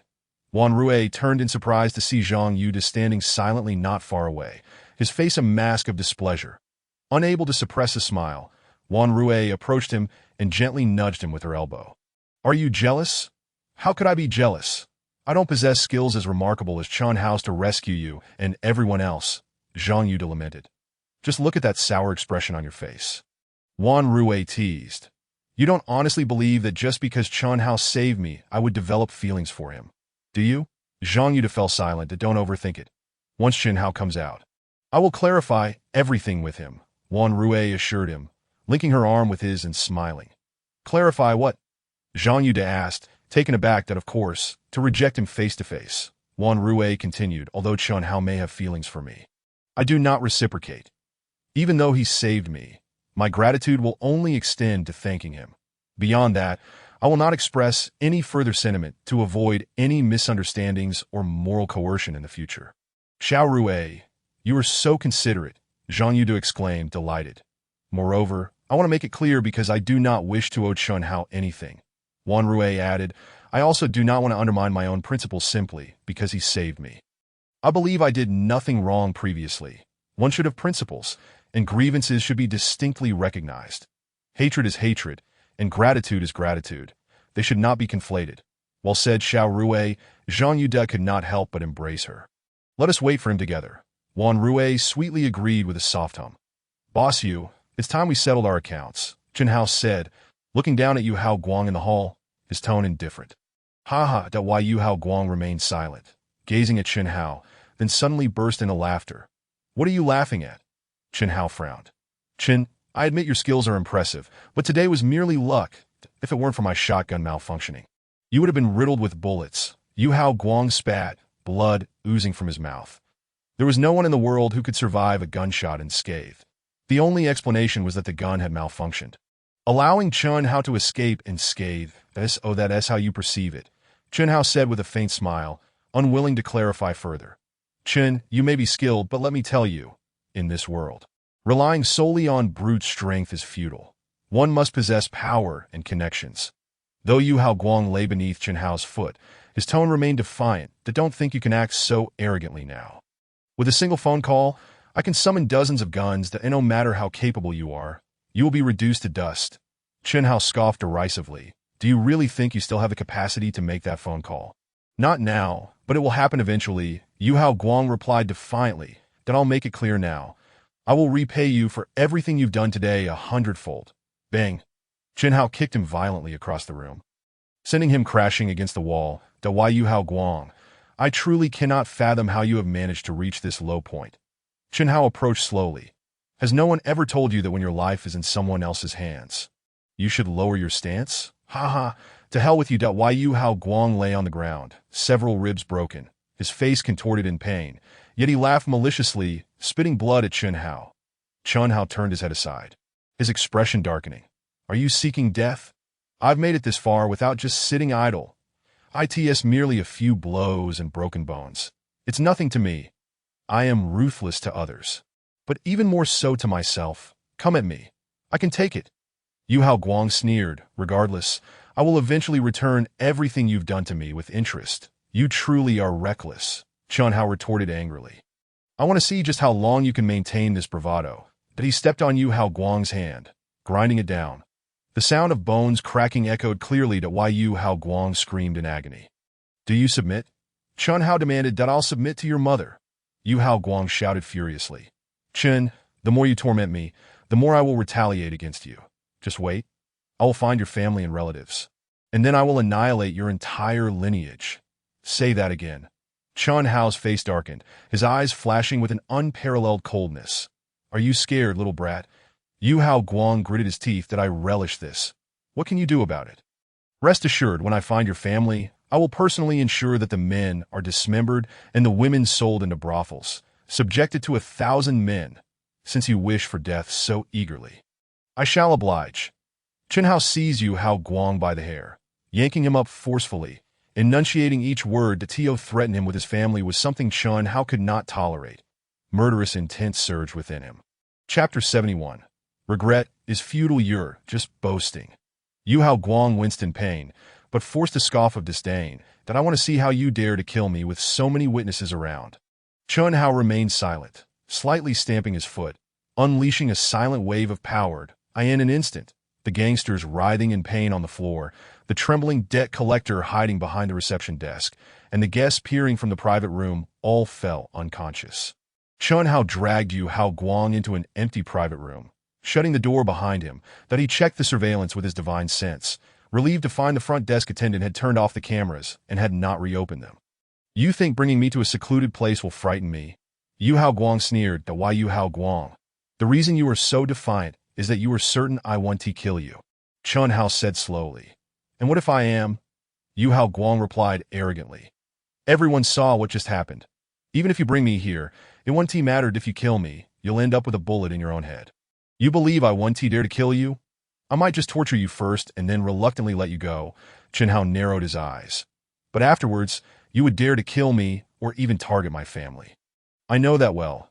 Yu Hao Guang replied coldly. To be frank, the rumors about me being a killer are all true, but there's no evidence, so I remain carefree, while you dare not touch me. That's the fundamental difference between us. Chen Hao smiled sinisterly, saying nothing as he picked up a disposable lighter from the table, flicking it open with a snap.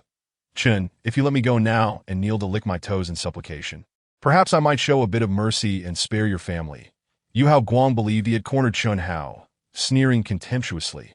Before he could finish, Chen Hao suddenly threw the ignited lighter onto him. Whoosh! The flames surged instantly, engulfing Yu Hao Guang in a fiery blaze. Yu Hao Guang suddenly emitted a heart-wrenching scream, collapsing to the ground and rolling back and forth in a desperate attempt to extinguish the flames. Don't waste your efforts. You cannot put it out, Chen Hao remarked nonchalantly. The flames were interwoven with his magical power, only to grow fiercer. How dare you do this? If you kill me, you won't escape either. You will surely be sentenced to death. Yu Hao Guang cried in agony. I naturally have ways to eliminate the evidence. The outside world won't even find your corpse. They will merely believe you have gone missing. Unaware of your demise, Chen Hao replied, just as you mentioned earlier, I will face no repercussions and will continue to live freely. That he chuckled coldly. Moreover, I will take over your assets, letting Abin manage them for me. All I need to do is wait for my share. No. Yu Haowang screamed frantically. Did I beg you? Do not kill me. Please save me. I do not wish to die. At this moment, he had lost all his bravado. His mind shattered. That it's futile. Chen Hao said coldly. From the moment you threatened my family, I resolved to ensure you would not live to see another day. That I was wrong. I will never threaten you again. Yu Haowang pleaded desperately.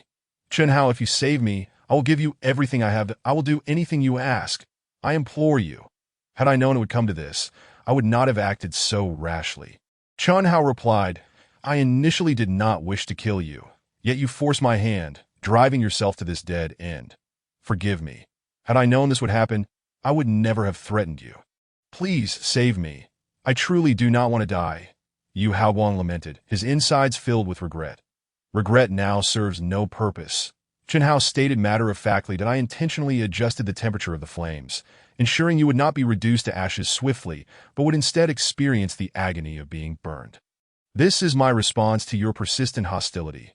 You shall suffer in profound regret until your last breath. With that, he turned to leave, and noted why Yu Haowang trembled, still yearning for rescue. However, he had already been charred. Unable to produce a sound, merely writhing in agony on the ground as he awaited the inevitable end. As Chen Hao stepped out of the private room, he encountered Abin, who entered the KV with a group of people. Mr. Chen, it's all taken care of, right? I'm here to help you clean up the aftermath, Abin said, hurrying over with a respectful smile. Since receiving guidance from Chen Hao, he had grown increasingly respectful towards him. Thank you for your assistance, Abin. Chen Hao replied that it's my duty. There is no need for politeness between us. Abin smiled and then inquired, by the way, Mr. Chen, where is Yu Haowang? He has left, Chen Hao said. Where did he go? Abin asked, taken aback, to a distant place, claiming he will never return. Chen Hao replied, understood. Abin immediately grasped the situation, a glimmer of joy flashing in his eyes that he and Yu Haowang were sworn enemies. So naturally, he was quite pleased with Yu Haowang's removal. Mr. Chen, I will take over Yu Haowang's assets right away. And as we discussed over the phone, we will split it 80-20. What do you think? Abin then stated, that sounds good. Chen Hao agreed. But can you manage without the transfer documents? No problem. Abin replied with a smile. The royal KV wasn't even Yu Haowang's to begin with. We have our ways to handle the paperwork. These are trivial matters. You need not worry, just await your share. Chen Hao nodded. Then I shall take my leave now. Abin, did I leave this to you? Understood, take care. Abin bowed. Chen Hao sent a WeChat message to Du Shueching before departing the KTV. Not far away, Wan Rui and others spotted him and approached. Why haven't you left yet? Chen Hao asked. Taken aback. Chen Hao, I have something to discuss with you. Wan Rui said, go ahead. Chen Hao replied, slightly furrowing his brows. What trouble was she brewing now? Wan Rui took a deep breath. Chen Hao, first, thank you for saving me and my friends. Though it was gratitude, her tone lacked sincerity, sounding rather cold. Indeed. Thank you. Do we owe you a lot tonight? Zhang Yuda and others echoed stiffly. Please do not misunderstand. I did not save you out of goodwill, but merely to fulfill the minister's orders. Chen Hao replied indifferently. Thus, there is no need for thanks. You may leave now. That he felt an overwhelming disgust towards Wan Rui and her companions, wishing to linger not a moment longer. Chen Hao, why are you still pretending? Guan Wei could no longer hold her anger. If you like Xiao Rui, just say so. Why be so hypocritical?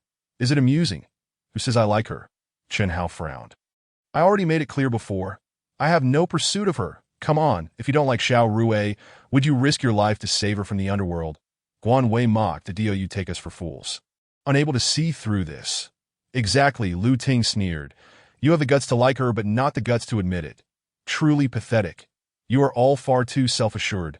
Chen Hao shook his head, dismissing their words, and turned to leave. Stop right there. Chen Hao, I haven't finished speaking, Wan Rui called out. Chen Hao halted. Chen Hao, although I appreciate your saving me, I hope you understand that gratitude does not equate to affection. I feel nothing for you, so do not think that saving me gives you any leverage, Wan Rui declared loudly. Can you not comprehend? Chun Hao was almost exasperated. I have never expressed any feelings for you. I do not understand why you think this way, that my thoughts are none of your concern, that I say this merely to remind you not to harbor any delusions. Wan Rue retorted with a cold laugh, linking her arm with Zhang Yuda's, that I already have a boyfriend. So please keep your distance from me in the future. I feel the same way, Chen Hao said coolly, turning to walk away. Wan Rue was taken aback. She had anticipated that after being rejected so bluntly, Chen Hao would reveal his true emotions, if not heartbroken, at least show some semblance of disappointment. To her surprise, he appeared utterly unconcerned. Could it be that she was mistaken? How could that be? Wait, Chun Hao! Zhang Yuda called out with a victorious smile that it's already so late and there are no buses. Why don't I give you a ride home? No need. Someone is here to pick me up. Chun Hao replied without looking back, that I it from your Mingyu mountain villa? Guan Wei mocked. Indeed, and she is an unparalleled beauty, arriving in a Maserati to collect me. Lu Ting joined in the ridicule. The crowd burst into laughter. Chen Hao, of course, paid them no mind, glancing at his phone before stepping to the roadside to wait. This guy is still pretending someone is here to pick him up. Guan Wei scoffed. Once we leave, he'll likely take a taxi back. Let us go, Zhang Yuda disdainfully remarked. I have no interest in watching this loser perform. No, I want to see how long he can keep up the act. Wan Rue sneered. Since Chun Hao's earlier nonchalance had unsettled her, she instinctively wanted to witness him embarrass himself. Fine as you wish, Zhang Yuda said, affectionately wrapping his arm around her. That moment. A red Maserati slowly approached Chun Hao. Coming to a stop beside him, it really is a Maserati. Pang Xian exclaimed in astonishment. And it's a limited edition GT supercar. This vehicle must be worth at least 10 million. The crowd was equally taken aback. Could it be that Lu Ting was right? What a coincidence, Wan Rue scoffed. Anyone who drives such a luxury car would know Chen Hao. The crowd fell silent for a moment before bursting into laughter. This was indeed the truth. It was likely that the driver merely intended to park there, that it seemed so, Li Jian chuckled. Just then, the car door opened and a tall, beautiful girl stepped out, holding a piece of clothing. Walking towards Chun Hao, quick, put this on. It's chilly at night. You don't want to catch a cold. The girl, dressed in Versace's high fashion, accentuated her alluring curves, particularly her long, straight legs, which outshone even supermodels, her features exquisitely beautiful. Breathtakingly so did I in an instant. The combination of the luxurious car and the stunning beauty became a striking scene on the street, drawing the attention of passers-by and vehicles alike. Wan Rue and the others were left gaping. Speechless. That it's all right, I'm not cold, Chen Hao said, accepting the clothing. How did you arrive so quickly? The traffic was light, so I drove over from Mingyu Mountain Villa. The girl, Du Xueqing, replied with a smile that I was worried you'd have to wait too long.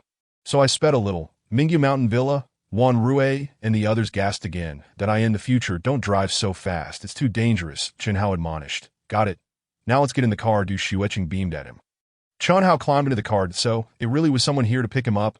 It truly is a Maserati, and the girl is breathtaking, and she really is from Mingyu Mountain Villa. Li Jian murmured. Lu Ting, Guan Wei, you were entirely correct. Lu Ting and Guan Wei were silent, simply staring in shock. They had only made a casual jest, never expecting it to be entirely true. This was simply unbelievable. That exquisite beauty couldn't possibly be Chun Hao's girlfriend. Could she? He was far too fortunate. Pang Xian stared at Du Xueqing, nearly drooling. Zhang Yuda's gaze was firmly fixed on Du Xueqing, a fervent glimmer igniting in his eyes. Such a beauty could make any man's heart race. I refuse to believe it. Today, I must seek clarity. However, Wan Rue's expression darkened considerably, and suddenly, with determination, she strode forward. Xiaorui, what are you doing? Zhang Yuda was taken aback and hurried to follow. The others soon trailed behind. Hey, wait a moment. Wan Rue called out loudly, spotting Du Xueqing about to enter the driver's seat. Who are you? Du Xueqing turned around, momentarily startled upon seeing her. I am Chun Hao's colleague. May I ask if you're his girlfriend? Wan Rue inquired. A nervous look crossed her face, as she secretly hoped Du Xueqing would shake her head. Hello, yes. I am Chun Hao's girlfriend, Du Xueqing, ever eager to promote her identity as Chun Hao's partner. Seized the opportunity and responded with a bright smile. Why hasn't he your colleague introduced me? She then cast a playful glare at Chen Hao. Do you have something to say? Chen Hao pressed the car window down. looking displeased at Wan Rui. Wan Rui remained silent, feeling a mix of disappointment and embarrassment, her face flushing. Since Du Xueqing had acknowledged it, the truth was indisputable. Her appearance and figure were simply incomparable to Du Xueqing's. How could Chen Hao, with such a stunning girlfriend, possibly be interested in her? Clearly, her previous assumptions of Chen Hao's secret admiration were mere self-delusions. Xueqing, let's go. Chen Hao raised the window, stating calmly. All right, to Du Xueqing, perceptive as ever, understood the situation instantly. Her smile faded, and she nodded in agreement. The villa at Mingyu Mountain Villa belongs to you, not Chen Hao, correct? Wan Rui, suddenly overwhelmed by a wave of indignation, could not help but ask loudly. You are mistaken. Du Xueqing shot her a frosty glance. Not only does Chen Hao own Villa number 18 at Mingyu Mountain Villa, but he is also a major shareholder of the entire company, earning at least tens of millions annually. He is an exceptionally talented young man. Beyond that, he possesses even more illustrious credentials. But there is no need to share that with you, as a woman of your ordinary stature lacks the qualification to even look up to him. Had it not been for the coincidence of being his colleague. Wan Rui's face flushed crimson, rendering her speechless. Zhang Yuda, Guan Wei, Lu Ting, and the others also wore expressions of utter disbelief that it was true that Chen Hao had transferred millions, that he was indeed a major shareholder, and that the villa at Mingyu Mountain was real. Everything was undeniably real. How laughable it was that, faced with the truth, they not only disbelieved, but also dared to mock Chen Hao like ants ridiculing an elephant. Completely overestimating their own worth in retrospect, those jeers felt like resounding slaps across their faces. Chapter 73. Then come and bite me. Du Xueqing smiled serenely, gracefully entering the car and driving away. The onlookers watched the Maserati vanish, remaining silent for a long time. But what's so impressive about her? Just because she's a bit prettier and taller. After a while, Guan Wei huffed in dissatisfaction. Isn't it just relying on a man to live in a villa and drive a luxury car? She's merely a kept canary. Exactly, although we may not compare to her. We earn our own living, Lu Ting added defiantly. Only moments before, they had felt utterly ashamed in front of Du Xueqing, too intimidated to speak. Now that she had left, they felt emboldened to complain behind her back. You are mistaken. She does not rely on Chen Hao. Zhang Yudao interjected, his expression complex as he shook his head. The two women were taken aback. Do you know who she is? Wan Rui asked. She is the assistant to the president of Du Corporation, the esteemed Du Xueqing. Zhang Yudao replied slowly. I once saw her at a high-end business banquet. The revelation sent shockwaves through the group that Du Corporation was a renowned family business with assets in the hundreds of millions, immensely influential in Donglin City. Even Zhang Yuda, who had the best circumstances among them, was worlds apart from Du Xueqing, not even on the same level. Guan Wei and Lu Ting's faces turned extremely awkward, but if Du Xueqing was merely a canary, they might not even compare to a village chicken. Realizing that Chen Hao's girlfriend was such a prominent figure, his status and capabilities became clear, and no wonder he pays no mind to that arrogant boss you. Pang Xin murmured, that he then expressed confusion. Then why didn't he get angry with us during the drive? Perhaps he simply disdains us, Li Jian mused after a moment of silence, a wry smile appearing on his face that this moment. Any resentment he held towards Chen Hao dissipated. The disparity between them was too vast, akin to clouds and dirt. Li Jian didn't even dare entertain thoughts of revenge. The others were similarly stunned, their expressions reflecting shared resignation. Indeed, with Chen Hao's capabilities, he could crush them with a mere flick of his finger, so why would he care about their derisive jabs? Wan Rui's complexion fluctuated between green and pale. The last words of Du Xueqing echoing in her mind. Had it not been for the coincidence of being colleagues, you wouldn't even have the qualification to look up to him. Those words were piercingly painful and utterly irrefutable. Xiaorui, if Chen Hao possesses such prowess, why would he apply for a position as a salesperson in your Xia group? Zhang Yuda queried, that I have no idea. Wan Rui shook her head, that I've only known Chen Hao for less than a day. I don't know him any better than you. Her expression suddenly turned awkward. Actually, the things I told you about Chen Hao earlier were all fabricated. I was just stubbornly trying to mess with him, and I almost dragged you all down with me. That I apologize. The group nodded in understanding. They had noticed her exaggerations long ago, but had refrained from pointing them out of friendship. Zhang Yuda sighed and advised, Xiaorui, I'm not saying you should try to please Chen Hao, but if he remains in your department, You should strive to maintain a good relationship with him. He paused before adding, if you find it uncomfortable to curry favor, then at least don't offend him. To be honest, a person like Chun Hao is not someone we can afford to provoke. Wan Rui nodded silently. Let us go, Zhang Yuda stated, turning towards the parking lot. The group followed suit. You seem quite lenient towards that Wan Rui. You don't have any feelings for her, do you? Inside the Maserati, Du Xueqing shot a teasing glance at Chun Hao after hearing his account of the events, that if I said I was merely fulfilling a request and have no such intentions towards her. Would you believe me? Chun Hao replied, that I do believe you, that Du Xueqing stated. You believe that so easily. Chun Hao was somewhat taken aback. According to the usual rhythm for girlfriends, this would be the moment for a dramatic display of emotions. Of course, I am not an ordinary girlfriend. Sensing his thoughts, Du Xueqing smiled subtly to the girl, as beautiful and well-endowed as I am still has to be proactive in pursuing. How could you possibly be interested in someone like Wan Rui, who is entirely self-satisfied and mediocre? You are not a weirdo. Indeed, you are far from an ordinary girlfriend. You're remarkable. Chun Hao replied with a grin, that's oh you admit it. Du Xueqing's eyes sparkled with delight. And without a care for the busy street, she slammed on the brakes, coming to a sudden halt. She had claimed her identity as Chun Hao's girlfriend, and while he had not contested it, he also hadn't affirmed it, leaving the beautiful Du anxious and uncertain. Did this mean he truly recognized her? Xueqing, let us take it slow. You drive. Just don't block the traffic behind us. Chun Hao chuckled. Then give me a kiss, that Du Xueqing beamed, having caught the implied consent in his words, that don't be silly. There are cars behind us that I'll kiss you when we get home.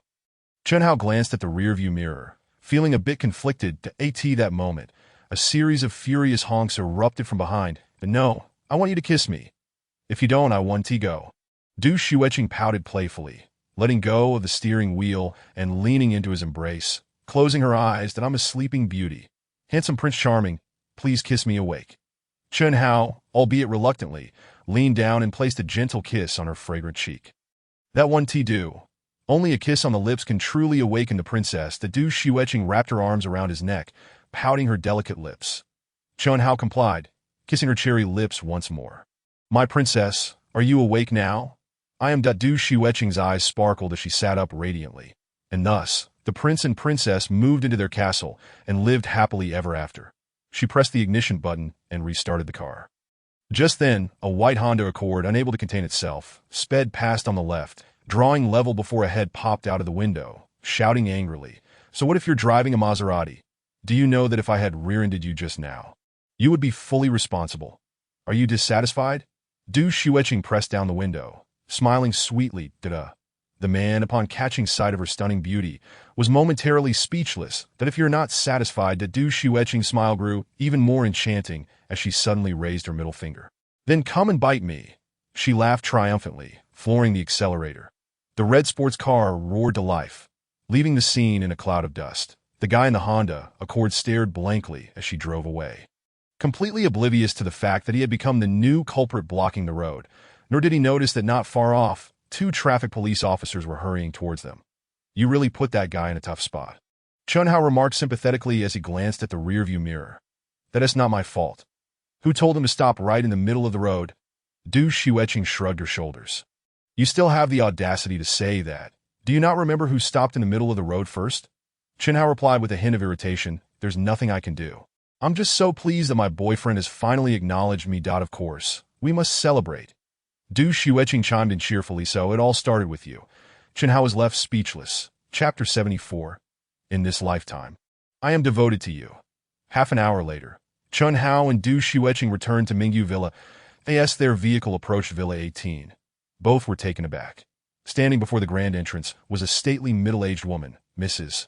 Du. Mom, what are you doing here? Du Xueqing hurriedly exclaimed as she exited the vehicle. Mrs. Du did not even glance at her. Instead, her icy gaze fixed on Chun Hao. Do you remember what you promised me? Mom, please don't blame Chun Hao. I was the one who insisted on moving into Villa 18. The IT has nothing to do with him. Du Xueqing quickly interjected, that I didn't ask you. Mrs. Du snapped sharply. Mrs. Du, I only promised not to pursue Xueqing actively, but I also stated that I cannot interfere with her choices. Chun Hao spoke calmly. Please do not misunderstand. Although Xueqing has coincidentally moved into Villa 18, nothing has transpired between us. How dare you lie? Mrs. Du retorted angrily. I have already conducted my investigation. You only moved to Villa 18 the day before yesterday, and that very night, Xueqing stayed with you. How could she possibly know you were here if you hadn't informed her? Mom, I've already said it was my decision to move in. Why do you keep blaming Qin Hao? Du Xueqing protested. Let me clarify the facts.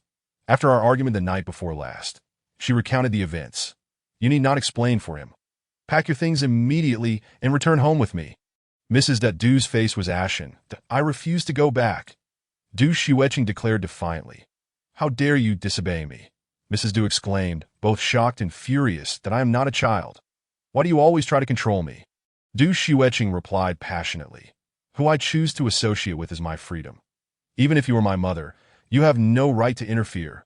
You've truly grown wings. That Mrs. Du trembled with rage. That Mrs. Du, I understand your concern for Xueqing and empathize with your feelings as a mother.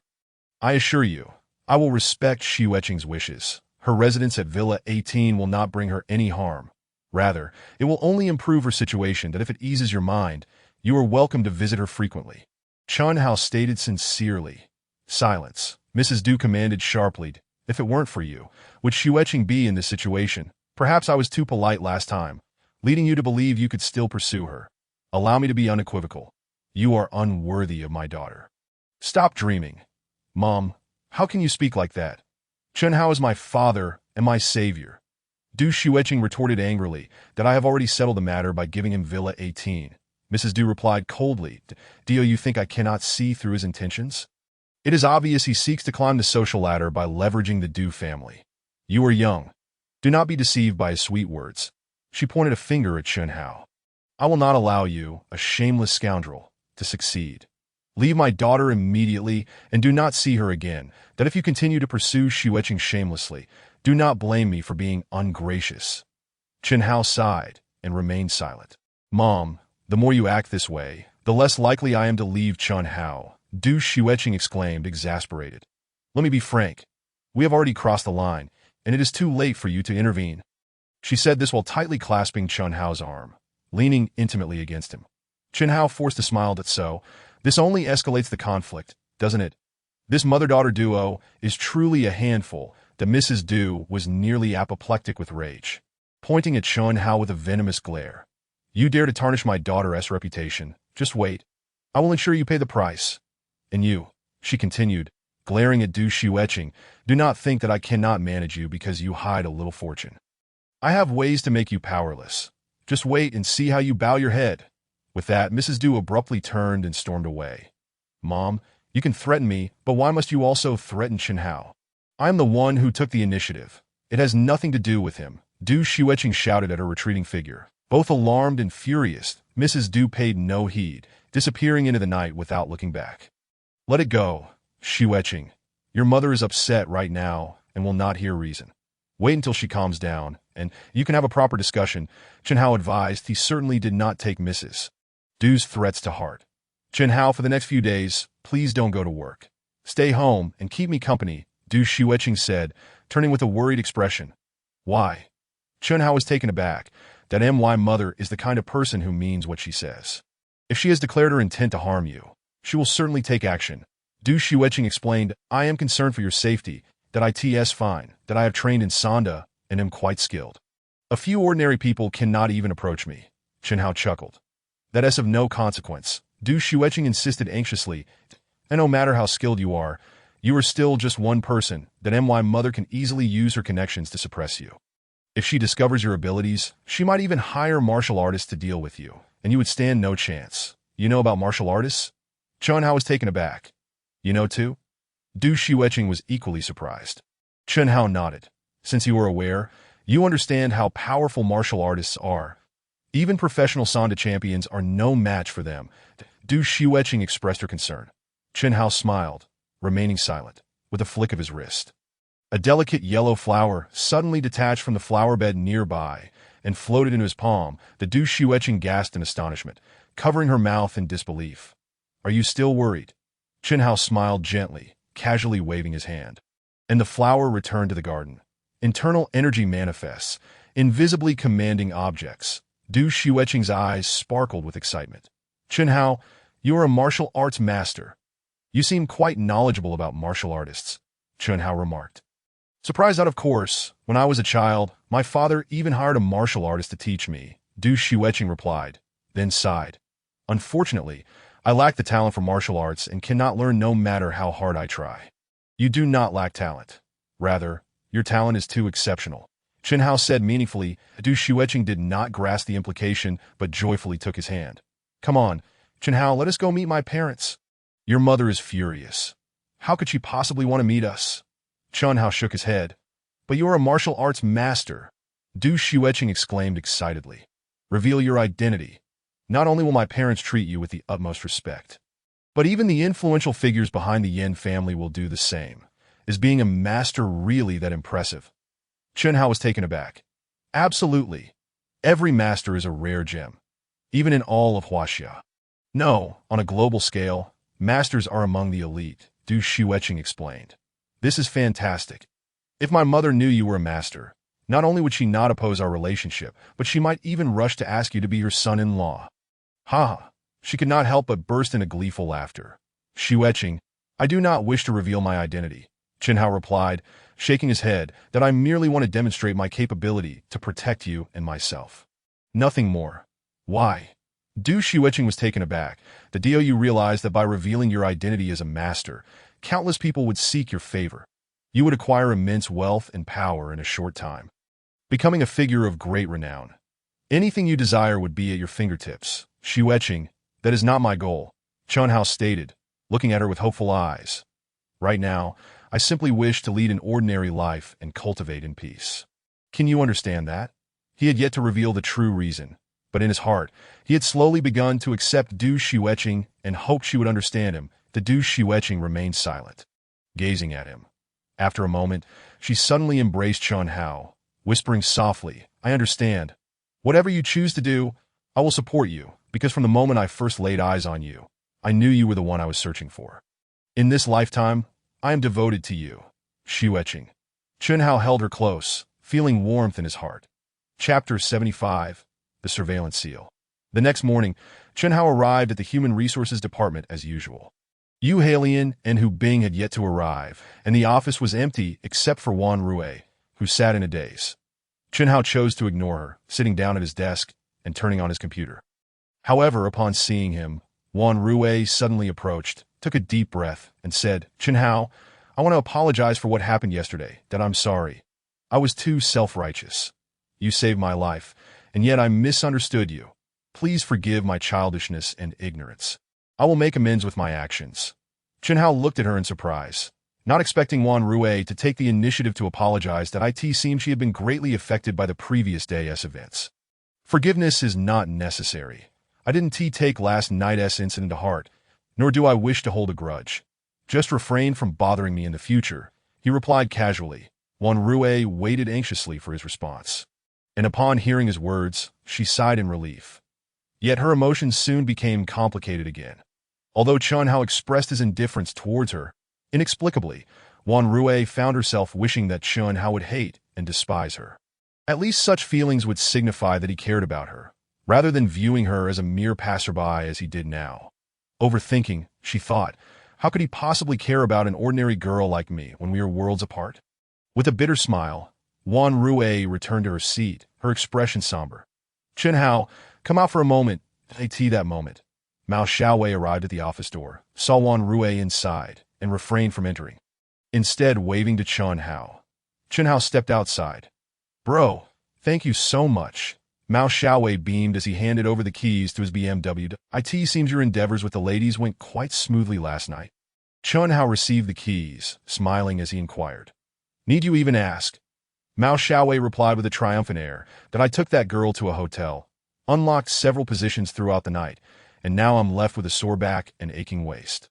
Impressive, Chunhao remarked, giving him a thumbs up. By the way, while I was out with your car yesterday, I spotted Wang Heping. Mao Xiaowei suddenly recalled something, that he had seen Wang Heping whispering with a business manager from the advertising company in a corner of the parking lot. Their voices were too low for him to catch the specifics, but he vaguely heard Wang Heping mention Chunhao's name. That I suspect that old fellow harbors resentment after being dismissed and might seek revenge. You should be cautious, Chen Hao's heart stirred. What is that business manager's name? Wu Liang, a confidant of Wang Heping, IT has said he was quite displeased with Wang Heping's dismissal and even approached General Manager Li to plead on his behalf. But Li ignored him. Mao Xiaowei explained that I understand. Thank you, Xiaowei. This information is crucial. Chen Hao expressed his gratitude that no need for thanks. Mao Xiaowei patted his shoulder that I have some matters to attend to, but if you need assistance, just let me know. Chen Hao nodded, and Mao Xiaowei departed. After a moment of contemplation, Chen Hao chose not to return to the office, but instead made his way to the advertising company on the 18th floor. It is prudent to remain vigilant.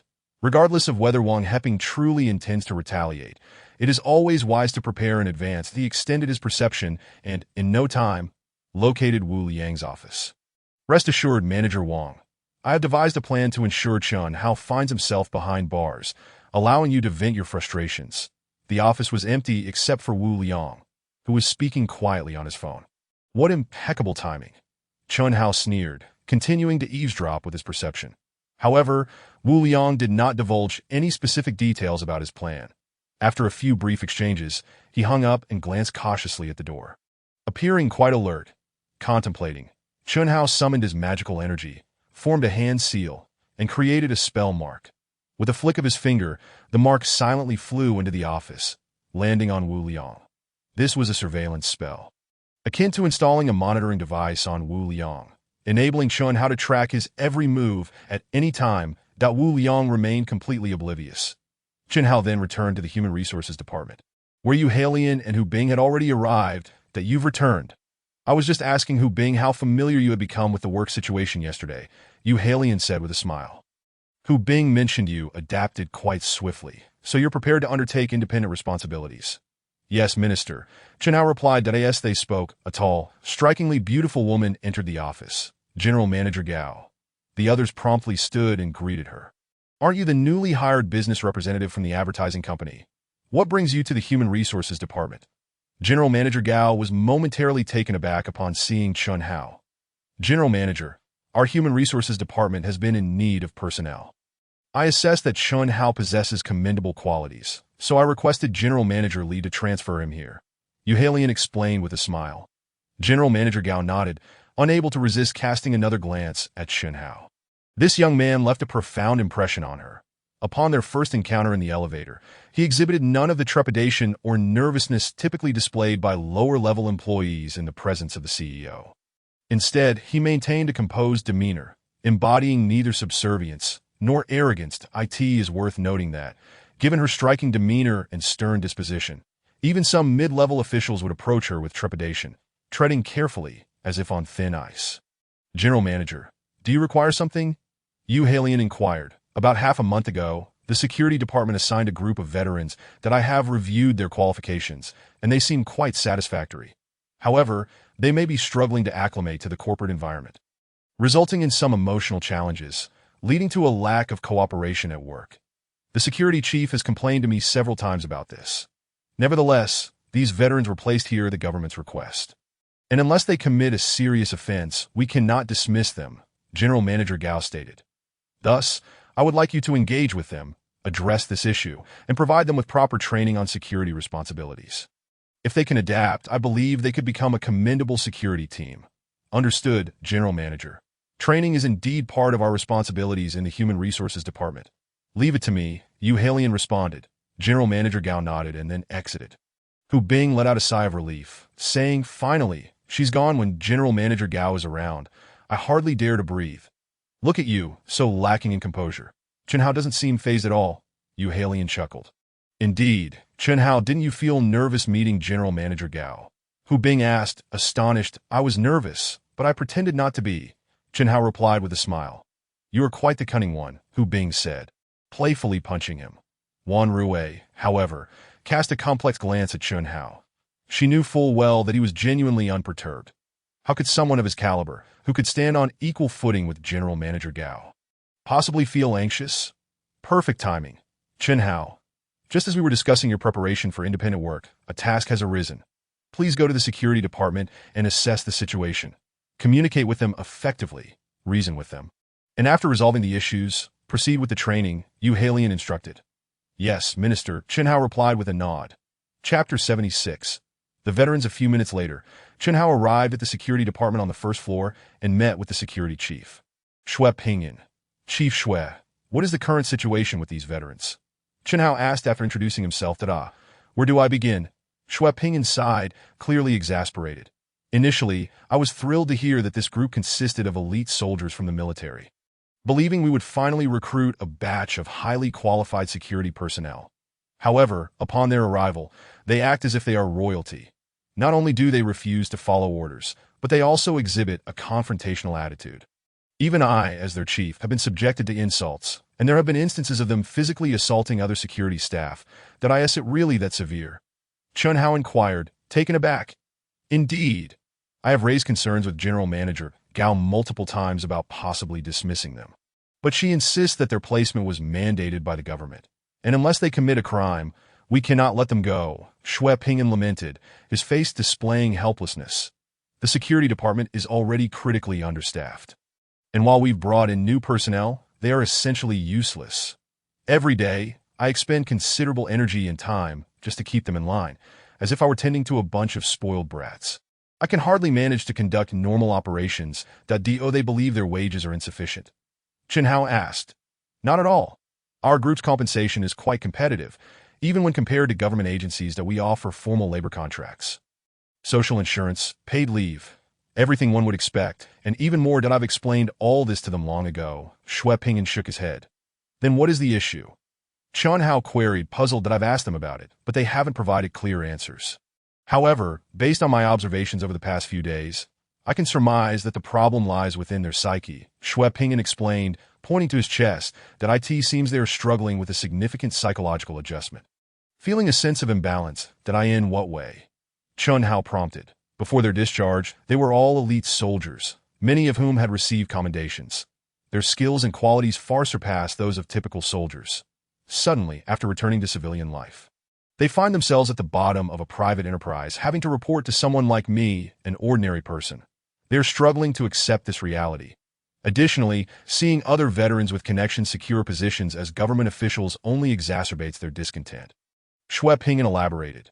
Chen Hao nodded in understanding. Chief Shui, please lead me to them. I would like to speak with them and see if I can help them resolve their inner conflicts. Chen Hao. I must be honest. I wouldn't advise you to go, Shui Pingyun cautioned. You have no idea how difficult it is to communicate with these individuals. Reasoning with them is futile. It will only lead to frustration. Thank you for the warning, Chief Shui, but this is my duty. I must understand the situation. Otherwise, I won't be able to report back to the leadership, Chen Hao replied. Well, I hope you find a solution. I certainly have none, Shui Pingyun said with a rueful smile, rising from his seat and leading Chen Hao toward a large hall. Get ready. It's your turn. Are you ready? Don't rush me. Can't you see I'm organizing the cards? For heaven's sake, can you be any more straightforward, like you would with a woman? Haha.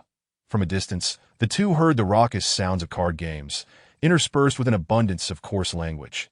Shui Pingyun gave Chen Hao an exasperated smile and pushed open the door. Instantly, a thick cloud of smoke wafted out, revealing dozens of young men in military uniforms, lounging about in various postures, smoking and playing cards, making a racket. The floor was a complete mess, littered with cigarette butts, empty beer bottles, and a scattering of sunflower seed shells and peanut skins. Upon witnessing the entrance of two individuals, the crowd merely cast a fleeting glance before resuming their activities, displaying no intention of halting. Everyone, please pause for a moment. Su Pingyun called out loudly. Today, the leader of the Human Resources Department is here to engage in a constructive dialogue with all of you. Let's extend a warm welcome. Yet, the crowd continued to feign ignorance. Su Pingyun furrowed his brow, about to speak again, when he was interrupted by Chen Hao, who sincerely remarked, Please do not misunderstand me. I am neither a leader nor here to deliver a speech. I have heard that many of you have been struggling to adapt since joining the group, and I wish to have a candid conversation with you. If you are facing any difficulties or have any needs, do not hesitate to voice them. Do not bottle them up inside. The greatest assistance you could provide us is to leave us be, retorted a lanky-faced man, casting an impatient glance at him. Scram, don't disturb my card game, Li Hong Liang. How can you speak like that? Do you not understand the concept of respect? Su Pingyun exclaimed angrily. Has Minister Su become upset? How terrifying. Li Hongliang mocked, if you have the guts. Don T coddle me. Go ahead and fire me. Laughter erupted from the crowd, that Su Pingyan was left speechless in his fury. Li Hongliang, wearing a smug grin, turned to Qin Hao and said, "Pretty boy, didn't you say we could voice our difficulties?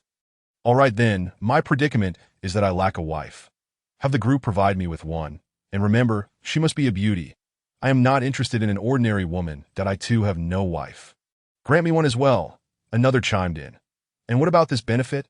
I want one too. With so many beauties in the group, how can you all settle for just one? You truly do not know how to enjoy life. Pretty boy, get me two." Laughter echoed through the room. "Enough of this, Qin Hao. Let us take our leave," Su Pingyan sighed, urging him. Qin Hao waved his hand dismissively, speaking in a solemn tone. "I came here with sincerity to communicate. Yet I do not understand why everyone is so resistant. To speak frankly, no matter how raucous you are, it does not concern me. I merely need to report the actual situation back to the leadership. But you, do you wish to continue this uproar for the rest of your lives? The group may tolerate your antics for a time, but can it endure them indefinitely?" The expressions of the crowd shifted. "Now that you are retired, you are no longer soldiers. Let go of the past glory and accept reality. Diligent work is your path forward," Qin Hao advised. "Continuing this hostility will bring you no benefit. Pretty boy, you need not lecture us with your nonsensical platitudes," Li Hongliang said, tossing his playing cards aside and standing up abruptly. "Let me ask you something. Before my discharge, I was a first-class private in the reconnaissance company. Honored twice with third-class merit and frequently commended by superiors. What qualifications do people like Su Pingyan and you, who have been pampered and possess no real skills, have to lead me? Indeed, each of us here is an elite from the military. Who among us has not served the country? We shed blood and sweat in the forces, honing our skills with great difficulty. Are we to endure the lectures of someone as mediocre as you?" The other veterans rose in indignation. Chapter 77. Arm wrestling. "I understand now," Qin Hao stated. "You are causing a ruckus because you believe no one in the group is qualified to lead you. Correct, you are right. We look down upon you," Li Hongliang sneered. "Then why do you still accept the salaries issued by the group?" Qin Hao inquired. "You consume the fruits of others' labor without contributing and yet deride them from behind. Do you not feel ashamed? Do you think anyone cares for it?" Li Hongliang spat, tossing a bank card onto the ground. "This is the salary card given to us by the group. You can take it back and check. If I have ever touched a single cent within it, I will take your surname from now on." Clap, clap, clap. The other veterans also produced their bank cards, throwing them onto the floor, coldly regarding Qin Hao. "Pretty boy, what do you have to say now?" Li Hongliang crossed his arms, smirking. "Indeed," Qin Hao nodded. "Not accepting a single penny from the group demonstrates that you still possess some integrity. You are men. Do you think that by merely praising us, you can win our favor?" Li Hongliang scoffed, pointing a finger at him. "What I detest most are fickle individuals like you. Get lost, or we will make you into a pig-ass head." "Get lost," the crowd echoed in unison. "That I can leave," Qin Hao replied. "However, before I do, I would like to pose a question. What constitutes having the qualifications to lead you? It is simple. They must be superior to us," Li Hongliang declared proudly. "And how does one demonstrate superiority over you?" Qin Hao inquired calmly. "At this," Li Hongliang fell silent, instead sizing Qin Hao up and mocking. "Pretty boy, are you implying that you are not satisfied? Do you wish to compare skills with us? Then you must specify what we are comparing." Qin Hao remained composed. "Oh, really?" Li Hongliang exclaimed with a laugh. "Brothers, did you hear that? This pretty boy actually thinks he can measure up to us." Laughter erupted once more. Su Pingyan's expression changed, and he quickly approached Qin Hao, whispering, "Do not act impulsively. They were all elites in the military. Their physical prowess far exceeds that of ordinary individuals. You cannot match them." "I am not acting impulsively, Minister Su," Qin Hao reassured him.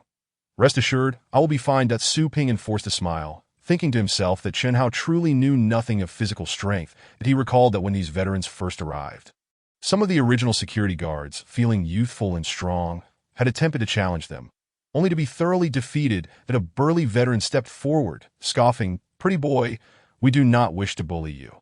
How about this, if you want a contest? Let us arm wrestle. That I will use one hand, and you can use both. That if you win, we will concede that you are stronger than us. What do you say?" "Lu Peng, isn't that unfair?" another protested. Any one of us could easily defeat this pretty boy with one hand. The crowd laughed in agreement. Are you serious? Chen Hao asked, maintaining his composure. I would not want to win only to have you deny it later. That would be pointless. Are we really being outsmarted here? Lu Peng laughed. Brothers, do you agree? Of course, the crowd responded in unison. Did you hear that, pretty boy? Lu Peng gestured to Chen Hao. Then let us begin. Chen Hao said calmly, but Su Ping inside upon witnessing the unfolding events, shaking his head but refraining from intervening. Let this reckless young man learn a lesson. After all, it is merely an arm wrestling match. Losing would not be the end of the world, merely a loss of face that a few veterans retrieved a table and 2 chairs, placing them in the center of the hall. Chen Hao and Lu Peng sat across from each other, extending their arms. You are not using both hands? Lu Peng inquired, surprised to see Chen Hao only extend his right. Since it is a competition, it must be fair. I will not take advantage of you. Chen Hao replied. Suit yourself. Lu Peng shrugged, believing the outcome would be the same regardless. Wait a moment, Li Hongliang interjected. Pretty boy, according to what we discussed earlier, if Lu Peng loses to you, we will acknowledge that you are stronger. But what happens if you lose? If I lose, I suppose I must leave, Chen Hao responded, momentarily taken aback. You are right. You should leave if you lose. However, I am referring to an additional punishment, Li Hongliang sneered. What do you propose? We will not make it difficult for you. If you lose, you must publicly declare 3 times that you are incompetent, Li Hongliang stated flatly, that if you are unwilling to agree, then you should leave now. Without hesitation, Chen Hao replied, I accept, but I have a condition of my own. What is it? If Lu Peng loses, you must cease your ruckus and adhere to the Group S rules. Fulfilling your work responsibilities and cooperating with Minister Su, Chen Hao stipulated. Agreed, Li Hongliang and the others hesitated for a moment before nodding in agreement. Let us begin, Lu Peng, Chen Hao said. Lu Peng chuckled and extended his right hand, gripping Chen Hao's firmly. In comparison, Lu Peng's arm was significantly thicker than Chen Hao's, his rough hand enveloping Chen Hao's as though it were that of a child, highlighting the stark disparity. This little twig, I worry that if Lu Peng exerts himself, he might break this pretty boy's arm, and then we would have to cover his medical expenses. One veteran joked. Indeed, despite his tall stature and fair complexion, he is nothing more than a decorative pillow. Nice to look at, but utterly useless. Another chimed in today as society. Men are increasingly becoming effeminate. I bet if they joined the army, they wouldn't even be able to carry a gun. The crowd scoffed that I will act as your referee, Li Hongliang announced from the opposite side of the table. His voice steady. 1, 2, 3 to begin. Lu Peng laughed. Although he did not immediately apply force, he wanted to savor the moment, relishing the anticipation of watching Chen Hao struggle, his face flushed with effort, and yet ultimately powerless, a testament to the joy of domination. Furthermore, for Chen Hao, Lu Peng harbored a mischievous desire to humiliate him publicly, allowing the other comrades to indulge in laughter and share in his delight. After all, sharing joy is far superior to solitary enjoyment.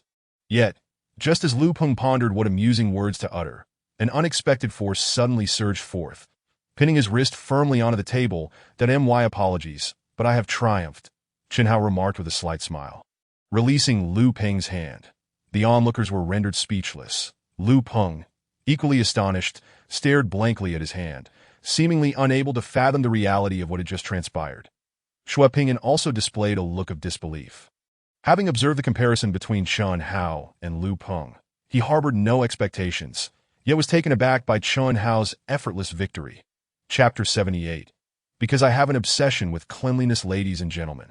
Since the outcome has been determined, please fulfill your commitment, Chen Hao stated. The crowd remained silent, their eyes fixed on Lu Peng, who had now placed them all in a precarious position with his defeat. That round doesn't count. I wasn't prepared. Lu Peng snapped back to reality, his face flushed with embarrassment as he slammed his hand on the table and shouted, I Hongliang already declared the start. Whose fault is it that you were unprepared? Chen Hao replied coolly that I was distracted and didn't hear when you said to begin. Lu Peng insisted stubbornly, casting a beseeching glance towards Li Hongliang. Li Hongliang glared at him, wishing he could slap some sense into him. What level of distraction would allow one to lose to this feeble pretty boy? Well, Lu Peng was indeed at fault earlier. But since this is a competition, fairness must prevail. After all, he hadn't truly exerted himself yet. Your victory cannot be deemed entirely valid. Perhaps we could have a rematch, Li Hongliang suggested awkwardly to Chen Hao. Are you implying that you wish to backtrack? Chen Hao scoffed. Not to backtrack, but rather to seek fairness. I Hongliang's face reddened, his voice diminishing. The others also felt the heat rising in their faces. Prior to the arm wrestling, they had mocked Chen Hao mercilessly, even preparing to relish in his public humiliation. However, with Lu Peng's unexpected loss, and in such a disheartening manner, they had to swallow their pride and seek Chen Hao's mercy. Why should we have a rematch? Chen Hao didn't break any rules. Shui Pingyan protested. If the roles were reversed, and Chen Hao had lost, would you have agreed to a rematch? The crowd fell silent, acutely aware of their own culpability, yet their hearts remained unwilling to concede. After all, Chen Hao had not won by sheer strength. Very well, if you all insist on fairness, let us have a rematch. Chen Hao stated without hesitation. Chen Hao Shui Pingyan's expression shifted. Director Shui, trust me on this. Chen Hao urged. Reluctantly, Shui Pingyan fell silent.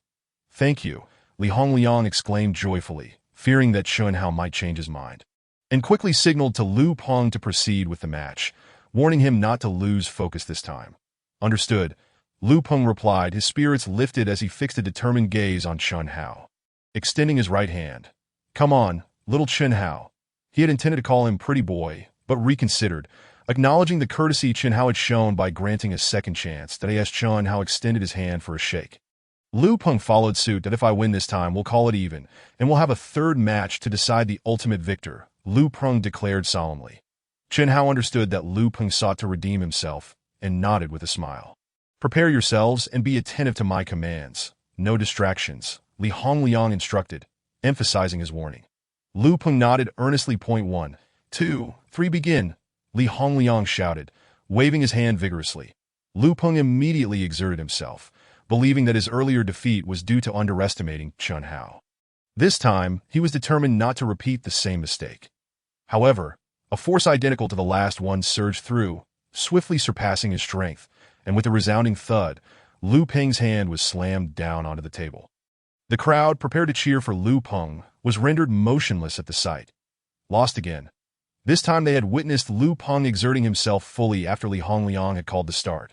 There was no sign of him underestimating his opponent or losing focus. Moreover, Lu Peng's serious demeanor indicated that he had given it his all.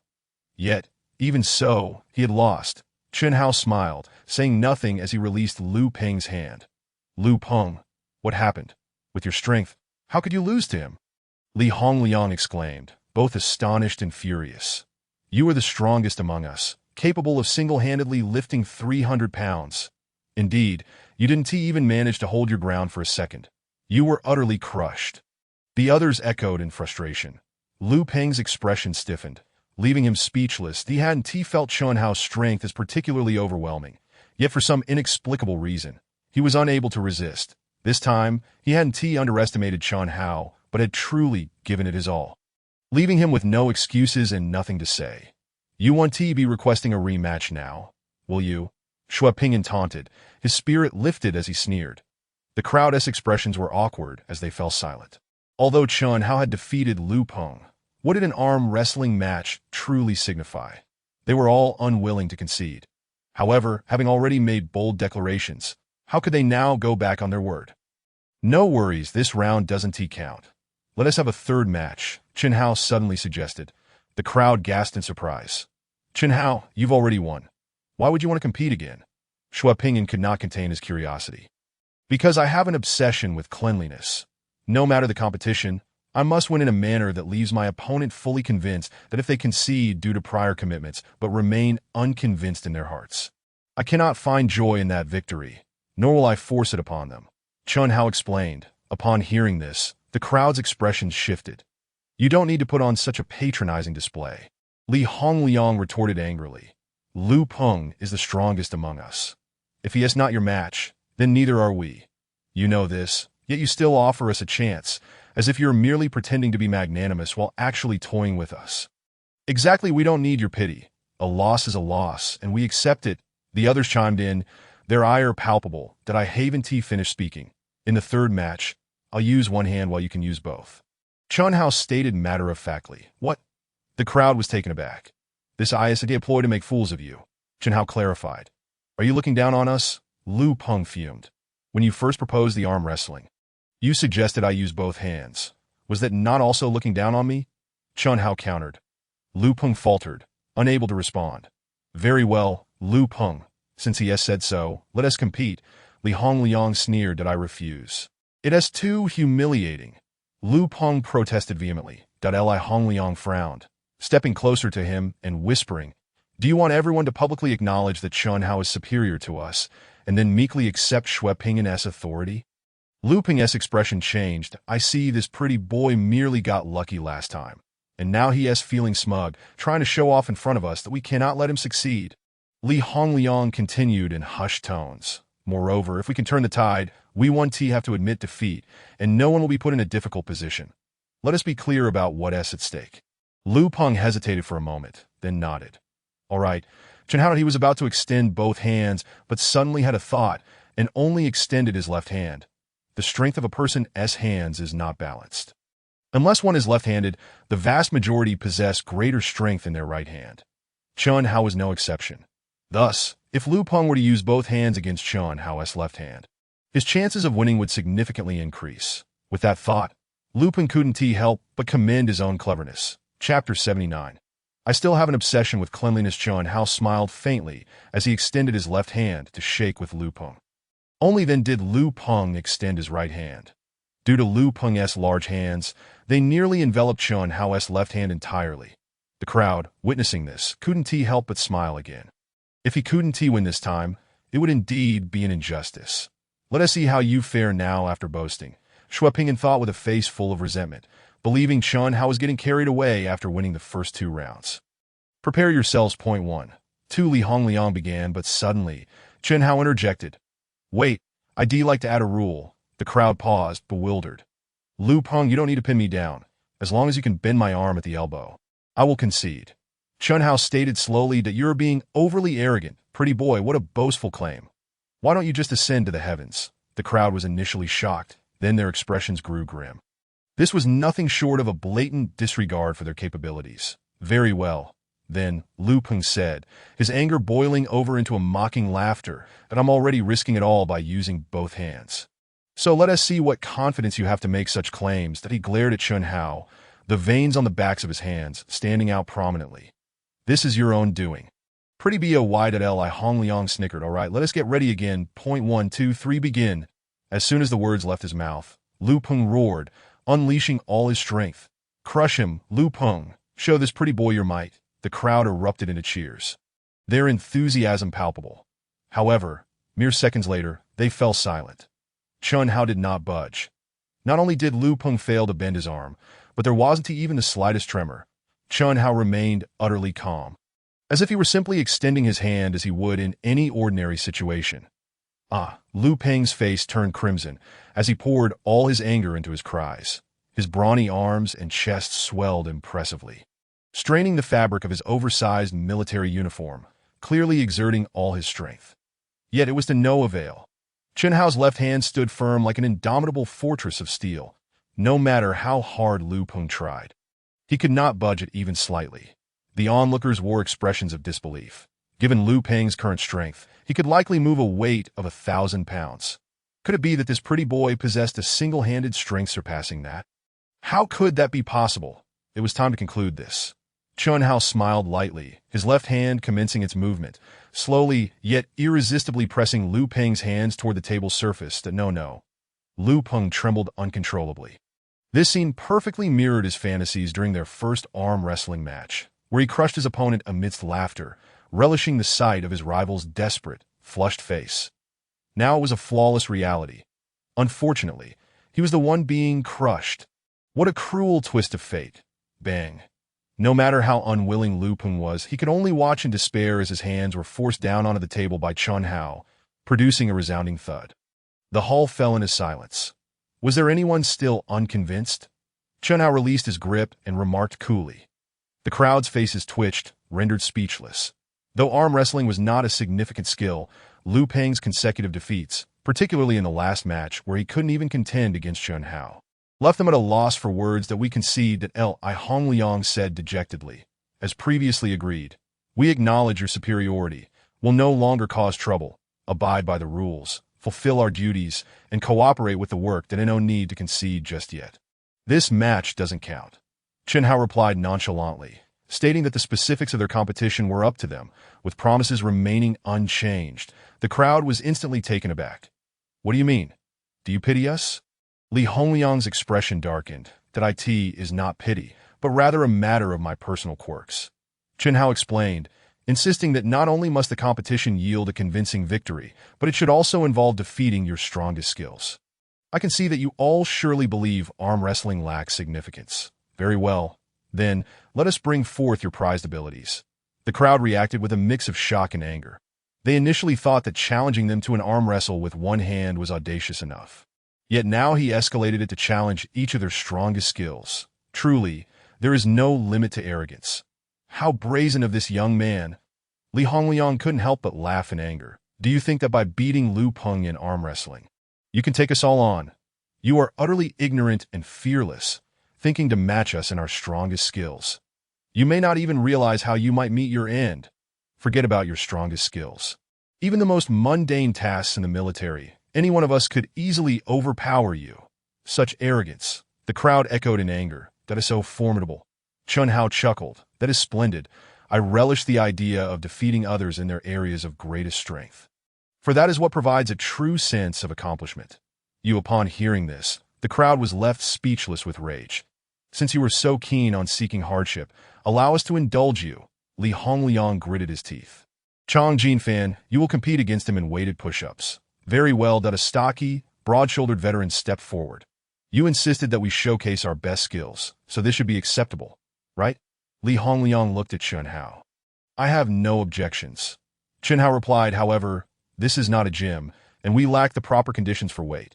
Just watch and see that Li Hongliang sneered coldly, nodding toward Chang Jinfan. Without further ado, Chang Jinfan rubbed his palms together, then positioned himself on the ground to commence his push-ups. After completing several, Li Hongliang gestured.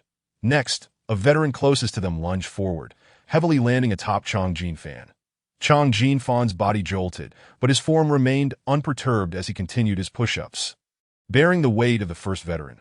Soon after, a second veteran joined, pressing down on the first, followed by a third, fourth, and fifth. In the blink of an eye, 6 veterans were piled atop Chang Jinfan, creating a towering mass. Each veteran weighed at least 100 pounds, and with Chang Jinfan's own weight, the pressure exceeded 1,000 pounds. Yet despite his flushed face and evident strain, Chang Jinfan maintained perfect form, executing standard push-ups. Incredible. Xue Pingyan watched in astonishment. Chapter 80 Absurd Sensation. Chen Hao was equally surprised that he had been to the gym before and was no stranger to weighted training. However, typically, weights of 100 or 200 pounds would be the limit. Even professional lifters max out at just a few hundred. To see someone like Chang Jinfan perform push-ups under 1,000 pounds was something he had neither witnessed nor even heard of. The veterans, however, displayed no surprise, their expressions calm. Clearly already aware of Chang Jinfan's prowess, in no time, Chang Jinfan completed 10 push-ups, showing no signs of stopping. 11, 12, 13 that the crowd counted aloud, stealing glances at Chen Hao's expression. That kid seemed utterly dumbfounded. Perhaps he was frightened into submission by Chang Jinfan. Haha. Let this young man boast, and watch how it all comes crashing down. Many snickered. Soon, after completing the 20th push-up, Chang Jinfan's arms straightened, and he paused. That's enough, Jinfan. You can stop now. Li Hongliang assumed he was fatigued, nodding. Bring in another. However, Chang Jinfan exclaimed loudly. Add more weight. Are you trying to scare him to death? Li Hongliang was momentarily taken aback, then coldly glanced at Chen Hao. I never intended to compete with him. Chang Jinfan scoffed. The added weight is merely to surpass my previous record. Hurry up, this is quite heavy to hold. It seems today's performance is impressive. Li Hongliang chuckled and waved his hand. Another veteran stepped forward, adding weight atop the 6th. Chang Jinfan took a deep breath and resumed his push-ups. 21, 22, 23. The crowd counted in unison. Finally, after completing the 25th push-up, Chang Jinfan stopped, visibly drained, and said, I can't do any more. The 7 veterans quickly dismounted from his back. Chang Jinfan stood, exhaling deeply. Congratulations, Jinfan, you've broken your own record. You should forget about being a security guard and consider weightlifting. You could surely win a gold medal. The crowd laughed heartily. Did I think the same? Chang Jinfan beamed with pride. Come on, pretty boy.l. I Hong Liang beckoned Chun Hao with his finger. Didn't you say you enjoyed defeating others in their strongest fields? Let us witness how you outshine Chang Jinfan in weighted push-ups. Indeed, you must not let us down. The crowd echoed in laughter. Chun Hao, perhaps you should reconsider. Xue Ping sighed. Initially, after witnessing Chun Hao's victory over Lu Peng, he harbored a glimmer of hope, but after observing Chang Jinfan's display, that hope evaporated instantly. This was beyond the realm of normal capability. Chun Hao smiled and said nothing, moving to the center of the hall to perform push-ups. His form was quite standard that I Hong Liang grinned. If you intend to add weight, just say so, and I'll bring them one by one to avoid crushing you. Chun Hao remained silent, continuing his push-ups with his right hand while extending his left hand invitingly. Signaling that they could proceed, I Hong Liang whistled that a veteran approached playfully, casting a teasing glance at the crowd before lunging down on Chun Hao's back. The crowd understood, their smiles widening in anticipation of witnessing Chun Hao's collapse. Thud! A dull sound echoed as the veteran's weight landed heavily on Chun Hao's back. However, Chun Hao remained unfazed, continuing his push-ups as if an immovable mountain had descended upon him, seemingly unaffected. The crowd's smiles froze. He is doing one-handed push-ups. Suddenly, a veteran with a stony face exclaimed in shock. The crowd gasped, turning their attention to the scene. Indeed, Chun Hao's right hand curled up with his thumb hovering in the air, relying solely on the other four fingers to support his weight against the ground. The spectators immediately exhibited expressions of astonishment. It is important to note that a smaller area of force application results in greater pressure. Thus, Chun Hao performing push-ups with just four fingers on one hand, despite only bearing the weight of two individuals, posed a challenge that was no less daunting than Chang Jinfa's two-handed push-ups with the weight of 5. As the weight increased, the support diminished. Was he deliberately showcasing his prowess? I refuse to believe that you could possibly reduce your fingers any further. Li Hongliang's face turned ashen as he bellowed. Bring in another. Another veteran stepped forward, pressing down with great force. The crowd fixated their gaze on Chun Hao's right hand. The third veteran applied pressure. Chun Hao stealthily released his little finger. 3 fingers on the ground. The crowd was at a loss for words. This is impossible. Chang Jinfa muttered in disbelief. With a weight equivalent to 3 individuals and a hefty figure among them, performing one-handed push-ups on just 3 fingers subjected him to a pressure far exceeding that of his 7-person load. Yet, Chun Hao remained unfazed, his form impeccable and his speed unchanged, as if the weight he bore was non-existent. Another. Li Hongliang's face hardened, his teeth clenched as he uttered the command through gritted teeth. 2 more veterans pressed down. Chun Hao then released his ring and middle fingers, point one finger on the ground. Although the crowd anticipated this action, they could not help but erupt in collective exclamations. Chang Jinfa trembled uncontrollably. Such a formidable individual was beyond anything he had ever seen or even contemplated. It was a crushing victory without any doubt. I Hong Liang fell silent, refraining from issuing further commands. Merely staring blankly at Chun Hao as he executed push-ups.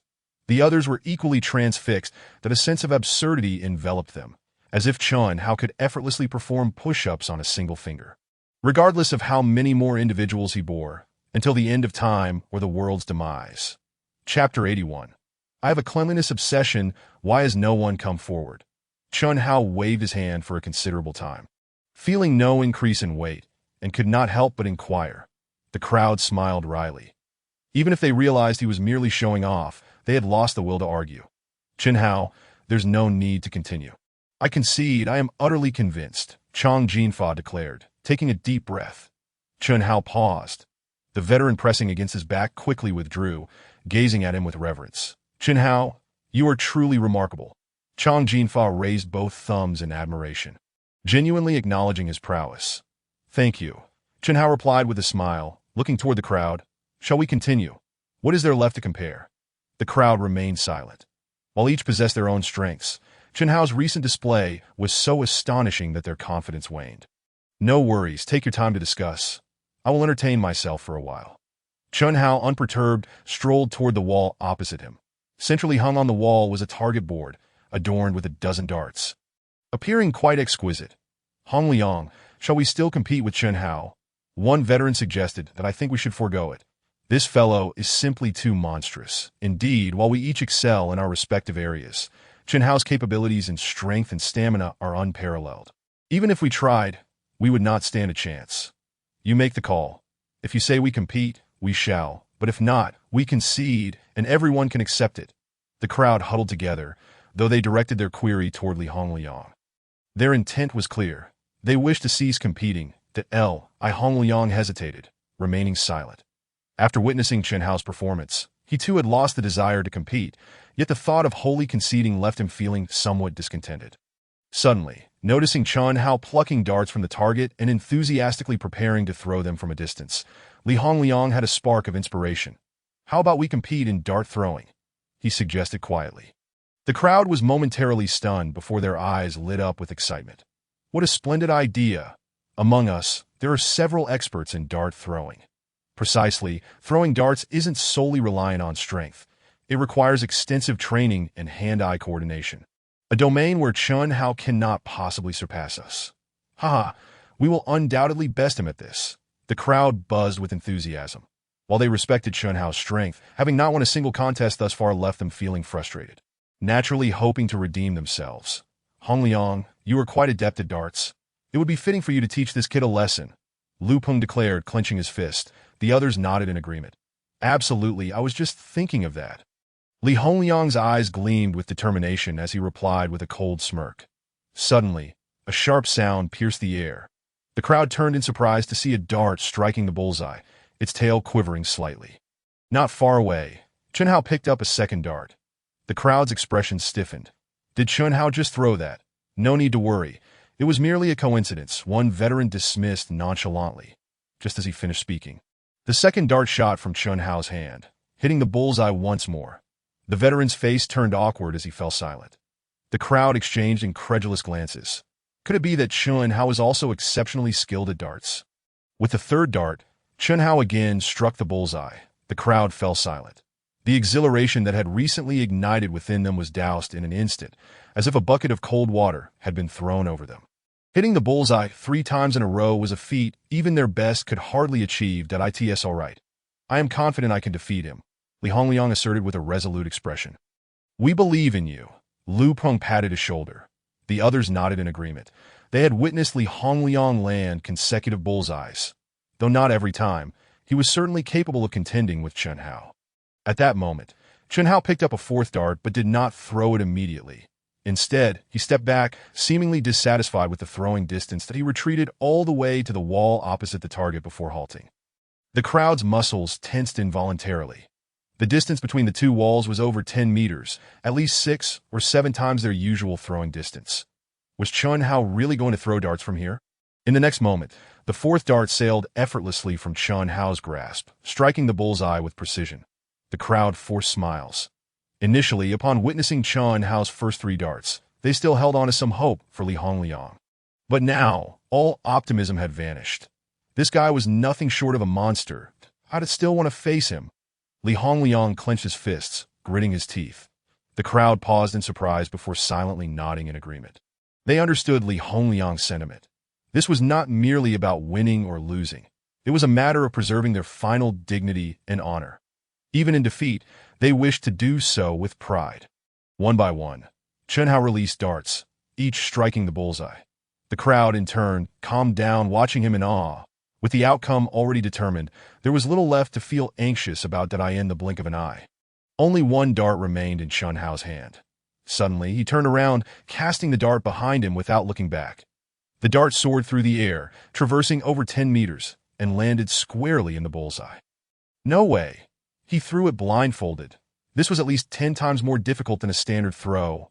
Indeed, it is simply miraculous. The crowd erupted in astonishment.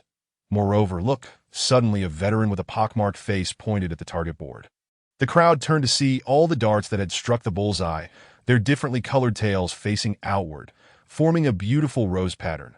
The crowd was left speechless. Initially, they believed Chen Hao was merely accurate. Though impressive, he was not unbeatable. Upon witnessing his precision from several times the usual distance, they began to grasp the disparity, yet still desired to give their all in competition. It was only after observing Chen Hao's blind throw that they realized his accuracy, was merely the tip of the iceberg.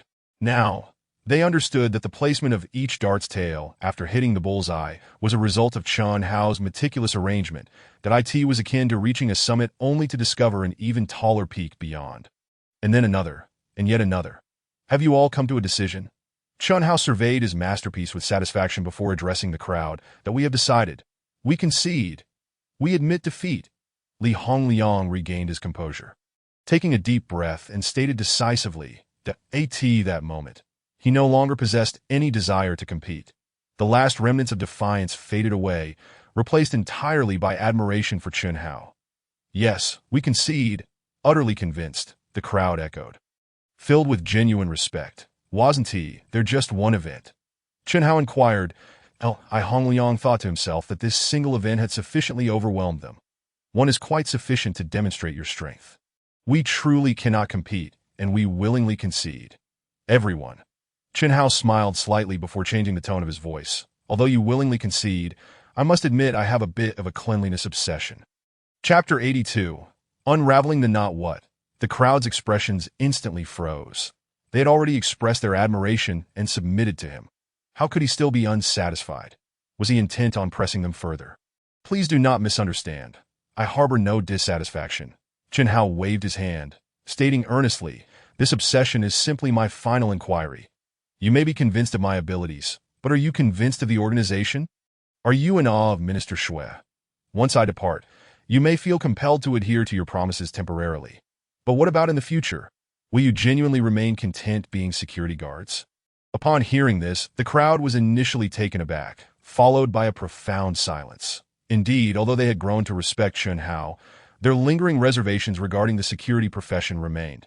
Ultimately, their opposition to the Xie group and their disdain for figures like Shui Pingyan stemmed from these unresolved feelings. I understood that, despite their verbal assurances, they secretly looked down upon the security job, especially knowing that some veterans, far less capable than themselves, managed to enter government positions through connections and secure the coveted status of civil servants, which left them feeling discontented. Chun Hao replied, I comprehend this, but I wish to inquire. If you had similar connections and could join the government, would your feelings of discontent dissipate? Regardless, positions within government are stable. With generous benefits and respectable status, Hongliang offered an awkward smile, admitting we are but ordinary individuals, naturally aspiring for better employment. Indeed, another chimed in, though the group's compensation is satisfactory, it pales in comparison to government roles. We do not harbor jealousy. Rather, we feel an injustice when individuals, despite lacking our capabilities, leverage connections to secure superior positions, which frustrates us. Others nodded in agreement. Chun Hao smiled slightly and posed another question.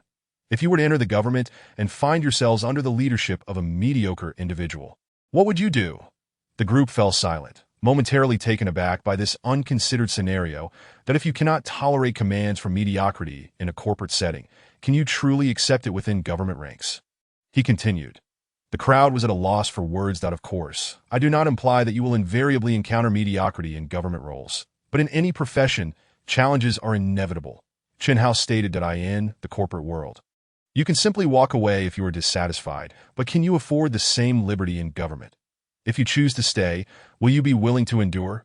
The expressions of the crowd grew increasingly complex. Given my temperament, I certainly would not tolerate dissatisfaction, Li Hongliang asserted after a moment. Nor would I. Others echoed in agreement. To endure discontent would be utterly stifling. Thus, Chun Hao concluded, even within government, the situation may not necessarily be better than in the corporate sphere.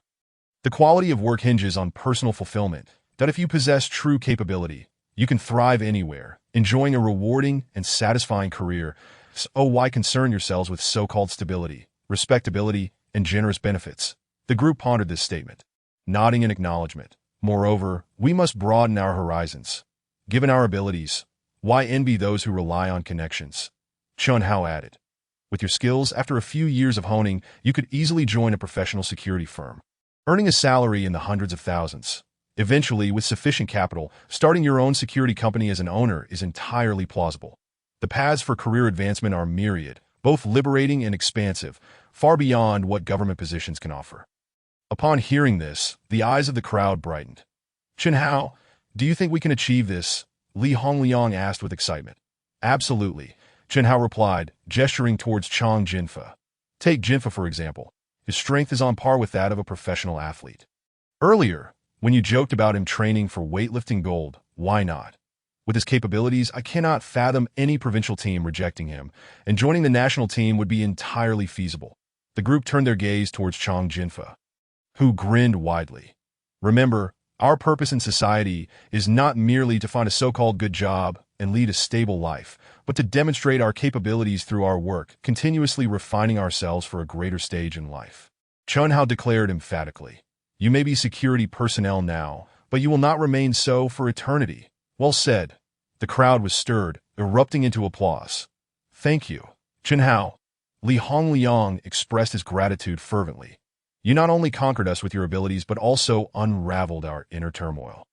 Rest assured, we will no longer cause disturbances and will faithfully fulfill our duties. This commitment is not only to honor you, but also to realize our own value.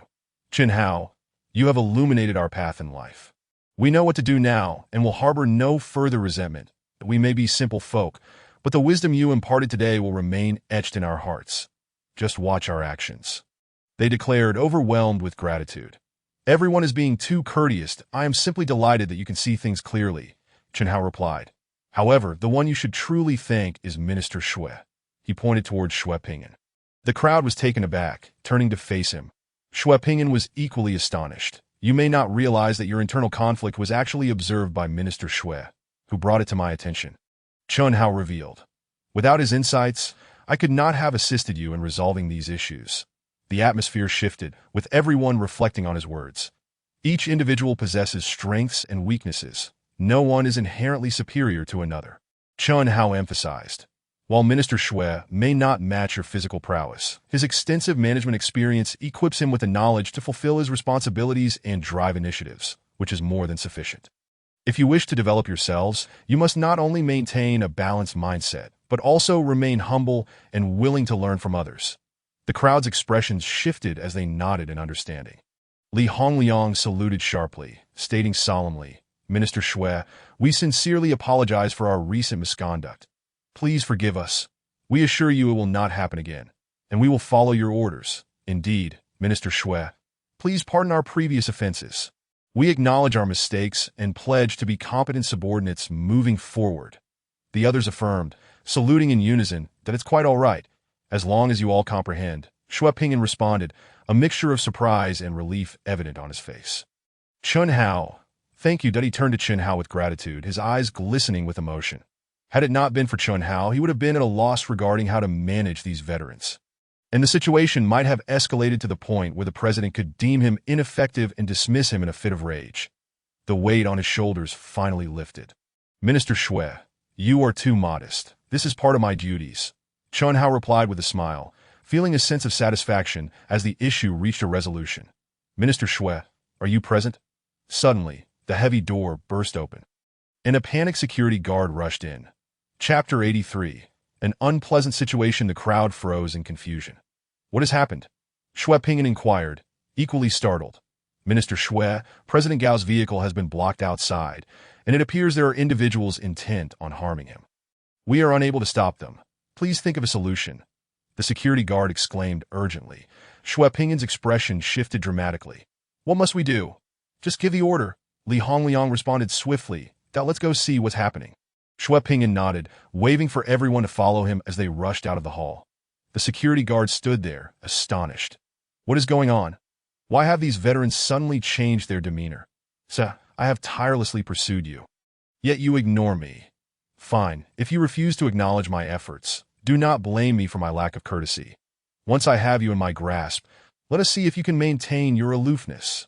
As they burst through the doors of the group, they spotted a tall young man clad in a white suit, standing before a Bentley with one hand on his hip and the other pointing aggressively at the scene before him. Not far from him, a dozen burly men in black suits, resembling bodyguards, were surrounding a blue Lamborghini, forcibly prying open the car door and dragging out a stunningly beautiful, cold-faced woman, none other than President Gao. Beside the Lamborghini, several CIA Group security guards lay on the ground, bruised and battered, curled up in pain. Zheng Hailong, have you lost your mind? How dare you lay hands on me in broad daylight? I have already called the police. Cease your actions at once. Gao Xie struggled against her captors, her voice filled with fury. Call all you want. I care not to be by the time the police arrive to rescue you. You will already be my plaything. Zheng Hailong sneered, gesturing for his men. Take her. Gao Xie, both terrified and enraged, was shoved towards the Bentley by several bodyguards before she could utter another word. Stop. Xue Pingyan bellowed. Charging forward with his team, da-da. These pitiful security guards are merely there to serve as my bodyguards' punching bags. Zheng Hailong scoffed, casting a disdainful glance at them, that you've witnessed the fate of your colleagues. If you wish to avoid a similar outcome, I suggest you step aside and not risk your lives for a meager paycheck. A burly bodyguard threatened, pointing at the fallen guards. Who do you think you were to look down upon us?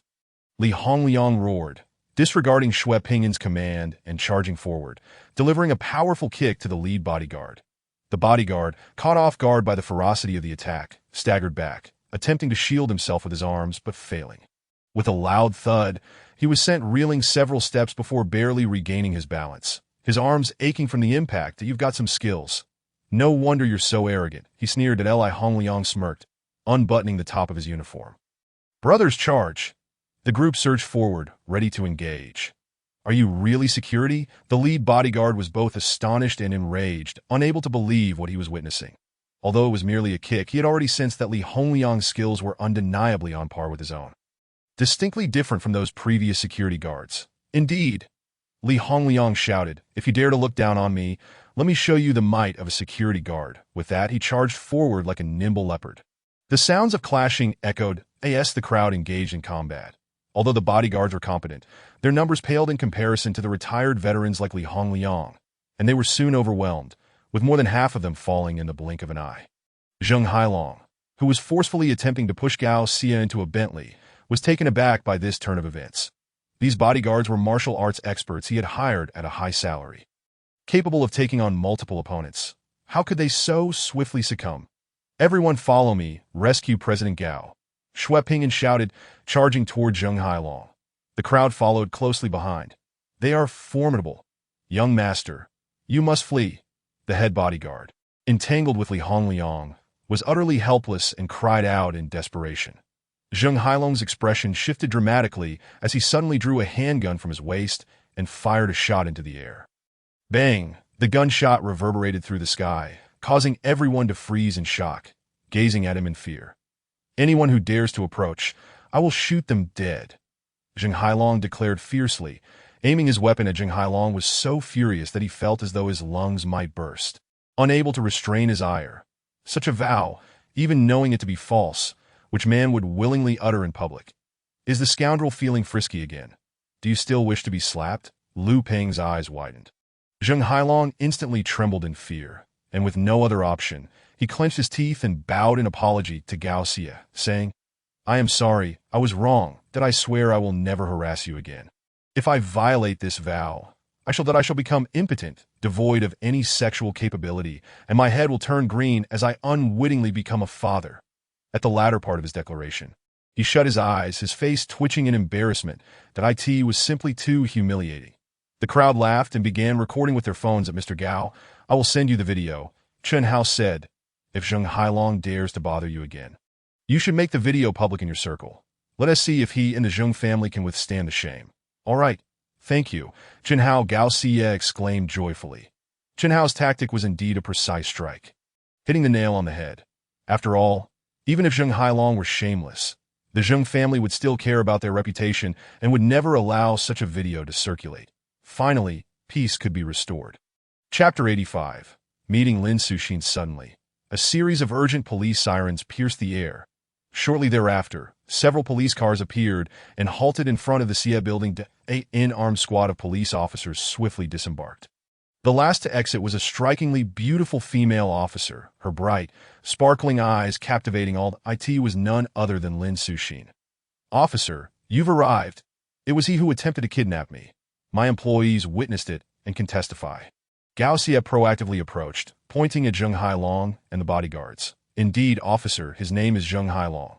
After failing to woo our CEO, he harbored resentment and sought to forcibly abduct her, but we managed to stop him.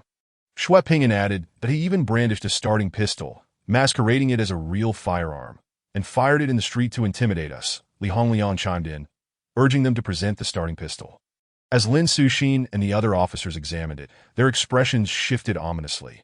Although it was not a real gun, brandishing it publicly to threaten others was a serious offense that Dio not believe their words. Officer, Zheng Hailong regained composure and exclaimed loudly, "Look at me. I'm in this condition. Does it seem like I was attempting to kidnap anyone? The truth is, I was merely pursuing Gao Xian normally. But she commanded the security to beat me and my companion severely, then falsely accused me of kidnapping her. Please discern the truth and do not wrongfully accuse the innocent," he spoke. He cast a knowing glance back at his entourage. Indeed, with so many of us, how could we possibly kidnap anyone? This is clearly a false accusation.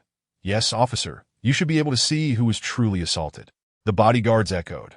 Lin Suxin and the police exchanged glances, their brows furrowing. Although the report came from Gao Xie and there were employees to corroborate, the current situation clearly placed Zheng Hailong and his group in the weaker position. And they were the ones being assaulted. With both sides asserting their claims, it was somewhat challenging to determine the truth. Zheng Hailong, how despicable of you to bite back. Gao Xie fumed. Let us not mention anything else.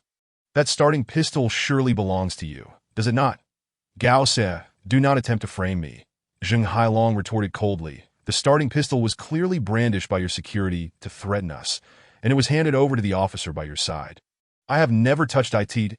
Tio now claim it as mine is sheer nonsense, a reversal of truth that he turned to Lin Suxin, stating gravely, Officer, I wish to file charges against Gao Xie and her security personnel for not only assaulting us, but also for using a replica firearm to threaten us. I strongly demand that these lawbreakers face severe punishment to ensure the safety of law-abiding citizens. The crowd was taken aback, both shocked and furious, at Zheng Hailong's utter shamelessness. Zheng Hailong, you truly are a master of evasion. A voice suddenly sneered as the words fell. Chen Hao stepped forward, phone in hand. Lin Suxin was momentarily taken aback, then exclaimed with delight, Chen Hao, what are you doing here? The crowd had been too numerous for her to notice him earlier. Officer Lin, it's good to see you again. Chen Hao nodded that I am now an employee of Xie Group and have video evidence of Zheng Hailong attempting to kidnap our CEO. As he spoke. He presented his phone. When the crowd rushed out earlier, Chen Hao had promptly recorded the attempted kidnapping, and now it was proving to be quite useful. You work for Xie Group? Lin Suxin was taken aback. Given Chen Hao's background, how could he possibly be working at a company?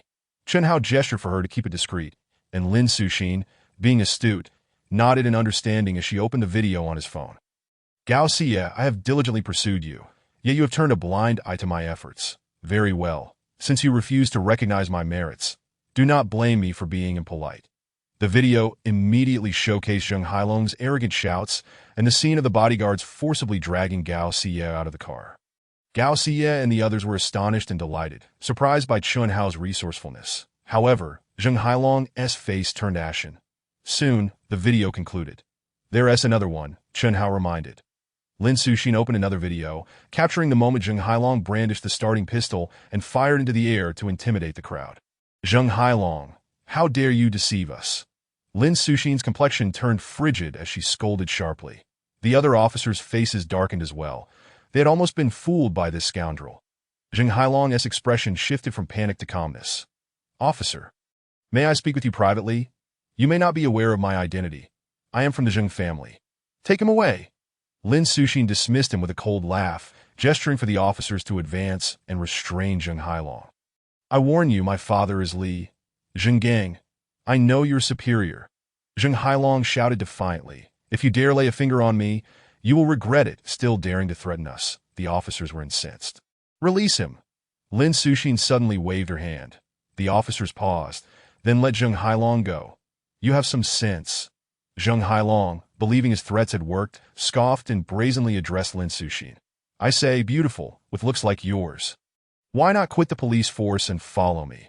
I guarantee you a life free from worries, living among the elite. What do you say? Will you consider it?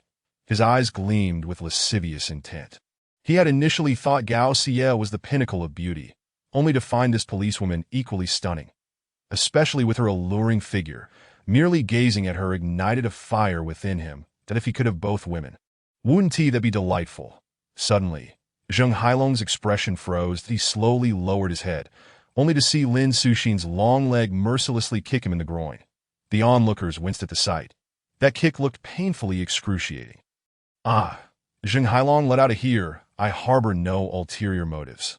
I merely wish to keep an eye on your girlfriend. Subsequently, she spoke with an air of feigned innocence, asserting, I truly did not know. When I applied, I had no idea that the president of Xie Group was Mr. Gao. Chenhao found himself in a state of bemusement, contemplating how she could claim to watch over his girlfriend when it sounded as if she had a close relationship with Xueqing. That seemed more plausible. Lin Suxin exhaled in relief, her smile returning. Very well, it's nothing. You may go.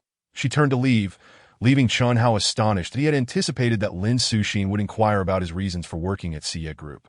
But instead, she had posed this nonsensical gossip question that is she your friend? At some point, Gao Xie approached, her tone laden with meaning. We are merely acquaintances, Chenhao replied, shaking his head that I was involved in a case previously. And she had come to me for inquiries. Gao Xie responded with a soft "oh," then suddenly laughed. It appears she is quite concerned about you. Chenhao chose not to comment, that in his eyes. Lin Suxin's enthusiasm was merely due to his status as a martial artist. That a girl as beautiful as she. Do you not have any thoughts about her? Gao Xie asked, her curiosity piqued. She found herself increasingly intrigued by this young man. I already have a girlfriend, Chenhao stated. Gao Xie was taken aback. Shall we go, Ms. Gao? Chenhao said as he walked toward the Lamborghini. Gao gazed at his retreating figure, her heart inexplicably filled with a sense of melancholy. What is happening to me? After a moment, she snapped back to reality, startled, and hurried after him. Half an hour later, the group arrived at the police station. Qingdong, take the suspect to the interrogation room. Yuan Yi, please accompany Ms. Gao to take a statement, Lin Suxin commanded. The others complied and departed. Chenhao, come with me, Lin Suxin beckoned. The two made their way to a grand hall. This hall spanned several hundred square meters, filled with various fitness equipment, and at its center stood a square arena. Then aren't we supposed to be taking a statement? Chenhao inquired, taken aback by the surroundings, that if there is video evidence, it doesn't matter whether you take a statement or not. Lin Suxin replied with a slight smile. Indeed, I intentionally lured you here. Before Chenhao could respond, she continued, leaving him speechless. Are you blaming me? Lin Suxin gazed at him with a radiant smile, her crystalline eyes sparkling beautifully. How could I? Chenhao chuckled, avoiding her gaze. Her expression was so enchanting it could melt anyone's heart. So you also have moments when you cannot bear to look at me, Lin Suxin said smugly. She had been troubled by Chenhao's earlier rejection and could not help but feel a desire to conquer him. Officer Lin, why not demonstrate a set of martial arts techniques for me? Chenhao suggested that it was evident that Lin Suxin had brought him here to showcase her skills. Very well, she replied, pointing, turn around and face the wall. Do not turn back without my permission. Why? Chenhao was taken aback. Do you wish to see me change clothes? Lin Suxin shot him a look that I cannot very well perform in my police uniform. Then I shall wait outside. Chenhao said that no, I brought you here under the pretense of taking a statement. Lin Suxin insisted that if you go outside and my colleagues see you, it would be hard to explain. Just stay here. I will only change into my training attire, fine. Chenhao turned to face the wall. No peeking. Lin Suxin smiled sweetly and began to remove her police uniform, that in an instant. The entire hall was infused with a vibrant, alluring energy. Lin Suxin admired her own physique, her beautiful eyes shimmering with unparalleled pride. Her figure was not only in natural golden ratio, but had also reached a flawless state after years of training. Suddenly, she glanced at Chenhao, feeling a surge of conflicting emotions, for some reason. She found herself yearning to conquer this boy fool. Are you truly this obedient? Surely you will not resist the urge to sneak a glance? I cannot stop you. Lin Suxin bit her lip, feeling a tinge of wistfulness. Nevertheless, Chenhao never turned around. Lin Suxin, feeling resigned, donned the loose training attire. I am ready. You may turn around now. She cleared her throat lightly. Chenhao turned. You really can maintain your composure. Lin Suxin could not help but comment. Tell me honestly, did you ever consider sneaking a peek? Of course not. I am not that kind of lecherous person, Chenhao replied with an earnest expression. You recognize your place. Lin Suxin huffed, yet she felt a hint of disappointment. Just as she was about to step onto the arena, she suddenly noticed a glimmer of light reflecting off Chenhao's back, causing her to pause in surprise. Chen Hao also sensed something amiss. His expression unusually tense as he quickly stepped aside to obscure the light. "What is behind you?" Lin Suxin questioned, her suspicions aroused. "It is nothing. Merely the wall." Chen Hao feigned ignorance. Lin Suxin scrutinized him skeptically and strode over. In an instant, her beautiful eyes widened in shock. Chapter 87. A predicament. Before Chen Hao stood a glaringly bright mirror mounted on the wall. "Did you not claim you weren't sneaking peeks at me? What is the meaning of this?" She pointed at the mirror, her voice laced with indignation. Chen Hao feigned innocence. "Did you not instruct me to face the wall? Is it my fault?" Lin Suxin was left speechless with anger. "Officer Lin, let us focus on honing our martial skills. Let us not dwell on trivial matters, shall we?" Chen Hao said, his demeanor serious, still attempting to change the subject. "I will not rest until I have taught you a lesson." "Officer Lin, I was wrong. May I offer my apologies?" "No. Today I must give you a thorough scolding." The two engaged in a playful chase, ultimately forcing Lin Suxin to corner Chen Hao against the wall. "Run, are you?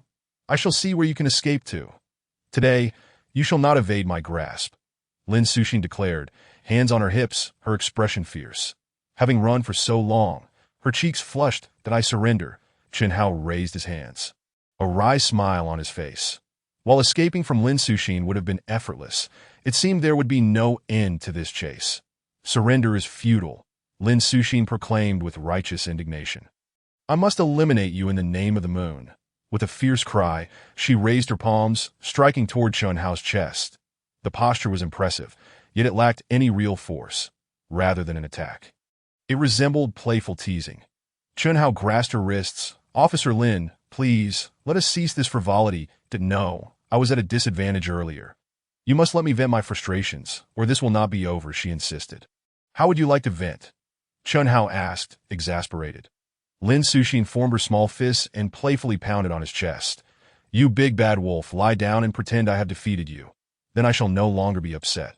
Do you think this is child's play? How childish." Chen Hao could not help but roll his eyes. "The gray wolf will surely return," he exclaimed dramatically, falling backward as if defeated. "Officer Lin, are you not angered now?" "Officer Lin, perhaps we should postpone our sparring for another day," Chen Hao suggested, "if you did not have a girlfriend." Lin Suxin hesitated, then finally asked, "Would you like me?" "Officer Lin, it seems we have only met twice." "Have we not?" Chen Hao replied, taken aback by her question, that he felt it improbable that he possessed such charm that a top beauty like Lin Suxin would be smitten with him in such a short time. I doubt. Lin Suxin hesitated, but then summoned her courage. "You may not believe me, but despite our brief encounters, there is something uniquely pure about you that draws me in, making me want to be closer." Chen Hao was taken aback. Could it be that besides Du Xueqing, Lin Suxin could also sense his aura as a cultivator? How could that be possible? The odds were minuscule, yet he had encountered it twice. "Chen Hao, you have yet to answer me," Lin Suxin prompted, her beautiful eyes filled with hope. "What?" Chen Hao, lost in thought, momentarily failed to respond. "But if you did not have a girlfriend, would you like me?" Lin Suxin's eyes sparkled with anticipation. Chen Hao, unable to bear disappointing her, nodded slightly. Thank goodness Xueqing was not present, he thought to himself, feeling relieved. "Then I can rest easy." Lin Suxin sighed, her beautiful smile returning. "You have always been so indifferent towards me. Last time you rejected me, leaving me feeling rather gloomy, as if I lacked charm. That if you lack charm, then no one in this world possesses it." Chen Hao replied with a grin. "Really?" Lin Suxin's eyes lit up with joy. "You also believe I have charm?" "Of course." "Then tell me, who is better, me or your girlfriend?" "Both are wonderful. No, you must choose one and cannot favor Du Xueqing simply because she is your girlfriend." Lin Suxin insisted. "I am not sure, to be honest. Forget it. I shan't press you further, as you surely will not say I am better than your girlfriend." Lin Suxin huffed, dropping her long legs. Only then did Chen Hao feel a sense of relief. Chapter 88. A curious mind. "Chen Hao, come instruct me in martial arts," Lin Suxin declared as she stepped onto the arena. Chen Hao thought to himself that she had finally begun to take things seriously and nodded in agreement. Lin Suxin took her position at the center of the arena, inhaled deeply, and began to demonstrate her martial techniques. That a gust of wind suddenly swept through the arena, causing a ruckus. Chen Hao was taken aback. He had not anticipated that Lin Suxin, a stunning beauty of exceptional charm, could display such ferocity in combat. Observing her skill, it was evident that she surpassed Bin. His astonishment grew as he watched. Although he had never trained in martial arts, as a practitioner of the mystical arts, Chen Hao could discern that Lin Suxin's movements were not merely a modern fighting style, but rather a true form of martial prowess. Each strike and stance was executed with remarkable precision, harmonized by her breath control. When to inhale, when to exhale, all seamlessly interwoven, aside from a slight lack of power that prevented her from generating explosive sounds. Lin Suxin bore an almost indistinguishable resemblance to the martial artist surnamed Xia, whom Chen Hao had encountered previously. Before long, Lin Suxin completed her series of punches and kicks, returning to a neutral stance. "How did I perform?" she inquired, her gaze fixed on Chen Hao. "Exceptional, absolutely perfect," Chen Hao responded, giving a thumbs up. "That I didn't ask you to praise me. I need you to point out my shortcomings." Lin Suxin pouted. "What I said is a fact," Chen Hao insisted. "Indeed, it was excellent. Apart from a slight deficiency in power, you possess almost no flaws that if you continue to train diligently, becoming a warrior is merely a matter of time. Even you cannot see it. What should I do?" Lin Suxin's expression fell, her charming face now tinged with disappointment. "What is wrong?" Chen Hao was taken aback that I haven't made any progress in a long time. She sighed. "As you mentioned, I've been training methodically. Initially, my progress was rapid, but for over a month now, no matter how hard I practice, I have seen no improvement, and in fact, I have regressed significantly. I have self-examined countless times and consulted many people, yet I have been unable to identify the root cause." As she spoke, a troubled expression crossed her face. Chen Hao was also taken aback. From Lin Suxin's performance, there appeared to be no issues. Logically, such a predicament should not arise. Your martial arts are not self-taught, but rather imparted by someone else, correct? Chen Hao pondered before asking. "Yes," Lin Suxin replied. "But I cannot disclose the identity of the individual who taught me martial arts. It's not that I don't want to tell you. It involves certain secrets of martial artists that I cannot conveniently share. Please forgive me. That is all right. I'm not inquiring about who taught you." Chen Hao reassured her. "I only wish to ask if you have consulted your master regarding the issues you are facing in your training." "Of course I have," Lin Suxin replied with a wry smile, "but he couldn't identify what my problem is either. Moreover, before you, I sought advice from other martial artists, and they too found nothing amiss," she said, her head hanging low in despair. Chen Hao nodded thoughtfully. Then, after a brief moment of contemplation, he extended his spiritual awareness to examine Lin Suxin's body, that if there were no external signs, the issue must lie within. "What are you looking for?" "Stay still. I'm trying to identify where the problem lies," Chen Hao instructed. Lin Suxin complied and stood motionless. Chen Hao scrutinized her closely. "Did I see it?" he suddenly exclaimed. Lin Suxin was startled, snapping back to her senses. How could Chen Hao possibly have such insight? "Officer Lin, I believe I've pinpointed your issue," Chen Hao stated. "Please repeat the martial arts sequence you just demonstrated for me." "All right," Lin Suxin replied, both surprised and delighted, as she resumed her stance and began to execute the moves once more. Chen Hao observed intently with his spiritual awareness. "Stop," he called out after a brief moment. Noticing Lin Suxin shift her breath and complete a simple abdominal contraction. "Officer Lin, do you feel a sense of swelling in your dantian?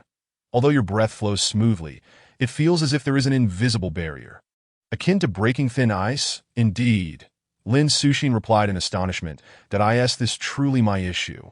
Chen Hao nodded. "Such a clear obstruction in your breath. Have you not felt it before?" "I have sensed it," Lin Suxin admitted.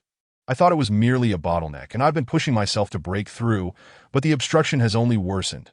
"Foolish girl, the obstruction indicates an issue with your meridians. Continuing to train intensively will only exacerbate the problem." Chen Hao sighed. "How could I have known?" Lin Suxin stamped her foot in frustration. "You must stop training like this from now on." Chen Hao advised. "I've observed that your meridians have sustained damage. If you persist in your practice, the consequences could be dire." "Understood," Lin Suxin replied obediently. "What should I do then?" She asked. "I will perform some acupressure to repair your meridians, and after a few days of rest, you should be fine," Chen Hao explained. "Excellent," Lin Suxin beamed. Chen Hao ascended the platform, channeling a modicum of spiritual energy into his palm before placing it on Lin Suxin's dantian. Instantly, Lin Suxin felt a wave of pure warmth envelop her. An indescribable comfort. Remember, in your training, do not be greedy for quick success. Instead, strive for steady progress. The problems you're experiencing stem from your eagerness to achieve results too quickly, causing instability in your breath and repeated impacts on your meridians, which over time will naturally lead to obstructions, Chenhao explained while mending her damaged meridians. Chapter 89. The Art of Flattery. Suddenly, the gym's door creaked open, and Cheng Dong, Yuan Yi, and a group of police officers entered. Lin Suxin, resembling a startled rabbit, swiftly distanced herself from Chun Hao. Captain Lin, didn't you say you were taking Chun Hao to record his statement? Why are you here? Cheng Dong asked, casting a surprised glance at the pair. Well, Chun Hao has already transferred the video evidence to me, so there is no need for a formal statement that he understands combat techniques, so I brought him here for a friendly sparring session. Lin Suxin replied. That was close. They almost saw us, she thought. Friendly sparring? The others exchanged skeptical glances, having noticed the two of them closely positioned together, only to part as soon as they entered. Moreover, Chen Hao appeared composed and neatly dressed, hardly resembling someone engaged in a sparring match. However, since Lin Suxin was their superior, they dared not pry further despite their suspicions. What brings you all here? Have the interrogations concluded? Lin Suxin asked, her anxiety palpable. It seems only a short time has passed. Everything has been wrapped up. Ms. Gao's statement has also been taken. Cheng Dong replied that we were looking for you to report on the work, but couldn't find you anywhere. So we decided to come here to this. Lin Suxin couldn't help but glance at Chun Hao. Officer Lin, since Ms. Gao's statement is complete, I'll be heading back, Chen Hao said. All right, Lin Suxin nodded. Thank you for resolving my issue. I'll seek you out for sparring again next time. Chen Hao waved his hand and exited the hall. Chen Hao, get in the car. Just as he stepped out of the police station, a voice called out to him.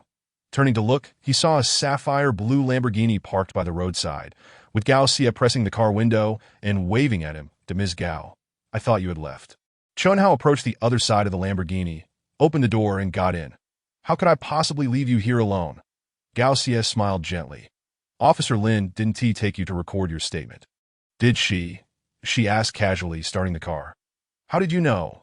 Chen Hao inquired, surprised that if it were just a statement, she could have had her subordinate do it. Why would she need to take you personally? Gao Xie replied nonchalantly. Chen Hao offered an awkward smile. Although he had resolved Lin Suxin's meridian issue, the circumstances felt it's evident that Officer Lin holds you in high regard. Gao Xie noted. Chen Hao sighed, uncertain of how to respond. He recalled Lin Suxin mentioning that she could sense the aura of a practitioner in him. What if Lin Suxin was like Du Shuetching? What then? Never mind. Knowing it now is pointless. That it's all faded. I'll deal with it after I establish my foundation. Chen Hao then remembered the teachings of Tian Qinzi, and his mind settled into tranquility. Your girlfriend must be quite beautiful, right? Gao Xie cast a glance at him. Chen Hao nodded, somewhat puzzled. What prompted that question? If she weren't beautiful, how could you remain indifferent toward a stunning beauty like Officer Lin? Gao Xie remarked. Her figure and looks are such that even I cannot help but feel moved. Chen Hao could only respond with an awkward smile. Chen Hao, who do you think is more beautiful? Me or Officer Lin? Gao Xie seemed quite interested in this topic and pressed on. They are both. Just as Chen Hao was about to speak, he suddenly realized something and quickly amended. Of course, Ms. Gao, you are more beautiful. Officer Lin, please don't take offense. It's not that you aren't beautiful, but rather that you aren't my superior simultaneously, Chen Hao silently thought to himself. You saying that because I'm the CEO, aren't you? Gao Xie snorted, though her expression betrayed her delight. This isn't just my opinion. It's the consensus. Chen Hao replied, although I've only been on the job for 2 days. I've already heard colleagues praise your stunning beauty multiple times, indicating that your charm is widely acknowledged. Then, why did you appear so indifferent when you first saw me in the elevator? Gao Xie inquired. Ms. Gao, you've misunderstood me. I wasn't indifferent. I was utterly speechless, struck by your unparalleled beauty. Chen Hao said innocently. All right, I'll take your word for it. Gao Xie's heart soared, and she broke into a radiant smile. Resembling a cold yet enchanting rose in bloom, exuding a captivating allure. Chen Hao chuckled shyly, thinking to himself that flattery often goes unpunished. Unfortunately, my demeanor is too reserved. I lack the warmth and exuberance of Officer Lin. I actually envy girls like her. Gao Xie sighed. Mr. Gao, every individual is unique, and there is no need to envy anyone. Chen Hao spoke eloquently. You, as the group president, occupy a lofty position to maintain your authority and poise. It is essential to maintain a certain aloofness, which inspires both respect and loyalty. However, your cool demeanor is not one of indifference. Rather, it is a distinct and strikingly elegant personality. This individuality elevates you beyond mere physical beauty, granting you a unique aesthetic that is refreshing, graceful, and transcendent, far surpassing the allure of ordinary worldly beauties. One cannot help but wonder how many envy you. Chen Hao, your eloquence is remarkable. Gaoxia felt her heart bloom with joy. Thank you for your appreciation, Mr. Gao. I will certainly work diligently to meet your expectations. Chen Hao pretended not to know what she wanted to say and smoothly interjected, providing her an opportunity to shift the conversation. Gaoxia smiled knowingly, her beautiful eyes shimmering as she glanced at him. This young man, in both speech and conduct, brings immense comfort, exuding a sense of stability and reliability that is simply impeccable. Chapter 90. A Woman's Intuition. Half an hour later, the two returned to Xie Group. Chen Hao, you're back. Department head. Chen Hao has returned. Upon entering the Human Resources Department, Hu Bing and Wan Rui rushed over in surprise. Chen Hao, I heard from Minister Xue that you went to the police station with Mr. Gao. He wouldn't elaborate, and I was nearly frantic with curiosity to why Yu Halian hurriedly stepped out of her office. I apologize, Minister. I forgot to inform you. Seeing her anxious expression warmed Chen Hao's heart, and he recounted the events. Naturally, he omitted his rescue of Gao Se and the occurrences at the police station. I see. Yu Halian sighed in relief, and a wonder Minister Xue was reluctant to divulge the details. It involved Mr. Gao's personal affairs. Suddenly recalling something, she added, let us keep this matter to ourselves to avoid tarnishing Mr. Gao's reputation. The three of them nodded in agreement that in fact, Mr. Gao should find a boyfriend to protect her, which would prevent her from being harassed by scoundrels like Zheng Hailong, Hu Bing remarked. Indeed, with so many admirers vying for her affections, it shouldn't be difficult for her to find a capable partner. Wan Rui concurred. It's not that simple. Yu Halian countered, shaking her head. Being at the top can be quite lonely, despite the many suitors. Their sincerity remains questionable. Otherwise, Mr. Gao wouldn't have remained single for so many years. Dingling. At that moment, the phone in the inner office rang. Everyone, let us cease the gossip and get back to work. Yu Halian instructed, walking back to answer the call. Chen Hao and the others returned to their desks. Soon, Yu Halian finished the call and rushed out, smiling. Chen Hao, congratulations. What is the occasion, Minister? Chen Hao was taken aback. Mr. Gao just called. She has transferred you to the group secretary's office. Yu Halian beamed. Wow. Chen Hao, you've been promoted. Hu Bing exclaimed dramatically. The secretary's office. Does that mean you'll be Mr. Gao's secretary? Chen Hao was momentarily stunned. Indeed, but this position is far from ordinary. It holds great significance, Yu Halian clarified. You will assist Mr. Gao in various crucial aspects such as group operations, strategic planning, and marketing, essentially becoming her right-hand man. The secretaries in the office are all quite exceptional, either returning from abroad or graduates of prestigious institutions, incredibly talented. Being Mr. Gao's personal secretary is akin to being an imperial envoy in ancient times. Not only are the benefits and compensation substantial, but one also enjoys numerous privileges that mid-level managers must treat you with the utmost respect. Chen Hao, you've truly made it, Hu Bing said enviously. Minister, I was just a regular employee. I've only been in the Human Resources Department for 2 days. Lacking any work experience. How could I possibly take on such a vital role? Chen Hao shook his head. Please, convey to Mr. Gao that I would prefer to start from the ground up. You wish to decline such a fantastic opportunity? Hu Bing was astonished that you realized that once you become Mr. Gao's secretary, advancement will be swift. Several outstanding young, mid-level managers in our group began in the secretary's office. Wan Rui remained silent. Her expression complex as she glanced at Chen Hao. She recognized his true capabilities and understood that even the secretary's office would be trivial for him. Chen Hao, I'm pleased to see you think this way. It demonstrates your grounded nature and lack of undue ambition. Yu Halian remarked with a smile of approval that I've already conveyed your situation to Mr. Gao, but she insisted on transferring you and requested you visit her office immediately. You should go now. Very well. Chen Hao responded reluctantly, departing from the Human Resources Department to the top-level president's office. You must be Chen Hao. Mr. Gao said to wait for you inside the office. You may enter directly.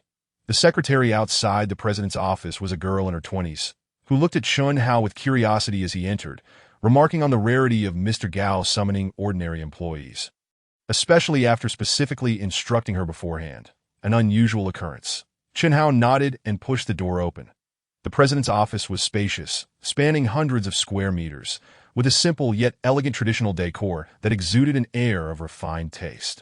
Gao Xie sat gracefully behind the executive desk, smiling as she looked at Chun Hao. Mr. Gao. Chun Hao approached politely. Please have a seat, Gao Xie gestured. Has Minister Yu informed you? She inquired at Mr. Gao. Thank you for your promotion. But I must insist, it's not that I'm unwilling, but I truly lack experience and capability. Chun Hao stammered that I do not make mistakes in my judgments. Gao Xie interrupted him directly. Lack of ability can be cultivated, and lack of experience can be learned.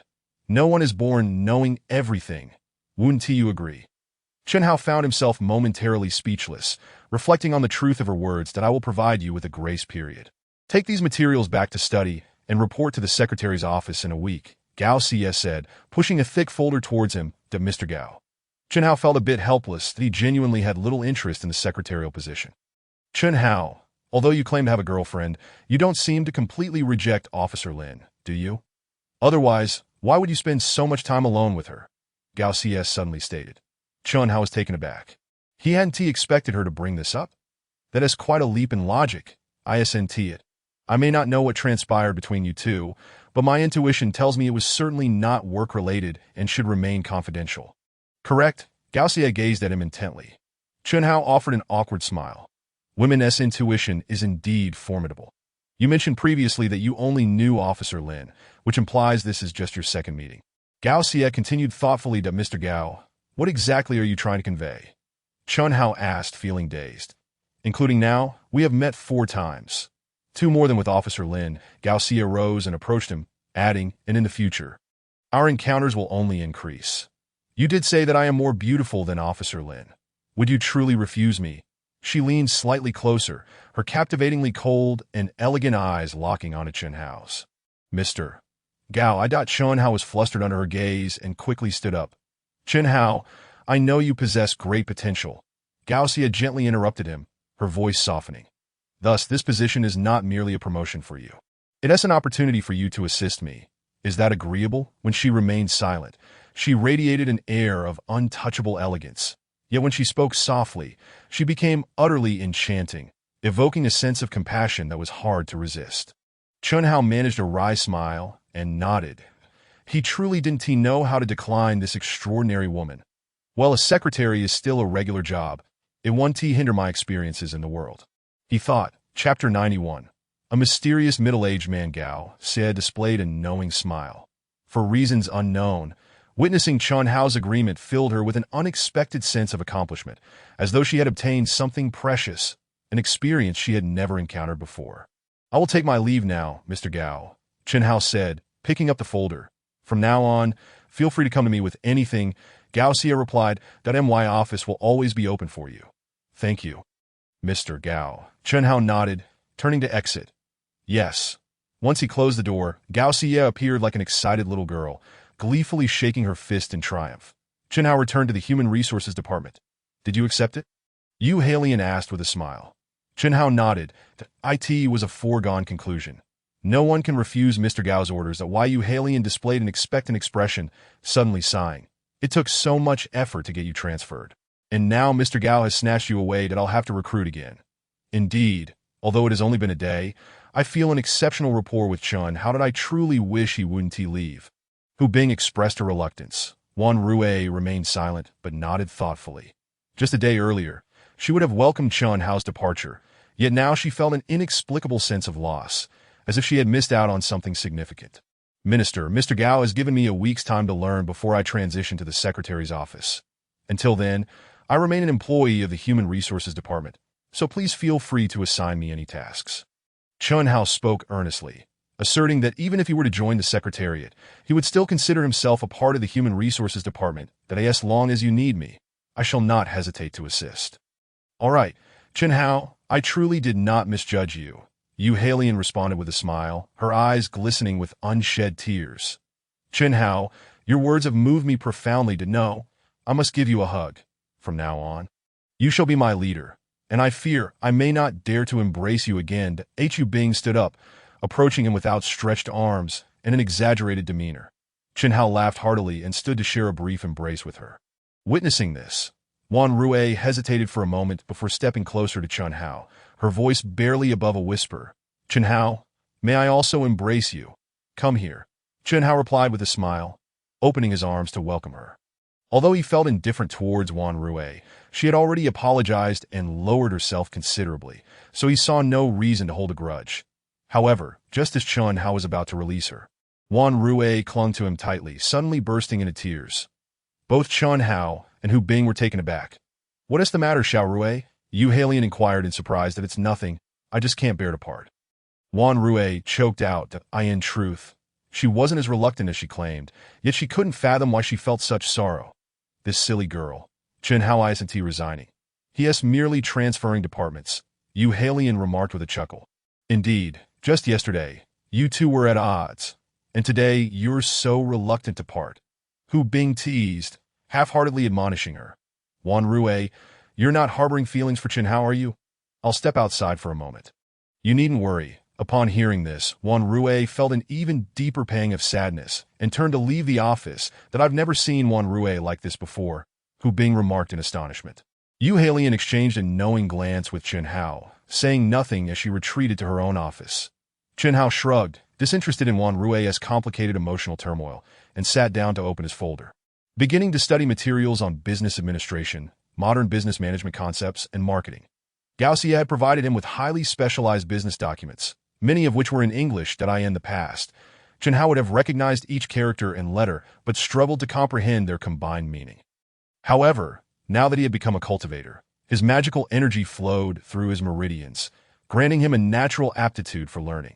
With a mere sweep of his consciousness, he could easily and swiftly grasp the content, enhancing his learning speed exponentially. Suddenly, the telephone on his desk rang. Hello, Human Resources Department, Chen Hao answered. Are you Chen Hao? A stranger's voice inquired from the other end. Yes, who is this? Chen Hao asked. That I am Wang Dali from the security department. Here to inform you that you are on duty tomorrow night, the unfamiliar voice stated. Understood. Chen Hao replied, momentarily taken aback, but he was aware of the regulations that required male employees to be assigned by the security department for night shifts on weekdays. Although it was called a shift with security personnel present, there was hardly any work to do. It essentially meant spending the night in the duty room, done on the night of your shift. Remember, you can enjoy a complimentary dinner in the cafeteria on the 19th floor. Wang Dali reminded him. Thank you, I'll keep that in mind, Chen Hao replied, but he hung up the phone and was about to return to his studies when a sudden realization struck him. The surveillance seal has detected something. Chen Hao activated his magical powers. Instantly, an image appeared in his mind that in an empty office, Wu Liang was on the phone. Have you informed that kid about his shift tomorrow night? Excellent, Wang Dali, don't forget. Listening intently, Chen Hao couldn't help but smirk coldly. Now he understood the revenge scheme devised by Wang Heping and Wu Liang, and no wonder he was assigned a night shift so soon after starting work. He maintained his composure and continued studying. Soon, the day passed. After work, Chen Hao arrived at the parking lot. Just as he approached his BMW X5, his gaze sharpened. That in the back seat sat an unfamiliar middle-aged man. The car doors were locked and the windows shut. How did this man get in? You're quite alert, Chen Hao. But there is no need for fear. I'm not a thief. That I merely wish to discuss something with you. Get in.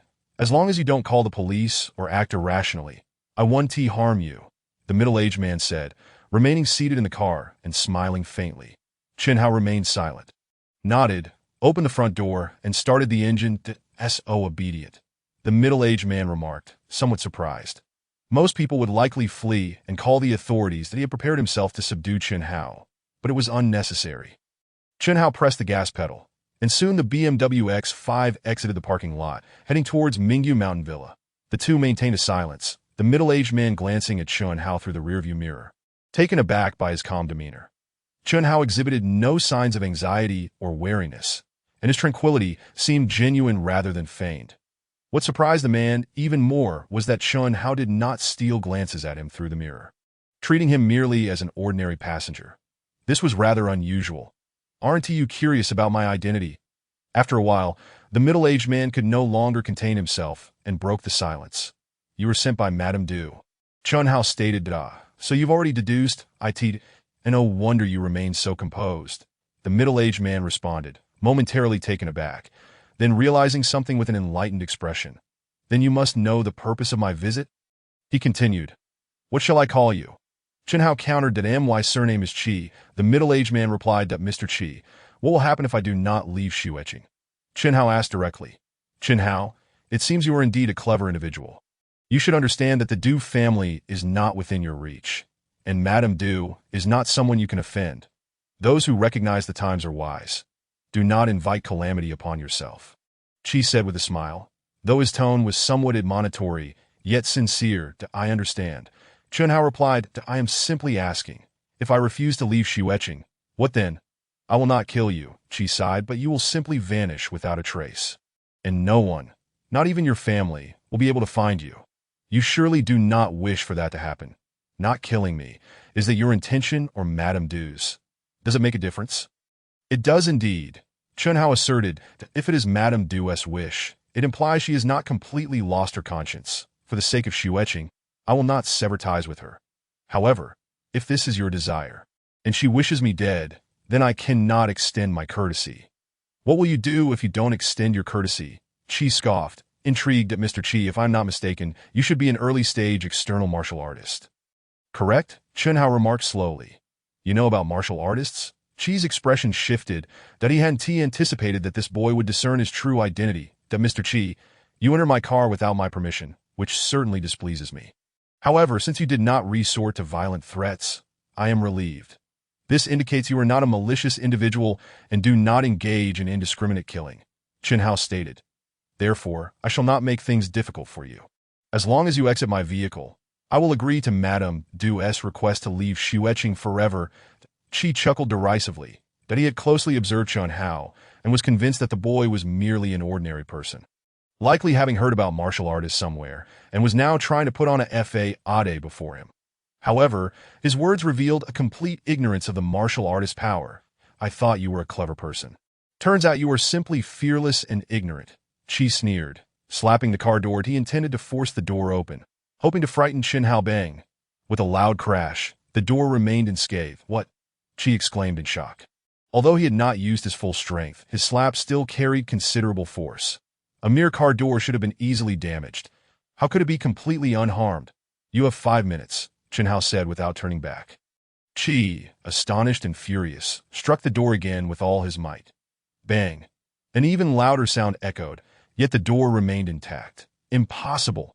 Qi shouted in rage, delivering a powerful punch to the window. Even if the door were made of special materials that even martial artists could not damage, the window surely could not be the same. Bang! However, just like the door, the window also showed no signs of damage. Qi was left dumbfounded. Even as a martial artist, he had never encountered such an extraordinary situation. For minutes remaining, Chun Hao's calm voice echoed, I want to let you play your tricks. Qi shouted angrily, delivering a forceful punch to the backrest of Chun Hao's seat. The car was peculiar. It was impossible for Chun Hao to be anything but ordinary.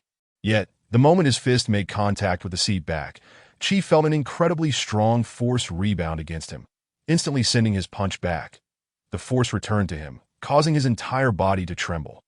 And he let out a muffled groan as a trickle of blood escaped the corner of his mouth. That Mr. Qi, it would be wise not to attack me, for I cannot guarantee you will not be harmed. Chun Hao stated, still not turning around. You are an internal martial artist. Qi trembled uncontrollably, momentarily forgetting his injury, shock evident in his voice. The immense, resilient force could only be explained as the power of an internal martial artist. The man surnamed Qi suddenly comprehended why, despite exerting all his strength, he could not inflict even the slightest damage upon the car door and windows. That it was because Chun Hao had enveloped them with the inner strength of a martial artist, akin to an invisible, sturdy shield. With his external strength at the initial stage of a martial artist, how could he possibly breach the protection of internal energy? Chun Hao smiled faintly. That in truth, he was using magical energy to safeguard the door and windows. Yet this detail need not be elucidated. My apologies, Mr. Chin. I was blind and did not recognize your status as a martial arts master. That I was wrong. Please, I implore you, show mercy and spare me. Qi's complexion turned ashen. cold sweat trickling down his forehead as he anxiously apologized to Chen Hao, stammering in his speech. Although both were martial artists, Chen Hao, as an internal energy practitioner, towered over him by an entire realm. The disparity between them was so vast that it surpassed even the gap between him and an ordinary person that in light of Qi's earlier reckless provocation, should Chen Hao choose to take his life. It would be entirely justified, and no one would dare contest it. Mr. Qi, there is no need for fear. As I mentioned before, you do not possess a wicked nature, so I shall not make things difficult for you. Chen Hao replied with a slight smile. Thank you. Thank you.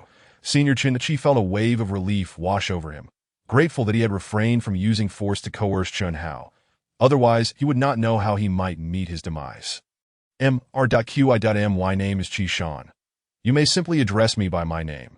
I do not deserve the honorific Mr. Qi quickly replied, Qi Shan. May I inquire if your decision not to kill me is your own will or that of Madame Du? Chen Hao asked, It is Madame Du's intention. Qi Shan responded respectfully. She instructed me to frighten you into leaving. If you did not heed her warning that should you refuse, she permitted me to employ certain measures to compel your departure from Donglin City. But she did not authorize me to take your life. Senior Chen, I do not mean to defend her, Qi Shan added. Though the Du family wields great influence, her position does not grant her the power to command me. Chen Hao nodded, feeling a sense of relief in his heart that if Madame Du truly intended to kill him, he would naturally not hold back, but he would face complications on Xueqing's side in the current situation. There was still a chance for reconciliation, dependent on Madame Du's attitude. Qi Shan, you may return now. Do not conceal anything. Simply relay the truth to Madame Du. Chen Hao instructed. Inform her that, for Xueqing's sake, I shall not hold this against her this time. However, should there be a next time, I will not be lenient. Understood, Senior Chen. Qi Shan nodded. Thank you for your magnanimity in overlooking my rashness and ignorance. Subsequently, Qi Shan expressed his gratitude once more. It was worth noting that, although he had not used force to intimidate Chen Hao, he had still acted rather arrogantly. Chen Hao could have easily taken action to deliver a slight punishment, incapacitating him for several months. Chapter 93. True Acceptance. Chen Hao waved his hand. Please provide your contact information. I may have matters to discuss with you in the future. While he had learned about the realms of martial artists, he remained entirely ignorant of their backgrounds, affiliations, and distributions. Since Qi Shan hailed from the Du family, he should possess considerable knowledge in these areas, which would prove useful should he encounter more martial artists in the future. Of course, Senior Chen, Qi Shan replied with elation.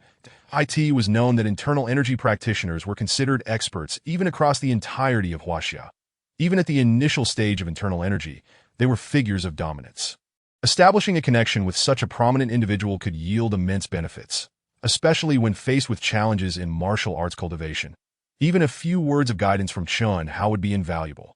Unexpectedly, what began as a misfortuned attempt at bravado had turned into an unexpected boon. The two exchanged contact details. Senior Chen, I shall take my leave now. Should you require anything, please do not hesitate to command me. I will do my utmost, Qi Shan stated, his tone growing increasingly respectful. Chen Hao nodded. Qi Shan opened the car door. Although the BMW X5 continued to speed along, it posed no hindrance to him. With a swift motion, he reached the opposite sidewalk. Fortunately, they were near the outskirts where traffic was sparse. Otherwise, witnessing such a scene could have resulted in a traffic accident. Tob, merely in his 20s, yet already an internal energy practitioner, was indeed remarkable. In no more than a decade, Huaxia would witness the emergence of its youngest master, as he watched the BMW X5 vanish into the distance. Qi Shan couldn't help but reflect on the situation with a sense of awe. He retrieved his phone and dialed a number. Minutes later, Chen Hao returned to Mingyu Villa. Upon entering the gate and preparing to turn toward Villa number 18, he came to a halt. At the intersection stood a regal middle-aged woman, Madame Du. Chen Hao exited the vehicle and politely inclined his head.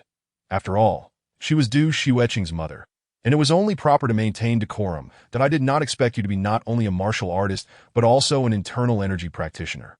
No wonder you exude such confidence, Madame Du remarked, her expression complex as she studied him for a moment before speaking slowly. Chen Hao smiled. However, despite this, I cannot permit you to pursue a relationship with Xueqing. Madame Du retorted with a cold laugh. Do not think that scaring Qi Shan will intimidate me. Chen Hao remained silent. Given the Du family's background and power, Even an internal energy practitioner like himself would not necessarily command their respect. Besides, Madame Du declared with pride, "You lack a foundation and operate independently, incapable of forming any significant influence. Even if you are young and talented, becoming a master is at least a decade away. Who knows what may transpire in that time? How could I allow Xueqing to wait for you indefinitely? Madame Du, do you select boyfriends for Xueqing solely based on their conditions and backgrounds, without regard for her happiness or well-being? Is this truly in your daughter's best interest?" Chen Hao couldn't help but ask that do you believe that mutual affection guarantees happiness? Madame Du scoffed, her disdain palpable. "That is a naive notion. Let me tell you, in the face of calamity, what you call love is utterly powerless. Only conditions and backgrounds can ensure everything that my actions are driven by genuine concern for Xueqing's happiness." Chen Hao let out a sigh, realizing that he and Madame Du were fundamentally misaligned in their values, making it futile to continue the discussion. "You are an internal energy practitioner, and for the time being, I cannot take action against you," Madame Du stated. "However, I have noted this failure. One day, I shall make you plead for mercy." With a cold laugh, she turned and departed.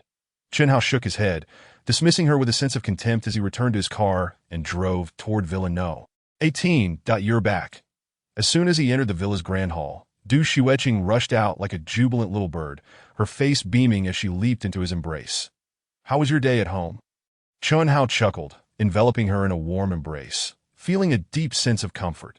Though only a few days had passed, he seemed to have grown accustomed to this way of life. Of course, I was well behaved. "Huh, what is that scent?" Du Xueqing pouted, preparing to give him a kiss, but suddenly furrowing her brows, lowering her head to sniff around Chen Hao's collar. Oh no. Chen Hao's heart tightened. He had shared numerous intimate moments with Lin Suxin today and had even held her in his arms. Surely, he had picked up her fragrance, which Xueqing would undoubtedly notice. How could he explain this? His mind raced. My dear, what have you been up to today? Care to report to your adorable, beautiful, and graceful girlfriend? Du Xueqing finished sniffing and cupped his face with her small hands, a teasing smile playing on her lips. Realizing he could not hide the truth any longer, Chen Hao could only offer a wry smile as he recounted the events, including his flirtations with Lin Suxin. "Xueqing, you can scold me," he said, bracing himself for the anticipated wrath of a girlfriend. However, instead of a furious outburst, he received a soft, sweet kiss. Chen Hao was taken aback. "Fool, why would I scold you?" Du Xueqing smiled at him. "Your willingness to be honest shows that you care for me and that I occupy a place in your heart. I couldn't be happier. But what about my interactions with Officer Lin?" Chen Hao stammered. "That was her flirting with you, not you pursuing her," Du Xueqing replied. "Besides, you are a master. It's only natural to attract the attention of exceptional and beautiful women. Such things are uncontrollable. Since I have decided to be with you, I have mentally prepared myself for this." Her beautiful eyes shimmered with affection. "Chen Hao, regardless of how many people may like you, as long as you hold me in your heart and treat me sincerely, I will be content." Xueqing. Chen Hao felt a mix of guilt and gratitude, unable to resist pulling her tightly into his embrace. In that moment, he truly accepted Du Xueqing. "Fool, I too feel a twinge of jealousy, but a wise girlfriend does not display it. Instead, she becomes even more tender and considerate, hoping to evoke your guilt and affection for me." Du Xueqing nestled against his shoulder, a gentle smile curving her lips. The following day, Chen Hao resumed his duties at the Human Resources Department.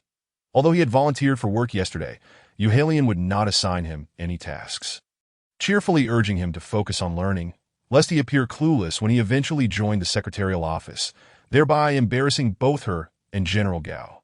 Chen Hao did not insist further and continued to study the materials. Before long, the day passed, and as the end of the workday approached, the phone on his desk rang. "Hello, Human Resources Department," Chen Hao answered. "Chen Hao, do not forget your duty tonight," came Wang Dali's deliberate reminder from the other end of the line. "Also, do not dine out. There will be a free dinner in the cafeteria at 6 o'clock.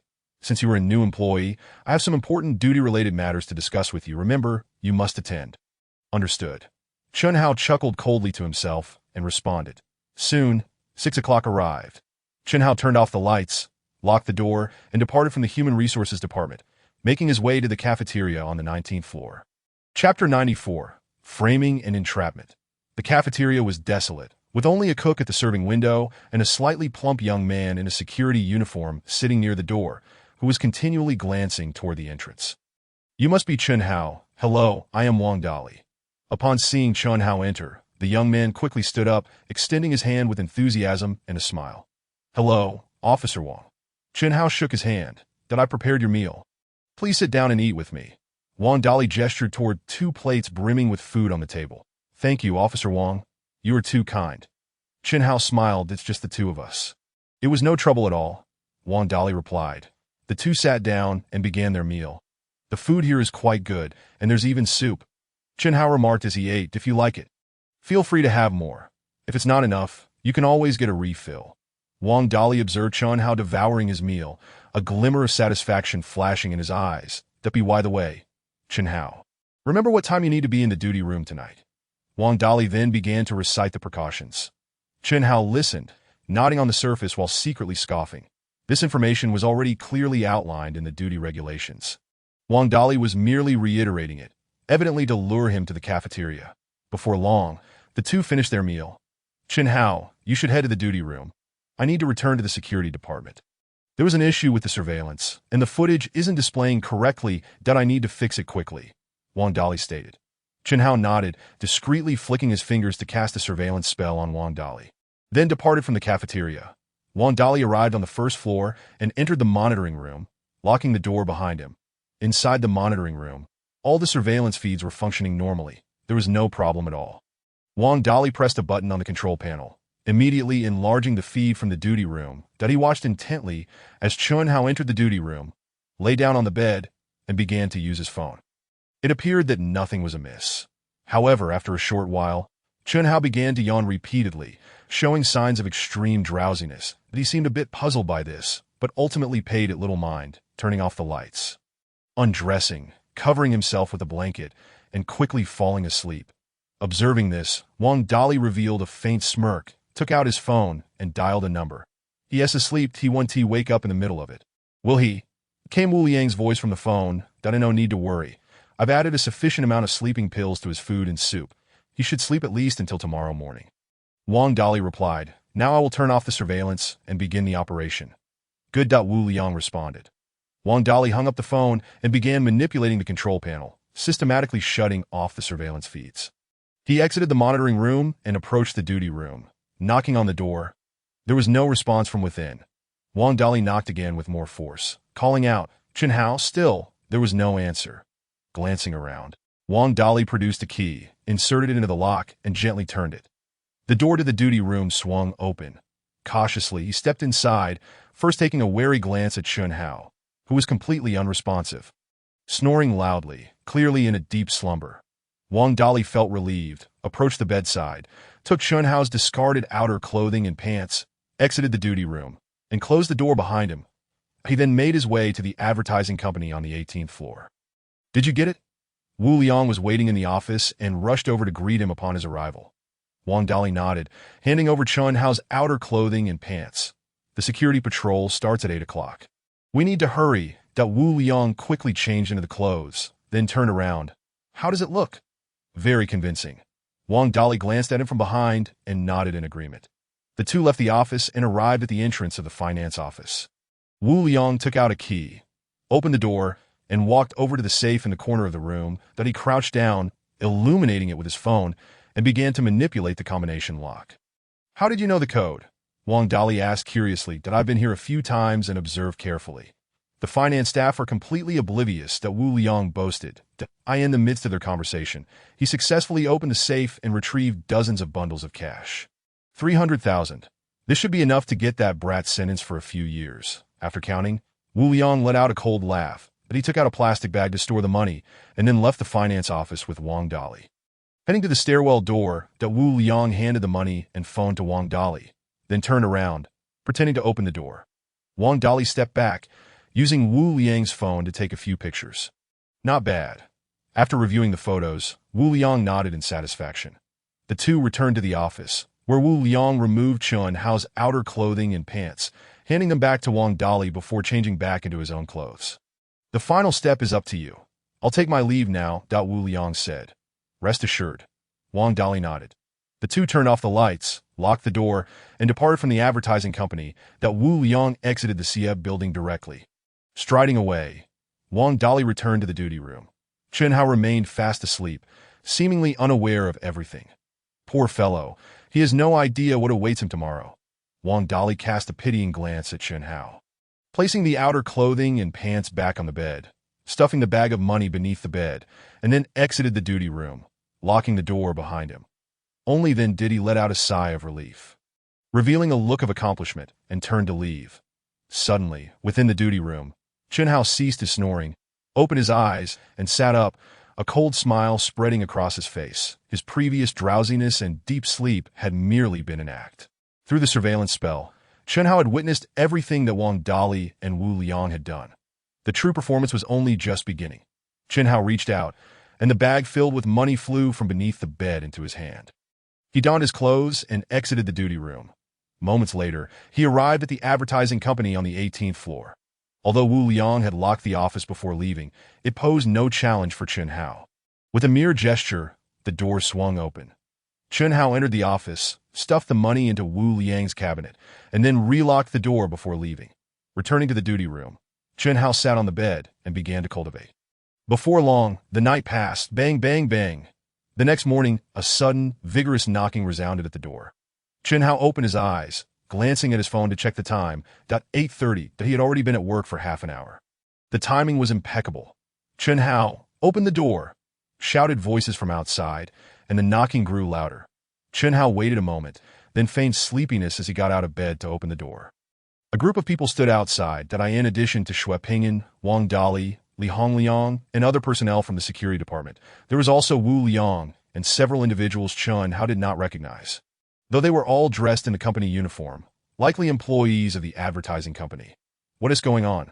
Chen Hao feigned surprise, asking, "It's him."